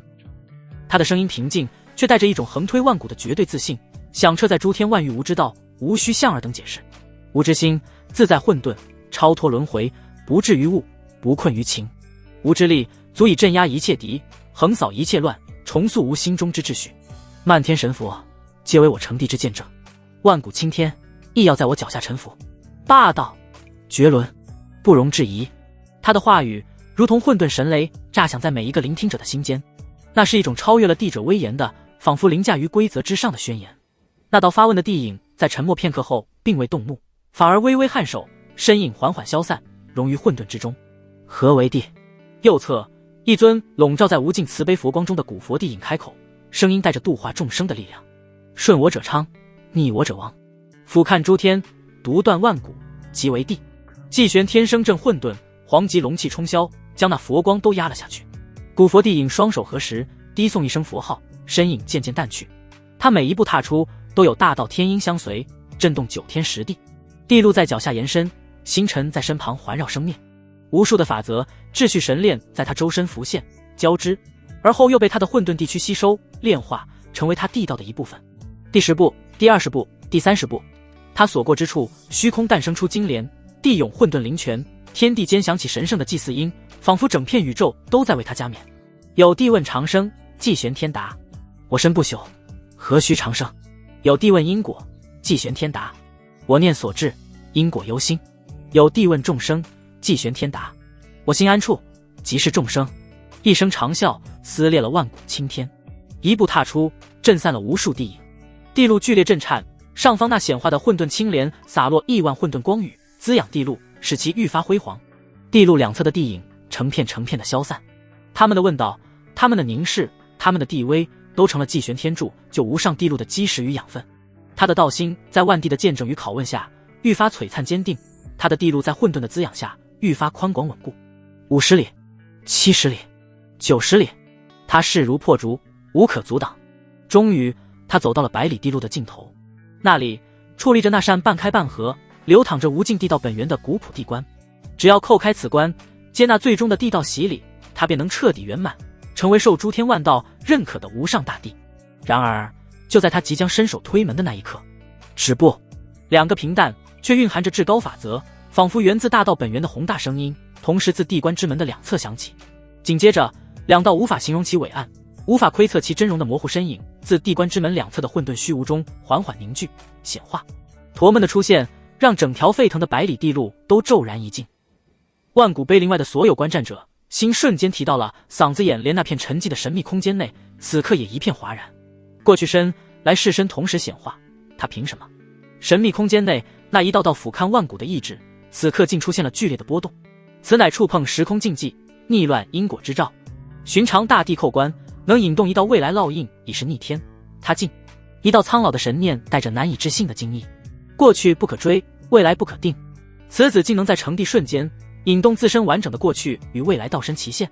这意味着他的道贯穿了时空长河，他的存在在过去、现在、未来都达到了递进层次。另一道更加古老，仿佛来自太初时代的神念响起，带着一丝前所未有的凝重。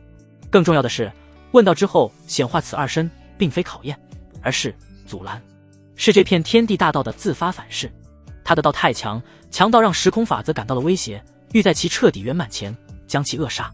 一道冰冷的神念点破了关键，斩过去须了却一切因果执念，道心无瑕；斩未来须无畏前路莫测，信念无敌。二者同斩，古来未有。他若成，则真灵唯一，时空不染，因果不沾，真正跳出樊笼，其潜力将不可估量。若败，则真灵将被时空长河反噬，彻底湮灭。此刻他们都只有一个共同的念头，绝不能让此子成道，哪怕他成，也要彻底扼杀在摇篮中。与此同时，百里地路尽头，那两道自地关两侧显化的身影愈发凝实。左侧过去身面容与苍老时的祭玄天一般无二，却带着沧桑古老之气，周身环绕着无数破碎的画面。有地球都市的霓虹闪烁，有通天阁初见的筚路蓝缕，有神木中的生死搏杀。驼代表着祭玄天一切的根源，因果与宿命纠缠，眼神淡漠，仿佛看尽红尘轮回，欲要将祭玄天拉回宿命的轨迹，重走既定之路。右侧未来身同样与祭玄天一般无二，却笼罩在无尽的迷雾与光环之中，气息飘渺不定，仿佛连接着无穷可能的未来。有一统诸天，建立无上帝朝的景象，有超脱物外，逍遥于万界之上的洒脱，亦有沉沦魔道，杀伐万灵的恐怖。驼代表着无穷的诱惑与变数，眼神充满了蛊惑，欲要让祭玄天迷失在未来的无数可能性之中，偏离本心。过去与未来如同两条无形的枷锁，横亘在祭玄天与地关之间。止步，两道身影同时开口，声音叠加，带着时空的错乱感，一股无形的时空壁垒骤然出现在地关之前，隔绝前路。祭玄天看着他们，眼神平静无波，没有丝毫面对自己的迟疑。我的路在前方。他缓缓开口，声音不高，却带着斩钉截铁的决绝。我这一世只尊当是真我，何须依托过去，又何须寄托虚无未来？我即是我，我祭玄天之道，只尊当世，只信己身。过去种种皆为尘埃，未来无限，皆由我定。我的路我自己走，我的道我自己创，你们通通给本座滚开！话说完，祭玄天动了，并非攻向任何一道身影，而是双臂一震，周身爆发出照耀万古的混沌神光。我的过去是我登临绝巅的基石，而非束缚我的枷锁；我的未来是我掌中开辟的画卷，而非禁锢我的囚笼。我念如刀，斩！祭玄天并指如刀，猛地一斩，执迷不悟。过去身冷哼，演化出神木藏区，无尽煞气化作锁链缠绕而来，要将他拖回过往。道本无情，未来深默然，一指点出，万道法则化作冰冷的天刀，斩向他的七情六欲，要将他同化为规则的一部分。过去的尘垢也想阻我？季玄天的声音冷冽如冰，眸中没有一丝波澜，一念便斩断了过去。未来不过是虚妄，我又何必在意？季玄天冷笑一声，一拳便葬灭了未来。过去斩断，未来葬灭，唯剩当下真我，独立地路尽头。斩尽过去和未来，他竟然真的成功了，还如此容易，只能说明无论过去、现在还是未来，他都如此道坚。道坚者，何足？独尊一世，断绝过去未来，这是何等霸道与决绝！此地一成，再无任何力量可以束缚他。真正的大自在、大逍遥。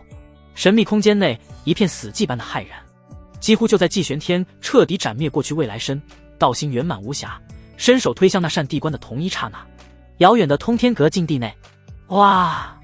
一声清亮无比，仿佛蕴含着天地间最初秩序与祥瑞的啼哭，响彻寰宇。9条实质般的五爪金龙虚影冲天而起，盘旋咆哮，黄道龙气席卷八荒，一种统御万灵的无上气息弥漫开来，与万古碑林上空的混沌开天意象完美交融，仿佛混沌初开，人皇降世，定鼎乾坤。这是人皇体，是太古人皇体诞生了，天佑人族，竟在此刻诞生了人皇体，与祭阁主成帝意象共鸣，这是天命所归啊！这一刻，这方世界的所有人族无不喜极而泣，人皇终于再次降临人间。也就在这人皇体降世，啼哭声传遍诸天的刹那，季玄天心有所感，福至心灵，他站在那在无阻碍的地关之前，汇聚了斩灭过去未来唯我独尊的无敌信念，融合了脚下百里混沌地路的全部道果，引动了出生人皇体带来的磅礴人道气运，对着那扇古朴的地关之门发出了宣告诸天万界的道音。今日我季玄天于此正道，以混沌为基，以真我为本，统御万道，执掌乾坤。地关开，他并未用手去推，只是一声令下，轰隆隆，那扇阻隔了万古，象征着大地权柄与桎梏的地关之门，在这一声道音下发出了不堪重负的哀鸣，继而轰然洞开。无穷无尽精纯到极致的地道本源，如同绝地的星河，从门后奔涌而出，疯狂地涌入季玄天的体内。他的气息在这一刻发生了本质的蜕变，混沌地区彻底圆满，每一寸血肉都仿佛化作了一方初开的宇宙。脚下的百里地路与他彻底融合，化作一条横贯诸天万界、永恒不朽的混沌地道。头顶的混沌青莲摇曳生辉，与他共鸣。一种凌驾于万道之上，统御诸天，执掌轮回，言出法随的无上大地威压，以他为中心，如同宇宙大爆炸般席卷而出，笼罩了诸天万域，无尽时空。混沌开天的意象在这一刻璀璨到极致，仿佛真的有一方无垠大世界被他开辟出来。万道为之臣服，法则为之重塑。这一刻，诸天共鸣，万界朝拜，无数小世界、中世界、大世界的天空都映照出了他屹立地路、混沌绕体的无敌身影。真正的帝者于此刻诞生，混沌大帝季玄天。这一刻，万道哀鸣，法则臣服。这一刻，诸天共振，众生叩首。这一刻，地临天下，寰宇共尊。而在那神秘空间内，所有古老的存在还沉浸在季玄天同时斩灭过去未来的震撼与人皇体降世的惊愕中时，突然，一道炽热到无法形容的光芒冲天而起，其光芒，其威压，其那独一无二的混沌地道，如同最炽烈的信号，穿透了层层空间壁垒，终于真正地清晰地映照入了那片神秘空间，映入了那一双双灿若大日的眼眸之中。震撼，无与伦比的震撼，充斥了那片存在了不知多少纪元的神秘空间。那一双双原本淡漠俯瞰一切的眼眸，此刻瞪大到极致，充满了难以置信的光芒。那光芒于他们而言并不算强烈，却让神秘空间内所有古老存在神魂深处都感到了一丝刺痛。就在季玄天彻底稳固大地境界，混沌地威席卷诸天万域的刹那，那沉寂了几十年的系统提示音带着前所未有的激昂，在他灵魂深处轰然响起。叮，检测到宿主第3位子嗣诞生，子嗣天赋评定，太古人皇体。恭喜宿主获得人皇体超额奖励及3子灵门特殊礼包，奖励发放中。恭喜宿主获得1. 修为灌顶，无条件突破一星大地境界。2. 地路拓展，混沌地路延伸400里，当前总长500里。3. 体质升华，混沌地区进阶为混沌不灭体，肉身不灭，神魂永固，初步具备在时空乱流中存活的资本。4. 家族气运。地族气运金龙晋升9爪，福泽万代，所有家族成员修炼速度永久提升5%。特殊物品：人皇印、先天烙印。几乎是同时，另一道提示音接踵而至。叮！检测到宿主成功正道，成就大帝之位。恭喜宿主完成终极里程碑任务，登临帝境，获得终极奖励：1. 大帝道果巩固，修为突破2星大帝，并彻底稳固，地路夯实，无瑕无垢。2. 寿元突破，寿命增加1万载，恭喜宿主不再受寿元限制之类。3. 神通赐予，掌中地界，与掌心开辟一方真实地界，可演化万物，亦可囚禁镇压。4. 特殊物品：鸿蒙紫气一缕，蕴含先知道蕴，关乎大道终极奥秘。轰隆！系统的奖励如同洪流般涌入季玄天体内，他的气息在刚刚成帝的基础上再次疯狂暴涨。原本百里地路瞬间拓展，混沌气弥漫，道则轰鸣，一条更加宽广、更加凝实、长达500里的混沌地路在他脚下惶惶铺开，横贯诸天。其散发出的威压，让刚刚平静下来的万道再次哀鸣。他的修为赫然从初入大帝之境，直接跨越到了2星大帝的层次。混沌地区与人皇道运融合，散发出一种既超脱又统御的至高气息。尤其是寿元，让他感受到磅礴无比的生命力。这突如其来的2次爆发，让刚刚从震撼中回过神的所有人再次陷入了呆滞。地路又拓展了，气息比刚才更恐怖了数倍不止。玄天大帝他刚成地就又突破了，这到底是什么怪物啊？惊呼声、骇然声此起彼伏，所有人都感觉自己的认知被一次次无情的刷新。通天阁内外早已被狂喜的海洋淹没，礼赞玄天大帝的欢呼声震彻云霄，所有门人弟子与有容焉激动得热泪盈眶。慕容雪、林婉儿抱着秦若曦新生的孩儿，望着天际那无敌的身影，眼中充满了幸福与骄傲。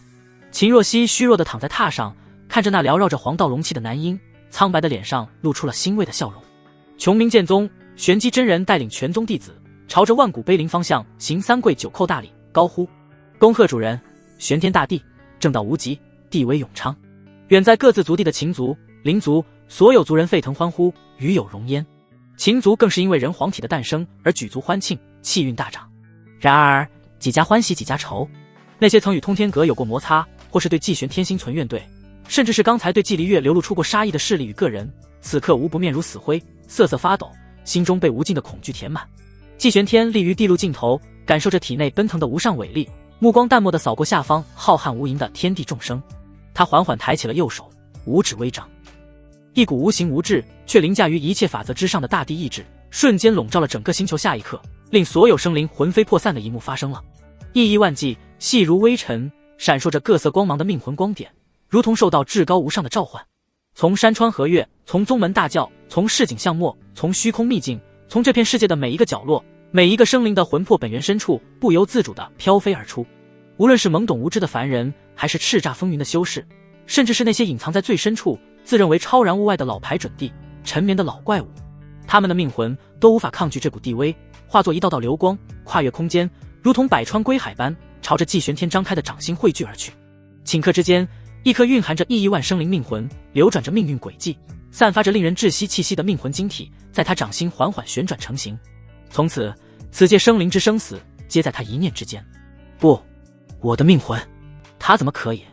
这是魔神手段。无数惊恐、愤怒、绝望的意念在天地间交织，那些隐藏起来对季玄天或通天阁抱有怨怼、杀意的老怪物们，更是吓得魂飞魄散。季玄天目光淡漠，神念扫过掌心那枚命魂晶体，凡是被他感知到带有对他本人、对通天阁或对他至亲之人有深刻怨毒与杀意者，灭。他轻轻吐出一个字：噗噗噗噗，如同被风吹灭的烛火，命魂晶体中代表着那些人的光点，在同一瞬间齐齐暗淡熄灭。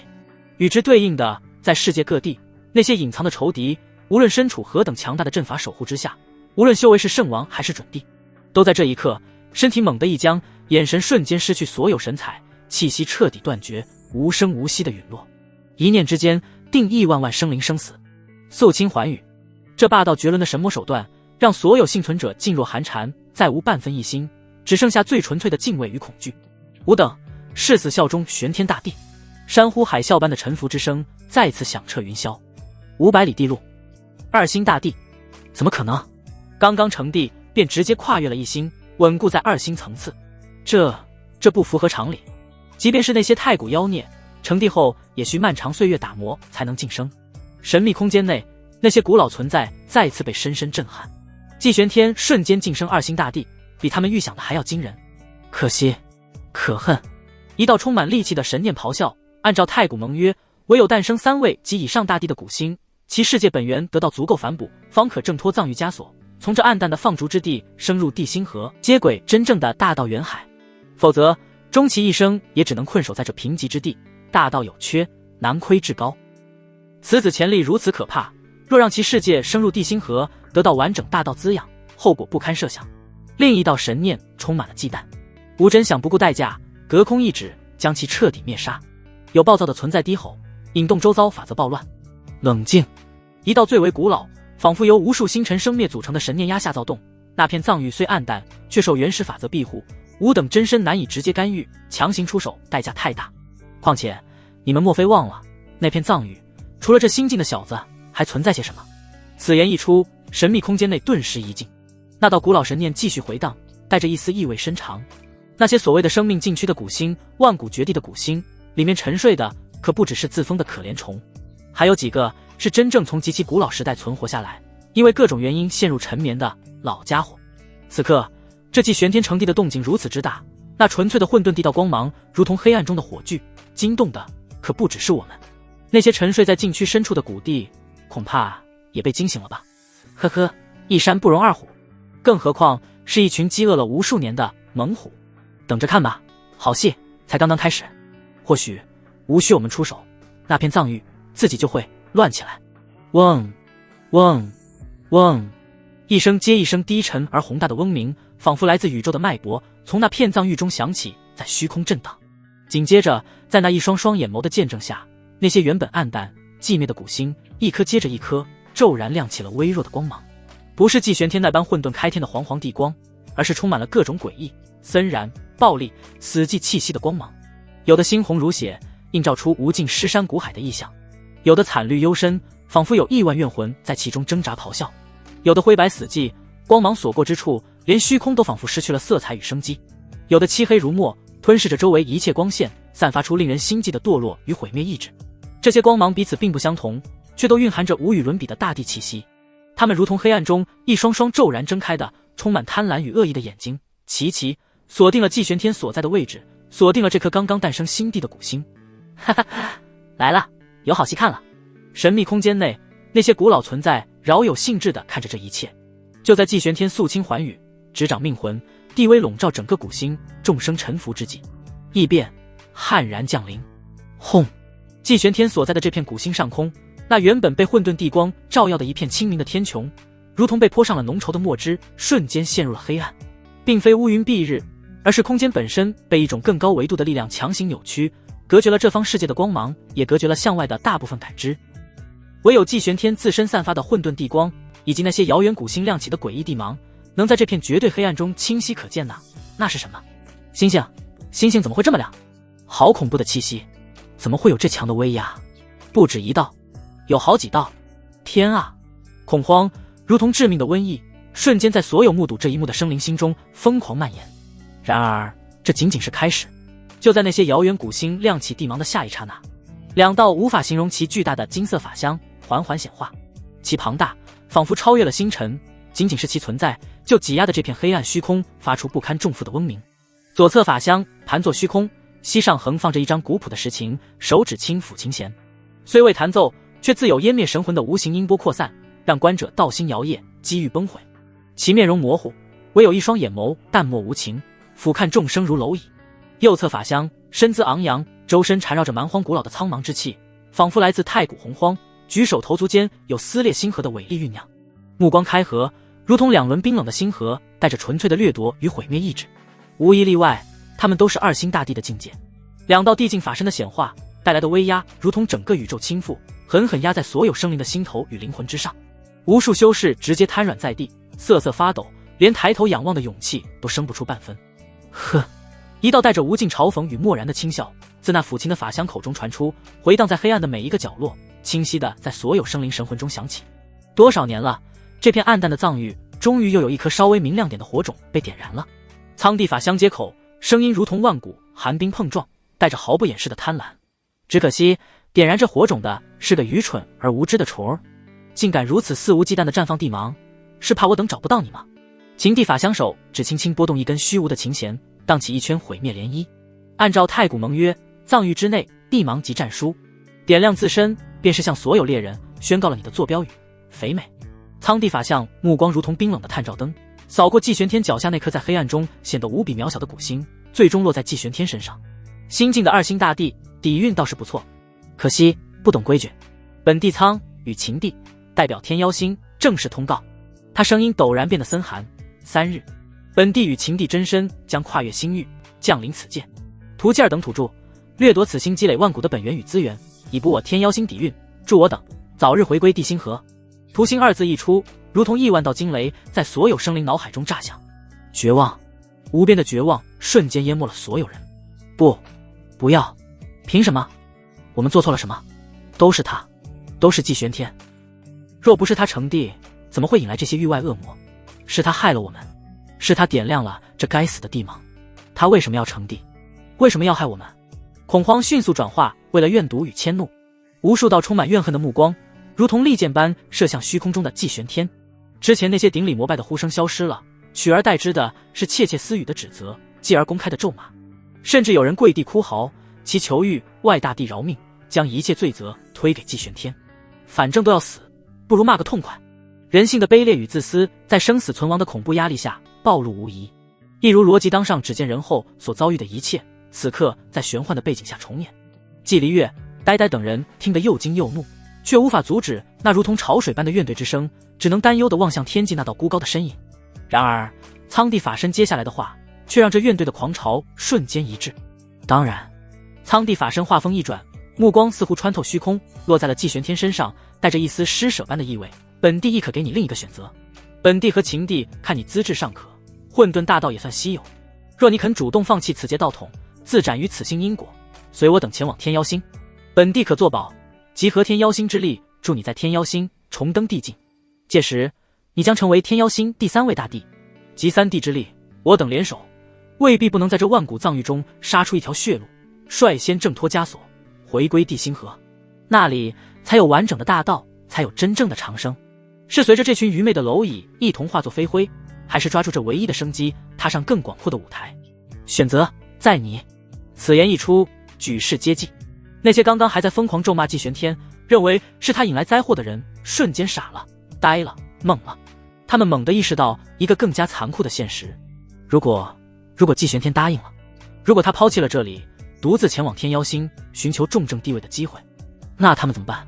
失去了唯一的大帝庇护，面对2位乃至更多虎视眈眈的域外大帝，他们就是砧板上的鱼肉，待宰的羔羊。他们连一丝挣扎的机会都没有。刚才的怨恨有多么强烈，此刻的恐惧与悔恨就有多么深刻。不，玄天大帝，您不能抛弃我们啊！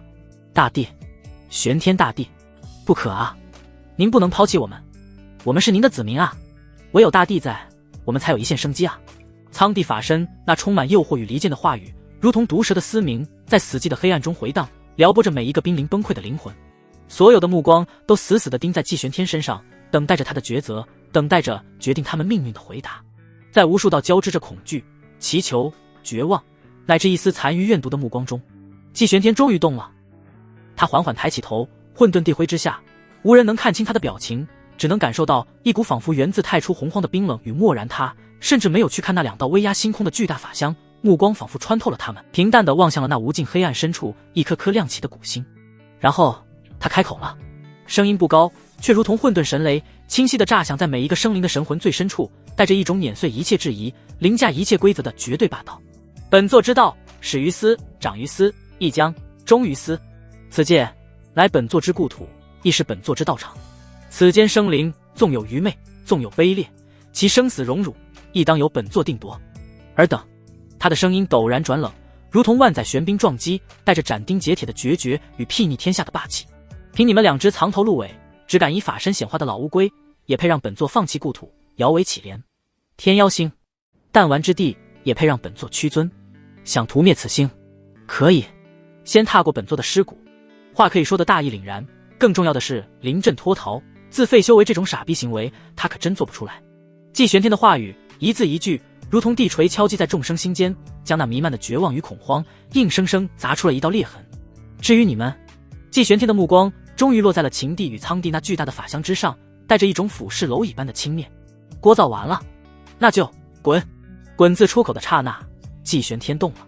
他没有动用任何神通，只是简简单单的抬起了2只手掌，对着星空深处那2道巨大的法相隔空轻轻一拍，动作云淡风轻，仿佛只是拂去眼前的尘埃。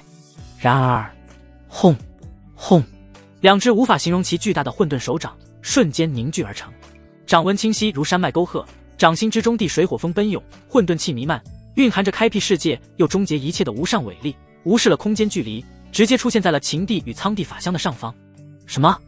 你敢？秦帝与苍帝的法相同时发出惊怒的厉笑，他们感受到了那混沌手掌中蕴含的远超普通2星大帝的恐怖力量，那是一种本质上的压制。秦帝法相双手猛地按在石琴之上，刺耳猎魂的魔音化作实质的音波利刃，撕裂虚空，朝着混沌手掌绞杀而去。苍帝法相咆哮，一拳轰出，苍茫古老的拳意凝聚成一颗毁灭星辰，带着碾碎万物的气势悍然迎上。然而在季玄天那纯粹到极致、霸道到极致的混沌地掌面前，咔嚓，噗，魔音力刃寸寸断裂，如同琉璃般粉碎，毁灭星辰更是被一掌直接拍爆，化作漫天流萤。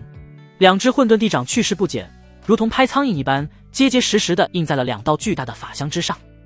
2道法相发出痛苦的闷哼，庞大的身躯剧烈震荡，瞬间变得虚幻透明，布满了蛛网般的裂痕凝聚的法身道则竟在飞速崩减。季玄天，秦帝法相发出怨毒至极的嘶吼，声音已然扭曲，你竟敢！你等着，3日，最多3日，吾等真身降临，必屠尽此星亿万蝼蚁，将你的神魂抽出来，永世灼烧，你会为你的狂妄付出代价。此界鸡犬不留。苍帝法相的咆哮充满了暴力与杀意。狠话放完，2道濒临破碎的法相再也无法维持，如同风中残烛般猛地闪烁了几下，最终砰的一声彻底炸开，化作漫天光点，消散在黑暗的星空中。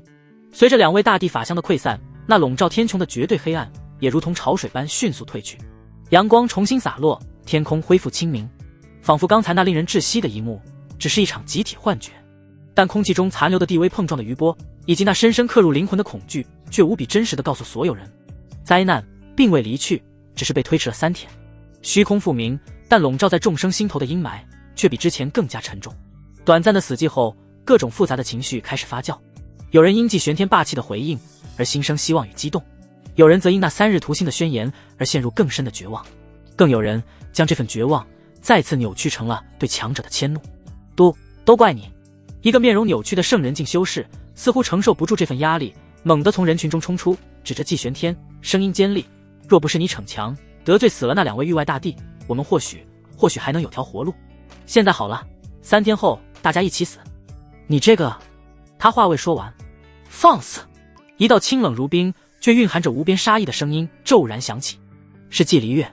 他伤势未愈，脸色依旧苍白，但此刻眼神却锐利如万古寒冰。他甚至没有请示季玄天，身形一闪，已出现在那圣人面前。混沌剑气瞬间爆发，那圣人只觉得一股无法抗拒的归虚之力笼罩全身，护体圣光如同纸糊般破碎。他惊恐地瞪大眼睛，想要说什么。吃！剑光掠过，血光冲天，一颗满含惊恐与难以置信的头颅高高飞起，连同其内的神魂都在混沌剑气下瞬间湮灭。无头尸身晃了晃，重重倒地。季离月持剑而立，白衣染血，目光扫过下方噤若寒蝉的众人，声音冰冷传遍四野：帝尊威严，不容亵渎，再有妄议帝尊，扰乱人心者，犹如此辽，杀伐果决，毫不留情。这一剑瞬间镇住了所有心怀怨怼、蠢蠢欲动之辈，让他们清晰地认识到，即便大敌当前，帝威依旧不可触犯。季玄天这才缓缓转过身，目光平淡地扫过下方那芸芸众生，看到了恐惧，看到了彷徨，也看到了隐藏在深处的怨怼，但他并不在意。蝼蚁之剑，何须挂怀？他缓缓转身，目光掠过下方神色各异的众生，掠过满脸激动与坚定的通天阁门人，掠过眼中带着担忧却更多是信任的女儿们。最终，他收回目光，仿佛做了一件微不足道的小事，淡然吩咐道：“回家。”声音平静，却带着一种抚平一切动荡的力量。说罢，他袖袍一卷，混沌气包裹住季离月、呆呆以及通天阁核心众人，一步踏出，身影便已从万古碑林上空消失，仿佛从未出现过，只留下无数心情复杂，在希望与绝望间挣扎的修士，以及那悬在头顶如同达摩克利斯之剑的3日之期。星空深处，那一道道亮起的诡异地芒依旧在黑暗中闪烁，冰冷地注视着这一切。风暴只是暂时平息，真正的考验还在3天之后。混沌气散开，季玄天一行人已悄然回到了通天阁核心禁地。外界的天翻地覆，人心惶惶，似这里乎都被那层层叠叠的古老阵法隔绝在外，此处依旧宁静祥和，灵气氤氲。夫君，大人，主人。早已等候在此的慕容雪、林婉儿以及被侍女搀扶着，脸色苍白却难掩激动与关切的秦若曦立刻围了上来。他们的目光贪婪地流连在季玄天身上，百年的思念与方才外界那惊心动魄的担忧，尽数化为此刻眼中几乎要溢出的水光。回来就好，回来就好。慕容雪握住季玄天的手，声音微颤，千言万语最终只化作这重复的低语。林婉儿亦是红着眼圈，紧紧靠在他身侧。季玄天目光柔和，轻轻拍了拍他们的手背，一切尽在不言中。他的目光随即落在秦若曦怀中那个被柔和黄道龙气包裹的婴孩身上。那孩子不哭不闹，睁着一双纯净无瑕，仿佛蕴含着山河设计的眼眸。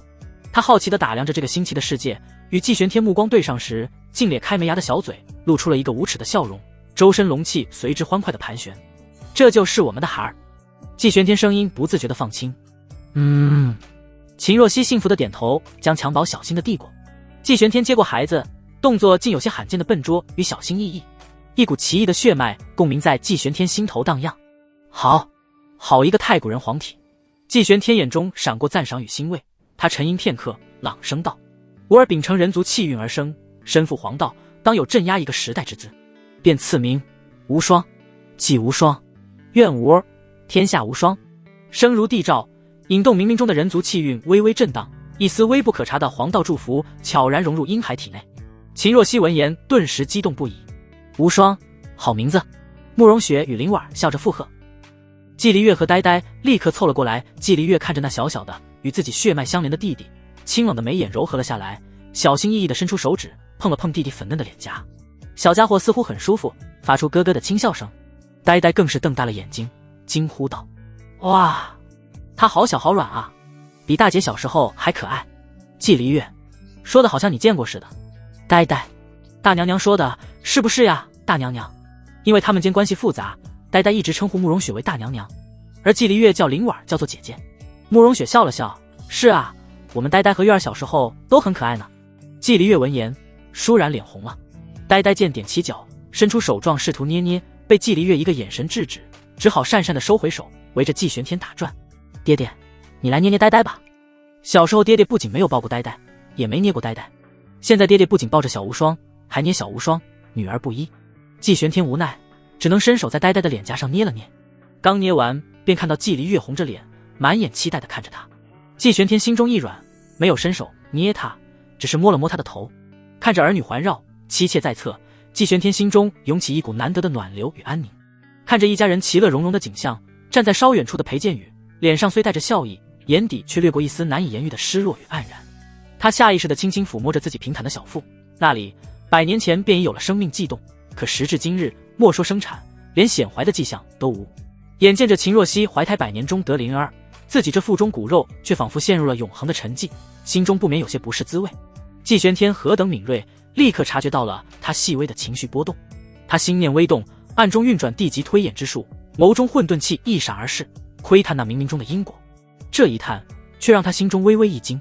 裴剑宇腹中的生命气息并非微弱，反而异常磅礴且古老，被一层极其神秘朦胧的大道胎衣所包裹，隔绝了内外，仿佛在积蓄着某种难以想象的力量，其来历尽，连他一时间都无法完全看透。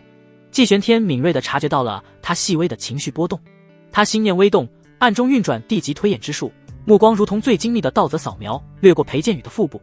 这一看让他心中微微一动，他感受到了一股极其隐晦却异常磅礴的生命本源在其中蛰伏，那气息竟带着一丝连他都有些心悸的古老与神秘，仿佛在孕育着什么了不得的存在，其成长周期远超常人想象。他走到裴剑宇身边，在众人有些讶异的目光中，轻轻握住他的手，声音温和，却带着不容置疑的肯定：“剑宇，不必忧心。”裴剑宇抬头对上他深邃的眼眸：“你腹中孩儿，非凡俗可比。”季玄天缓缓道：“地念隔绝了此处空间，确保话语不被外人听去。他在积蓄力量，等待最佳的时机放心。他会在最关键的时刻助本作一臂之力。你且安心等待，好生将养便是。”这番话如同春风化雨，瞬间驱散了裴剑宇心中积郁百年的阴霾与焦虑。他美眸中重新焕发出光彩，用力点了点头，一切尽在不言中。温情过后，现实的压力终究无法完全忽视。季离月看着父亲，眉宇间带着化不开的忧色，轻声问道：“父亲，3日后，秦帝与苍帝真身降临，您可有把握？”此言一出，厅内温馨的气氛顿时为之一凝。慕容雪、林婉儿、秦若曦也都关切地望来，连逗弄弟弟的呆呆也竖起了耳朵。季玄天沉默片刻，缓缓摇了摇头，坦诚道：“大帝手段诡秘莫测，远超准帝想象。那秦帝与苍帝皆是古帝，其真实战力、所掌帝兵、禁忌神通，皆不为我所知，把握无从谈起。”他实话实说，并未夸大，毕竟他刚成帝不久，对同阶帝者的了解确实有限。此言一出，殿内刚刚升温的气氛顿时又有些凝滞。慕容雪轻叹一声，绝美的脸上满是自责与无奈。可惜我等实力低微，面对帝境之争，根本无法相助夫君，反倒成了拖累。如今阁中除季玄天外，无一准帝，大圣境才9人，大圣境以下圣境不足100人。这些人当中修为最高的乃是裴剑宇，已至大圣境。慕容雪次之，为圣王境巅峰。林婉儿与刚刚生产的秦若曦则堪堪迈入圣王境门槛。季离月经此一战，感悟颇深，突破圣王境也是指日可待。唯有呆呆天性跳脱，不惜苦修，如今还只是个半圣。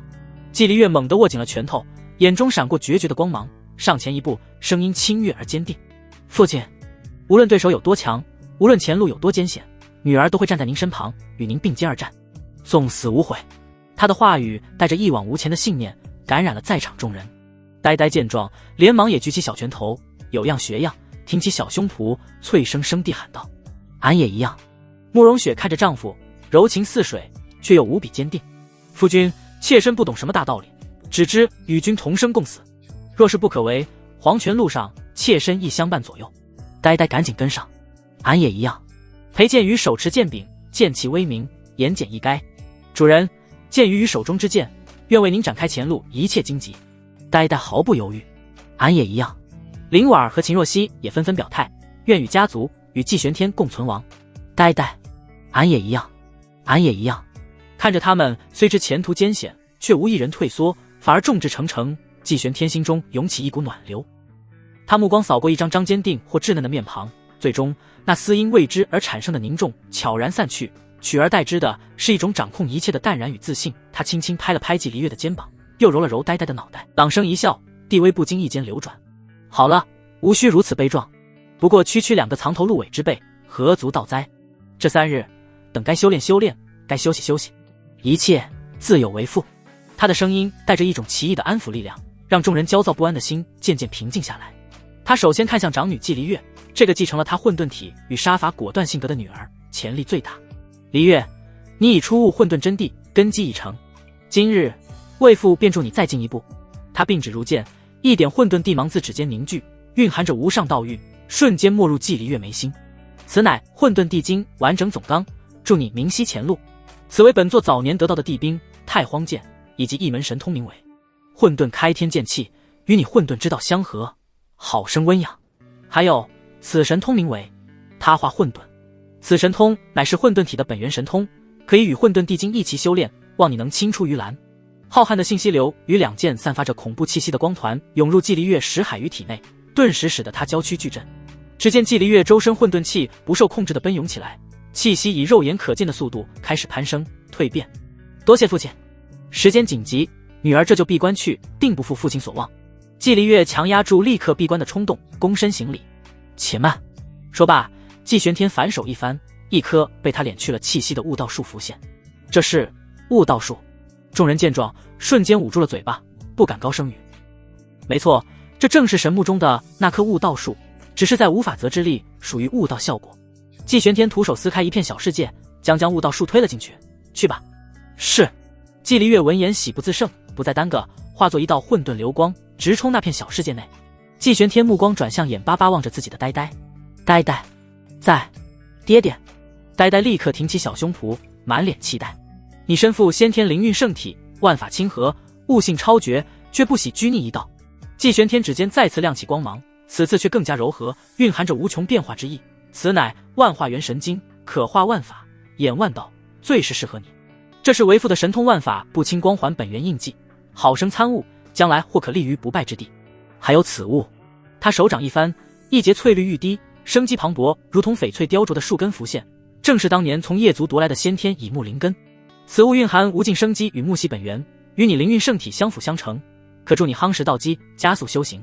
光芒与灵根没入呆呆体内，他只觉浑身暖洋洋的，仿佛泡在温泉之中，无数修行灵感涌上心头，困扰许久的瓶颈竟有松动的迹象。哇，谢谢爹爹，呆呆一定努力，绝不偷懒。他兴奋的小脸通红，也学着姐姐的样子，有模有样的行了个礼，然后蹦蹦跳跳的朝着那片小世界内跑去。至于这个小家伙，此乃人皇印，若曦，你将此印带在小双的身侧一块修炼。说罢，将系统奖励的人皇印祭出。秦若曦看到那黄道之气浓郁，可收山镇海，孕育人族气运的人皇印，整个人都陷入的呆滞。有人这人皇印，他的孩儿就是真正的人皇。谁能想到，她一个皇族弃女，如今竟然孕育出来人皇。多谢主人。秦若曦泣不成声。好了，都当娘的人了。季玄天替她拭去了眼泪，接着目光温和地看向慕容雪、林婉儿以及裴剑宇。你们也别闲着。他嘴角勾起一抹意味深长的弧度，大道殊途同归，阴阳亦是根本。待本座慢慢为你们传授经验。众女一休，但凭夫君。大人，主人，吩咐。是夜，通天阁地主寝宫内，红烛摇曳，春意盎然。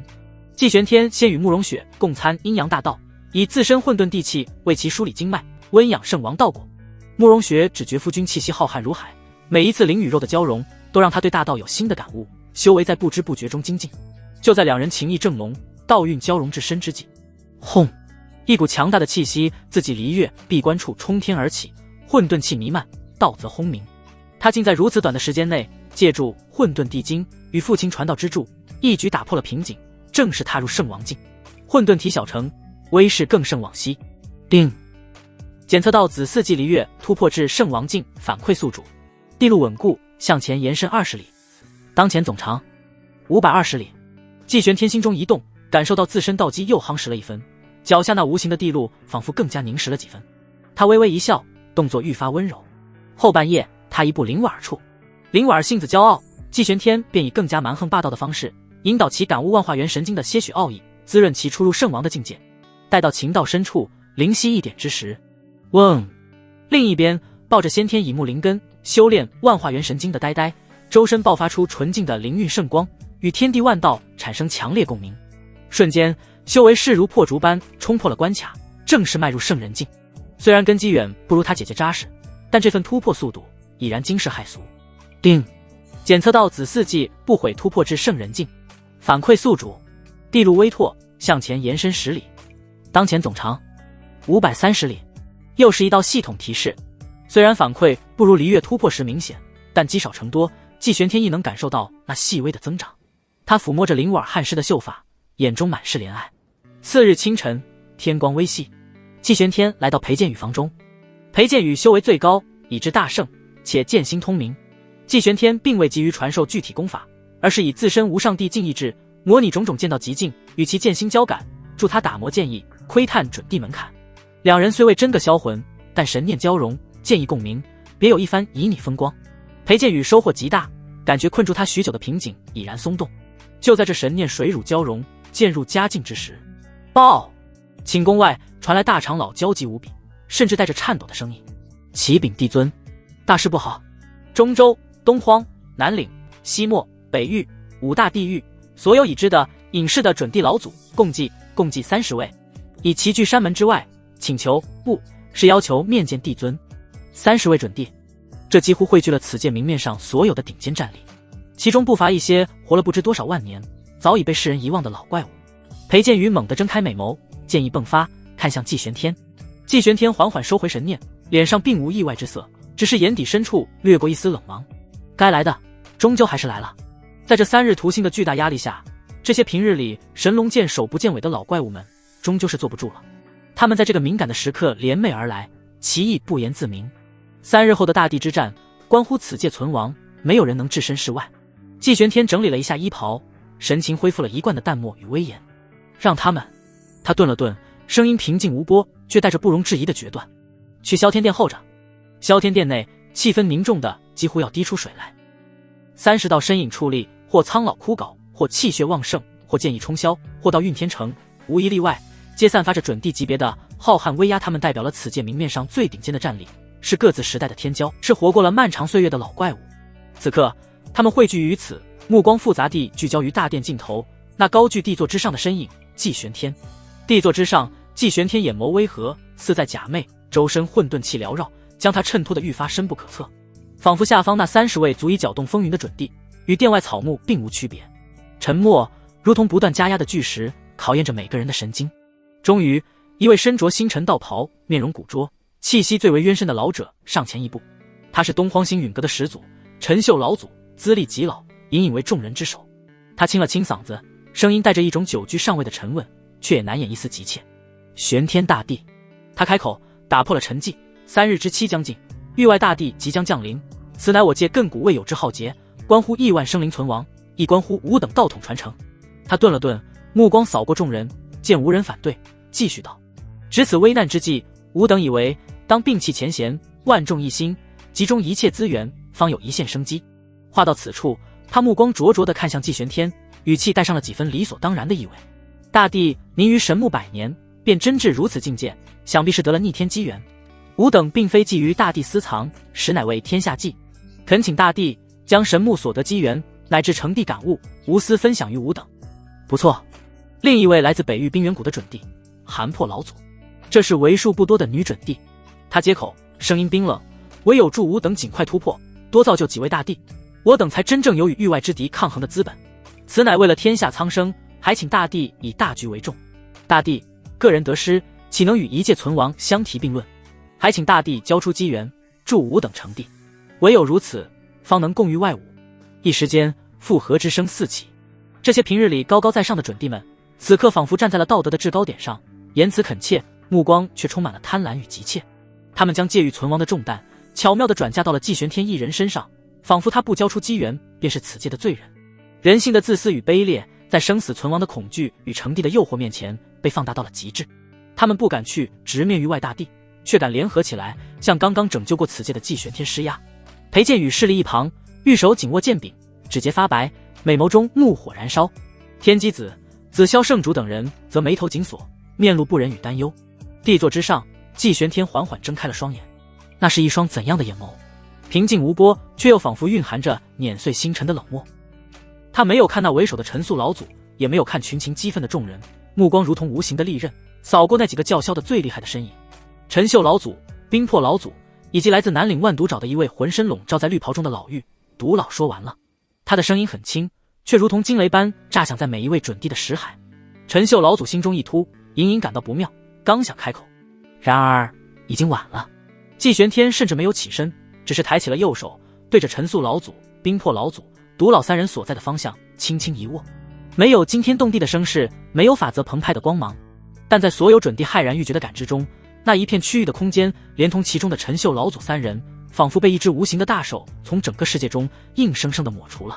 空间本身依旧存在，但那3位站在此界巅峰的准帝，他们的肉身，他们的神魂，他们存在的所有痕迹，就在这轻描淡写的一握之下，瞬间消失得无影无踪。死寂，比之前更加恐怖的死寂笼罩了整个萧天殿。剩余的27位准帝全都僵在了原地，如同被冰封。他们脸上的义正言辞、贪婪急切，瞬间被无边的恐惧与骇然所取代。一些人的双腿开始不受控制的颤抖，冷汗瞬间湿透了衣背。他们终于清醒地认识到，眼前这位是真正的大帝，是执掌他们生死，是他们如蝼蚁的无上存在。跟他讲道理，谈条件，逼他交出机缘，简直可笑，可笑至极。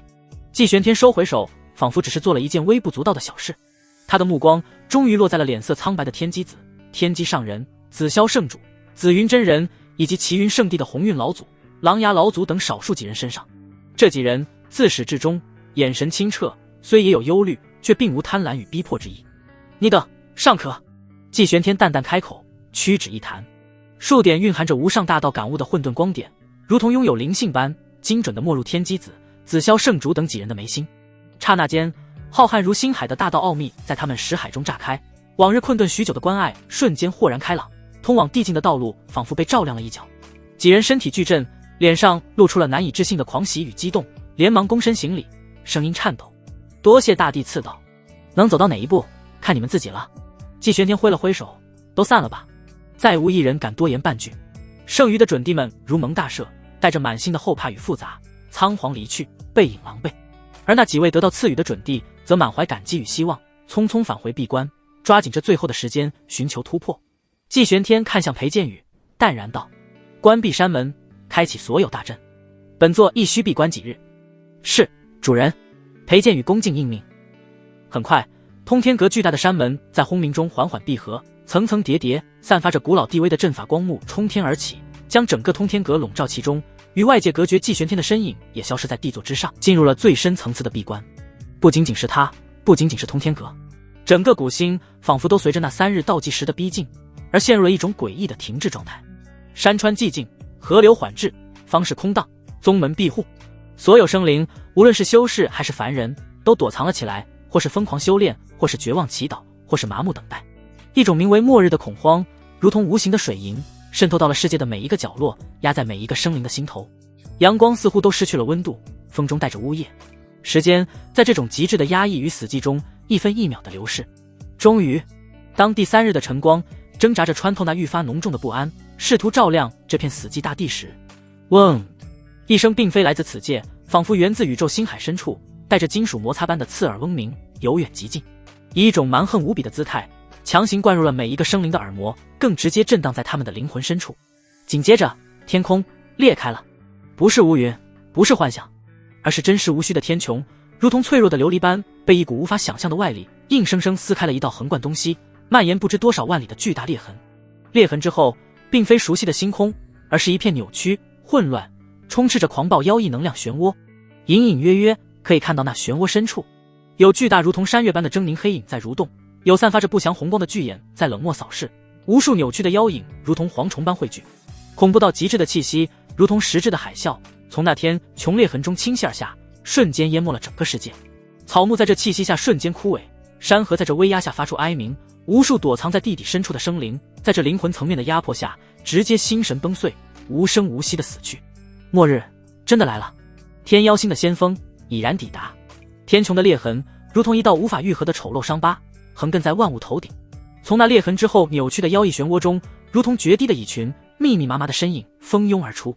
100道，整整100道身影，他们形态各异，有的保持着人形却生有鳞甲骨刺，有的则是纯粹的狰狞妖兽形态，更有一些如同扭曲的能量聚合体，但无一例外，皆散发着滔天的妖气与准帝级别的恐怖威压。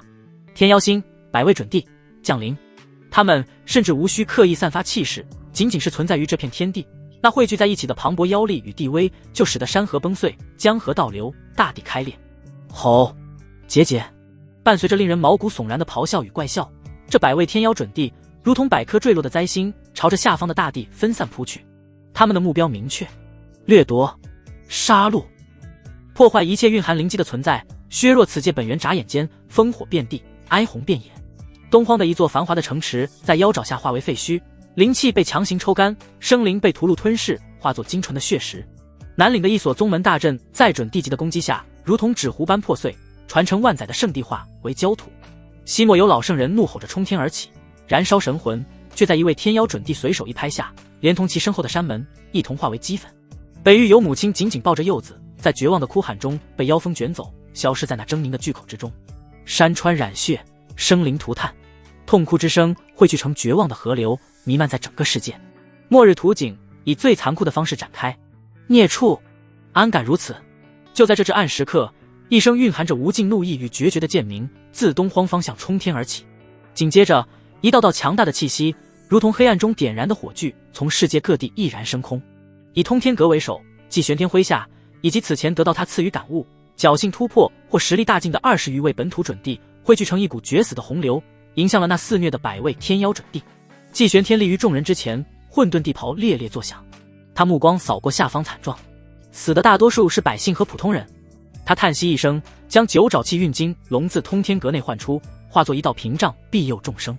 尔等随本座御敌于星域之外，季玄天不能在此界与对方大帝开战，否则余波便足以让星辰崩解。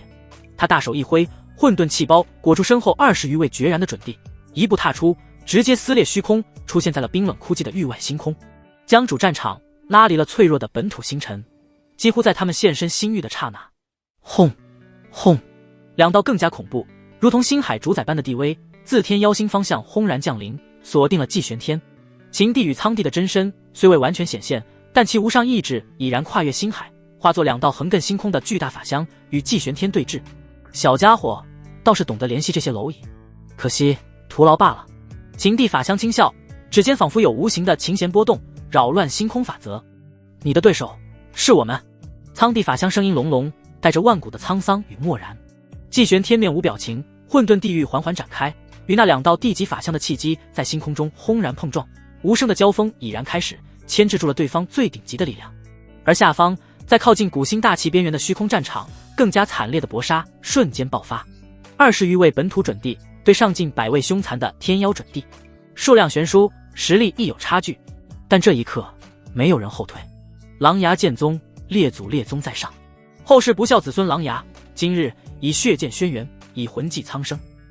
东荒狼牙老祖，这位曾与季玄天有过摩擦，却在最后关头保持清醒并得到赐予的老剑修，此刻白发狂舞，眼中再无半分杂念，唯有最纯粹的剑意与死至他长啸一声，竟是直接燃烧了毕生修为与剑魂。整个人化作一柄贯穿星空的璀璨光剑，带着一往无前、有死无生的惨烈剑意，直接冲入了天妖准帝最密集的区域。疯子，拦住他！几位天妖准帝惊怒出手，妖法滔天。然而燃烧一切的狼牙老祖，其剑光锐不可当。噗嗤，剑光过处，一位天妖准帝被直接力劈，神魂俱灭；另一位也被斩断臂膀，妖血洒落星空。最终在更多的攻击临身前，那璀璨的光剑轰然炸开，如同在黑暗的星空中绽放的烟花，带着决绝与悲壮，又带走了2位天妖准帝的性命。狼牙老祖陨落，却以自身为代价换掉了3位同阶，重创1位。老祖！下方残存的狼牙剑宗弟子痛哭。哼！垂死挣扎。一位气息格外强大的天妖准帝狞笑，扑向气息不稳的天机阁天机上人。天机上人面容苍老，此刻却无比平静。他看了一眼下方饱经磨难的大地，又看了一眼星空中独对2帝的季玄天，眼中闪过一丝了然与决绝。天机莫测，终有一死。若能以残躯为这众生，为大帝，争得1线天机，老夫死得其所。他放弃了所有防御，双手在胸前接出一个古老的法印，周身道则以前所未有的速度燃烧沸腾。以我残躯燃尽天命，亏1线生机。轰！他整个身体化作了最纯粹的道则之光，如同流星般撞向了那位最强的天妖准帝。这不是攻击，而是一种献祭，一种对命运轨迹的强行干涉与扰乱。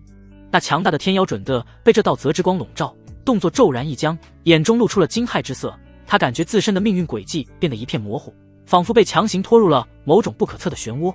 不，他疯狂挣扎。而天机上人所化的道则之光，则在完成使命后，如同燃尽的烛火，悄然熄灭于星空。他以自身永世不得超生为代价，强行扰乱了对方一位顶尖战力的命运，为战场创造了变数。始祖！天机子老目含泪，怒吼着引动天机禁忌，疯狂劈向周围的敌人。另一边，齐云圣地的鸿运老祖，这位以气运之道闻名的老好人，此刻浑身浴血，道袍破碎。他看着周围不断倒下，却依旧死战不退的同道，看着那些狰狞扑来的天妖准的，脸上露出了一个惨然的笑容。老夫一生修行，只求个平安喜乐，与世无争，奈何树欲静而风不止。既然如此，那便争个痛快。老夫这一身鸿运，今日便送给你们这些孽畜一份大礼。他猛地深吸一口气，原本平和的气息变得狂暴起来，周身浮现出无数代表着气运的金色丝线，这些丝线疯长不好，他要自爆道果。一位天妖准帝察觉不对，惊骇后退。来不及了，一起来吧！鸿运老祖狂笑着，身形如同充气般膨胀，主动冲向了2位试图拦截他的天妖准帝。轰！一团比恒星更加耀眼的光芒在星空中爆发，恐怖的能量风暴席卷开来，伴随着鸿运老祖毕生修为与气运道果的彻底释放。那两位被卷入核心的天妖准帝连惨叫都未能发出，便在极致的光与热中化为飞灰。鸿运老祖自爆陨落，一己之力带走两位强敌。鸿运老友，紫霄圣主发出悲呼，攻击更加疯狂。虚空战场，血与火交织，魂与骨铺路。一位位本土准帝明知不敌，却依旧前仆后继，以最惨烈的方式诠释着何为不屈，何为守护。他们用生命与神魂，在这冰冷的星空中谱写了一曲慷慨悲壮、可歌可泣的赴死伤歌。而下方古星上的亿万生灵，仰望着星空中那不断亮起又熄灭的光芒，感受着那一位位熟悉而强大气息的消逝，早已泪流满面。众生跪拜，哭喊声震天动地，恭送狼牙老祖，恭送天机上人，恭送鸿运老祖。星空的悲歌仍在继续，每一声自爆的轰鸣都如同重锤敲击在残存者的心头。本土准帝的数量在锐减，防线摇摇欲坠，天妖准帝们狰狞的狂笑与肆虐的妖气几乎要淹没那最后不屈的抵抗之光。就在这至暗的时刻，唉，一声轻叹仿佛穿越了万古岁月，带着无尽的沧桑与一丝难以言喻的洒脱，自中州某处被遗忘的神秘地中悠悠响起。紧接着，一股磅礴浩瀚却又与世无争，仿佛超脱于物外的准帝气息，如同沉睡的巨龙苏醒，轰然爆发，直冲霄汉。这股气息之强，赫然达到了准帝大圆满，其地路虚影在气息爆发的刹那映照虚空，竟已延伸至90里，距离那最终的100里地关仅有一步之遥。一道身影随之踏出密地，出现在满目疮痍的天穹之下。他身着月白长袍，早已洗得发旧，却纤尘不染，面容看上去不过中年，俊雅非凡，鬓角却已染上些许风霜的白。一双眸子清澈如同山间清泉，却又深邃的仿佛倒映着星河轮转，万古寂寥。他手中并无神兵利器，只握着一柄翠绿的竹剑，仿佛只是孩童的玩具。但当他出现时，那肆虐的妖气似乎都为之医治。逍遥，是逍遥天尊，他还活着。传说他8000年前便已隐世，寻求那最后一步，90里地路。天啊，他竟走到了这一步！残存的修士中，有人认出了他，发出了难以置信的惊呼。逍遥天尊，一个早已被岁月尘封的名字，一个曾惊艳了一个时代，却又如流星般隐去的传奇，正在与强敌厮杀的紫霄圣地始祖。紫云真人猛地一震，逼退对手，回头望去，看到那熟悉又陌生的身影，他那张因悲愤而紧绷的脸上，先是愕然，随即露出了一个无比复杂、带着追忆与苦涩的笑容。老家伙，紫云真人声音沙哑，带着一丝不易察觉的颤抖。你不是说要学那闲云野鹤，笑看风云，不到地境绝不出关吗？这潭浑水，你又何必来趟？逍遥天尊目光扫过破碎的山河，掠过星空中那些慷慨赴死的身影，最后落在老友身上，嘴角勾起一抹一如当年般洒脱的弧度。只是那弧度深处藏着化不开的悲凉。鹤闲云野，心却未死。他轻抚着手中的竹剑，声音平静，见故人喋血，见山河飘零，若仍能冷眼旁观，这道不休也罢。他顿了顿，看向紫云真人，眼中闪过一丝如同少年般的促狭，却又迅速被沧桑淹没。倒是你，紫云老儿，几千年了，脾气还是这么臭，道法也没见长进多少。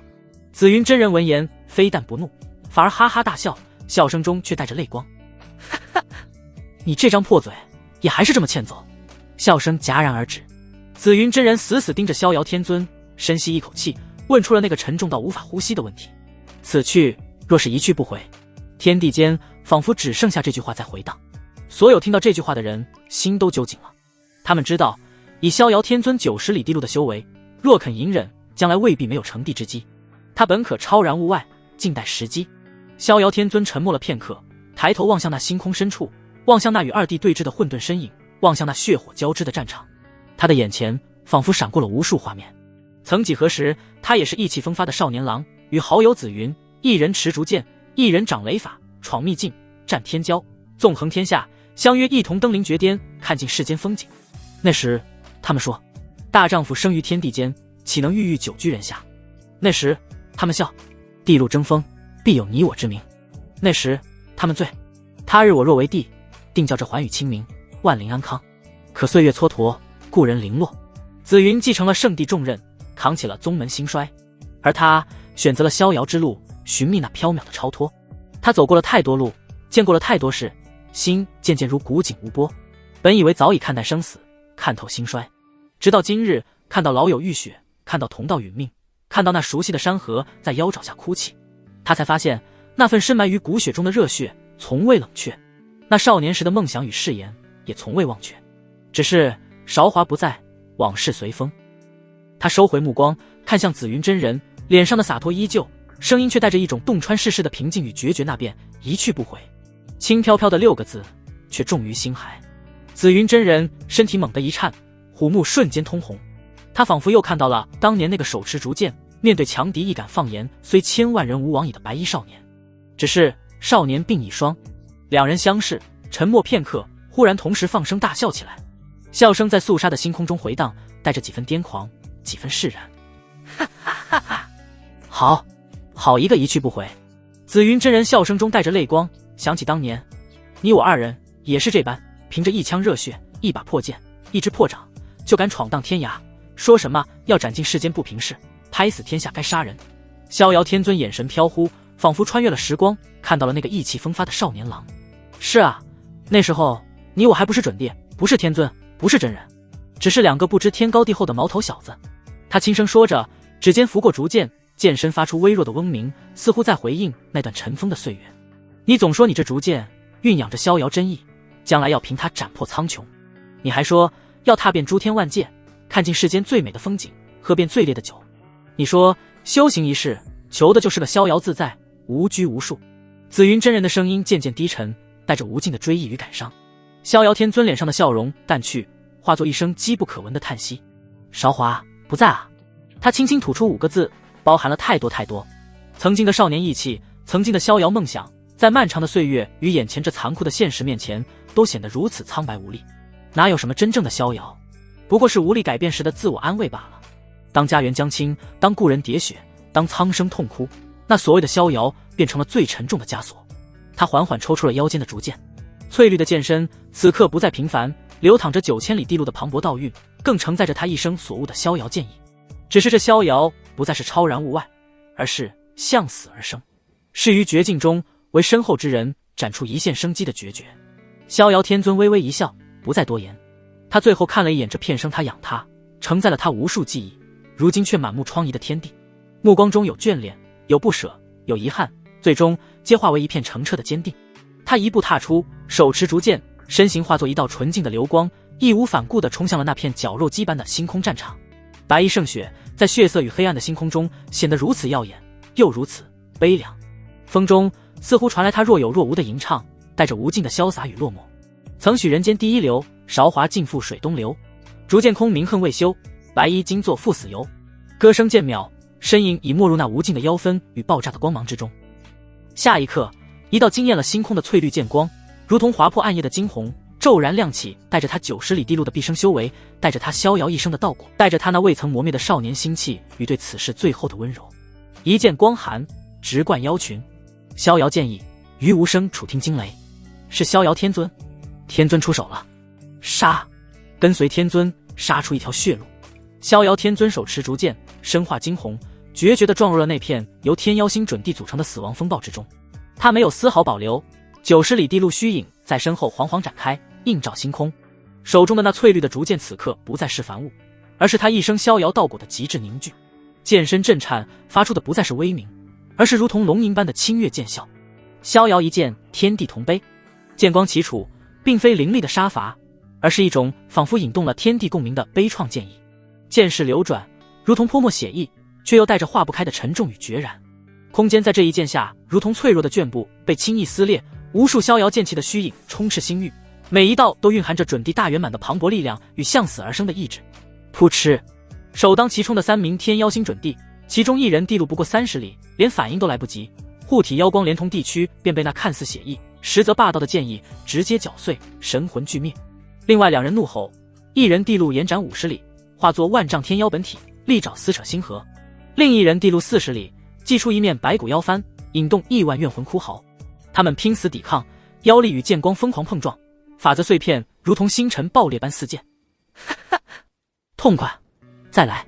逍遥天尊长啸，白发飞扬，竹剑或点或刺或扫，每一剑都妙到毫巅，蕴含着他对天地治理的理解。他仿佛不是在厮杀，而是在星空中挥毫泼墨，书写自己生命的最后篇章。剑光过处，妖血洒遍长空，那50里地路的天妖准的被一剑削去半片身躯，惨叫着倒退，而那白骨妖幡更是被一道凝练到极致的剑气洞穿，轰然炸裂。他以一敌众，竟一时杀得那群天妖准地节节败退，翠绿剑光所向披靡。老家伙，你还是这么爱逞能？紫云真人看着老友那熟悉又陌生的无敌风采，眼中热泪终于滚落。他知道，这是逍遥在燃烧自己的一切，为后方争取那微不足道的一丝喘息之机。紫霄雷帝万法寂灭，紫云真人不再犹豫，将所有的悲愤与力量倾注其中。他双手托天，引动紫霄圣地积蓄万年的雷霆本源，周身爆发出前所未有的璀璨雷光，不再是简单的紫霄神雷，而是呈现出一种灭世雷霆般的深紫色。雷海沸腾，化作一尊脚踏雷龙，身披万雷地袍的雷霆法相，随着紫云真人一同杀入敌群。雷法过处，空间化为雷域，无数天妖准地被电得焦黑，妖魂在至阳至刚的雷霆中哀嚎消散。其他几位地路开启数十里的本土老准地也纷纷燃烧精血，压榨潜能，发出了生命中最辉煌的怒吼。老夫修行万载，今日方知为何而战。妖孽，纳命来！一位来自北域冰原的老准地化身万丈冰凤，双翼挥洒间，冰封万里星空，与对手同归于尽，炸裂成漫天冰晶与血雾。宗门传承不可断，弟子们看着祖师。一位古教的老教主引爆了伴随一生的本命地兵，拖着一名天妖星准的共赴黄泉，绚烂的光团如同超新星爆发。他们或许曾为资源争斗，或许曾因理念不合，但在此刻面对域外大敌，为了脚下这片生养他们的土地，为了那渺茫的延续希望，他们选择了最壮烈的绽放。然而天妖星一方亦是强者如云，悍不畏死。为了回归地心河，为了成帝之基，杀光他们，掠夺一切。一名天妖星准地大圆满的巨妖显化出9头狮子的本体，9颗头颅同时咆哮，音波粉碎星辰，将一位试图自爆伤敌的本土准的连同其方圆万里的星空一起震成齑粉。弱肉强食，天地治理。尔等贫瘠之地的蝼蚁，能成为我天妖星回归的资粮，是你们的荣幸。另一位身具诡异血统的天妖准地操控着污秽的血海，不断侵蚀着本土修士的防线，所过之处连法则都被污染。这是一场没有对错的战争，只有最赤裸的生存争夺。一方为了守护，为了抵抗入侵，一方为了资源，为了那一线回归地心河的希望，双方都杀红了眼。每一刻都有准地陨落，地血染红黑暗的虚空，破碎的道则如同哀鸣的挽歌，奏响着一曲星空的悲歌。逍遥天尊手持竹剑，白衣怡然血，有自己的，更多的是敌人的。他如同翩翩起舞的死神，在妖群中穿梭，每一剑都带走一条强大的性命。他的逍遥道在极致的杀伐中，竟隐隐有了突破的迹象，地路虚影在身后明灭不定，似乎要冲破那最后的10里枷锁。但敌人太多了，也太强了。一名天妖星的准地巅峰盯上了他，那是一名手持白骨战矛，浑身覆盖着黑色骨甲的狰狞存在。不错的道，可惜要陨落于此了。你的道果，本座收了。骨甲准地狞笑，战矛刺出，带着洞穿星河的死亡气息。逍遥天尊不语，逐剑横挡。当，清脆的交击声却爆发出毁灭般的冲击波。逍遥天尊闷哼一声，嘴角一血，身形暴退，竹剑上出现了一道细微的裂痕。他终究差了对方一线。老家伙！紫云真人见状目眦欲裂，想要救援，却被自己的对手死死缠住。一切是时候该结束了。骨甲准地得势不饶人，战矛化作亿万骨影，封锁了逍遥天尊所有退路。逍遥天尊看着那漫天骨影，眼中闪过一丝遗憾，但更多的是解脱。他缓缓举起出现裂痕的竹剑，准备燃烧一切，发出最后一击。就在这千钧一发之际，嗡！一股无法形容的宏大意志，如同沉睡的创世神苏醒，骤然降临这片惨烈的星空战场。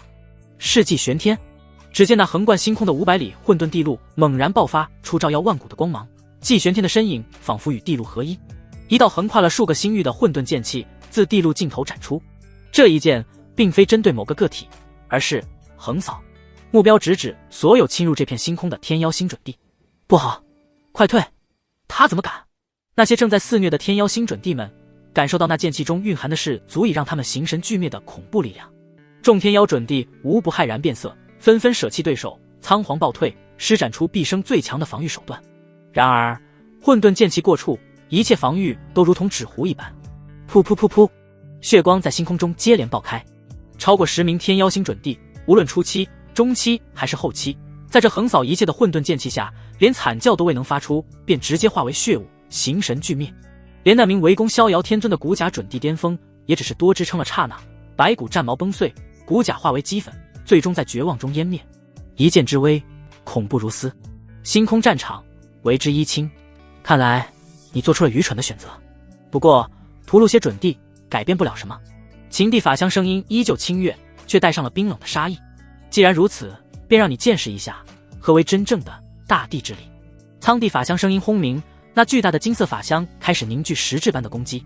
季玄天目光平静，500里混沌地路在他脚下熠熠生辉。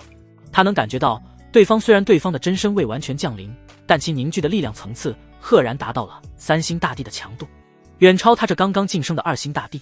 借助星辰本源，隔着无尽虚空传递力量，这便是尔等盘踞古星多年的底蕴吗？季玄天淡淡开口，并无畏惧，只有见猎欣喜的战意。对付你这出境小弟，足矣。秦地法相轻笑，虚空中无形音律化作亿万柄杀戮魔刃，撕裂空间，从四面八方斩向季玄天。秦地法相话音未落，那无形的杀戮音律已化作实质。亿万柄半透明的音律魔刃撕裂虚空，带着刺耳的尖啸与祸乱心神的魔音，从四面八方如同毁灭风暴般席卷向季玄天。每一柄魔刃都蕴含着3星大地级别的法则力量，足以轻易斩灭星辰，洞穿星域。雕虫小技。季玄天立于500里混沌地路之上，眸光平静。他甚至未曾移动，只是心念微动。嗡！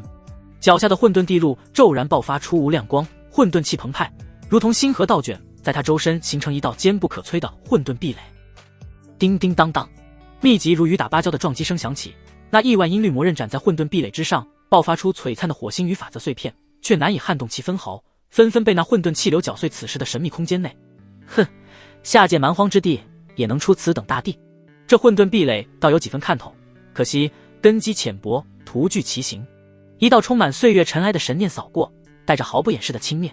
秦地隔空一击，未尽全力罢了。此子能挡下，不算意外。另一道相对平和的神念回应，依旧带着居高临下的审视。混沌大道果然有些门道。秦地法相轻咦一声，似乎有些意外，但随即那清越的琴音陡然变得高亢激昂，一曲断魂，万古成空。更加恐怖的音波浩荡而出，不再是分散的攻击，而是凝聚成一道道可扭曲空间的音律神环，一环套一环，朝着季玄天笼罩而下。神环所过之处，时间流速都变得紊乱，星辰残骸无声无息化为齑粉，仿佛要将季玄天连同那片星空一起放逐到永恒的虚无。与此同时，一直沉默蓄势的苍地法相也终于动了。星河为引，地权震势。他那巨大的金色法相一拳轰出，拳锋之上竟牵引来附近星域残存的所有星辰之力，凝聚成一条咆哮的星辰巨龙。巨龙鳞爪清晰，龙眸如同燃烧的恒星，带着碾压万物、破灭万法的纯粹力量，与秦地的音律神环一左一右，形成了绝杀之势。两大3星大地级存在的联手一击，威能足以打爆一片小型星域。面对这惊天动地的合击，季玄天眼中终于闪过一丝认真的神色。来得好！他长啸一声，声震星空，500里混沌地路与他共鸣，爆发出前所未有的光芒。他不再被动防御，而是主动出击。左手捏印黄极金世书的奥义流转，引动身后那9爪地龙虚影，发出震天龙吟，黄道龙气与混沌气融合，化作一方笼罩星河的混沌地印。其上仿佛有锦绣山河，万民朝拜的意象沉浮，带着统御八荒、裁决生死的气概，悍然迎向苍地的星辰巨龙。季玄天眸光一凝，脚下500里混沌地路轰鸣，无尽的混沌气自主涌出，在他周身化作一片翻涌的混沌星云。轰！简单的碰撞，却如2颗古老的地心对撞，无法形容的恐怖能量风暴瞬间爆发，席卷四方。附近一些稍小的星辰在这风暴中直接气化，遥远的观战者们即便隔着重重星域，也被震得气血翻腾，心神摇曳。竟能应接2地一击而不伤。神秘空间内那道轻蔑的神念微微一滞，混沌大道防御力却有不凡。此子并非全无底蕴。光芒散尽，季玄天身形微晃，向后踏出3步，脚下虚空泛起涟漪。秦地的琴音顿时消弭，而苍地那巨大的法相拳头之上也出现了细微的裂纹，但迅速被涌来的星辰之力修复出境大地，竟能应接本地一拳。你有取死之道。苍地法相声音中杀意更盛，他的混沌大道对法则攻击克制极大，需以绝对力量碾压。秦地法相瞬间做出判断，下一刻2大地象攻势在变。秦地法相双手虚按，仿佛在弹奏一张横贯星海的古琴，不再是无形的音刃，而是凝聚出7根横亘星空的巨大琴弦。7弦绝杀断魂，嗡嗡嗡，7道截然不同的毁灭音波如同7条咆哮的灭世魔龙沿着琴弦震荡而出，一道比一道迅猛，一道比一道凌厉，首尾相连，化作一道死亡旋律洪流冲向祭玄天。与此同时，苍帝法相双手结印，引动天妖星磅礴的星辰本源。周天星斗，听吾号令，凝星辰地剑，无数星辰之光跨越无尽虚空汇聚而来，在他巨大的法相手中凝聚成一柄光芒万丈的星辰巨剑。剑身之上，星河流转，散发着斩断因果、破灭万法的极致锋锐。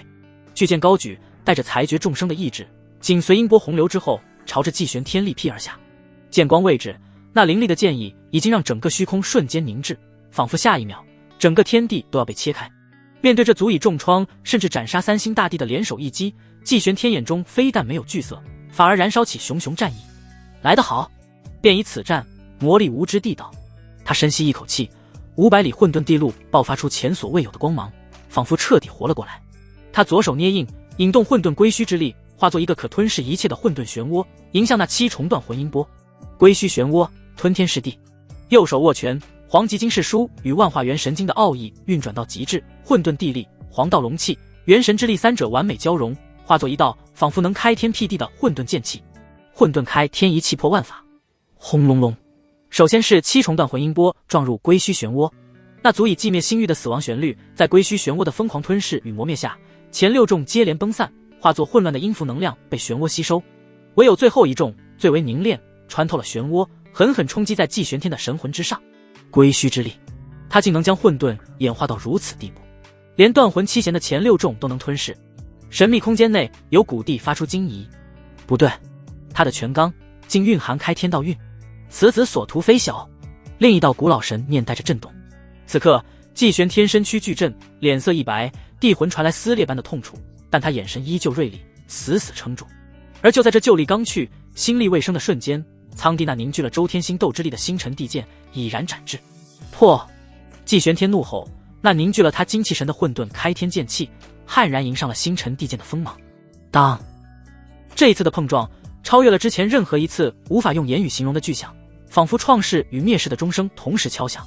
璀璨到极致的光芒爆发，让所有窥视这片战场的感知瞬间失明、失聪、失眼。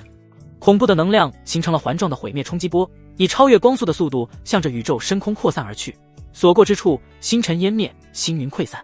在这极致的光芒与混乱中，隐约可见那星辰地剑的剑尖与混沌剑气死死抵在一起，针尖对麦芒，互不相让。给本帝碎！苍帝法相咆哮，星辰之力疯狂灌注。无道永恒！祭玄天眸光如电，混沌地路轰鸣，为他提供着源源不断的力量。咔嚓！细微却令人心悸的碎裂声响起，那光芒万丈的星辰地剑之上率先出现了一道裂痕，紧接着裂痕如同蛛网般蔓延。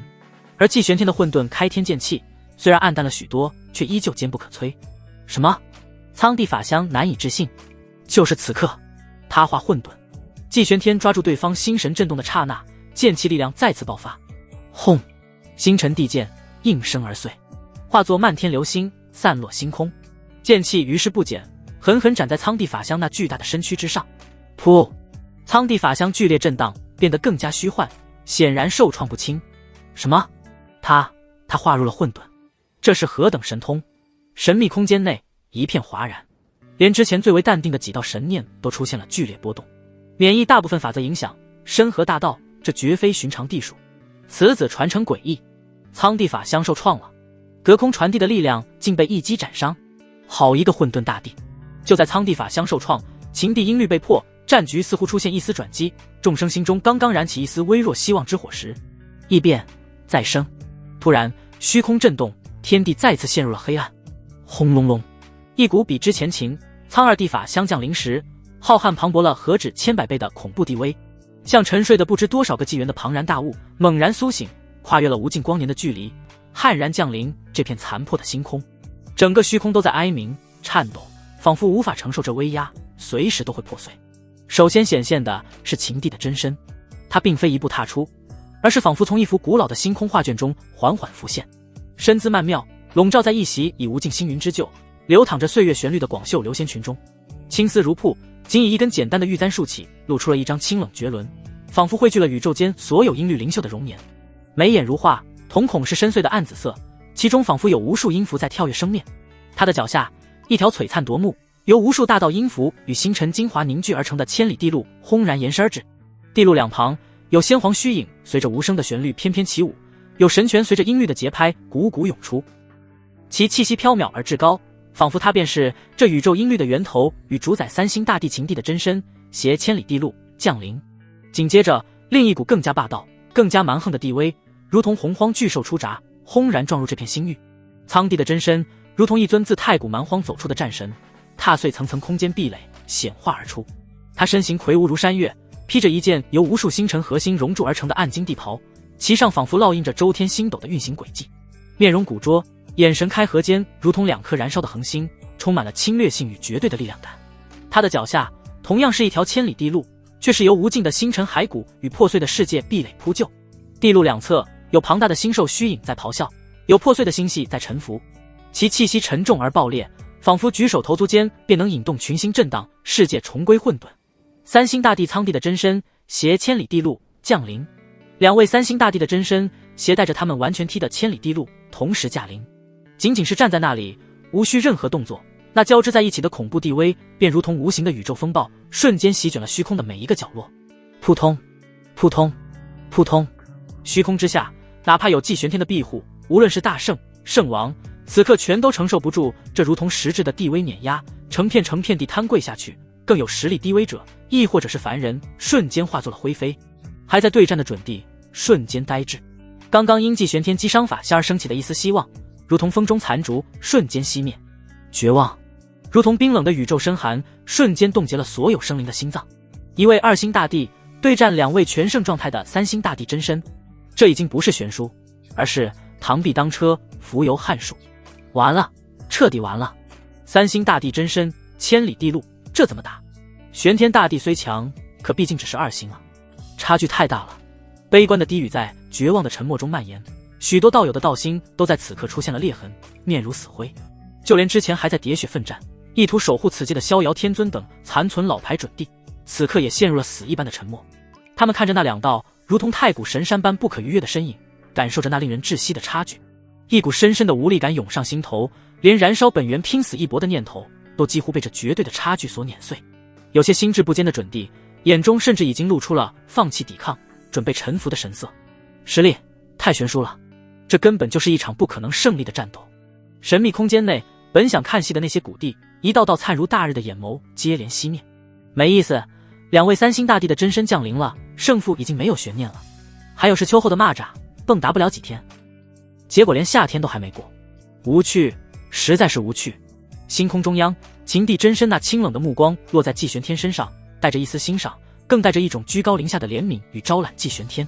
他的声音空灵悦耳，却带着不容置疑的威严。你的天赋，你的混沌大道，确实惊艳了本帝，能以二星之躯伤及苍帝法相，古来罕见。但到此为止了。二星与三星的鸿沟，非是意志与天赋可以弥补。继续顽抗，唯有生死道消。你这一身惊世道果，连同你守护的这片残破藏域，都将化为宇宙尘埃。不若归依我天妖星。他的声音带着奇异的魔力，仿佛能抚平一切躁动与反抗。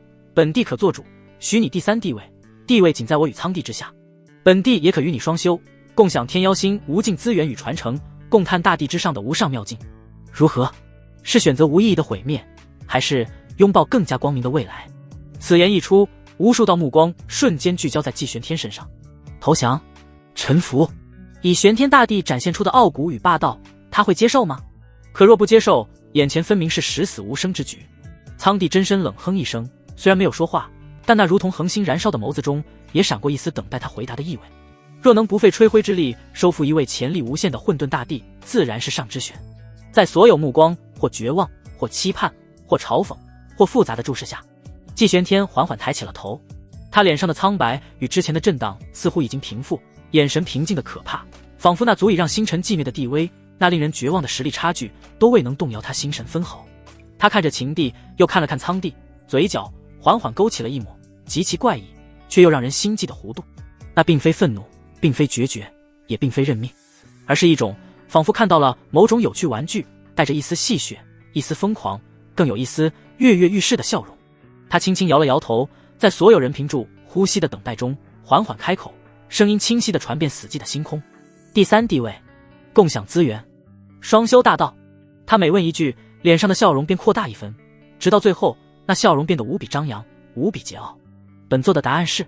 他猛地伸出一根手指，并非指向秦地或苍地，而是指向了他们脚下那2条璀璨夺目、散发着三星大地无上威严的千里地路，眼神中爆发出前所未有的贪婪与炽热光芒，如同饿狼看到了最肥美的猎物。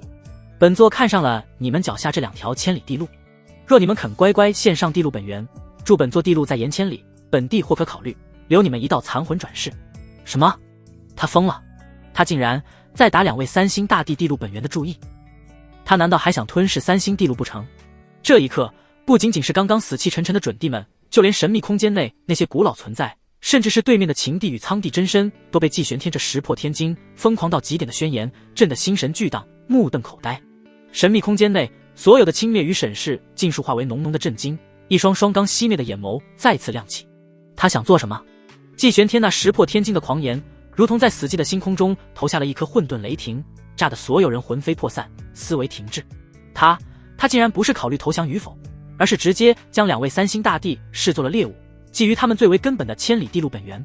这已经不是狂妄，而是彻头彻尾的疯狂，是对2位至高帝者最极致的羞辱与蔑视。短暂的、令人窒息的死寂之后，蝼蚁安敢辱帝？苍帝真身率先爆发，他古拙的面容因极致的愤怒而扭曲，那双恒星般的眸子喷薄出焚灭星河的怒焰。他脚下的千里星辰地路爆发出崩碎寰宇的轰鸣，周天星斗随之暗淡，仿佛所有星辰的光辉都被他的怒火所吞噬。找死！秦帝真身那清冷绝伦的容颜上也瞬间布满了寒霜，杀意如同实质的冰潮席卷星空。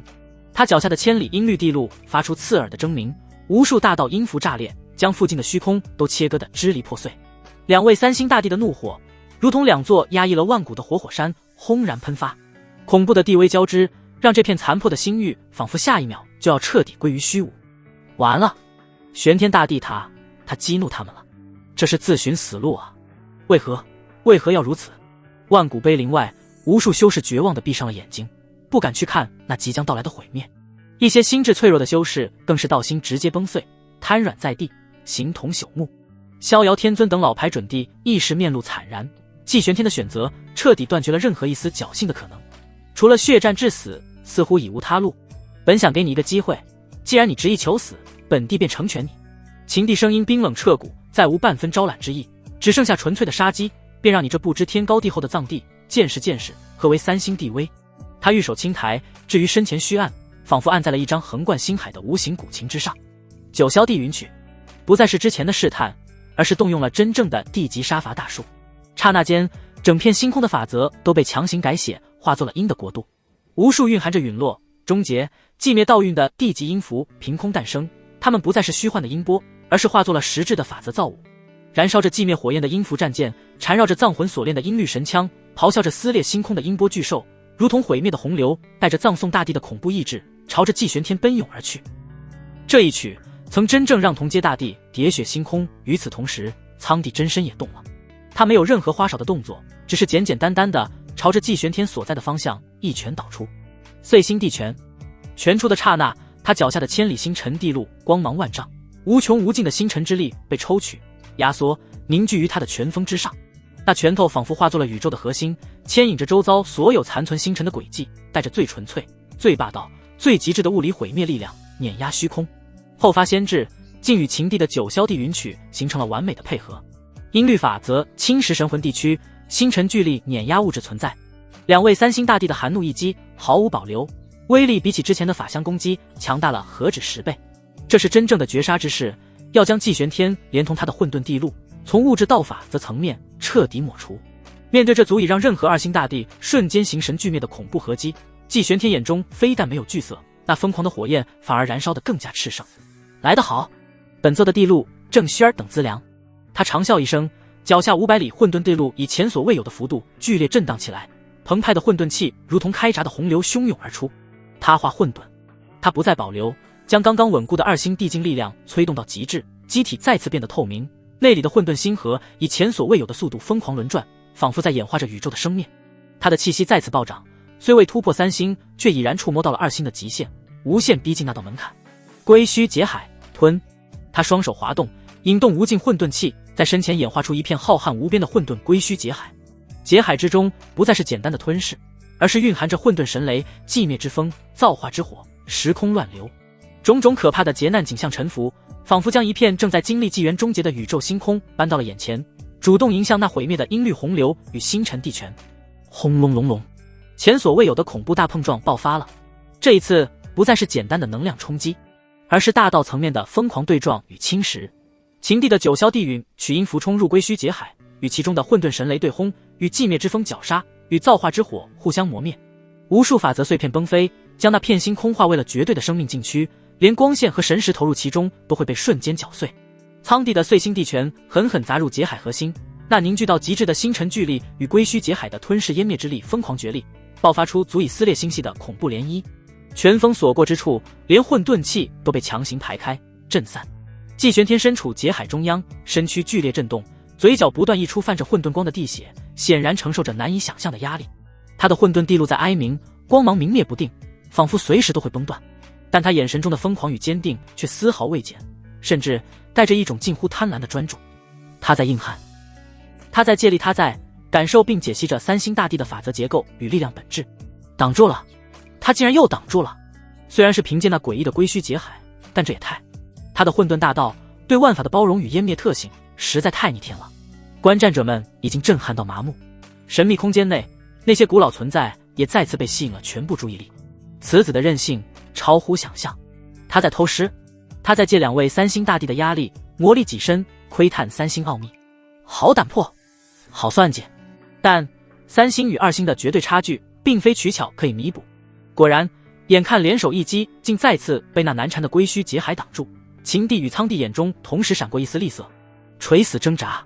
秦帝冷哼一声，双手食指如同穿花蝴蝶在虚空中急速波动。那九霄地云曲的旋律陡然在变，变得更加急促，更加诡谲，音符化作了无形的诅咒之丝，穿透层层劫海阻碍，直接缠绕向季玄天的地魂。与此同时，苍帝咆哮，权势在变，化权为掌。星河寂灭掌，一掌拍出，仿佛将一片古老的星河炼化于掌中，带着让群星碎灭的终极意境，狠狠拍向那动荡不休的归墟劫海。这一掌蕴含着他千里地路的本源之力，威力远超之前的碎星地拳，压力瞬间倍增到了极致。季玄天身躯狂震，归墟劫海剧烈翻腾，边缘处开始崩塌，他的地魂传来针扎般的剧痛，混沌地路更是发出了不堪重负的咔嚓声，出现了细微的裂痕，眼看就要支撑不住了。就在这千钧一发之际，季玄天眼中猛地闪过一丝决绝与厉色。就是现在，混沌地路吞纳星芒，他竟不再全力维持归墟劫海的防御，而是猛地张口一吸，一股恐怖的吞噬之力，并非针对秦帝和苍帝的攻击，而是针对他们那两条千里地路散发出弥漫在战场边缘的地路道运与溢散出的本源星芒。他脚下的500里混沌地路如同饥饿了万古的凶兽，爆发出乌光，疯狂吞噬着那些来自三星地路的无上养分。嗡！混沌地路剧烈震颤，那些细微的裂痕在吞噬了三星地路道运后，竟以肉眼可见的速度开始修复，并且隐隐有着向外延伸的趋势。虽然极其缓慢，但确确实实在吞噬了三星地路溢散的力量后，他的混沌地路在绝境中开始了艰难的成长。他在吞噬我们的地路道运，狂妄，竟敢以此等方式亵渎地路。秦帝和苍帝瞬间察觉，又惊又怒，他们感觉自身地路的力量竟在被对方强行汲取，虽然微不足道，但这是一种本质上的挑衅与掠夺。然而也正因为季玄天这突如其来的匪夷所思的举动，让他对归墟劫海的维持出现了一瞬间的凝滞。砰！星河寂灭掌狠狠拍落，归墟劫海终于支撑不住，轰然破碎大半，吃吃吃，无数诅咒阴丝穿透防御，缠绕上地魂。季玄天如遭重击，猛地喷出一大口混沌地血，身形如同流星般倒飞出去，狠狠撞碎了一片漂浮的大陆残骸，气息瞬间萎靡了下去，显然受了重伤。场面似乎瞬间急转直下。结束了。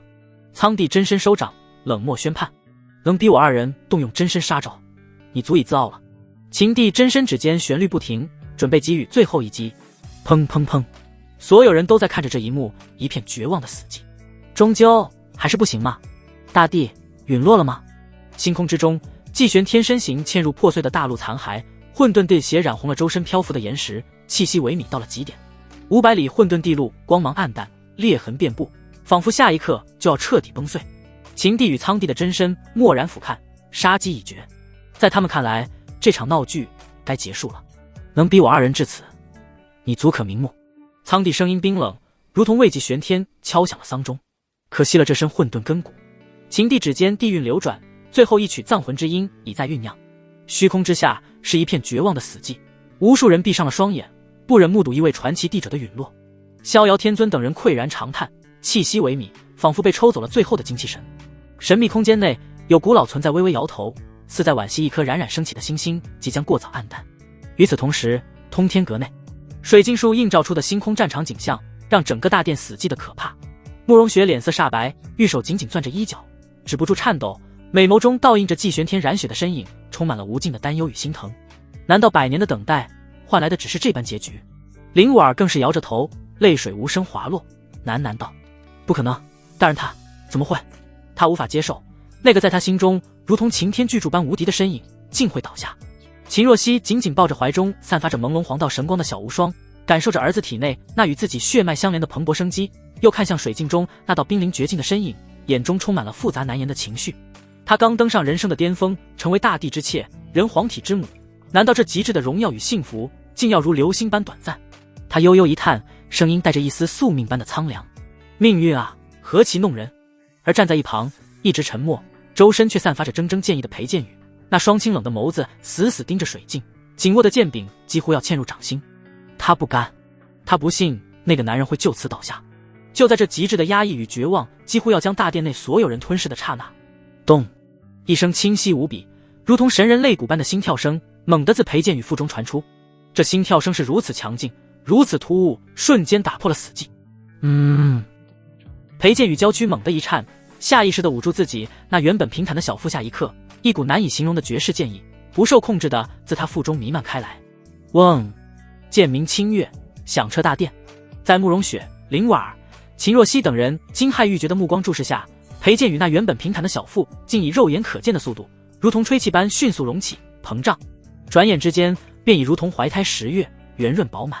一股全新的充满了无尽锋芒与生机的生命气息在他腹中疯狂凝聚搏动。这是裴圣主？你不会吧？临盆。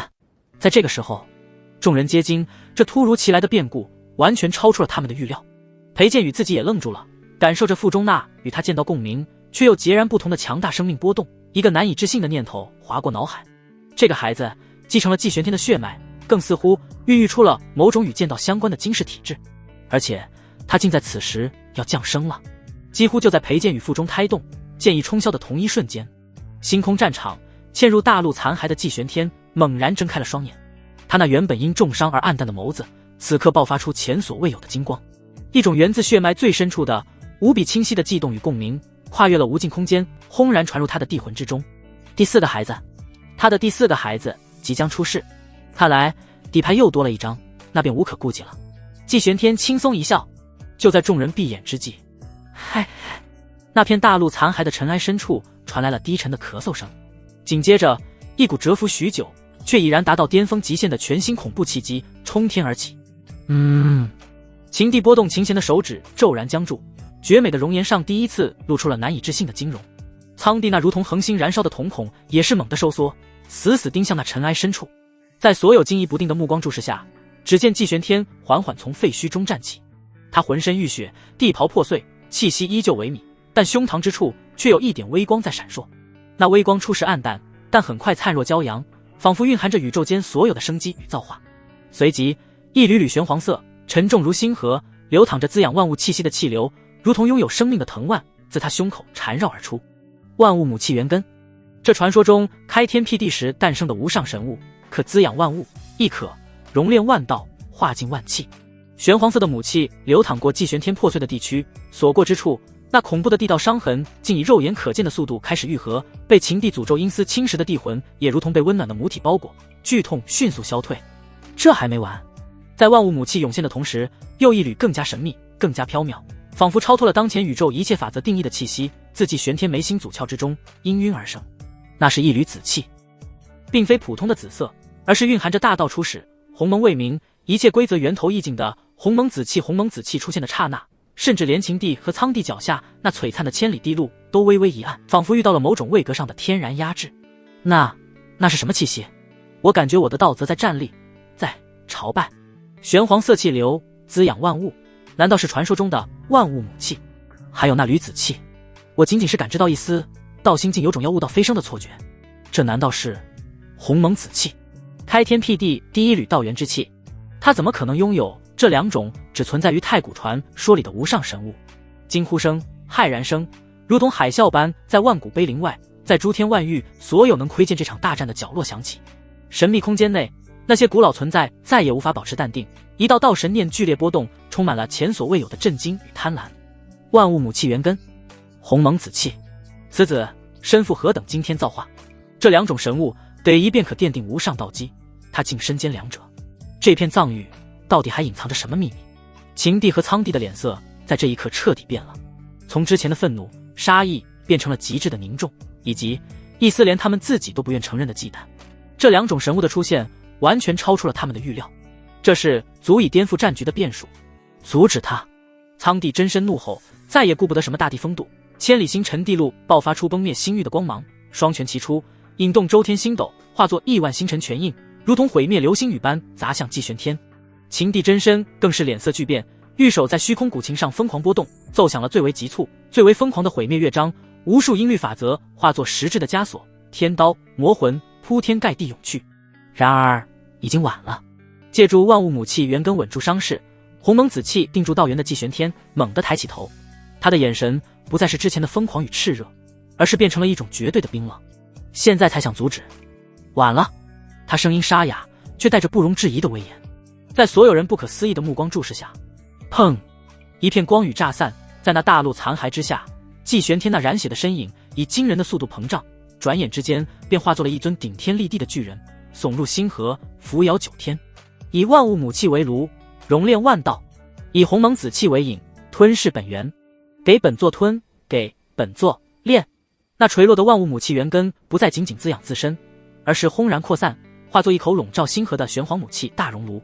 炉壁之上仿佛烙印着开天辟地的景象，炉内混沌火熊熊燃烧，散发出熔炼万道、化尽万法的无上气息。而那道鸿蒙紫气则如同炉中之影，灵性十足地穿梭于母气熔炉之中。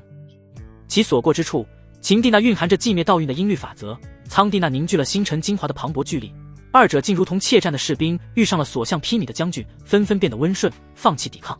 顷刻间被强行剥离吞噬，如同百川归海般疯狂涌入母气熔炉之中部。我的星辰地力，这鸿蒙紫气竟能强行剥离我的音律道则。苍帝与秦帝同时发出惊怒交加的吼声，他们感觉自身的力量正在被那口诡异的母气熔炉强行抽取炼化。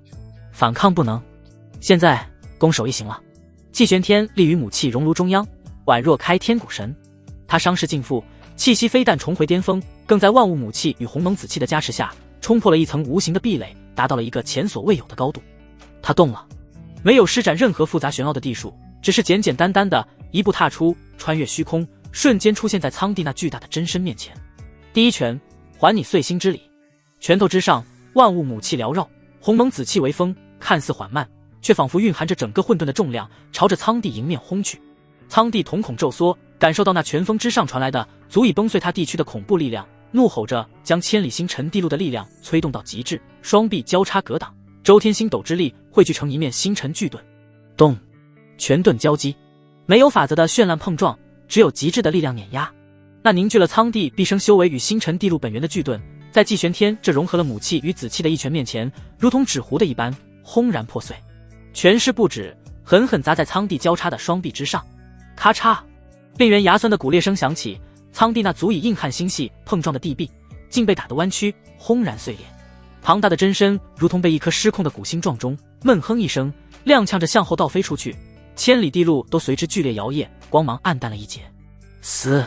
所有看到这一幕的人无不倒吸一口冷气。一拳，仅仅一拳，轰碎了三星大帝的防御，击退了苍帝真身。这一剑断你聒噪之音。祭玄天身形再闪，如同鬼魅般出现在秦帝真身侧方，并指如剑，指尖之上，鸿蒙紫气凝聚，混合混沌开天剑气，化作一道仿佛能斩断一切法则联系的紫色剑罡，朝着那横贯星海的七根地琴琴弦悍然斩下。秦帝脸色巨变，玉手疯狂波动，试图以无上音律道则凝聚防御，扭曲时空。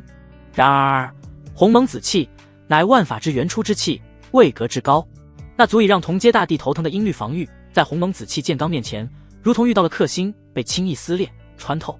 铮！一声刺耳欲裂的崩鸣，7根地琴弦竟被这一剑生生斩断了一根。秦帝真身如遭雷击，娇躯剧颤，那清冷绝伦的容颜上首次露出了痛苦之色，嘴角溢出一缕泛着倒音的地血。他脚下的千里音律地路发出一声哀鸣，无数音符幻灭，变得虚幻了不少本地的道弦断了。秦帝捂住胸口，绝美的脸上写满了惊恐与茫然。道弦崩断意味着他的地道受损，这比肉身的伤势更加严重，需要耗费无尽岁月与本源才能修复。不可能，他怎么会这么强？万物母气护体，万法难伤，鸿蒙紫气破法，无术可挡。这还怎么打？苍帝和秦帝彻底懵了。他们纵横星海无数载，镇压过不知多少强敌，何曾遇到过如此憋屈、如此无力的情况？对方的攻击简单、直接、粗暴，却蕴含着让他们无法理解、无法抗衡的至高力量。第三击，灭尔等地气之奥。季玄天得势不饶人，目光冰冷地扫过苍帝手中那柄重新凝聚的星辰地剑，以及秦帝身前那光芒暗淡的虚空古琴。他双手虚张，那口玄黄母气熔炉骤然变大，化作一尊凝练到极致的炼冰炉。那尊炉仿佛能熔炼天地。收！母气炉口对准星辰地剑与虚空古琴，爆发出滔天吸力。不好，他想夺我们地气。苍帝和秦帝骇然色变，拼命想要收回地气。然而在万物母气那熔炼万气的先天属性面前，在两件地气刚刚受创灵性大减的情况下，这一切抵抗都显得徒劳。嗡嗡！星辰地剑与虚空古琴发出不甘的哀鸣，剧烈震颤着，却依旧被那不可抗拒的吸力拉扯着，一点点脱离苍帝和秦帝的掌控，朝着母气顶飞去。不！两位三星大帝发出心痛到极致的怒吼，那不仅仅是地气，更是他们地路的重要组成部分。碾压！彻头彻尾的碾压！在万物母气与鸿蒙紫气加持下，展现出全胜姿态的季玄天以1敌2，竟如同成年壮汉殴打孩童一般，将两位成名已久的三星大帝打得毫无还手之力。虚空之下，原本陷入绝望的众生，此刻全都张大了嘴巴，大脑彻底宕机。眼前的景象已经完全超出了他们的理解范畴。绝境翻盘！不，这简直是骑着两位三星大帝的脸，强行掠夺他们的成道根基，还将他们按在地上摩擦。玄天大帝无敌！不知是谁用尽全身力气，嘶哑地喊出了这一句。下一刻，山呼海啸般的欢呼与震撼冲破了之前的死寂。玄天大帝无敌！看到了吗？这就是我们的大帝。什么狗屁三星大帝，在玄天大帝面前就是土鸡瓦狗。燃起来了，老子燃起来了！所有人都沸腾了，之前所有的绝望、压抑，在这一刻彻底转化为了火山喷发般的狂热与激动。无数修士涨红了脸，挥舞着拳头，声嘶力竭地咆哮着，仿佛要将之前所受的所有憋屈都尽情宣泄出来。季玄天用他无敌的姿态重新点燃了众生的信念与希望，逍遥天尊等老牌准帝更是激动的老泪纵横，浑身颤抖，仿佛看到了此界崛起的曙光。比其娘之！杀！杀！杀！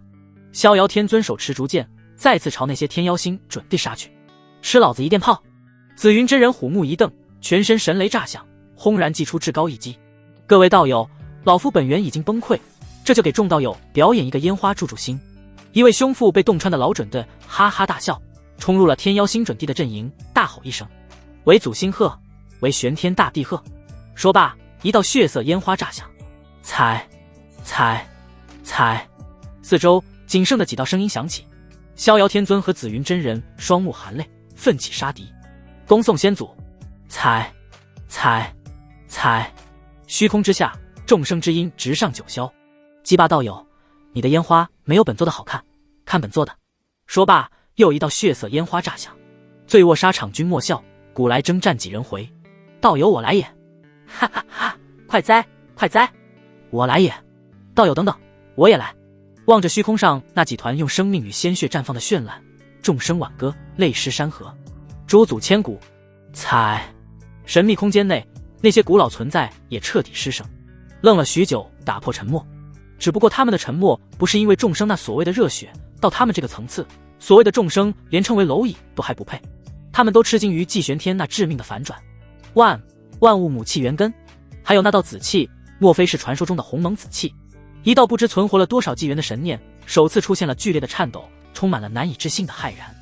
不可能，此等先天母气元根，早已在太初神话时代便已绝迹。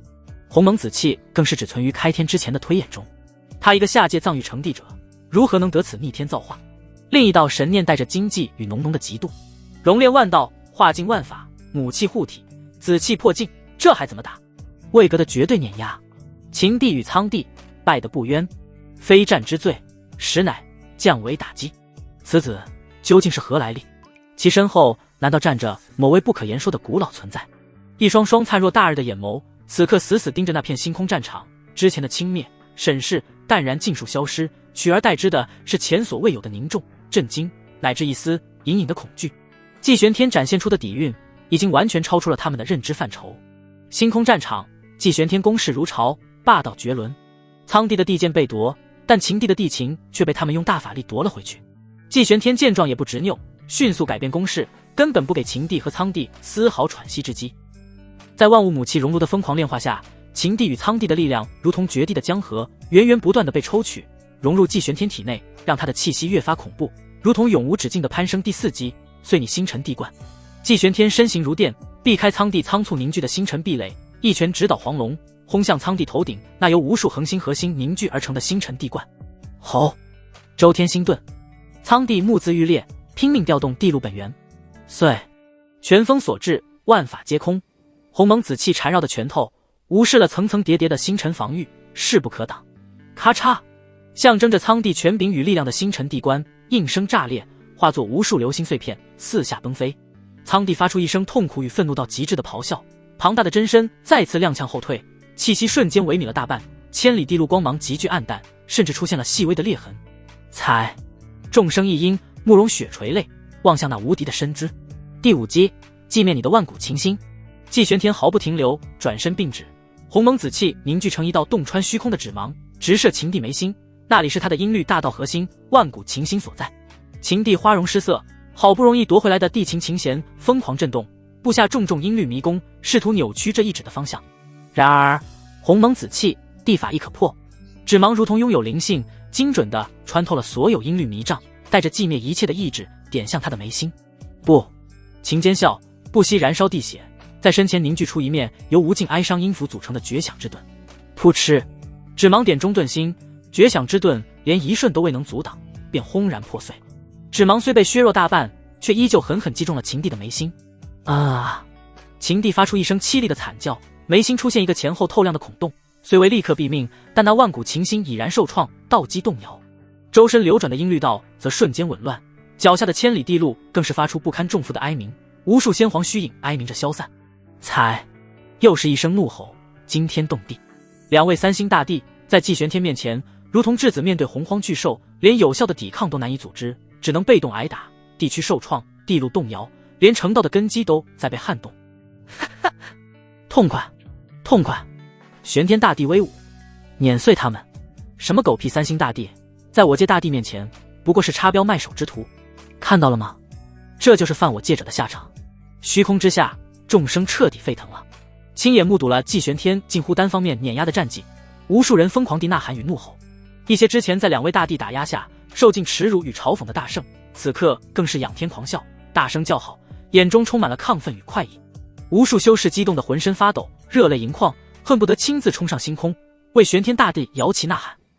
逍遥天尊等人更是精神大振，虽然依旧在喋血，但战意却前所未有的高昂，仿佛得到了无尽力量的加持，反将那些天妖星的准帝杀得节节败退。季玄天立于星空中央，周身万物母气流淌，鸿蒙紫气环绕，如同战无不胜的混沌神王。他冷漠地注视着气息衰败、狼狈不堪的秦帝与苍帝，声音如同万古寒冰。这就是你们觊觎此界的代价，现在该彻底结束了。他缓缓抬起了手，那口玄黄母气熔炉再次爆发出滔天神威，炉口对准了秦帝与苍帝脚下的千里地路，竟是要强行吞噬炼化这2条3星地路的本源。感受到那致命的吸力与自身地路的哀鸣，秦帝与苍帝眼中终于露出了前所未有的恐惧与疯狂。他们知道，再这样下去，不仅地路不保，连性命都要交代在这里。这是你逼我们的。苍帝猛地抬起头，眼中闪过一丝狠厉与决绝。他猛地一拍自己胸口，喷出一口最为精纯的暗金地血，洒落在脚下摇曳的千里地路上。以无地血为引，蓟县半数地路本源，恭请妖祖战魂。嗡！他脚下的千里星辰地路骤然燃烧起暗金色的火焰，一股前所未有的凶悍气机骤然爆发。凶！一头虚幻却以恐怖姿态咆哮天地的背生双翼的古妖从燃烧的地路缓缓显化，他腰身如山岳般伟岸庞大，同时又充斥着古老蛮荒的气息。头生九窍，一双妖眸漠然地俯瞰一切，让群星为之暗淡，四海八荒都在因他而站立。苍帝无敌，坤祖庇佑！同样在喋血的天妖星准帝们见到这尊虚影，兴奋大喊。与此同时，秦帝也做出了同样的选择，他玉手划过眉心，引动那受创的万古秦星精血，融入脚下的阴绿地路。以无秦星为祭，燃我千里地路，召唤太古魔音。他那原本仙气飘渺的千里地路瞬间被一种诡异的漆黑所浸染，无数扭曲疯狂的魔音符号自地路中浮现，交织成一幅令人心智错乱的恐怖乐章。一股足以让大地神魂都为之沉沦寂灭的诡异音律法则开始弥漫星空。两者燃烧地路，蓟县本源，召唤而来的是他们压箱底足以同归于尽的禁忌杀招——妖祖战魂、太古魔音。这两股力量出现的刹那，整个战场的氛围陡然巨变。之前的碾压之势戛然而止，一股令人灵魂冻结的致命危机感，如同冰冷的宇宙风暴，瞬间席卷了每一寸空间。刚刚还在沸腾欢呼的众生，如同被掐住了脖子，欢呼声戛然而止，所有人的心都提到了嗓子眼，一股寒意从脚底直冲天灵盖，就连神秘空间内的那些古老存在也再次屏息。终于动用底牌了吗？燃烧半数地路本源，这是搏命了。妖祖战魂、太古魔音，此二术已触及4星门槛，那混沌大地还能接下吗？星空死寂，唯有那苏醒的妖祖战魂发出撼动星河的咆哮，与那弥漫的太古魔音奏响或乱万古的死亡序曲。祭玄天，你该死！祭玄天，无知地路该以你的血来浇筑，受死！就在秦帝与苍帝燃烧半数地路本源，召唤出妖祖战魂与太古魔音这两大禁忌杀招，星空死寂，众生心胆俱寒的千钧一发之际，突然，嗡！一股纯粹到极致、凌厉到极致、神秘到极致的剑意，猛地自裴剑宇那高高隆起的腹部爆发出来。这剑意并非后天修炼而成，而是先天孕育，带着开天辟地般的锋芒。啊！裴剑宇发出一声夹杂着痛苦与解脱的长吟，周身被无尽的剑光笼罩。下一刻，在慕容雪、林婉儿、秦若曦等人震撼的目光中，一道璀璨夺目的剑形光华自裴剑宇腹部冲天而起。光华散去，一个粉雕玉琢的男婴悬浮于空，他竟不哭不闹，睁着一双纯净无瑕、瞳孔深处却仿佛有亿万微小剑影生灭的眸子，好奇地打量着这个世界。他周身并无强大的能量波动，但机体晶莹，隐约可见体内有36个光点沿着玄奥的轨迹缓缓运转，如同周天星斗。每一处光点都仿佛是一处未开的剑道宝藏，蕴含着斩灭一切的先天本源剑气。36周天剑体诞生。与此同时，那横贯星空的混沌地路之上，气息本已攀升至顶点的祭玄天身形猛地一震，定，检测到宿主第4位子嗣诞生。子嗣天赋评定：36周天剑体，天生自带先天剑体，身怀36周天剑根，拥有先天剑气，每提升一境，开通一道剑根，最多开通36道周天剑根，可释放36道先天剑气，大成剑体可比肩大地。恭喜宿主获得奖励。熟悉的系统提示音在他灵魂深处轰然响起，一股远比之前任何一次都要磅礴浩瀚的反馈力量，如同宇宙初开的第一道原初之力，瞬间涌入他的四肢百骸，冲刷着他的混沌地区与神魂。恭喜宿主获得以下奖励：1. 地路延伸100里，宿主当前地路已达630里。2. 体质反馈36道先天剑气，完美契合36周天剑体，可随宿主心意运转，威力无穷。3. 神通奖励斩天拔剑术，无上剑道神通，出鞘必见血，斩业、斩道、斩天。4. 地道感悟剑道本源碎片，大幅提升对剑之大道的理解与掌控。轰隆隆，祭玄天脚下那原本500里已是旷古烁今的混沌地路，在这一刻竟如同吃了大补药一般，再次疯狂向前延伸。630里，整整630里混沌地路横亘星空，其散发出的地威与道韵瞬间将妖祖战魂的凶力与太古魔音的诡异都压了下去。他周身原本流淌的万物母气与鸿蒙紫气之中，骤然融入了36道凝练到极致，呈现出七彩的先天剑气。这些剑气如同拥有生命的游龙，环绕他飞舞，发出清越的剑鸣，将周遭虚空都切割出细密的裂痕。更有一股斩灭万物以及一往无前的无上剑道意志，自他地魂深处苏醒。什么？他的地路在延伸600里？这怎么可能？临战突破，还是一次性延伸100里？这股剑意是从他体内发出的。发生了什么？秦帝与苍帝瞳孔巨缩，脸上首次露出了骇然与不解。眼前发生的一切完全违背了常理。他们当然不清楚，有9爪气运金龙守护，以及季玄天刻意遮蔽了通天阁的气息，所以他们很难察觉到通天内发生了什么。有人黄体、混沌体、先天灵运圣体，以及刚刚降生的36周天剑体，其中任何一种体质都是逆天的存在，价值可能比整个古星还重。此刻季玄天感受着体内奔腾的全新力量，尤其是那36道随时可撕裂苍穹的先天剑气，以及脑海中那是锋芒惊世的斩天拔剑术。他笑了，那是一种掌控全局、睥睨一切的冷笑。原来如此，第4个孩子剑体吗？来的正是时候。他目光如电，扫过那狰狞扑来的妖祖战魂与无声侵蚀的太古魔音。正好用你们来为我降生送上贺礼。他心念一动，那口悬浮于空原本用于吞噬炼化的玄黄母气熔炉骤然形态大变，炉口收缩，炉身拉长，炉壁之上烙印的开天景象化为无数细密玄奥的星辰剑纹。炉内之前吞噬的来自苍帝星辰地剑的精华碎片，以及被强行剥离的部分星辰地路本源，在万物母气的熔炼与鸿蒙子气的催化下，以前所未有的速度疯狂凝聚、提纯、塑形。以星辰地剑为骨，以地路本源为魂，以万物母气助其形，以鸿蒙子气开其锋。地兵给本座成。轰！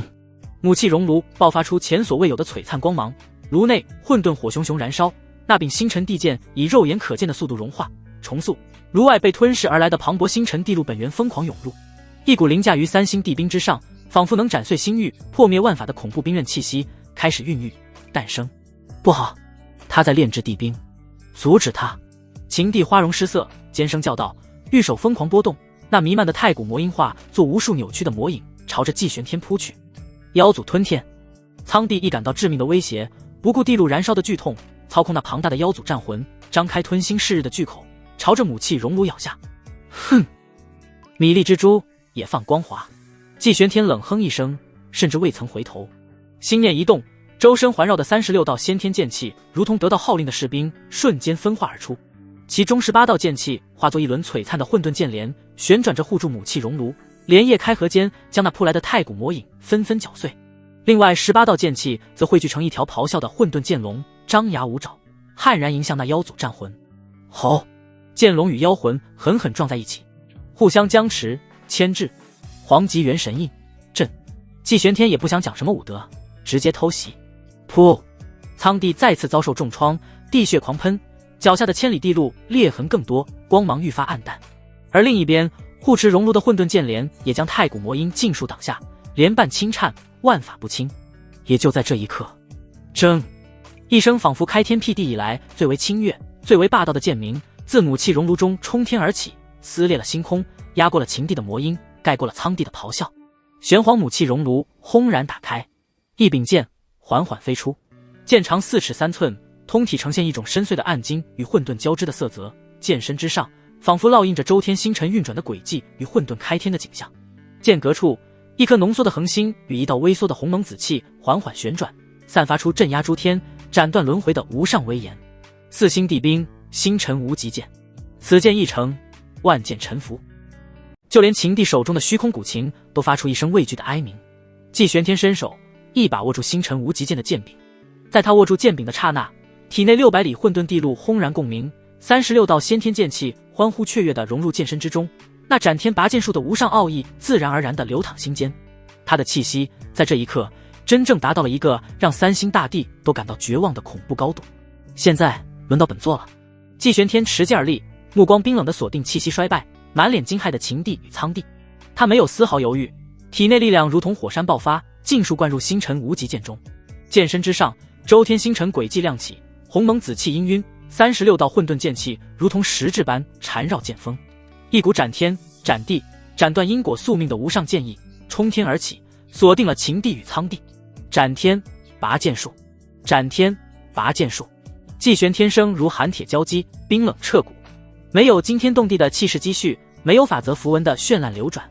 在他话音落下的刹那，他手中那柄新成的4星地兵星辰无极剑动了，并非挥砍，亦非直刺，而是一个简单到极致却又玄奥到极致的动作——拔剑。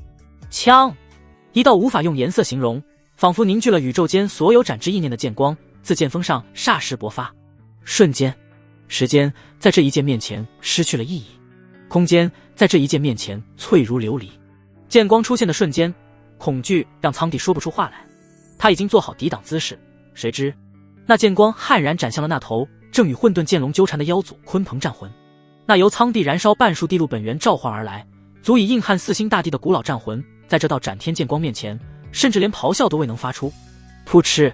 被空间规则剧烈扭曲的剑光无视了战魂体表那层层叠叠的混沌防御，化作一道锋锐无极的剑芒，以不可抵挡的斩灭之势自妖祖鲲鹏的眼前一掠而过。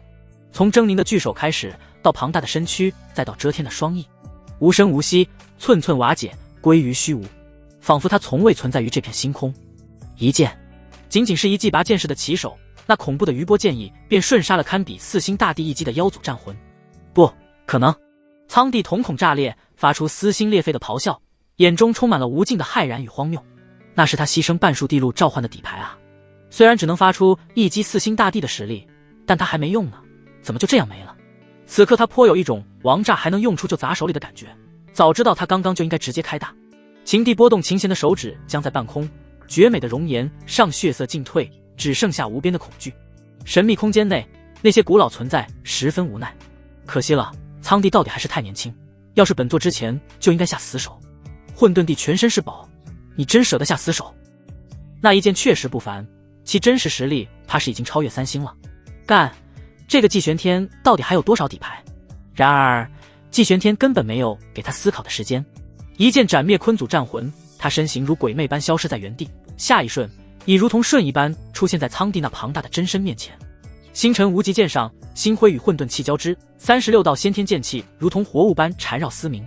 一剑挥出，刹那间便已跨越了星空间那看似遥远的距离，如同瞬移般出现在了苍帝那燃烧着暗金地焰的庞大真身之前。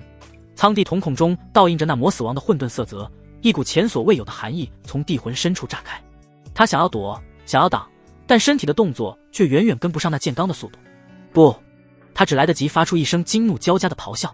苍帝只觉右肩一凉，那足以捏碎星辰、缠绕着磅礴心力的巨大右臂竟已齐根而断，带着泼洒的暗金地血翻滚着飞向星空深处。断口处光滑如镜，恐怖的剑意阻止着任何愈合的可能。啊！我右的手！苍帝发出了凄厉至极的惨叫，剧痛如同潮水般冲击着他的地魂。这一剑断你嚣张气焰！季玄天持剑而立，眼神冰冷如万古寒渊，声音没有丝毫波澜。混账！本帝要你！苍帝的怒吼还未完全出口，季玄天的第二剑已然在制，依旧是那式斩天拔剑术，依旧是那般快到极致，凌厉到极致。剑光一闪，咔嚓！苍帝那刚刚抬起试图凝聚星辰壁垒的左臂也应声而断，与他右臂的命运一般无二，带着喷洒的地血坠向无尽虚空。这一剑教你戒骄戒躁！不可能，这绝对不可能！他竟然连反抗的能力都没有，为什么会这样？难道他一直在隐藏实力？可他不是才成帝没多久吗？他是怎么做到的？苍帝心中有无数个疑问，但巨大的痛楚与生命本源急速流失的虚弱感让他感到了死亡的逼近。他疯狂催动脚下那已然断裂、光芒暗淡的千里地路，试图汲取力量修复伤体，逃离这片星空。然而季玄天根本不给他任何机会，剑光再闪，如同死神的镰刀划过两道凄冷的弧线。噗噗！苍帝那支撑着庞大身躯、烙印着星辰道纹的双腿，自膝盖处被齐刷刷斩断。失去了双腿的支撑，他那庞大的地躯再也无法维持平衡，发出一声绝望的哀嚎，如同崩塌的山岳般朝着星空深处倾倒翻滚。暗金色的地血在他翻滚的路径上划出了一条触目惊心的血色星河。四肢尽断。堂堂三星大帝，天妖星的霸主之一，此刻竟如同被拆解的人偶，只剩下躯干与头颅在星空中无助的翻滚哀鸣。从嚣张不可一世到震惊骇然，再到如今的绝望凄惨，苍帝的情绪在极短的时间内经历了翻天覆地的巨变。不要杀我，季玄天，玄天大帝，我认输，我愿臣服，我愿献上天妖星的所有秘密，饶我一命，饶我一命啊！死亡的恐惧彻底淹没了苍帝的尊严与骄傲，他发出了凄厉的求饶声，声音中充满了卑微与绝望。那双曾经如同恒星般燃烧的瞳孔，此刻只剩下无尽的恐惧与乞怜。臣服。季玄天脚踏混沌地路，一步步走向那只剩下躯干在血泊中挣扎的苍帝，嘴角勾起一抹残酷的弧度。本座麾下不需要你这种废物。话音未落，剑光再起，这一次目标是头颅。不，在苍帝绝望到极致的嘶吼声中，星辰无极剑带着斩断一切的意志，轻易地切开了他脖颈处最后的星辰防御。是，一颗满脸凝固着惊恐与不甘的巨大头颅冲天而起，地血如同瀑布般从断颈处喷涌。然而大地的生命力顽强的超乎想象，即便头颅被斩，那残破的躯干与飞起的头颅中依旧有一股强大的神魂波动在挣扎，试图重组逃遁回天妖星。还想逃？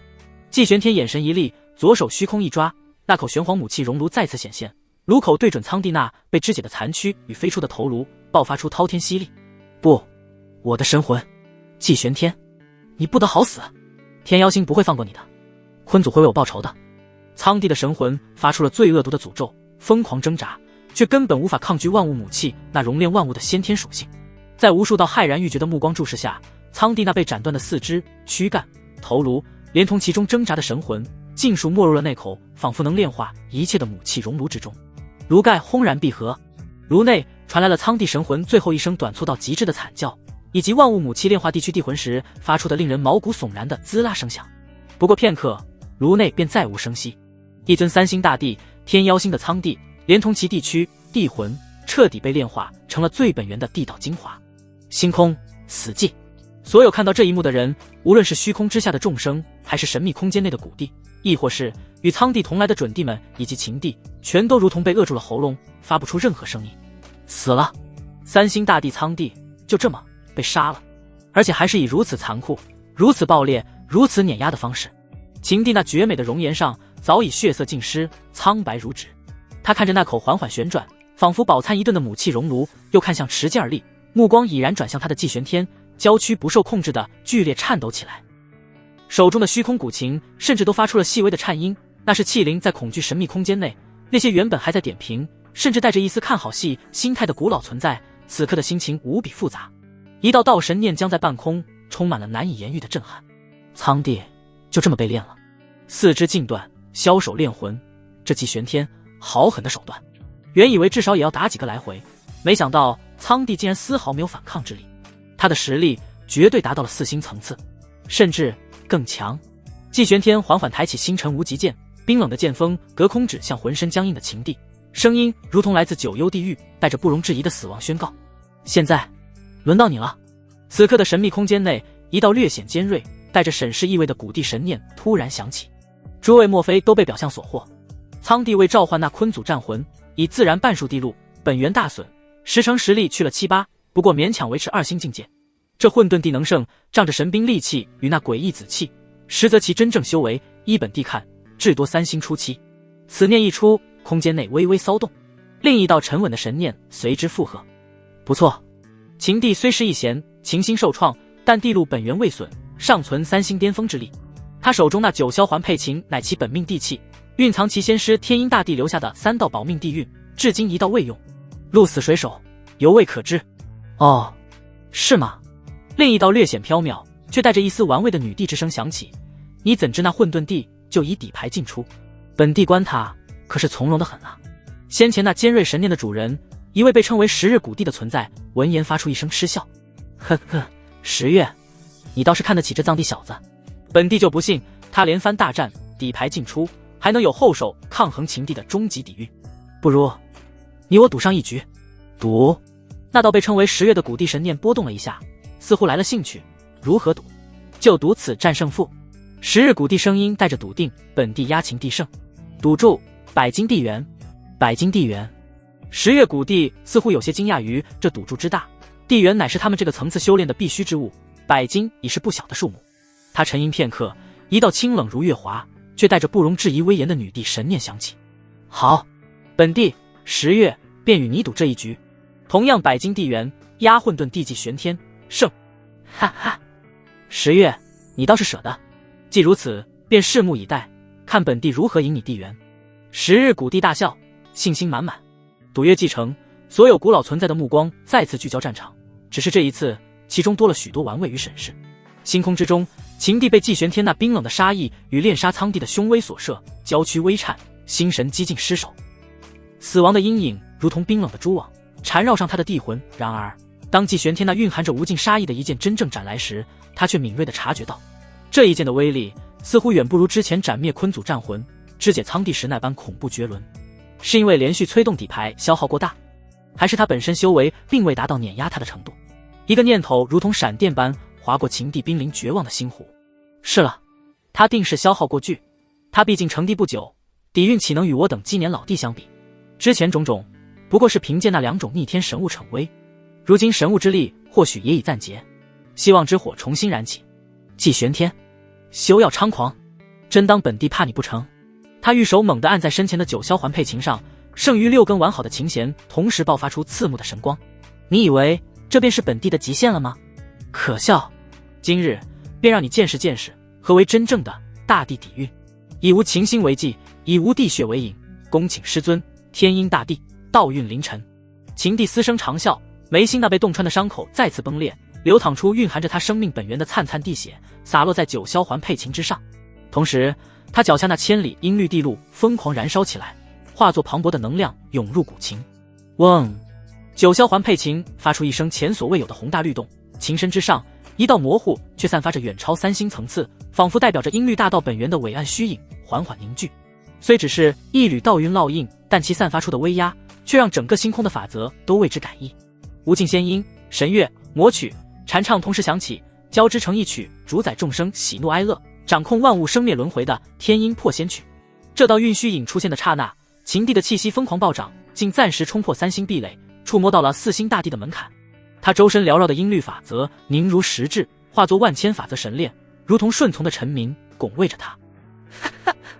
10月，看到了吗？天鹰大帝的道运，秦帝已临4星门槛，你那100金地元，本帝笑纳了。神秘空间内，10日古帝发出得意的大笑。10月女帝的神念沉默了片刻，只是紧紧关注着战场，心中暗道：混沌帝，不要让本帝失望啊！星空之下，众生再次色变，刚刚燃起的希望又被这突如其来的变故狠狠压下。4星门槛，这还怎么打？季玄天看着那气息暴涨，仿佛与整个音律大道融为一体的秦帝，以及他身后那道令人心悸的天鹰大帝虚影，眼神微微眯起，但脸上却不见丝毫慌乱。借助外力强行拔升，不过是无根浮萍，镜花水月。他声音平静，手中星辰无极剑发出兴奋的嗡鸣，便让你知晓何为真正的力量。季玄天动了，他没有丝毫保留，体内剩余的35道先天剑气轰然爆发，如同35条苏醒的太古剑龙，缠绕在星辰无极剑上。630里混沌地路提供着近乎无穷的混沌地力。周天星斗，听吾号令，混沌无极，剑开鸿蒙。他双手握剑，高举过头，身后仿佛有无尽星域沉浮，更有混沌开辟的意象显化。一道融合了周天星力、混沌道则以及35道先天剑气全部力量的万丈剑罡凝聚于剑锋之上。这一剑尚未斩出，其散发出的毁灭气息就已经让周遭的星辰无声湮灭，虚空成片塌陷，仿佛承载不住这股力量。斩！季玄天怒吼，万丈剑罡撕裂星空，带着开天辟地、重定地水火风的无上伟力，朝着秦帝以及他身后的天鹰大帝虚影悍然斩落。天鹰震世，万法臣服。秦帝意识奸笑，玉手疯狂拨动琴弦，身后天鹰大帝虚影随之动作。那天鹰阵势躯化作实质的音律洪流，如同9天银河决堤，蕴含着镇压诸天、度化万灵的至高法则，迎向那万丈剑罡。这是力量的极致碰撞，是大道本源的正面交锋。轰隆隆，无法用言语形容的爆炸在星空中心点亮，仿佛千百颗超新星同时爆发，璀璨的光芒吞噬了一切，恐怖的能量风暴席卷四方，将无数观战的神念都搅得粉碎。光芒持续了数息，才缓缓散去。只见星空之中，季玄天持剑而立，周身混沌气依旧磅礴，但脸色微微苍白，显然刚才那一击对他消耗巨大。而对面秦帝更加凄惨，他身前的9霄环佩琴6根琴弦再断3根，仅剩3根残弦在微微颤动。他身后的天鹰大帝虚影暗淡到了极致，仿佛随时都会消散。他本人更是地袍破碎，气息萎靡，嘴角不断溢血，显然受了极重的道伤。他借助师尊道运强行提升的力量，在季玄天那汇聚了35道先天剑气的至强一击下，依旧落在了下风。怎么可能？秦帝眼中充满了难以置信的绝望。你怎么可能还有如此力量？神秘空间内，十日谷地的笑声戛然而止，如同被掐住了脖子。十月女帝的神念则微微波动，带着一丝如释重负。本帝就知道，废物！一道冰冷、宏大、充满无上威严的呵斥，仿佛自万古时空之前传来，猛地炸响在秦帝的地魂深处。紧接着，一股远超秦帝自身，甚至远超刚才那天鹰大地道运的恐怖神念强行降临，如同无形的枷锁，瞬间掌控了秦帝那残破的地区与暗淡的地路。前辈，秦帝骇然失色，这道气息强到让秦帝心惊，好像只要自己敢动忤逆的念头，就能让地魂寂灭。本帝10日，算是你的始祖，你与本帝大道亲和，本源相通，本帝才有机会施展大神通，破除太古盟约的束缚来助你。现在听本帝的，然你胜于地路，献祭你全部秦星精血，本帝助你短暂登临4星。那宏大的神念不容置疑的下令。秦帝眼中闪过一丝挣扎，但求生的本能以及对始祖的敬畏，让他瞬间做出了选择。啊！他发出一声凄厉决绝的尖叫，脚下那本就燃烧大半的千里地路轰然爆开，化作最精纯的本源洪流。眉心秦心处，最后一点精血被强行逼出，融入其中。嗡！一股真正属于4星大地的恐怖威压，自秦帝那残破的躯壳中轰然爆发，席卷八荒陆河。星空震颤，万道哀鸣。他周身缭绕的音律法则瞬间质变，化作了秩序神链。虽然气息极度不稳定，仿佛下一刻就会崩溃，但此刻他确确实实短暂拥有了4星大地的力量。4星，真正的4星气息。10日，你无耻！神秘空间内，十月女帝的神念骤然变得尖锐，带着滔天的怒意，强行以神念降临，燃烧他本就残破的地路与秦星，这是在透支他所有的潜力与生命。此战即便能胜，他也活不过半日。你这是在毁他道基，断他轮回。哼！十日谷地的神念冰冷而漠然，带着一种视万物为刍狗的超然。区区一个3星秦帝，能为本帝赢下100金地缘，是他的荣幸。在这浩瀚地星河，最不缺的就是这等蝼蚁般的大地。死便死了，有何可惜？十月女帝冷哼一声，看向季玄天，暗道：自求多福吧。星空之中，秦帝感受着体内那奔腾汹涌的4星地力，原本的绝望被一种扭曲的狂喜与复仇的火焰所取代。4星，这就是4星的力量。他状若癫狂，原本清冷绝伦的面容此刻因力量充盈而显得有些狰狞。他死死盯着季玄天，季玄天，看到了吗？这才是真正的力量。你拿什么跟本帝斗？给本帝死！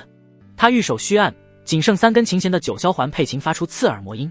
一道凝聚了4星地力的音律神矛瞬间凝聚，撕裂虚空，带着审判与终结的意志，直刺季玄天眉心。这一击远超之前任何一次。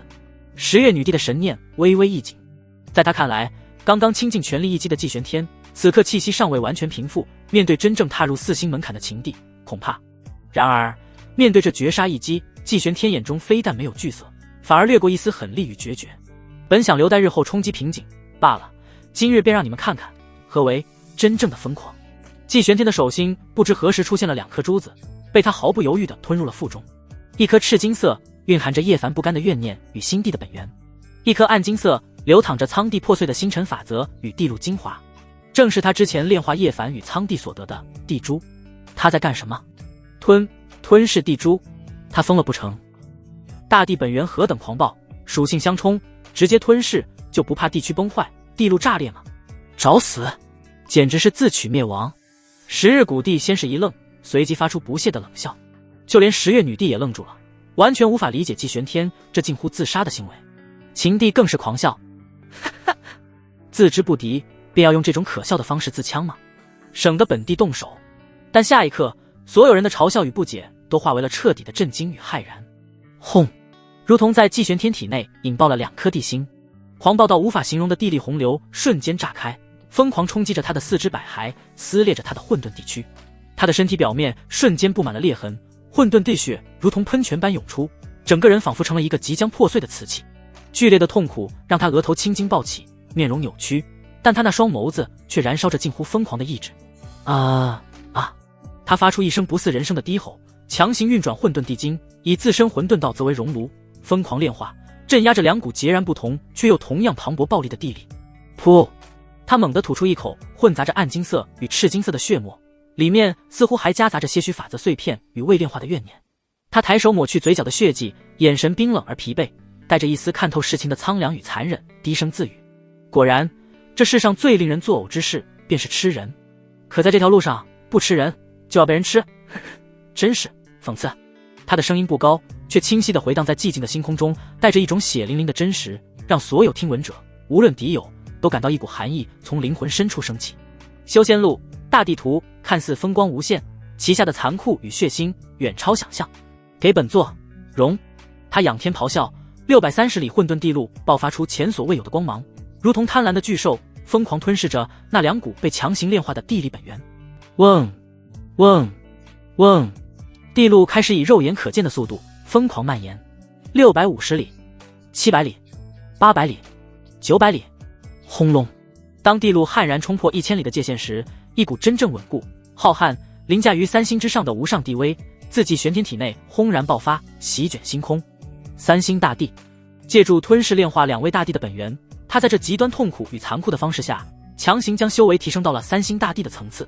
虽然只是3星初期，但其混沌地路的本质远超寻常，千里地路蕴含的力量足以媲美寻常3星巅峰。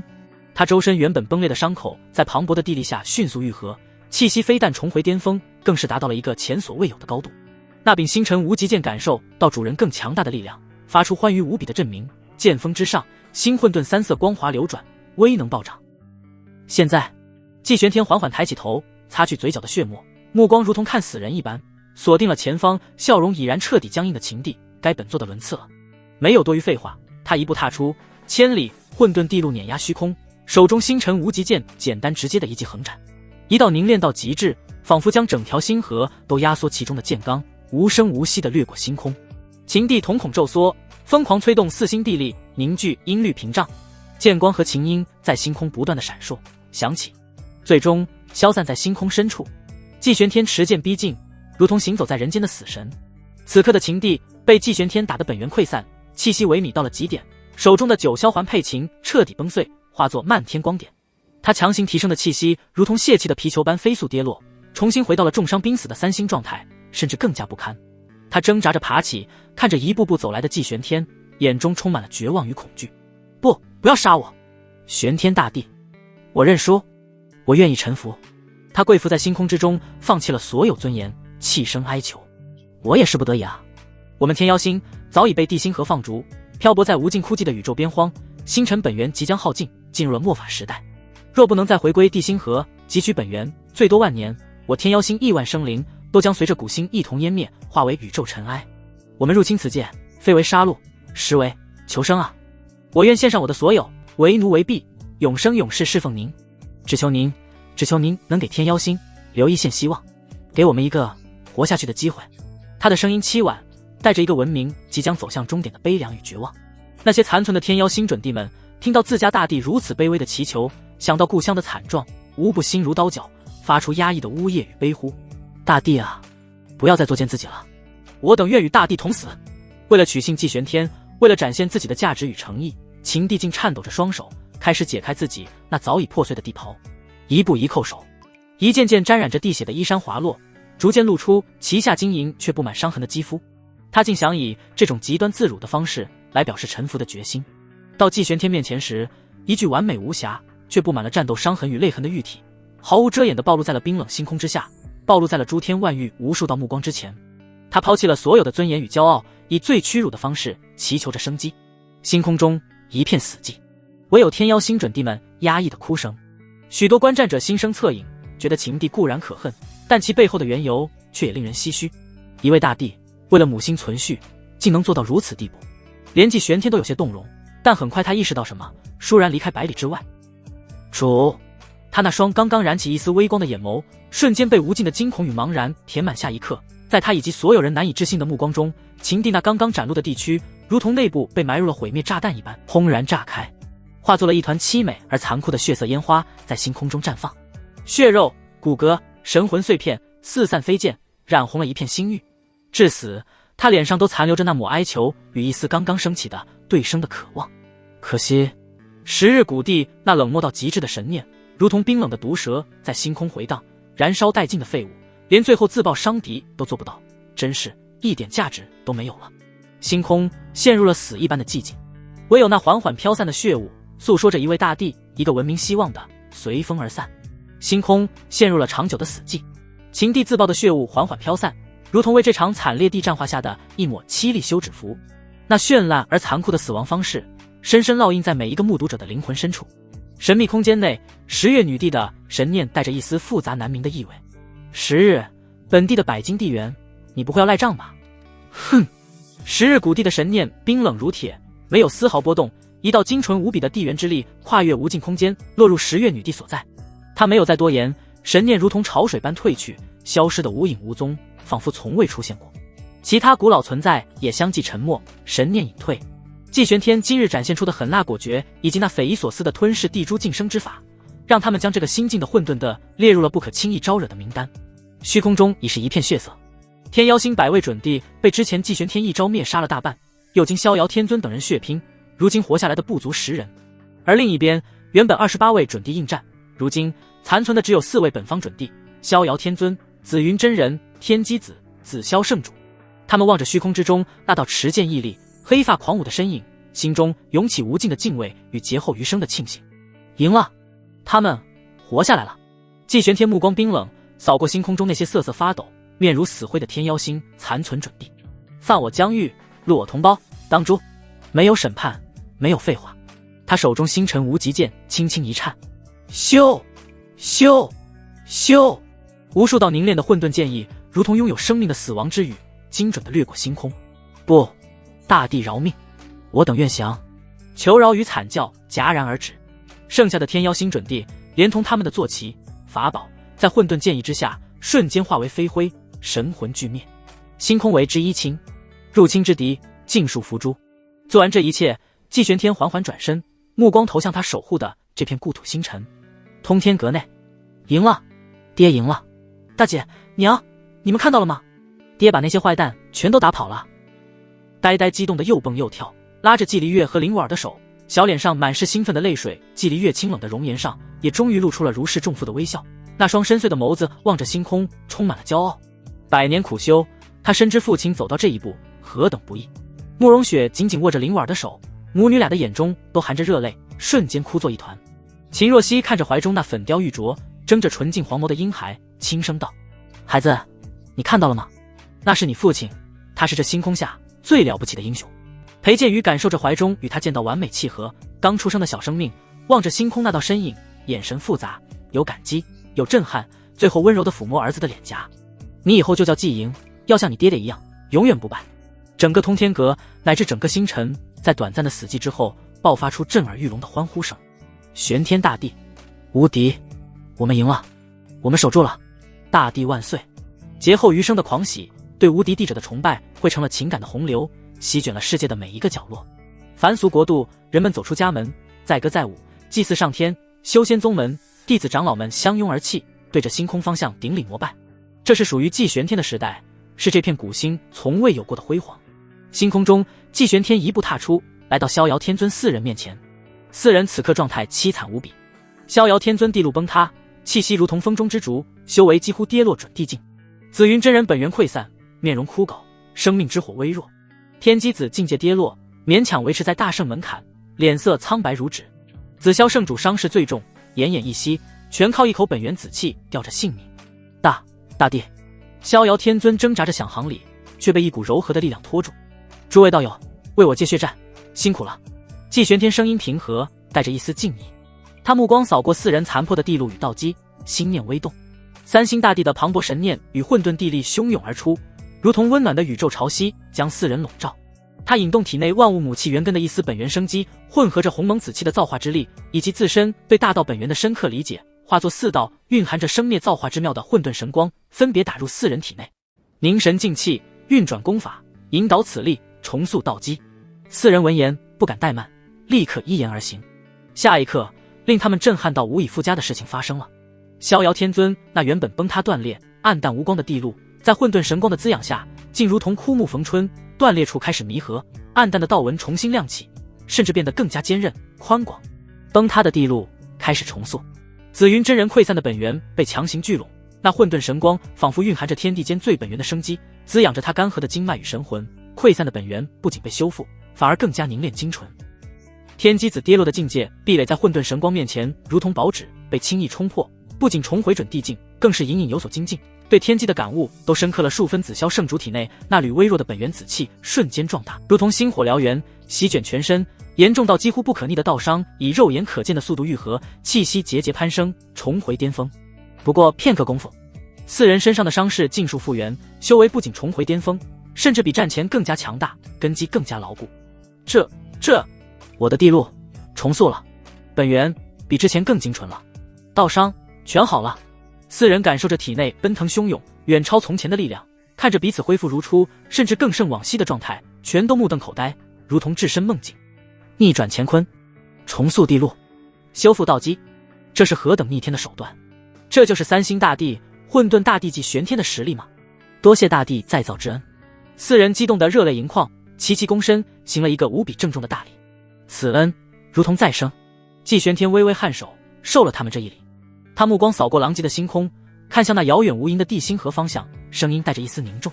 天妖星之事绝非偶然，据秦帝临终所言以及本作的推演，我等所在的这片星域皆属藏域范畴，被地心河主流排斥放逐，资源贫瘠，大道不全，终将走向末法，星辰寂灭。众人闻言心神俱震，他们第一次清晰地认识到自身所处的环境竟如此残酷。升上地心河，汲取本源，补全大道，已非一人一宗之事，而是关乎此域所有生灵存续的唯一生路。季玄天的声音斩钉截铁，众人面色凛然，感受到了沉甸甸的责任与紧迫感。可升入地心河至少要3位大帝以上才行，如今整个玄星之前一直没有命名，现在正式命名，以后就叫玄星，才1位大帝，4位准帝，升入地心河谈何容易。就在众人感伤时，季玄天忽然眉头一皱，猛地抬头，目光如2道实质的利剑刺向上苍之上那片虚无之地，仿佛穿透了无尽空间，看到了某个隐藏极深的存在。就在刚才秦帝莫名自爆的瞬间，他凭借混沌地魂的敏锐以及万物母气对因果的特殊感应，捕捉到了一丝极其隐晦气息。季玄天神念一荡，迅速锁定了一个伴随着那丝力量传来的法则波动，并解析了其真名。10日，他低声念出这2个字，眼中寒芒乍现，杀意凛然，暗中插手，害本座损失一道重要地魂资粮，此仇本座记下了。待本座踏足地心河之日，便是找你清算之时。季玄天冷哼一声，接着眼神一凛，来而不往，非礼也。天妖侵犯我疆土，伤我子民，本座今日起开通虚空通道，凡有怨者自行解决。说罢，一剑劈出。天妖星没了大地镇守，又暴露了位置，顷刻间就有一条连接天妖星的虚空通道产生，霎时整个玄星沸腾了。我十国的百姓死伤殆尽，唯剩我石皇一人，杀杀杀！石皇老目垂泪，他终于等到了可以报仇的机会，直接极致升华，第一个冲入了虚空通道。我族尽丧，此去不惜此身，杀他个片甲不留。又一位老大圣极致升华，冲入虚空通道。我族准帝惨死，族人们为老祖报仇。接着一茬接着一茬修士涌入虚空通道，犹如蝗虫过境，势不可挡。这些人中有纯属只为个人恩怨的，有想浑水摸鱼的，有纯属只为了杀戮的，不胜枚举。季玄天也懒得理会，毕竟天妖星本就是为了灭世而来，只是现在2极反转了。季玄天一步踏出，脚下千里混沌地路延伸，直接贯穿了那条他亲手劈开的虚空通道。父亲等等，女儿与您同去。季离月急忙拜别长辈们，手持太荒剑，化作一道流星直入虚空。爹爹等等，呆呆也要去。呆呆紧随其后，一个清冷如月，一个雀跃好奇，父女3人瞬息间便跨越无尽星域，降临天妖星。天妖星比玄星还要大上许多，几乎都是妖族修士，鲜有人族修士。而此刻，这颗曾郁郁出秦苍二帝的古星，此刻已是一片炼狱。玄星修士的复仇怒火如同瘟疫般蔓延，喊杀声、爆炸声、哀嚎声不绝于耳。失去了大地庇护，天妖星的抵抗在疯狂的复仇者面前显得苍白无力。季玄天神念扫过，瞬间锁定了天妖星地核深处，一股被层层古老禁制封印，却依旧散发着令人心悸的残暴与古老的气息。果然还藏着个老东西。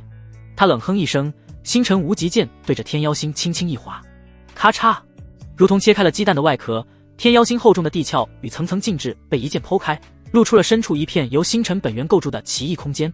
空间中央，一头庞大到难以想象的巨兽虚影被无数粗大的秩序神链贯穿，死死锁住。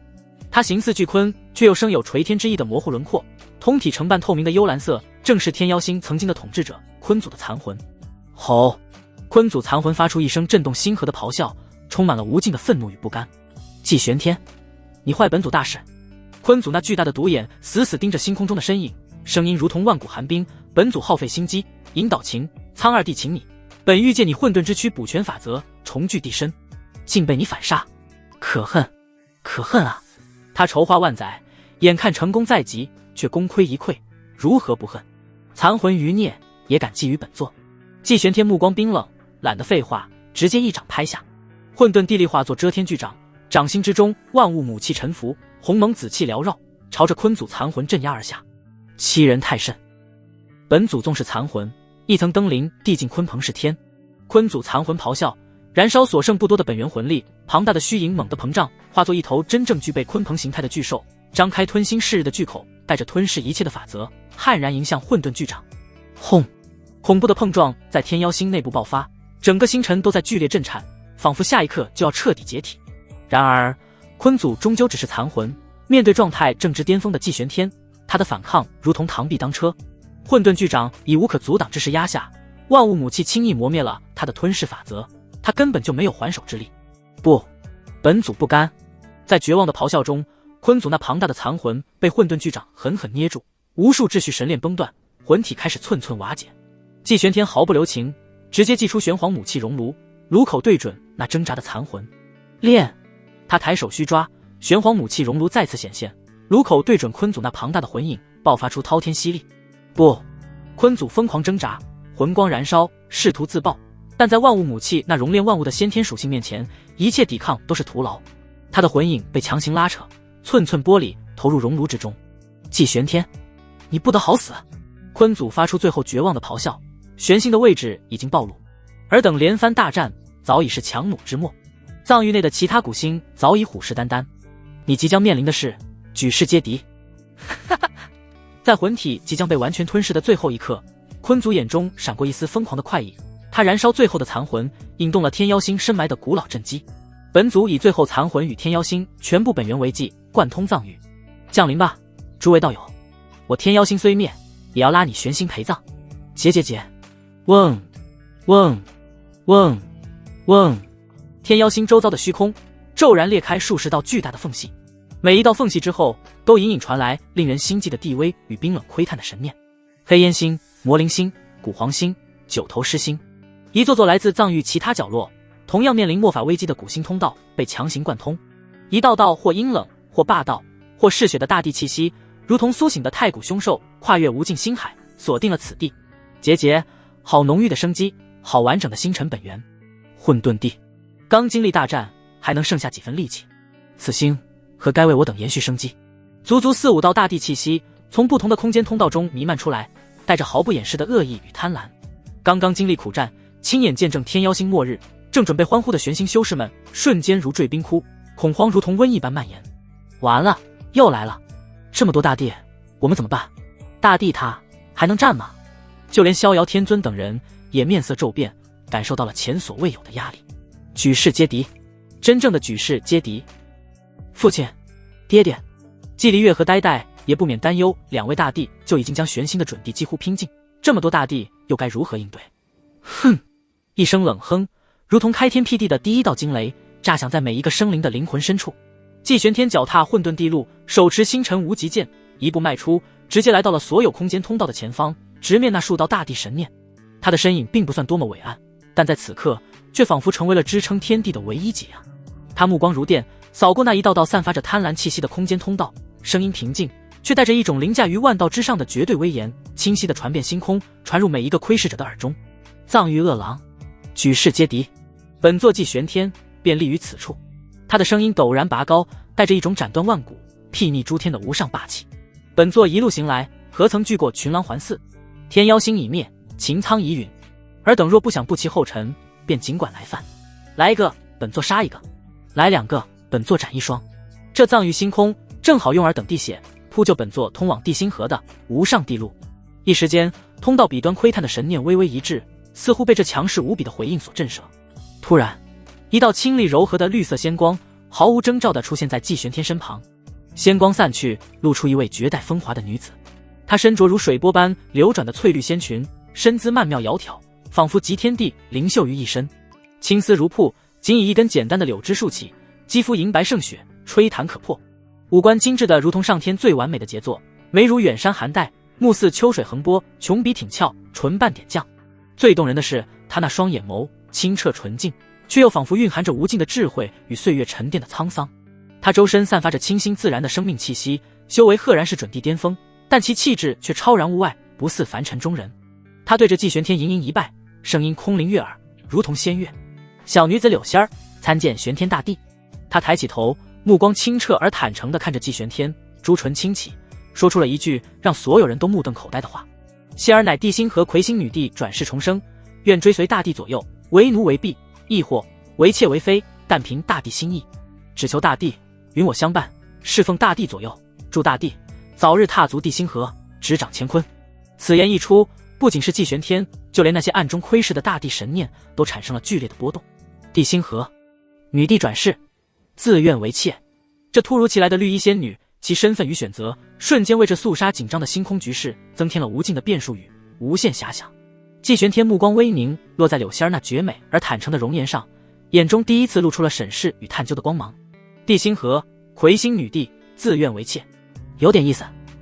季玄天目光如炬，落在柳仙儿那绝美而坦诚的容颜上，开启望气术修为，准地巅峰，自我封印，真实残魂境界。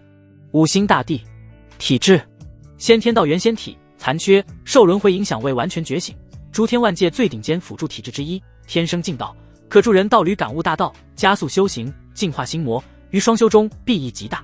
天赋：星辰震道，宗师级，太古要点，精通，地心合通史，圆满。状态：残魂转世，记忆部分复苏，本源有缺，急需高等能量，如万物母气、鸿蒙子气及地级法则滋养补全。综合潜力评分98分， S 级稀有目标。系统提示：与其结合，对宿主当前境界巩固，未来冲击更高地境，了解地心河秘辛，提升家族综合潜力，具有极高战略价值。强烈建议绑定。绑定奖励将根据目标稀有度与潜力进行超规格发放。一连串的信息涌入季玄天脑海，让他对柳仙儿的底细瞬间了然，只是还不知其深浅。自愿为妾。季玄天嘴角勾起一抹意味深长的弧度。你可知道入我季氏意味着什么？柳仙儿盈盈一拜，眼神清澈而坚定。仙儿知晓。仙儿可立天道誓言，此生此世当以大地为尊，以季氏为根，若有二心，大道崩殂，地魂永堕。他的誓言引动了冥冥中的大道规则，一道无形的契约之光在他与季玄天之间一闪而逝。定，检测到宿主成功绑定道侣柳仙儿，道侣资质评定超极品，恭喜宿主获得绑定奖励。1. 寿命奖励，延寿500年。2. 修为反馈，地路延伸100里，宿主当前地路1100里。3. 体质加持，先天道运，大幅提升悟道速度，强化与天地万道的共鸣。4. 特殊奖励，青地长生诀，蕴含生命与长生奥秘的无上地经，与柳仙儿体质相辅相成。5. 家族气运，家族整体气运大幅提升，所有子嗣天赋隐性增强。6. 秘星解锁，地心河基础星图，魁星域部分。磅礴的奖励瞬间涌入季玄天体内，500年的寿命已经无法让他感受到波澜了，但地路的延伸让他气息更加浩瀚。那青地长生诀的奥义更是与他之前的积累相互印证，对生命大道的理解瞬间深刻了数分。感受到季玄天身上那一闪而逝却真实不虚的修为提升与道运变化，柳仙儿美眸中异彩连连，心中更加笃定自己的选择没错。这位混沌大帝比他想象的更加神秘与强大。季玄天压下体内翻涌的力量，目光扫过周围那些依旧虎视眈眈的神念，对柳仙儿道：此地非谈话之所，随本坐来。说罢，他袖袍一挥，一股无形的地力笼罩住柳仙儿，同时传音给季离月和呆呆：离月、呆呆，你们暂且在此压阵，若有异动即刻传讯。下一刻，他与柳仙儿的身影便从星空中消失，直接挪移进入了星辰无极界内部，那处由他地念开辟的绝对私密的混沌空间之中。这片空间不大，仿佛置身于宇宙初开的混沌核心，四周是缓缓流淌的混沌气流，中间唯有简单的蒲团与玉桌，安静到了极致，隔绝了一切外在窥探。进入这私密空间，柳仙儿似乎放松了些许，他主动开口道：大帝，仙儿知您心中必有诸多疑问，仙儿既已决定追随，自当坦诚相告。他轻移莲步，周身那清新的生命道运与这方混沌空间竟奇异地和谐共存。首先是仙儿的体质，他抬起如玉的仙手，指尖萦绕着一缕纯净的绿色道元之气，此乃先天道元仙体，虽因轮回之故未能完全觉醒，但其特性仍在。此体至于修行、悟道乃至双修之中，对道侣皆有极大裨益，可助大地更快稳固境界，参悟混沌真谛。他说到双修二字时，脸颊微微泛起一丝不易察觉的红晕，但眼神依旧清澈坦然，并无扭捏之态。季玄天不动声色，只是静静听着。其次是关于地心河与当前危局，柳仙儿神色转为凝重。大地可知藏域为何被放逐，又为何诸多古星皆对玄星虎视眈眈？略知一二，但知其然不知其所以然。季玄天道：地心河乃是诸天万界大道本源最为汇聚澎湃之地，是真正强者林立、地族争锋的舞台。而被放逐至藏域的星辰，皆因在久远年代前，其先祖或在地心河争斗中落败，或其星辰本源属性被判定为劣等污秽，故被剥夺了汲取地心河本源的资格，流放至此。柳仙儿语气中带着一丝追忆与无奈。藏域资源贫瘠，大道残缺，如同无根之萍，星辰本源会随着时间推移不断衰败，直至彻底湮灭。天妖星、黑烟星、魔灵星等皆是如此。他们入侵玄星，并非单纯为了杀戮，更是为了掠夺玄星尚且鲜活的本源，以延续自身星辰的寿命。这是绝望下的生存之争。季玄天眼神微冷，弱肉强食，亘古如此，但将爪牙伸向本座庇护之地，便是取死之道。大地霸气。柳仙儿眼中闪过一丝赞赏，随即又道：然而眼下危机并非仅有这些藏域古星。仙儿凭借残存记忆感知，玄星连续爆发地战，波动剧烈，恐怕已经引起了地心河中某些存在的注意，甚至可能有巡查使即将降临。巡查使？季玄天眉头一挑。不错。柳仙儿点头。地心河设有巡查殿，职责之一便是监察藏域，防止有被放逐的星辰私自汲取地心河本源，或出现可能威胁地心河秩序的变数。而大地宁以混沌成道，战力惊世，更兼吞噬地珠晋升，在他们眼中恐怕已是十足的变数。他看着季玄天，美眸中带着一丝担忧与决然。希儿愿倾尽所知，助大帝在巡查使降临前尽可能提升实力，或寻得应对之策。希儿前世在魁星亦有些许人脉与旧部，若大帝需要，希儿可尝试联系。季玄天听完，沉默片刻，手指轻轻敲击着玉桌，混沌空间中回荡着清脆的声响。他看向柳仙儿，目光锐利如剑。你的价值，本座已知。最后一个问题，你为何选择本座？仅因本座是混沌体。柳仙儿迎着他的目光，没有丝毫闪躲，坦然道：原因有三。其一，大地乃万古罕见的混沌体，潜力无穷，更有鸿蒙子气、万物母气此等连地心河都罕见的先天神物伴身，值得投资。其二，大地心性果决，杀伐果断，却非滥杀无情之辈，对身边之人颇为维护，希儿认为值得托付。其三，他微微一顿，脸上露出一抹苦涩与追忆。希儿前世遭人暗算，身死道消，残魂得以转世，已是侥幸。单凭希儿自己，莫说复仇，便是重回地心河都千难万难。而大地宁是希儿所见最有可能也最快能踏足地心河并搅动风云之人。希儿想借大地之势重返故地，了结因果。他再次深深一拜，此乃希儿私心，请大地明鉴。季玄天看着他坦诚无比的眼神，听着他条理清晰的分析与毫不掩饰的私心，嘴角反而勾起一抹弧度。有欲望，有所求，才更好掌控。这个柳仙儿很聪明，也很坦诚。很好。季玄天站起身，混沌气流随之涌动。你的坦诚为你赢得了机会，从今日起你便跟在本座身边。至于名分，他略一沉吟，想到系统绑定时的道侣之称，淡淡道：便暂为道侣。柳仙儿眼中闪过一丝喜色，再次拜谢。仙儿谨遵帝命。他知道自己这第一步算是走对了。想罢，身形一转，一袭翠绿仙裙落地，白皙如此的肌肤在朦胧的混沌道韵下更是显得清丽脱俗，让人挪不开眼。他毫不扭捏，一步一摇，主动走到了季玄天身前，纤手轻抚腰带，跪了下去，缓缓抬起头，眼神清冽而坦然，主动迎上季玄天惊讶的目光，娇声道：大帝请。混沌空间内，大道轮音自发冥响，混沌气流如同温顺的晨鸣，环绕着中央那两道身影。季玄天与柳仙儿相对而坐，双掌相抵，无需言语，青帝长生诀的奥义与混沌地经的磅礴在二人之间自然流转，形成完美的周天循环。柳仙儿的先天道元仙体此刻展现出其逆天之处，他机体生辉，纯净的道元之气如同最甘甜的泉涌，源源不断地渡入季玄天体内。这气息并非简单的能量，而是蕴含着生命本源与大道印记的仙源。所过之处，季玄天因吞噬地珠而略显躁动的混沌地力被迅速抚平，对生命大道的感悟以前所未有的速度深化他体内那新脱的地路，在仙源滋养与青帝长生奥义的双重作用下，变得更加稳固。原本需要数十年苦功才能彻底稳固的3星初期境界，竟在以肉眼可见的速度变得圆满无瑕。而柳仙儿亦获益匪浅，季玄天反馈而来的精纯混沌地力与一丝万物母气的本源生机，对他残缺的仙体与地魂而言，堪称无上大补。他感觉沉寂的本源在欢呼，残缺处传来麻痒之感，那是道元在缓慢修复与滋长。记忆中更多关于地心核的碎片随之浮现，对前路更加清晰。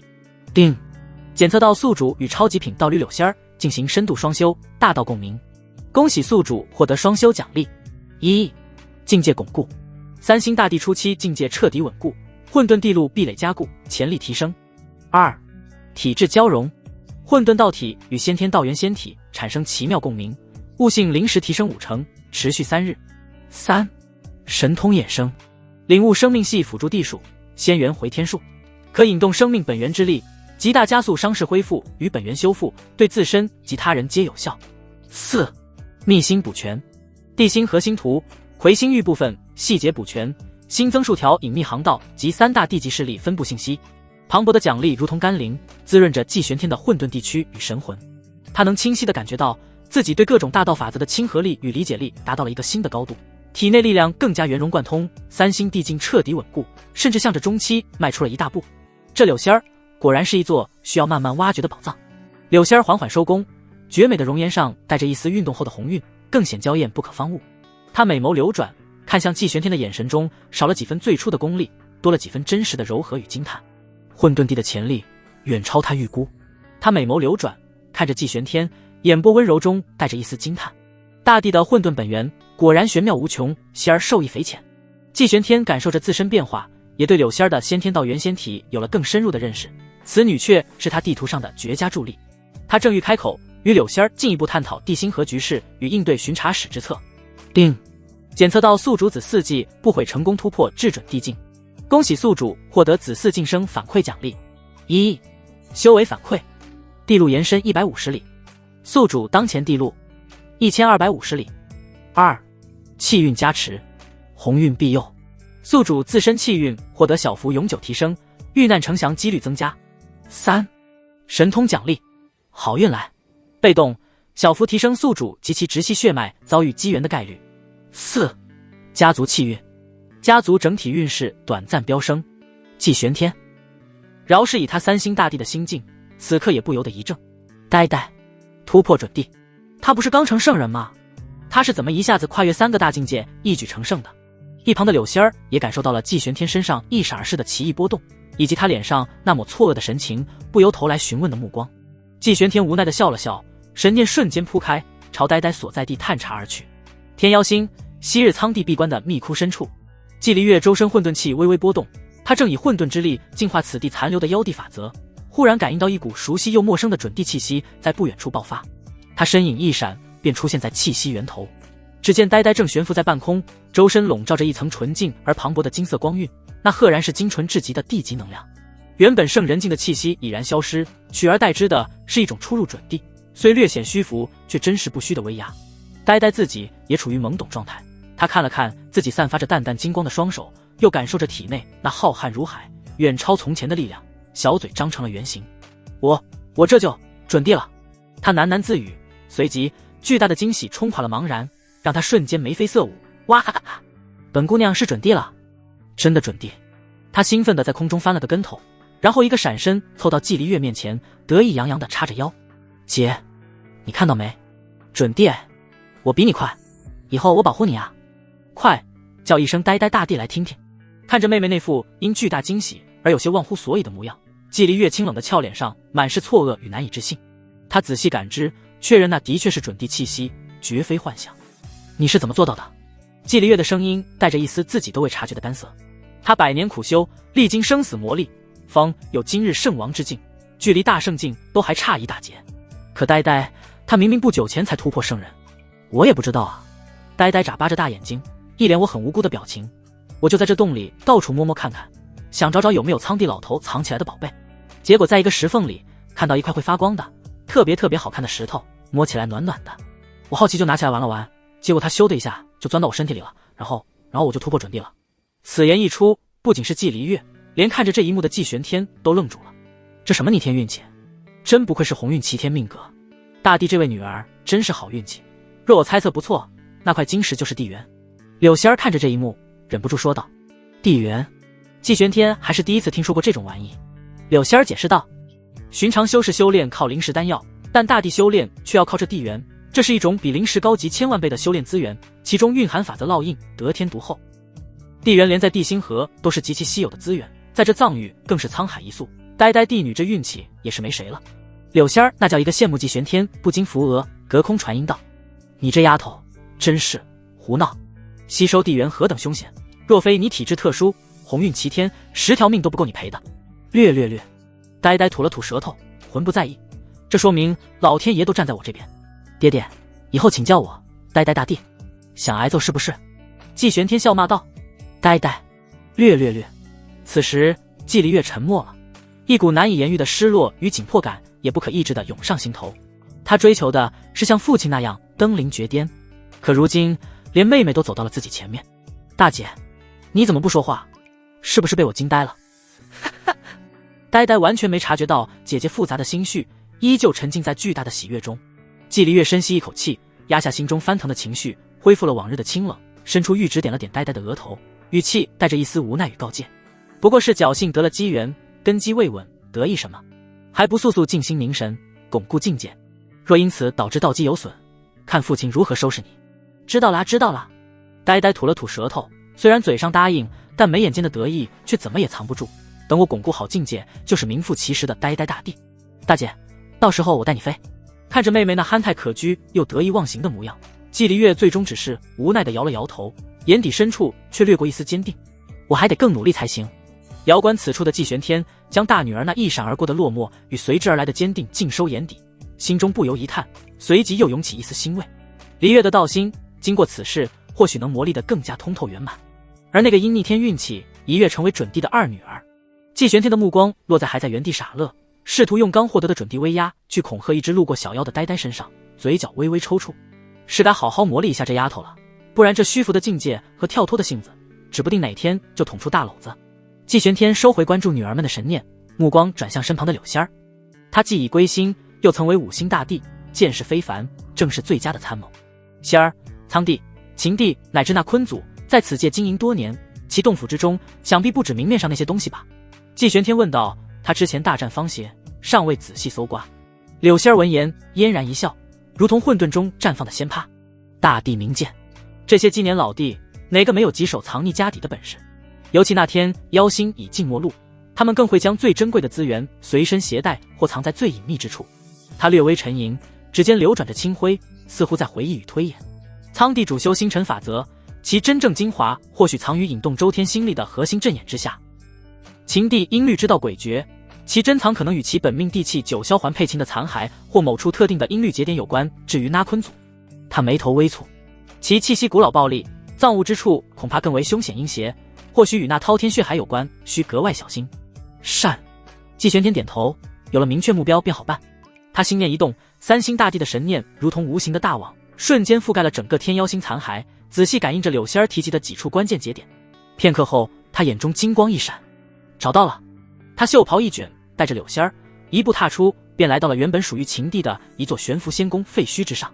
这里曾是秦帝清修之地，如今已是一片断壁残垣，但仍残留着精纯的音律道韵。季玄天无视那些散落的普通宝物，神念锁定仙宫深处一根看似普通却与周遭破碎法则格格不入的玉石立柱。他并指如剑，混沌气缭绕，轻轻点在那立柱之上。嗡！立柱表面光华流转，浮现出无数细密的音律符文，一道隐藏的禁制被触发，发出抗拒的嗡鸣。然而在混沌地力面前，这禁制如同纸糊一般，瞬间破碎。禁制散去，露出了隐藏在立柱核心的一个小巧空间。空间内别无他物，只有一块约莫拳头大小，通体流淌着七彩霞光，内部仿佛有无数仙音神乐在自行演奏的晶石。正是地缘，而且是一块品质极高、蕴含着精纯法则之力的地缘。果然在此。季玄天伸手将这块音律地缘摄取过来，感受着其中磅礴而纯粹的能量与道则，微微颔首。此物对他用处不大，但对其道途相近者，乃是无上之宝。他第一时间想到了大女儿季离月。离月虽为混沌体，包罗万象，但若能吸收此地缘，对其音律大道的感悟必将突飞猛进，突破当前瓶颈，指日可待。而且女儿突破，他还能获得系统反馈，一举两得。下一刻，他与柳仙儿便出现在季离月和呆呆面前。呆呆以为季玄天是来揍自己的，吓得连忙准备跑路。再跑就不是挨揍这么简单了。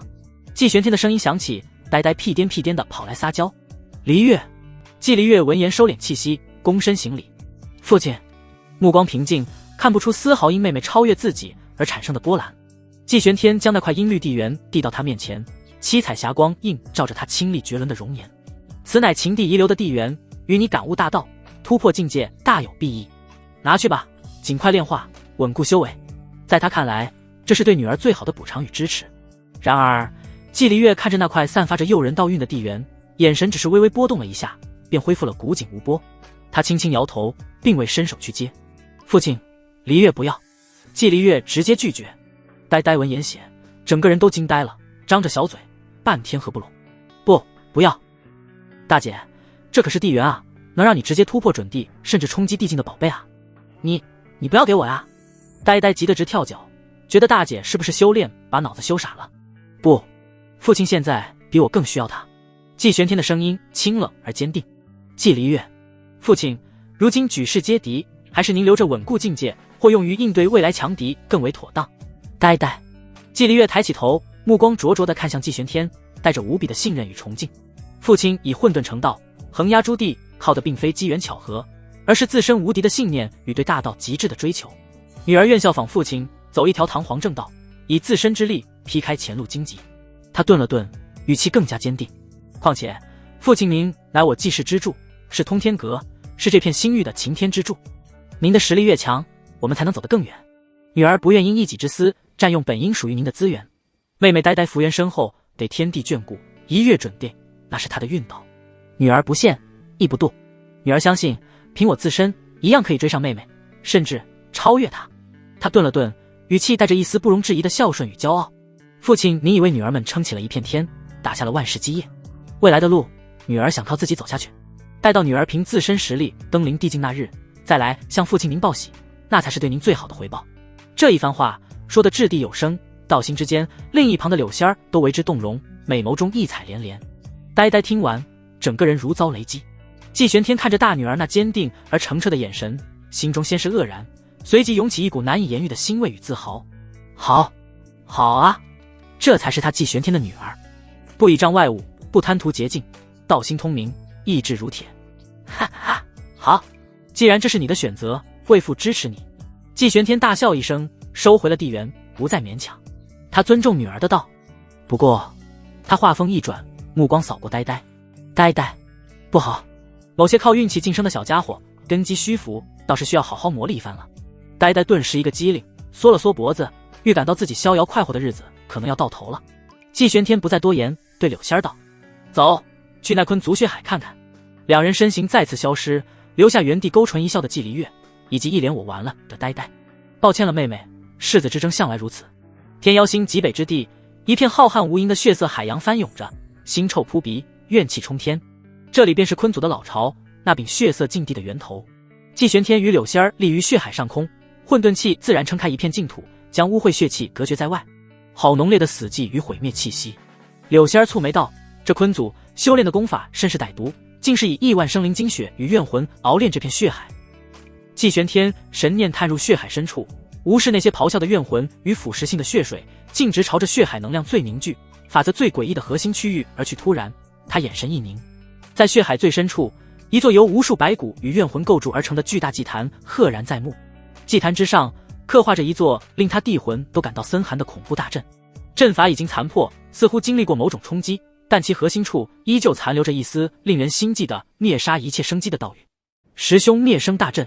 柳仙儿辨认出来，声音带着一丝凝重，这是上古禁忌阵法之一，旨在掠夺万物生机，反哺自身或制造绝杀领域。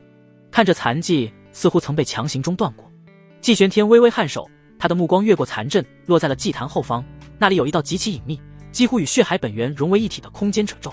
若非他已是3星大帝，神念足够强大敏锐，根本发现不了此处的异常。有点意思。他一步踏出，无视残阵散发的危险契机，直接来到那空间褶皱之前。星辰无极剑出现在手中，对着那褶皱轻轻一划，哧啦，空间如同布帛般被撕裂，露出了其后隐藏的景象。那并非预想中的藏宝密室，而是一片广袤、荒凉、死寂的破碎虚空。虚空中漂浮着无数星辰的残骸，弥漫着比血海更加古老、更加彻底的毁灭气息。而在那破碎虚空的极深处，隐约可见一点微光，仿佛是一扇门，又像是一个坐标，通往未知之地。一股远超3星大帝层次，甚至让季玄天都感到一丝威胁的隐秘波动，从那微光处隐隐传来。季玄天与柳仙儿对视一眼，都看到了对方眼中的震惊与凝重。这昆祖的血海老巢之下，竟然隐藏着这样一条通往神秘之地的通道，那里究竟藏着什么秘密？那片呈现于眼前的破碎虚空，死寂而苍凉，仿佛一片被遗忘的古老战场，又似某个大世界彻底崩灭后残留的坟场。星辰的残骸如同巨大的墓碑，无声地诉说着曾经的辉煌与最终的毁灭。远比血海更加浓郁的毁灭气息弥漫其中，让季玄天都感到肌肤生寒。而虚空极深处那点微光，如同黑夜中唯一的灯塔，散发着神秘而危险的波动。这是一条被隐藏的古路。柳仙儿美眸中闪过一丝惊疑，她身为5星大帝转世，见识广博，此刻却也感到一丝陌生与心悸。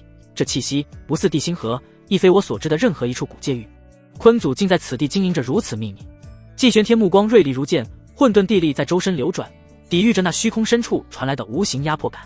他尝试将神念向前延伸，欲要探查那微光之后的景象。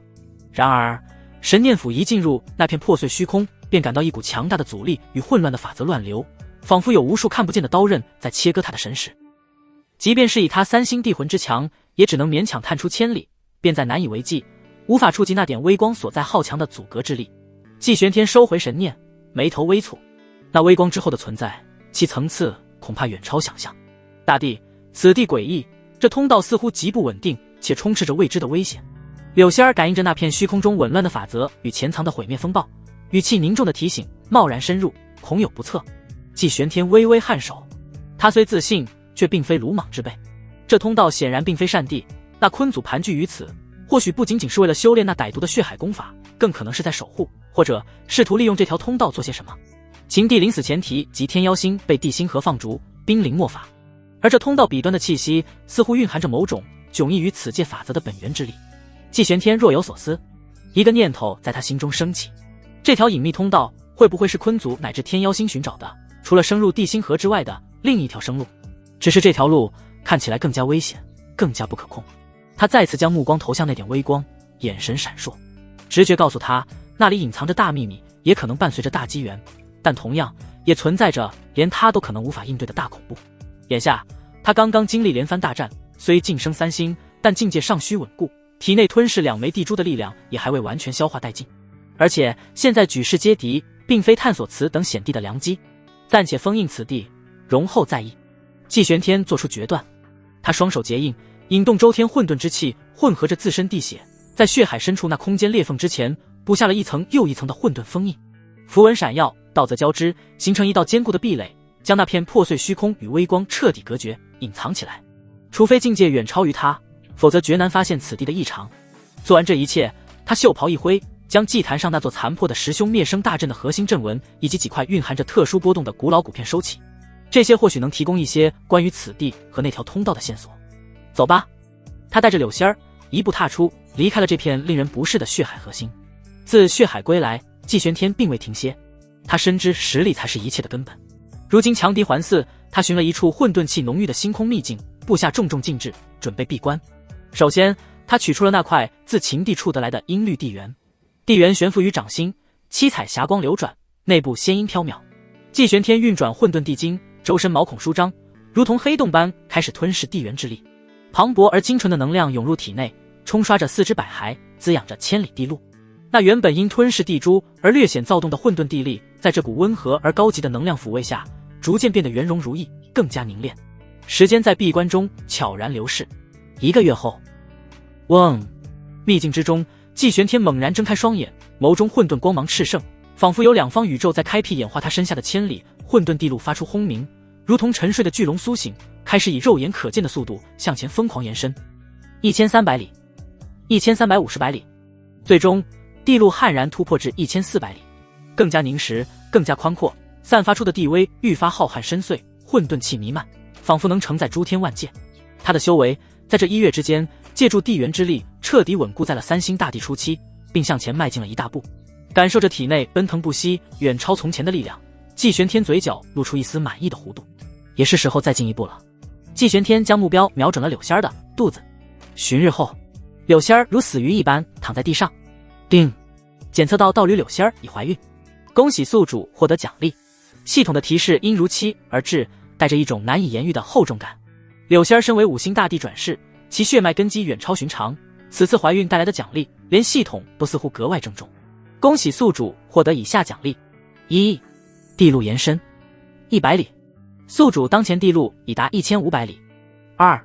特殊法宝周天星辰图残，内含一丝星辰本源法则，激发后可引动周天星力，形成瞒天过海结界，大幅遮蔽星辰气息波动，混淆天机，规避探查。注：此图为残卷，完整状态微能未知。3. 体质反馈混沌道基强化，根基更为牢固，对混沌大道的亲和与掌控力提升。4. 神通奖励斗转星移，可小范围操控星辰方位，扰乱时空，用于对敌、困敌或遁走皆有奇效。轰隆，刚刚平息下来的地路再次发出兴奋的嗡鸣，混沌气翻涌，硬生生再次向前拓展了100里，达到了1500里的惊人长度。被季玄天发出的动静震醒了的柳仙儿，看到那惊人的长度，再次昏死了过去。与此同时，一幅古朴的卷轴出现在他面前，缓缓展开。卷轴之上并非山川河岳，而是无尽的星空，无数星辰按照玄奥的轨迹运行，散发出朦胧的星辉，一股遮蔽天机、混淆阴阳的奇异力量蕴含其中。这就是堪比5星帝兵的法宝周天星辰图。季玄天心中一喜，此宝来的正是时候。他正愁如何隐藏祖星气息，避免过早被地星和其他强大存在盯上，这星辰图简直是雪中送炭。他立刻将神念沉入图中，开始炼化。3日后，就在季玄天初步掌握星辰图，正准备试验其威能之时，咚！一声沉闷无比，仿佛源自世界本源的巨大震动，猛地从星空深处传来，瞬间传遍整个天妖星。那是古星通道的方向。季玄天与柳仙儿脸色同时一变，域外来敌，而且看这声势，其规模与凶悍程度，恐怕远超秦、苍二帝。该死！真是片刻不得安宁。季玄天眼神瞬间冰冷，如万古寒渊。他刚刚稳固境界，获得新宝，还没来得及喘口气，新的危机便已兵临城下。是福不是祸，是祸躲不过。既然来了，那便战。那一声源自星空通道的沉闷巨响，并非简单的空间震荡，而是带着一种蛮横、暴力的法则冲击。只见有2只无形的巨手狠狠撕扯着天妖星本就残破的界壁，咔嚓咔嚓，令人牙酸的碎裂声清晰可闻。没有大地坐镇的天妖星，防御禁制如同脆弱的琉璃，不堪一击。瞬间在冲击下寸寸崩裂，化作漫天光雨消散。接着2道庞大且狰狞、散发着滔天地威的阴影，缓缓从最大的2条空间通道中挤了出来，彻底降临这片星空。左侧一位身形魁梧如山岳，皮肤呈现出一种暗沉如黑铁般的色泽，肌肉虬结，仿佛蕴藏着能捏碎星辰的恐怖力量。他周身缠绕着实质般的黑色湮灭风暴，所过之处连光线都被吞噬，虚空不断塌陷，归于虚无。其面容粗犷，一双瞳孔完全是纯粹的漆黑，没有丝毫眼白，开合之间只有毁灭与吞噬的欲望在流转，正是黑烟星之主黑烟大帝。右侧一位则显得诡异许多，他身形飘忽，仿佛没有固定的形态，时而凝聚成笼罩在宽大黑袍中的人形，时而又散开化作一片翻滚不休、充斥着无尽怨念与奸笑的紫色魔云。魔云之中隐约可见无数扭曲痛苦的灵魂面孔在挣扎嘶吼，一股阴冷侵蚀神魂的恐怖魔意弥漫开来，让远观的修士们神魂都感到阵阵刺痛。正是魔灵星之主魔灵大帝。2位大帝的气息毫无保留地释放开来，如同2片浩瀚的魔域降临，与季玄天的混沌地威分庭抗礼，甚至因其暴力与阴邪更添几分令人窒息的压迫感。无一例外，他们2人皆是地路长达2000多里的大帝，虽同为3星大帝，但他们的地路几乎是季玄天的1倍。此刻他们的目光第一时间就穿透无尽距离，落在了刚刚结束闭关、气息尚在澎湃状态的季玄天，以及他身旁风姿绝世的柳仙儿身上。啧，没想到这穷乡僻壤的藏域还能诞生出如此角色。黑烟大帝那漆黑的瞳孔中闪过一丝淫邪的光芒，声音如同砂石摩擦，刺耳难听。小子，你就是那个新晋的混沌帝，模样倒是不错，可惜马上就要变成一具尸体了。他伸出猩红的舌头舔了舔嘴唇，目光肆无忌惮地在柳仙儿玲珑有致的娇躯上游走。美人儿，听说你是地心河女帝重生，跟着这种将死之人有什么前途？不若投入本帝麾下，本帝的黑烟魔宫正缺一位像你这般有味道的帝妃，保你享尽荣华，夜夜快活。哈哈！魔灵大帝那飘忽的身影中传来一阵令人毛骨悚然的奸笑，声音忽远忽近。黑烟，你这粗胚就知道用强如此灵秀动人的仙子，当以无上魔音慢慢侵蚀其心智，让他心甘情愿沦为无知魔鬼，那才叫妙趣。咦？他忽然轻咦一声，魔云翻滚，似乎更加仔细地感应着柳仙儿的气息，随即发出一声更加兴奋的尖笑。先天道元仙体，竟是这等传说中的体质，妙，太妙了！若能吞噬你的本源，本帝的万魔噬魂大法必能再进一步。此女归我了。两位大帝事迹玄天如无物，竟当场开始瓜分起战利品，言语之间极尽侮辱与蔑视，仿佛季玄天已是他们砧板上的鱼肉，柳仙儿更是他们志在必得的宝物。这等嚣张跋扈、目中无人的姿态，让远处观望的逍遥天尊等人气得浑身发抖，却又因那恐怖的地威而不敢妄动。季离月紧握太皇剑，指节发白，美眸中寒光凛冽，呆呆也收起了嬉笑，小脸紧绷，准帝气息涌动，却又感到深深的无力。柳仙儿面对两位大帝如此露骨的觊觎与污言秽语，绝美的容颜上覆盖了一层寒霜，但他并未动怒，只是冷冷地看着他们，如同在看两只蹦跶的蝼蚁。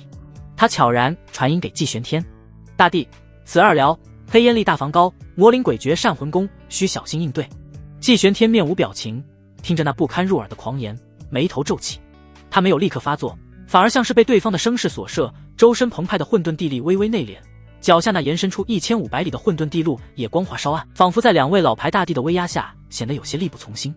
他甚至还下意识地后退了半步，将柳仙儿更严密地护在身后，一副严防死守的姿态。这细微的举动落在黑烟和魔灵眼中，更是坐实了他们的猜测。此子不过是侥幸晋升，底蕴浅薄，经历大战后已是强弩之末。看到没有，这小子怕了。黑烟大帝狂笑，声震星空，识相的就乖乖交出星辰本源和这个女人，本帝或可大发慈悲，留你一道残魂转世。魔灵大帝也阴恻恻地笑道：负隅顽抗，只会让你死得更加痛苦。季玄天依旧沉默，只是眼神更加幽深，仿佛在积蓄力量，又像是在寻找逃跑的路线。他这副外强中干、色厉内荏的模样，让两位域外大帝彻底放下了最后一丝警惕。动手，先擒下那女人。黑烟大帝狞笑一声，率先发难。他巨大的黑铁手掌探出，化作一只覆盖星空的湮灭巨爪，五指如天柱，缠绕着毁灭风暴，直接抓向柳仙儿。这一爪不仅要擒人，更要连带将季玄天一起碾碎。与此同时，魔灵大帝身形彻底散开，化作一片遮天蔽日的紫色魔云，无数怨魂力笑着扑出，眨眼间形成一道道扭曲灵魂、足以侵蚀心智的恐怖魔音浪潮，朝着季玄天和柳仙儿席卷而去。他要干扰季玄天的心神，让其无法全力救援双帝联手，一击必杀。眼看那湮灭巨爪与魔音浪潮就要将两人吞没，一直隐忍的季玄天动了，他眼中那丝惊惧瞬间化为滔天的杀意与冰冷的嘲讽。等的就是现在。他一声冷喝，如同九幽寒风吹过，原本内敛的混沌地力如同沉睡的火山轰然爆发，比之前强盛了数倍不止。脚下那1500里混沌地路光芒万丈，照破山河，稳固如亘古神山。他根本没有去应接黑烟大帝的巨爪，也没有去抵御魔灵大帝的魔音，而是猛地一跺脚，十凶灭生起。轰隆隆，以他为中心，整个天妖星残骸，那无尽的血海、破碎的山河，乃至漂浮的星辰碎片，瞬间亮起了无数道诡异而猩红的符文。这些符文相互勾连，组成了一座庞大到笼罩小半个星域的恐怖大阵，正是那被柳仙儿暗中修复，并以混沌地力重新祭炼过的十凶灭生大阵。阵法激活的刹那，一股无法形容的凶力、灭绝、吞噬一切生机的恐怖气息冲天而起。十尊模糊却散发着滔天凶威的巨兽虚影在阵法各处凝现，发出震碎星河的咆哮。什么阵法？黑烟和魔灵脸色骤变，心中警铃大作。他们发现自己仿佛陷入了一片泥沼，周身的地力运转瞬间滞涩，那湮灭巨爪与魔音浪潮在阵法之力的干扰下，威力骤减，速度也慢了下来。更可怕的是，一股无形的力量正在疯狂抽取他们的生机与地血精华。不好，中计了，快退！黑烟大帝又惊又怒，想要抽身后撤。现在想走，晚了。这是十凶灭生大阵，这等阵法足以灭地。他何时布下的？黑烟和魔灵脸上的狂傲与淫邪瞬间僵住，取而代之的是极致的震惊与骇然。他们感觉自己仿佛一脚踏入了专门为他们准备的死亡陷阱，周身的地利运转变得无比滞涩，如同陷入了一片粘稠的血色泥沼。那原本气势汹汹的湮灭巨爪与魔音浪潮，在阵法之力的干扰与削弱下，威力骤减数成，前进的速度也如同龟爬。更让他们心胆俱裂的是，一股无形无质却又霸道无比的力量，正透过大阵疯狂地抽取着他们的生命精气、地血本源，甚至连他们感悟的法则都在微微松动，要被这凶阵强行剥离吞噬。被锁定了，无法遁走。刚刚他一直在演戏。黑烟大帝又惊又怒，发出野兽般的咆哮，周身湮灭风暴疯狂旋转，试图撕裂阵法的束缚。只见他那庞大的黑铁身躯爆发出滔天黑光，想要强行后撤，可却寸步难行。负隅顽抗，只会让你死得更加痛苦。季玄天声音冰冷，不带一丝情感。这是刚刚他们对季玄天说过的话，如今他原封不动奉还。季玄天一步踏出，手持星辰无极剑，人与剑仿佛融为一体，下一瞬化作一道贯穿星海的混沌剑虹，不再是防守，而是极致的攻法。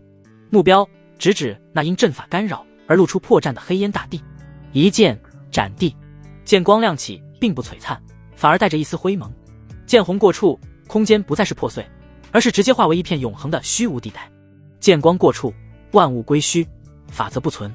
黑烟大帝引以为傲的湮灭风暴，在这道代表着终极无的剑意面前，如同遇到了克星，连挣扎都做不到。无尽的混沌剑气吞没了黑烟大帝那庞大的身躯。啊！黑烟大帝发出一声非人的凄厉惨叫，黑铁般坚硬的身躯如同干枯的树木，水分被疯狂抽取，快速衰老着。不，黑烟不灭体，万法归虚假。黑烟大帝瞳孔收缩到极致，死亡的阴影将他彻底笼罩。他疯狂燃烧本命地血，甚至不惜动摇地路根基，将防御催发到前所未有的极致。一具仿佛由无数黑洞压缩凝聚而成的狰狞战甲覆盖全身，散发出吞噬万法的气息。然而，吃啦！混沌剑虹以无可阻挡之势，轻易撕裂了那厚重的黑烟魔甲，精准无比地从黑烟大帝那庞大的身躯之上一掠而过。时间仿佛在这一刻凝固，黑烟大帝前冲的动作彻底凝固，脸上的惊恐、愤怒、难以置信在此刻永远定格。他低头看着自己胸口那一个将前后贯穿、边缘流淌着混沌气的透明窟窿，张了张嘴，似乎想说什么，却只能发出呵呵的漏气声。紧接着，在无数道阵部的目光注视下，他那庞大的地躯从剑痕处开始，如同风化的沙雕，寸寸瓦解，最终化作最精纯的黑色地血能量与破碎的湮灭法则碎片，被下方咆哮的十凶灭生大阵疯狂吞噬。一尊称霸黑烟星域、凶名赫赫的大帝，就此形神俱灭，成了滋养凶阵的养料。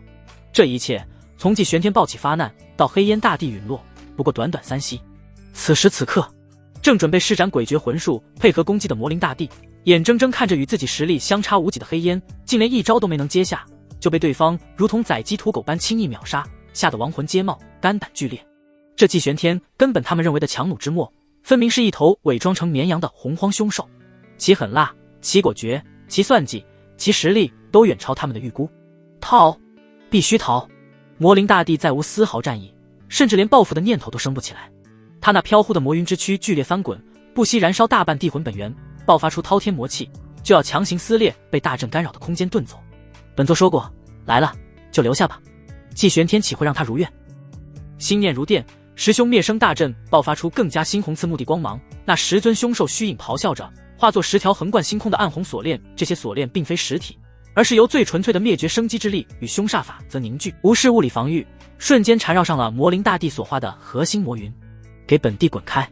魔灵大帝惊怒尖叫，魔云中冲出亿万扭曲哀嚎的怨魂，形成一道道灵魂冲击波，试图震开这些诡异的锁链。然而大阵之力何其霸道，又有继玄天这位3星混沌大帝亲自操控，其灭绝生机的特性更是隐隐克制他这种魂体为主的魔修。锁链纹丝不动，反而越收越紧，疯狂抽取着他的地路法则与大地本源。就在他拼命挣扎、心神俱乱之际，继玄天再次出手了。这一次他甚至没有再用星辰无极剑，而是抬起了左手，掌心之中星辰浮现。只见他微微一转，斗转星移，虚空倒转，嗡！一股玄妙莫测的星辰法则之力弥漫开来，魔灵大帝周遭的星空方位瞬间发生了诡异的扭曲与颠倒。他感觉自己仿佛陷入了一个无限循环的星空迷宫，明明感应到的逃生通道入口就在100丈之外，可无论他如何催动魔云冲刺，那入口却仿佛镜花水月，永远无法触及。这种空间上的绝对操控让他产生了深深的无力与绝望。不，这是什么神通？怎么会这样？怎么会这样？魔灵大帝发出凄厉而不甘的尖叫，心神彻底失守。而季玄天的右拳已然无声无息地握紧，拳锋之上，混沌气高度压缩，仿佛握着一方即将开辟的原始宇宙。一拳砸出，好似携带着崩灭万道的无上伟力，跨越了时空界限，狠狠轰入了那片因核心暴露的魔云最深处。崩灭，简单直接霸道的一拳，没有花哨的光芒，只有最纯粹的力量与道则的极致体现。啊！魔云核心处传来了魔灵大帝撕心裂肺，蕴含着无尽痛苦与恐惧的惨嚎。那凝聚了无数怨魂力魄的魔云，在混沌大崩灭的权益之下，如同阳光下的泡沫，大片大片的溃散蒸发。无数扭曲的灵魂面孔在哀嚎中化为青烟，其核心处那一点属于魔灵大帝的本源魔魂遭受了毁灭性的打击。魔灵大帝再也无法维持魔云形态，被迫凝聚成一个面色惨白、身形虚幻、布满了裂痕的黑袍人形，气息萎靡到了极点，如同风中残烛。他看向季玄天的眼神充满了无尽的恐惧与哀求，再也顾不得什么大帝尊严，尖声求饶：住手！混沌帝，饶命！我愿臣服，我愿献上魔灵心所有积累，奉您为主，只求本座的麾下不收废物，更不缺你这等秽物。季玄天冷漠地打断了他，如同宣判最终命运的死神。他甚至懒得再出拳，只是并指如剑，对着虚空轻轻一划，一道细微如发丝却蕴含着终极归虚意境的混沌剑意，无视空间距离，瞬间洞穿了魔灵大帝那虚幻眉心的核心魔魂印记。魔灵大帝的求饶声戛然而止，黑袍身影剧烈一颤，随即如同破碎的镜像般寸寸碎裂，化作漫天飘散的紫色光点，连同其残存的魔魂与本源，被下方早已饥渴难耐的十凶灭生大阵彻底吞噬吸收。第二尊大帝陨落，大阵得到2尊大帝的磅礴精华滋养，那10尊凶受虚营养天咆哮，身形竟再次凝实了几分，散发出的凶煞之气几乎要化为实质，猩红的光芒照耀星空，令人望之心胆俱寒。星空死寂如木，从双帝嚣张降临，口出狂言，到被季玄天以雷霆万钧之势借助大阵与绝对实力反杀，整个过程不过10息。远处观战的所有人，无论是玄星修士还是其他通过通道再来的路上的存在，倏然全都如同被扼住了喉咙，发不出任何声音，唯有内心深处翻江倒海般的震撼与恐惧。2位称霸一方星域、凶名能止小儿液体的大帝，就这么被砍瓜切菜般灭杀了，甚至连像样的反抗都没能组织起来。这季玄天不仅实力恐怖到令人发指，其心机手段更是深沉如渊，狠辣果决。季玄天独立星空，周身混沌气如地袍加身，烈烈作响，脚下千里地路散发着镇压诸天万界的无上威严，星辰无极剑悬浮身侧，嗡鸣低吟，仿佛意犹未尽。他目光如冰冷的星河，缓缓扫过那些依旧开启却陷入死寂的空间通道，声音不高，却带着一种主宰生死的绝对意志，清晰地传入每一个窥视者的灵魂深处。还有谁欲来送死？季玄天的声音如同混沌惊雷，裹挟着连斩双帝的无上凶威，悍然冲入每一条尚在震荡的空间通道，狠狠砸在每一个窥视者的心神之上。短暂的死寂之后，是难以言喻的恐慌与骇然。那条通往古黄星的通道深处，原本弥漫出的森白死气与一道强大的地影猛地一致。那尊古黄大帝甚至未曾完全显化身形，只是遥遥感应到黑烟、魔灵二者地息的彻底寂灭，以及季玄天那煞气冲霄的恐怖气场，便毫不犹豫地发出一声沉闷的低吼：此撩凶狂，不可力敌，退！声未落，古黄星通道剧烈波动，那弥漫的森白死气如同潮水般倒卷而回，通道入口以肉眼可见的速度迅速缩小闭合，仿佛从未出现过。古黄大帝竟是连面都不敢露，直接退走。几乎同时，另一条通往九头狮星的通道中，那原本响彻星空的威严狮吼也戛然而止。一股霸道炽烈的气息在通道另一端剧烈起伏，最终化作一声充满不甘与忌惮的冷哼：哼，混沌体果然棘手，暂且作罢，退！九头狮帝的气息也随之迅速远离，通道暗淡隐没于虚空。2位气势汹汹而来，本欲分一杯羹的大帝竟被季玄天一言惊退。然而并非所有存在都如此识时务的。就在古黄九头狮二帝退走的刹那，异变陡生，一条看似最为平静通往暗影星的通道，其内部深邃的黑暗仿佛活了过来。一道几乎与虚空融为一体的模糊影子，毫无征兆地跨越了空间界限，如同鬼魅般出现在季玄天身后。这道影子的气息极其内敛，若非主动现身，几乎难以察觉。其散发出的能量波动，赫然达到了四星大帝的层次，远超之前的所有大帝。他竟一直潜伏在侧，等待着最佳的偷袭时机。暗影噬魂刺，一道冰冷到极致，蕴含着专门腐蚀地魂的歹毒意念，伴随着一柄完全由暗影法则凝聚的漆黑短刺，直刺季玄天后脑要害。这一击，时机、角度、威力都堪称绝杀，快、准、狠。远处刚刚松了口气的柳仙儿、季离月等人脸色骤变，惊呼出声：“大帝，父亲，小心！雕虫小技也敢卖弄！”季玄天甚至未曾回头，仿佛背后长了眼睛。就在那阴影短刺即将灵体的1/1000刹那，他周身混沌气自然流转，与脑后形成一道看似稀薄却坚韧无比的混沌漩涡。同时，他体内那经过连番大战与吞噬地元而更加凝练的混沌地魂发出一声无形的道喝：“滚！”轰！混沌道音混合着三星大帝巅峰的磅礴魂力，如同开天辟地的神雷，反向冲击那偷袭者的神魂核心。噗！那暗影大帝志在必得的一击尚未建功，便感觉自己仿佛撞上了一堵无形的叹息之壁，更有一股蛮横霸道的混沌之力顺着阴影短刺狠狠轰入他的神魂之中。他闷哼一声，隐匿的身形剧烈晃动，被迫从阴影中显露出一道笼罩在黑袍下的干瘦身影，嘴角溢出一缕暗金色的地血，眼中充满了惊骇与难以置信。他的隐匿之术，便是五星大帝也未必能轻易看破。他的暗影噬魂刺专破地魂防御，为何？早就察觉到你这只藏头露尾的老鼠了。季玄天缓缓转身，目光如两柄混沌天刀，瞬间锁定了暗影大帝的真身。本想让你多活片刻，既然急着送死，本座便成全你。他根本不给对方喘息之机，右手握拳，混沌气、鸿蒙紫气、万物母气三力交织，拳锋之上仿佛托起了一方即将走向终结的寂灭宇宙。一拳打出，并非直来直往，而是蕴含着时空轮回的奥义。拳影闪烁，仿佛同时存在于过去、现在、未来，封锁了暗影大帝一切闪避的可能，携带着让四星地境都为之战栗的寂灭道域轰然降临。不，怎么可能？本地的地路3000里，怎么可能？暗影万化，我身即虚。暗影大帝惊恐尖叫，将暗影法则催动到极致，身形瞬间分化万千，融入虚空，试图遁走。然而在蕴含着寂灭意境的混沌权益面前，一切隐匿都失去了意义。那仿佛注定命中的权力，无视了万千虚影，精准无比地轰击在了暗影大帝的本体之上。咔嚓，如同琉璃破碎的声音响起。暗影大帝那干瘦的身躯，如同被投入寂灭洪流的沙雕，从拳锋接触点开始，血肉、骨骼，乃至构成其存在的暗影法则，都开始崩解。地路瞬间坍塌。我是四星大帝，怎么会陨落于此？他发出最后一声充满不甘与茫然的嘶鸣，随即整个地区彻底爆散开来，连同其地魂被季玄天拳意中蕴含的归虚之力彻底磨灭，消散于星空。第三尊大帝陨落，而且是实力更强的四星暗影大帝。静，前所未有的死寂笼罩了所有尚在观望的通道。如果说黑烟、魔灵的陨落让他们震惊，古皇、九头氏的退走让他们忌惮，那么这尊四星暗影大帝的偷袭反被瞬杀，则彻底击溃了所有残存观望者的心理防线。四星大帝几乎是整个藏域内最强的大帝，四星大帝竟然都不是季玄天的一招之敌，这还怎么打逃？快逃！此子不可敌，他是藏域杀神，混沌地不可招惹。退！退！退！一时间，剩余的几条通道后方传来了惊慌失措的吼声与剧烈的空间波动。那些原本还存着侥幸心理，或是自持实力想要窥探一番的大帝们，此刻再无任何犹豫，如同丧家之犬般疯狂切断与天妖星的联系，封闭通道，仓皇退去，生怕慢了一步，那尊杀神便会顺着通道追杀过来。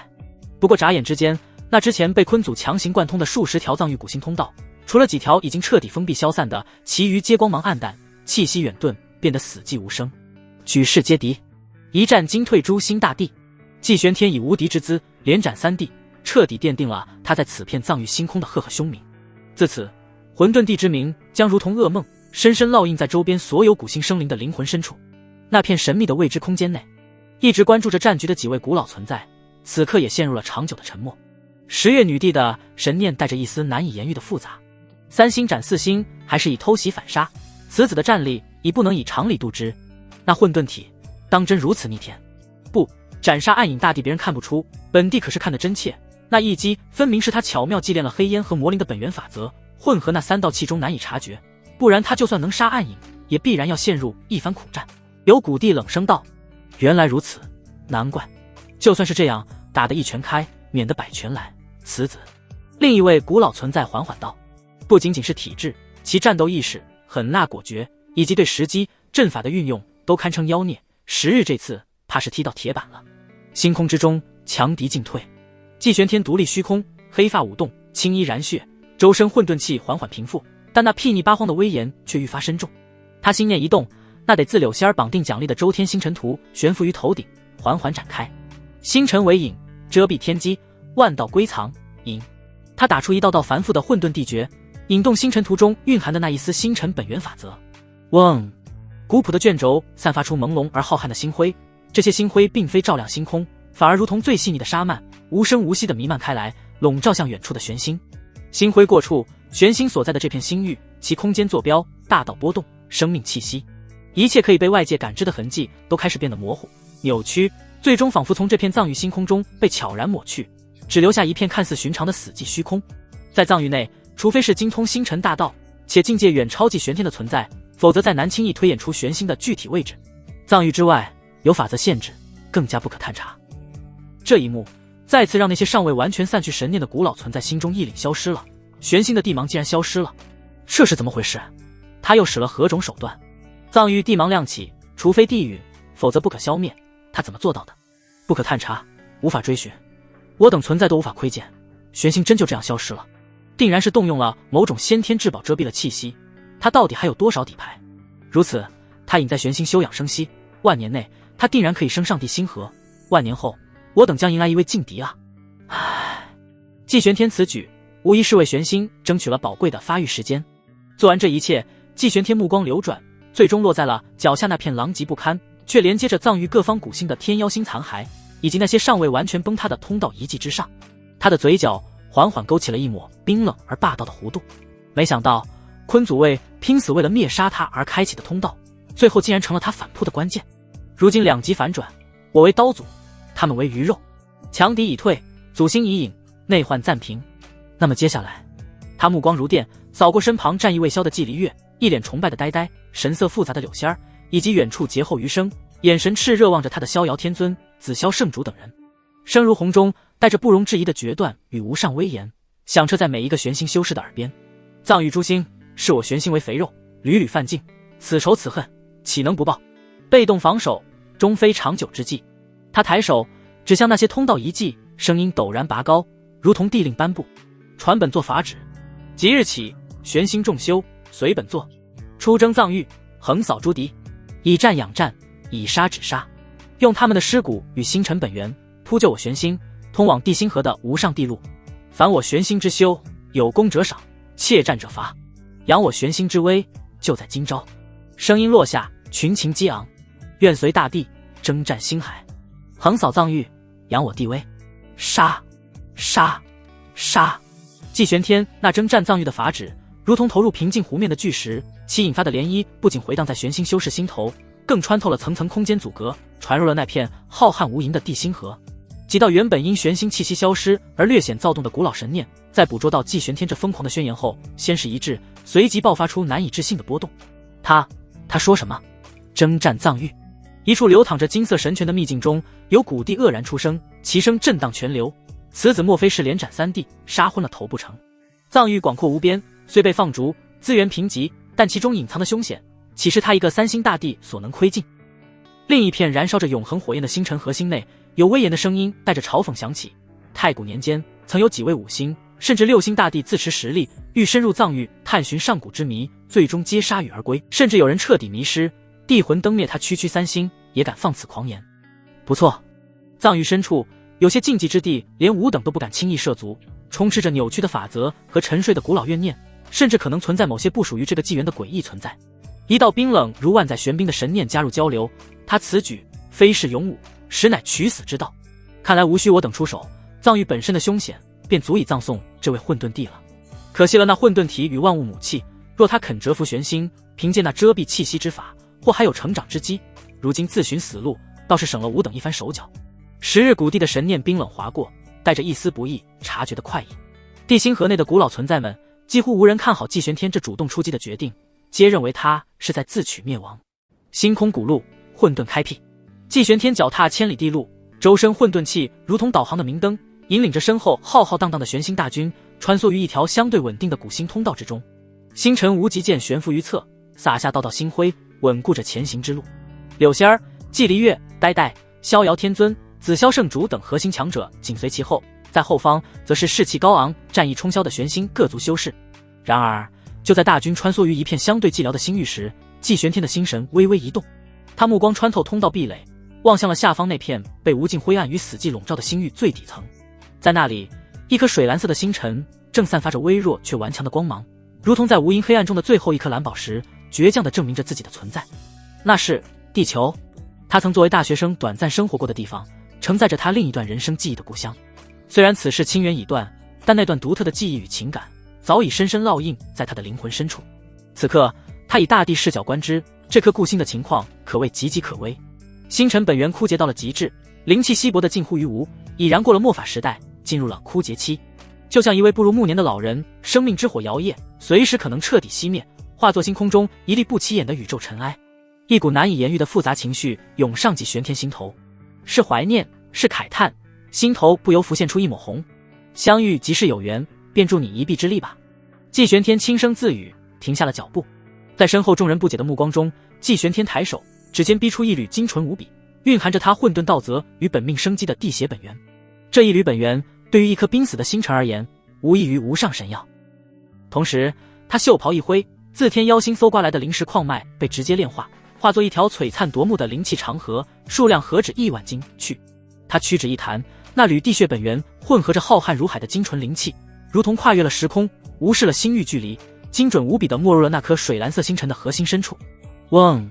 地球微微一颤，仿佛久旱逢甘霖的枯木，原本暗淡的地脉开始焕发出微光，枯竭的灵脉重新被滋养，稀薄的天地灵气以肉眼可见的速度变得浓郁起来。这一缕本源与这些灵石，当可助你灵气复苏，再续万载生机。至于能否重现辉煌，便看你自身的造化了。季玄天喃喃，眼中闪过一丝追忆与释然。做完这一切，他再次运转周天星辰图残卷的力量，结合斗转星移神通，引动周边星辰之力，在地球外围布下了一层更隐蔽的守护与遮掩结界，使其在未来的动荡中多一分保障。走吧。他收敛心绪，不再回首，继续率领大军沿着通道朝着第一个目标晴水星进发。晴水星与天妖星的死寂、黑烟星的暴力不同，这是一颗通体笼罩在朦胧水汽之中的星辰。从星空中望去，整颗星辰呈现出一种清澈的蔚蓝色，表面有 90% 以上被海洋覆盖，零星分布的岛屿如同点缀在蓝绸上的翡翠，整个星辰都散发着一种柔和又宁静的水之道韵。然而，在这份宁静祥和之下，一股属于大地的威严，如同深不见底的海洋，笼罩着整个星辰。季玄天率领玄星大军，悍然撕裂晴水星外的空间壁垒，直接降临在其主大陆上空。磅礴的地威与冲霄的战役，瞬间打破了这颗星辰亘古的宁静，引得下方海洋掀起滔天巨浪，无数水族生灵惊恐地望向天空。何方狂徒，敢犯我晴水星？一个清冷如万载寒泉，却又带着无上威严的女声自星辰核心处轰然响起。紧接着，主大陆中央那片最为浩瀚的晴空海的海面之上，万丈波涛拱卫之中，一道绝美的身影缓缓升起。她身着一袭水蓝色的广袖流仙裙，裙摆仿佛由最纯净的先天水晶织就，流淌着莹莹波光，青丝如瀑，仅以一根简单的冰晶发簪挽起，露出一张清丽绝俗，仿佛凝聚了天下水之灵秀的容颜。眉如远山寒带，眸似秋水深潭，清澈而深邃，鼻梁挺翘，唇色淡樱。她的肌肤白皙的近乎透明，仿佛由万年玄冰雕琢而成，却又蕴含着勃勃生机。周身缭绕着浓郁至极的水之法则，仿佛她便是这万水之源，万海之主。其气息浩瀚而深邃，赫然也是一位3星巅峰的大帝，正是晴水星之主晴水大帝。定，检测到超高资质目标。目标：晴水大帝洛晴川。修为：3星大帝巅峰。体质：先天弱水体，已觉醒，诸天万界顶级水属性体质之一，天生掌控万水，一念可化沧海，一念可漫时空与水之大道，有着无与伦比的亲和与掌控力。天赋：水系神通圆满，阵法之道宗师，星辰感应精通。状态：道心通明，与星辰本源深度绑定，实力在晴水星域内可得大幅加持。综合潜力评分98分， S 级稀有目标。系统提示：与其结合，对宿主完善混沌水道则，掌控水系权柄，提升家族底蕴，具有极高价值。强烈建议绑定，绑定奖励将极为丰厚。系统的提示因适时在季玄天脑海中响起，让他目光微动。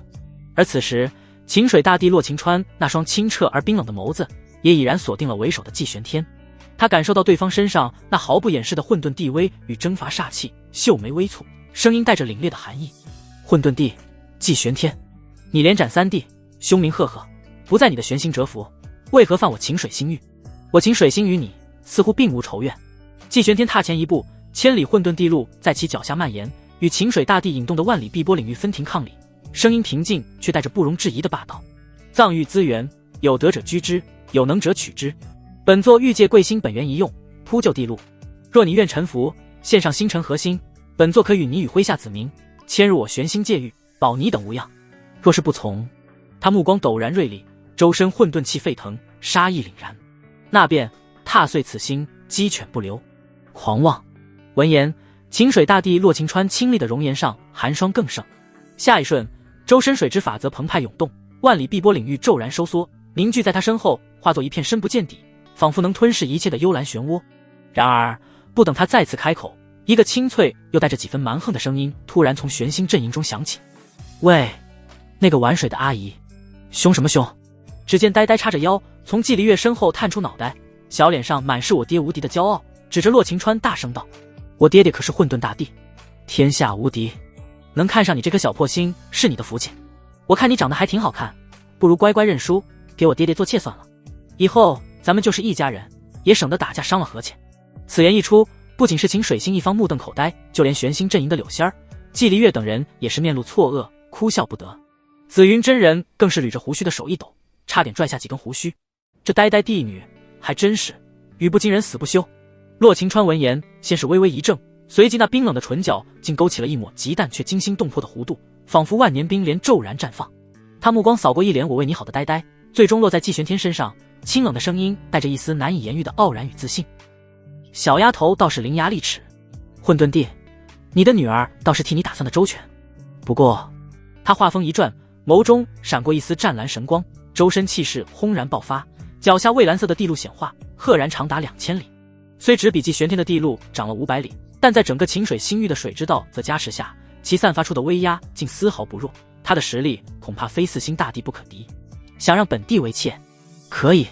洛晴川玉手轻抬，无尽水气在他掌心凝聚，化作一柄通体剔透，宛如水晶雕琢而成的长剑，若水剑。只要你能堂堂正正击败本帝，莫说为妾，便是为奴为婢，亦无不可。但若你败了，便带着你的人立刻滚出晴水星域，永生不得再返。如何？他声音清越，带着一股不容置疑的决绝与自信。身为先天弱水体，执掌1星本源，在这晴水星域，他无惧任何同阶大帝。如你所愿。季玄天眼神平静，毫无波澜。他一步踏出，脚下千里混沌地路轰鸣，主动迎向了那片万里碧波领域。大战瞬间爆发，弱水3000，只取一瓢。困！洛晴川率先出手，弱水剑轻点虚空，霎时间，整片星空仿佛化为了无尽的弱水海洋，沉重粘稠，蕴含着分解万物、沉沦神魂的恐怖力量，从四面八方朝着季玄天挤压束缚而来。这弱水并非凡水，每一滴都重若山岳，更能侵蚀法则。混沌开天，万法不侵。季玄天周身混沌气沸腾，化作一片初开的混沌世界虚影，将自身笼罩。弱水冲击在混沌世界上，发出滋滋的侵蚀声，却难以寸进，仿佛遇到了天生的克星。有点手段。再看此招九幽黄泉影，洛晴川美眸一凝，剑势在变，剑尖所指，虚空裂开一道缝隙，浑浊死寂，散发着极致阴寒的黄泉之水，如同瀑布般倾泻而出。所过之处，连空间都被冻结腐蚀。这是引动了九幽之力，专巫法宝10道基，玄黄母气熔炼万水。季玄天不闪不避，祭出玄黄母气熔炉，炉口对准黄泉之水，爆发出滔天吸力。那足以让寻常地兵灵性大失的黄泉之水，竟被母气熔炉如同长鲸吸水般吞噬进去，炉身震动，发出轰鸣，竟是在强行炼化这九幽之力。什么？洛晴川瞳孔微缩，他的黄泉影竟然被克制了。你也接本座一剑，混沌归虚剑气。季玄天反击，星辰无极剑斩出，灰蒙蒙的归虚剑罡再现，撕裂若水，斩断黄泉，带着让万物终结的意境，直逼洛晴川本体。弱水之盾，万法不沾。洛晴川临危不乱，身前弱水瞬间凝聚成一面流转着无数玄奥符文的透明水盾。龟须剑刚斩在水盾之上，竟如同泥牛入海，大部分威力被那流动不息的弱水层层化解，只有少许剑气穿透，被他周身环绕的水之法则轻易磨灭。好一个弱水之道，果然玄妙。季玄天眼中闪过一丝赞赏，这晴水大帝对水之法则的运用已真化境。混沌帝，你也不差，但这里是我的星域，碧海潮生，万龙吟。洛晴川战意高昂，弱水剑挥洒，引动整个晴水星的本源之力。下方浩瀚的晴空海彻底沸腾，无数条由最精纯水之法则凝聚的蔚蓝水龙冲天而起，每一条都散发着准地乃至大圣级的波动，成千上万，铺天盖地，发出震碎星空的龙吟，朝着季玄天以及其身后的玄星大军扑杀而去。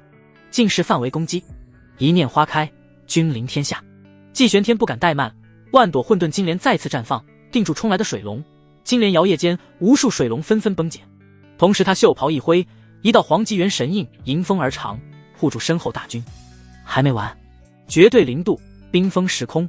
洛晴川攻势连绵不绝，弱水体催动到极致，极致的寒意以它为中心扩散开来，星空中的水分瞬间被冻结，那一片区域的时间流速都变得缓慢下来。他竟试图将季玄天连同其混沌领域一起冰封。鸿蒙紫气，演化诸天，万物母气，定鼎乾坤。季玄天感受到行动受阻，体内鸿蒙紫气与万物母气同时爆发，紫气演化诸天万界虚影，冲击冻结的时空，母气则稳固自身，万法不侵。混沌地力疯狂运转，硬生生撑开了冰封领域。两人在星空中激烈碰撞，剑光与水芒交织，混沌与弱水争锋。时而季玄天以龟须剑意撕裂万里碧波，时而洛晴川引动星辰之水，化作囚笼困锁混沌，打得星辰摇曳，法则哀鸣，整个晴水星域都在剧烈震荡。洛晴川凭借地力与弱水体的玄妙，手段层出不穷。弱水剑时而化边缠绕束缚，时而化雨无孔不入，时而化劲反射攻击，将水之柔、之变、之刚、之寒展现得淋漓尽致。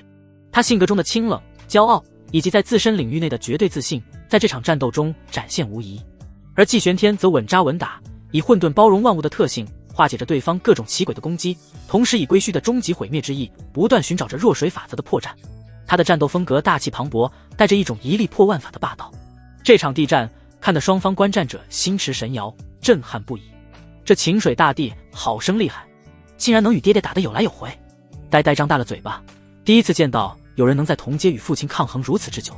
弱水之道确实玄奥非凡，大帝虽强，但在此地，那晴水大帝有星辰本源加持，近乎立于不败之地。柳仙儿美眸中异彩连连，分析着战局。季离月则是握紧了太荒剑，清冷的眸子紧紧盯着战场，从中汲取着宝贵的地战经验。激战持续，看似平分秋色，但季玄天眼神依旧古井无波，他已然洞悉对方的力量核心在于与晴水星辰本源的深度绑定。是时候结束了，他心中默念，混沌地魂全力推演，终于抓住了那稍纵即逝的契机。在洛晴川引动本源之力的瞬间，其与星辰本源的连接会出现一个极其细微的波动间隙。就是现在，季玄天体内千里地路轰然燃烧，所有力量毫无保留地注入星辰无极剑。他并未攻击洛晴川本体，而是人剑合一，化作一道贯穿星海可无视了空间与弱水阻隔的混沌流光，目标直指晴水星的核心本源所在。不好，他的目标是星辰本源。洛晴川瞬间花容失色，想要回防已是不及。混沌流光以超越思维的速度，直接穿透了层层空间壁垒，悍然冲入了晴水星的地核深处，悬停在了那颗散发着蔚蓝色光芒，如同心脏般跳动的星辰本源之前。剑尖距离本源只有1寸之遥，刹那间，整个晴水星的所有水之法则骤然凝固，星空中万龙溃散，碧波平息。洛晴川前冲的身影僵在半空，看着那遥指星辰本源的剑尖，脸色一片煞白。败了，他终究还是败了。在对方洞察了他力量根源，并施展出这近乎偷家的绝杀一击下，他败得无话可说。我输了。洛晴川低声叹息一声，美眸缓缓闭上，一颗晶莹的泪珠落下，化作一颗湛蓝色的宝珠。季玄天的身影从混沌流光中显现，手持星辰无极剑，悬于晴水星本源之前，目光平静地看向星空中那道绝美而落寞的身影。晴水大帝，承让。万里碧波领域无声消散，漫天水龙化作倾盆大雨，洒落海洋。所有晴水星的生灵，无论是强大的水族皇者，还是普通的贝类精怪，全都仰望着星空那难以置信的一幕，心神被无边的震撼与茫然吞噬。他们的女帝，他们心中无敌的象征，竟然败了。大帝输了。一位活了数万年的老龟准帝喃喃自语，龟甲都在微微颤抖。怎么可能？在晴水领域，大帝怎么会败？一位人鱼族的大圣失神地望着天空，绝望如同深海的寒流，瞬间席卷了每一个晴水星生灵的心头。而玄星阵营这边，在短暂的寂静后，爆发出冲天的欢呼：赢了！大帝赢了！混沌帝尊，无敌寰宇！紫霄圣主、逍遥天尊等人面露激动之色，看向季玄天的目光充满了更深的敬畏。呆呆更是兴奋的一蹦3尺高，小脸上满是得意，扯着嗓子对着晴水星方向喊道：看见没？看见没？我爹无敌！玩水的阿姨，现在服气了吧？快乖乖给我爹当小妾，以后咱们就是一家人了。童言无忌，却让现场微妙的气氛更添了几分尴尬与诡异。星空中，洛晴川缓缓睁开美眸，那双层清澈冰冷的秋水深潭，此刻复杂难明。他看着收剑而立，气息渊深的季玄天，又目光扫过他身后那群情激昂的玄星大军，最终视线在季离月与呆呆身上微微停留。以他的眼力，自然能看出季离月那内敛却磅礴的混沌气息，以及呆呆身上那虽虚浮却真实不虚的准地波动与某种鸿运齐天的命格，再加上之前隐约感知到的玄星方向曾爆发过的人皇气息，他抬眼看向季玄天，那清澈的眸子中竟然起了一抹奇异的光彩，之前的清冷傲然仿佛冰雪消融，被一种近乎炽热的探究欲所取代。季玄天的血脉很特殊，非常特殊。洛晴川带着前所未有的认真，他的先天弱水体对生命本源与血脉潜力感知极其敏锐。季玄天的后代竟能继承如此多强大而迥异的至高体质，这绝非偶然。他深吸一口气，压下心中翻腾的情绪，目光重新投向季玄天，声音依旧清冷，却少了几分敌意，多了几分坦然与一丝不易察觉的羞赧。混沌帝，你赢了，本帝愿赌服输。此言一出，众人皆屏息。他顿了顿，似在组织语言，继续道：你的实力配得上你的狂妄，而你子嗣的血脉天赋更让本帝确信，你之血脉却有非凡之处。他的目光再次扫过季离月和呆呆，语气变得无比认真，甚至带着一种研究般的探究。混沌体、鸿运命格，还有之前感应的人皇体，皆非寻常。本帝的弱水体亦需寻强大血脉延续与升华。他抬起眼眸，直视季玄天，说出了让所有人都目瞪口呆的条件：本帝可以依约为你之妾，但有2个条件。第一，本帝不会离开晴水星，此地乃我道之根基，我需守护我的子民与星辰本源。第二，他脸颊微不可察的泛起一丝淡淡的红晕，声音却清晰坚定：我要与你孕育一个子嗣，在确认成功怀孕之前，你需留在晴水星。轰！这话如同惊雷，炸得双方阵营所有人都外焦里嫩，尤其是玄星众人，一个个表情古怪，想笑又不敢笑。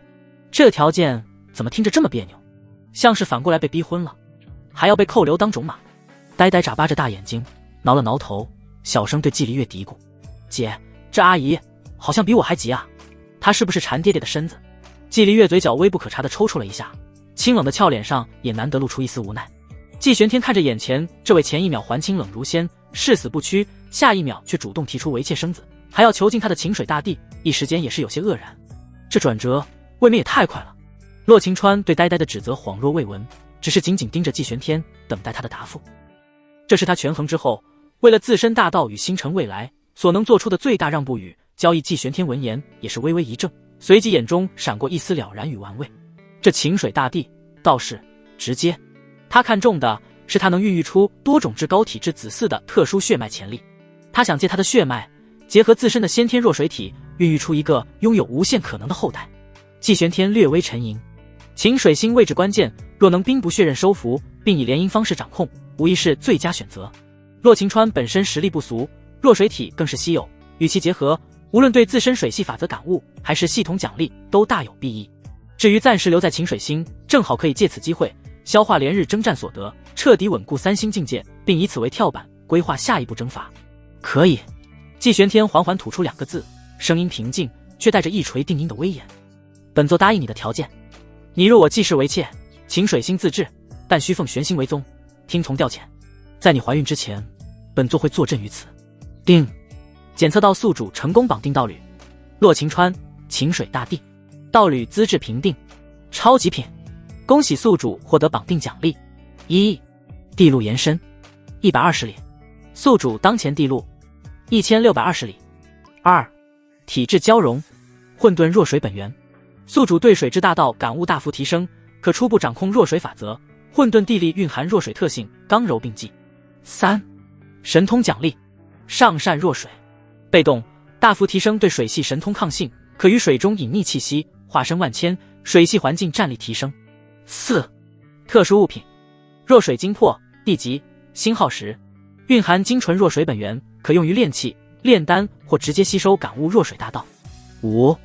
家族气运，家族水系血脉天赋隐性增强，后代出现水系顶级体质几率增加，磅礴的奖励瞬间融入己身，地路再次拓展，对水之道的理解如同醍醐灌顶，瞬间深刻了无数倍。这奖励果然丰厚。季玄天与洛晴川同时心有所感，以自身地道立下天道誓言，契约之光闪耀，正式缔结盟约。誓言既成，洛晴川仿佛卸下了千斤重担，又像是完成了某种重要的使命。他脸上那抹红晕似乎明显了些，看向季玄天的眼神少了几分清冷，多了几分难以言喻的灼热。既然如此，事不宜迟。他竟是上前一步，直接拉住了季玄天的手腕，语气带着一丝不容置疑的急切：“随本地去水神宫。”啊，这就去洞房了？呆呆眼睛瞪得溜圆，看着被拉走的父亲，在原地跺脚：“爹爹，你矜持一点啊，哪有这么容易就让他得逞的？喂，阿姨你慢点，让我爹爹吃点东西补补啊。”然而洛晴川根本不理他，周身水光一闪，便卷着季玄天消失在原地，直接挪移回了晴水星核心处那座由万年玄冰与先天水晶构筑的华丽宫殿。水神宫宫门轰然关闭，层层水波结界瞬间升起，隔绝内外，留下星空之中面面相觑的双方修士，以及气得鼓起了腮帮子的呆呆。大姐，你看他太不像话了。呆呆拉着季离月的袖子告状。闭嘴。季离月无奈地揉了揉眉心，清冷道：“父亲自有分寸，休得胡言，安抚大军，接管防务。”水神宫深处寝殿之内，与外界想象的冰冷不同，殿内温暖如春，弥漫着淡淡的馨香与浓郁的水灵之气。洛晴川将季玄天带入殿中，反手便布下蜀众地级禁制。他转过身，之前那清冷孤高的女帝气质竟在瞬间褪去大半，那双秋水般的眸子里仿佛燃起了两簇火焰，直勾勾地盯着季玄天，呼吸都微微急促了几分。契约已成，夫君，我们开始吧。他声音带着一丝沙哑与迫不及待，竟是直接伸手开始解除季玄天的衣袍。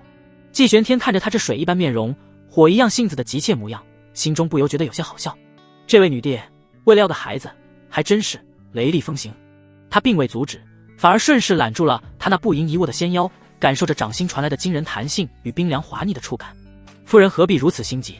他低笑道：“混沌地力自然流转，反客为主。”洛晴川娇躯微颤，却并未退缩，反而扬起那张轻视容颜，美眸中水光潋滟，带着一种豁出去的决绝与野性。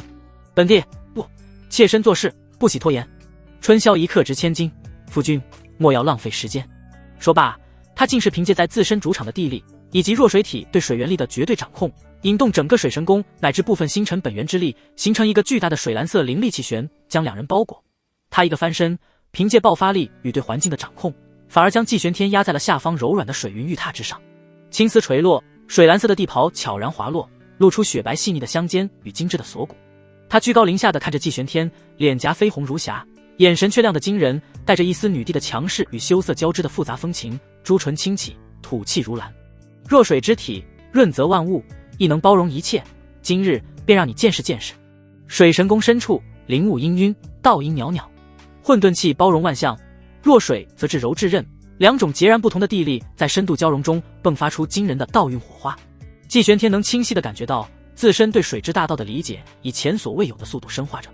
洛晴川同样获益匪浅，季玄天反馈而来的混沌地力与鸿蒙紫气的滋养，让他停滞多年的地路竟有了一丝延展的可能，弱水体的本源也更加活泼凝练。定，检测到宿主与超级品道侣洛晴川进行深度双修，大道共鸣。恭喜宿主获得双修奖励：1. 境界提升，3星大地中期壁垒松动，混沌地力更加凝练精纯。2. 体质交融，混沌弱水本源初步融合，对水之大道掌控力提升至全新层次，可一念引动万里弱水。3. 神通衍生，领悟水系攻防一体地术，弱水3000界，可瞬间展开弱水领域，领域内万法沉沦，侵蚀一切，兼具困敌、防御、削弱之效。4. 资源反馈，获得晴水星核心秘境万水之源的部分掌控权，可调动其中先天水晶辅助修行。磅礴的奖励融入己身，季玄天周身气息愈发深邃内敛，混沌气中隐隐有蔚蓝色的水光流转，刚柔并济，玄妙非凡。然而两人双修虽妙，时光却在不知不觉中飞速流逝。转眼间1个月过去了，水神宫大门依旧紧闭，晴水星上渐渐流传起了一些戏谑的调侃。几位活了不知多少岁月的老水妖聚在珊瑚林中，摇头晃脑地吟唱着不知从哪个凡俗界面传来的酸诗。28家人体似酥，腰间仗剑斩凡夫。虽然不见人头落，暗里教君骨髓枯。妙啊妙啊，嘿嘿，我看咱们女帝陛下这计策高啊，以身入局，胜似100万兵。妙啊！如此一来，既得了优质血脉，又牵制了对方最强战力，保我晴水星安宁。大帝英明，那混沌队怕不是北？嗨嗨，慎言慎言，大帝之事，岂是我等可以妄议？这些议论自然逃不过玄心众人的耳朵。逍遥天尊、紫霄圣主等人自是眼观鼻，鼻观心，只当没听见。柳仙儿则是眼唇轻笑，觉得颇为有趣。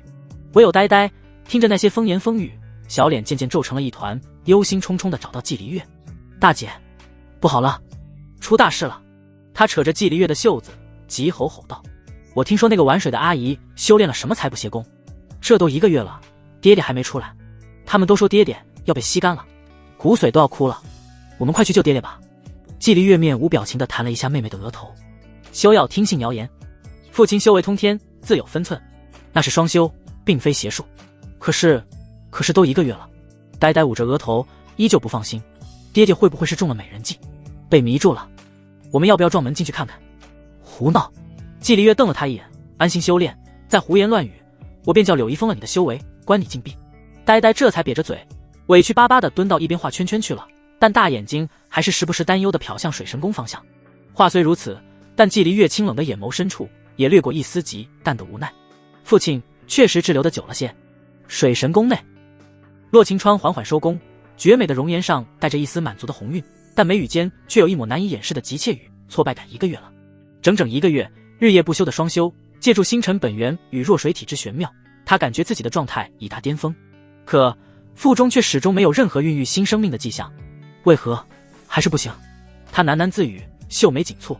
我的弱水体最善滋养生机，你的血脉更是非凡，按理说早该。他可太想要一个子嗣了，他太想进步了。季玄天睁开双眼，眸中混沌水光流转，气息比1月前萎靡了许多。他感受了一下自身状态，又看了看洛晴川那急切的模样，无奈一笑，开口道：夫人，你过于心急了，你我皆已登临地境，生命层次跃迁，大道法则加深，越是强大的存在，孕育后代的难度便越大，此乃天地平衡之道。他顿了顿，回想起这1个月对方那如火般的热情与索取无度，即便以他混沌地区之强横，也隐隐感到一丝的腰酸背痛，不由得略带调侃道：况且四夫人这般勤勉，便是铁打的根基，也需喘息之机，欲速则不达。洛晴川闻言，脸颊一红，也意识到自己似乎太过生猛了些，但那股想要孕育强大子嗣的执念，却让他难以平静。季玄天见他神色，知道他一时难以放下，便起身道：双修虽好，但亦需感悟与沉淀。本座感应到水神宫深处有一处秘境，气息古老，正好用来闭关，消化此番所得，并尝试炼化那弱水晶魄与之前所得地之本源。夫人不妨也静心体悟，稳固境界，或能有所转机。说罢，不待洛晴川回应，他便身形一闪，直接溜出了寝殿，朝着万水之源的小空间内飞速前进。再待下去，他怕这位求子心切的女帝真把他当成专司播种的工具人了。洛晴川看着他落荒而逃的背影，张了张嘴，最终只是悠悠一叹，也知自己操之过急了，只好暗下心思，盘膝开始炼化这1个月来的海量收获。季玄天循着感应来到水神宫地底极深之处，眼前是一座被重重水之封印封锁的古老石门，门上刻满了早已失传的太古水纹。感受着门后传来的精纯水源与一丝若有若无的混沌气息，季玄天眼中闪过一丝惊喜。此地正是系统奖励中提及的上古水府晴水星的核心之地万水之源。他挥手破开封印，推开石门，一步踏入其中。门后并非宫殿，而是一片独立的小天地。天空是流动的水幕，大地由蓝色的晶石构成，中央有一口汩汩涌动着七彩泉水的池子。此地水源力之精纯，远超外界100倍，更蕴含着弱水本源，对他感悟水之大道，简直是绝佳宝地。好地方！他不再犹豫，立刻在混沌水眼旁盘膝坐下，取出那10缕弱水精魄，以及炼化黑烟、魔灵、暗影3地本源后凝聚出的3颗蕴含着磅礴能量与破碎法则的地元珠，开始闭关。他深吸一口气，运转混沌地经，周身毛孔舒张，开始同时吞噬弱水精魄与地元珠的力量。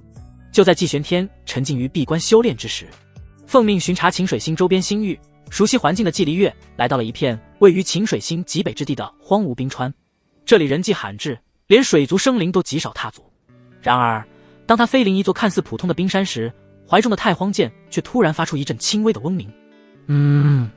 季离月心生警惕，落于冰山之巅。仔细感应之下，他发现脚下冰川深处竟隐藏着一个极其隐秘的空间，散发着与他混沌体隐隐共鸣的波动。此地竟有秘境。他艺高人胆大，加上混沌体对机缘的天然感应，决定一探究竟。他运转混沌之力，小心翼翼地向那空间探去，试图将其激活。然而就在他的混沌气触碰到空间的刹那，那空间猛地爆发出耀眼的紫色光芒，瞬间扩张成一个巨大的紫色漩涡。一股无法抗拒的远超地境的恐怖吸力从中爆发出来，如同太古凶兽张开了巨口。季离月脸色巨变，太荒剑瞬间出鞘，混沌剑域全力撑开，试图抵抗，但那股力量太强了，他的抵抗如同螳臂当车。不好！只来得及发出一声短促的惊呼，他的身影便被那狂暴的紫色漩涡彻底吞噬。紫光一闪，漩涡与空间节点瞬间消失，冰山恢复原状，仿佛什么都未曾发生过。唯有原地残留的一丝微弱混沌气与太荒剑的哀鸣，证明着此地刚才发生的一切。远处正蹲在云头上无聊地数着星星的呆呆似乎心有所感，猛地抬起头望向极北冰川的方向，小脸上露出一丝茫然。奇怪，怎么好像听到大姐的声音了？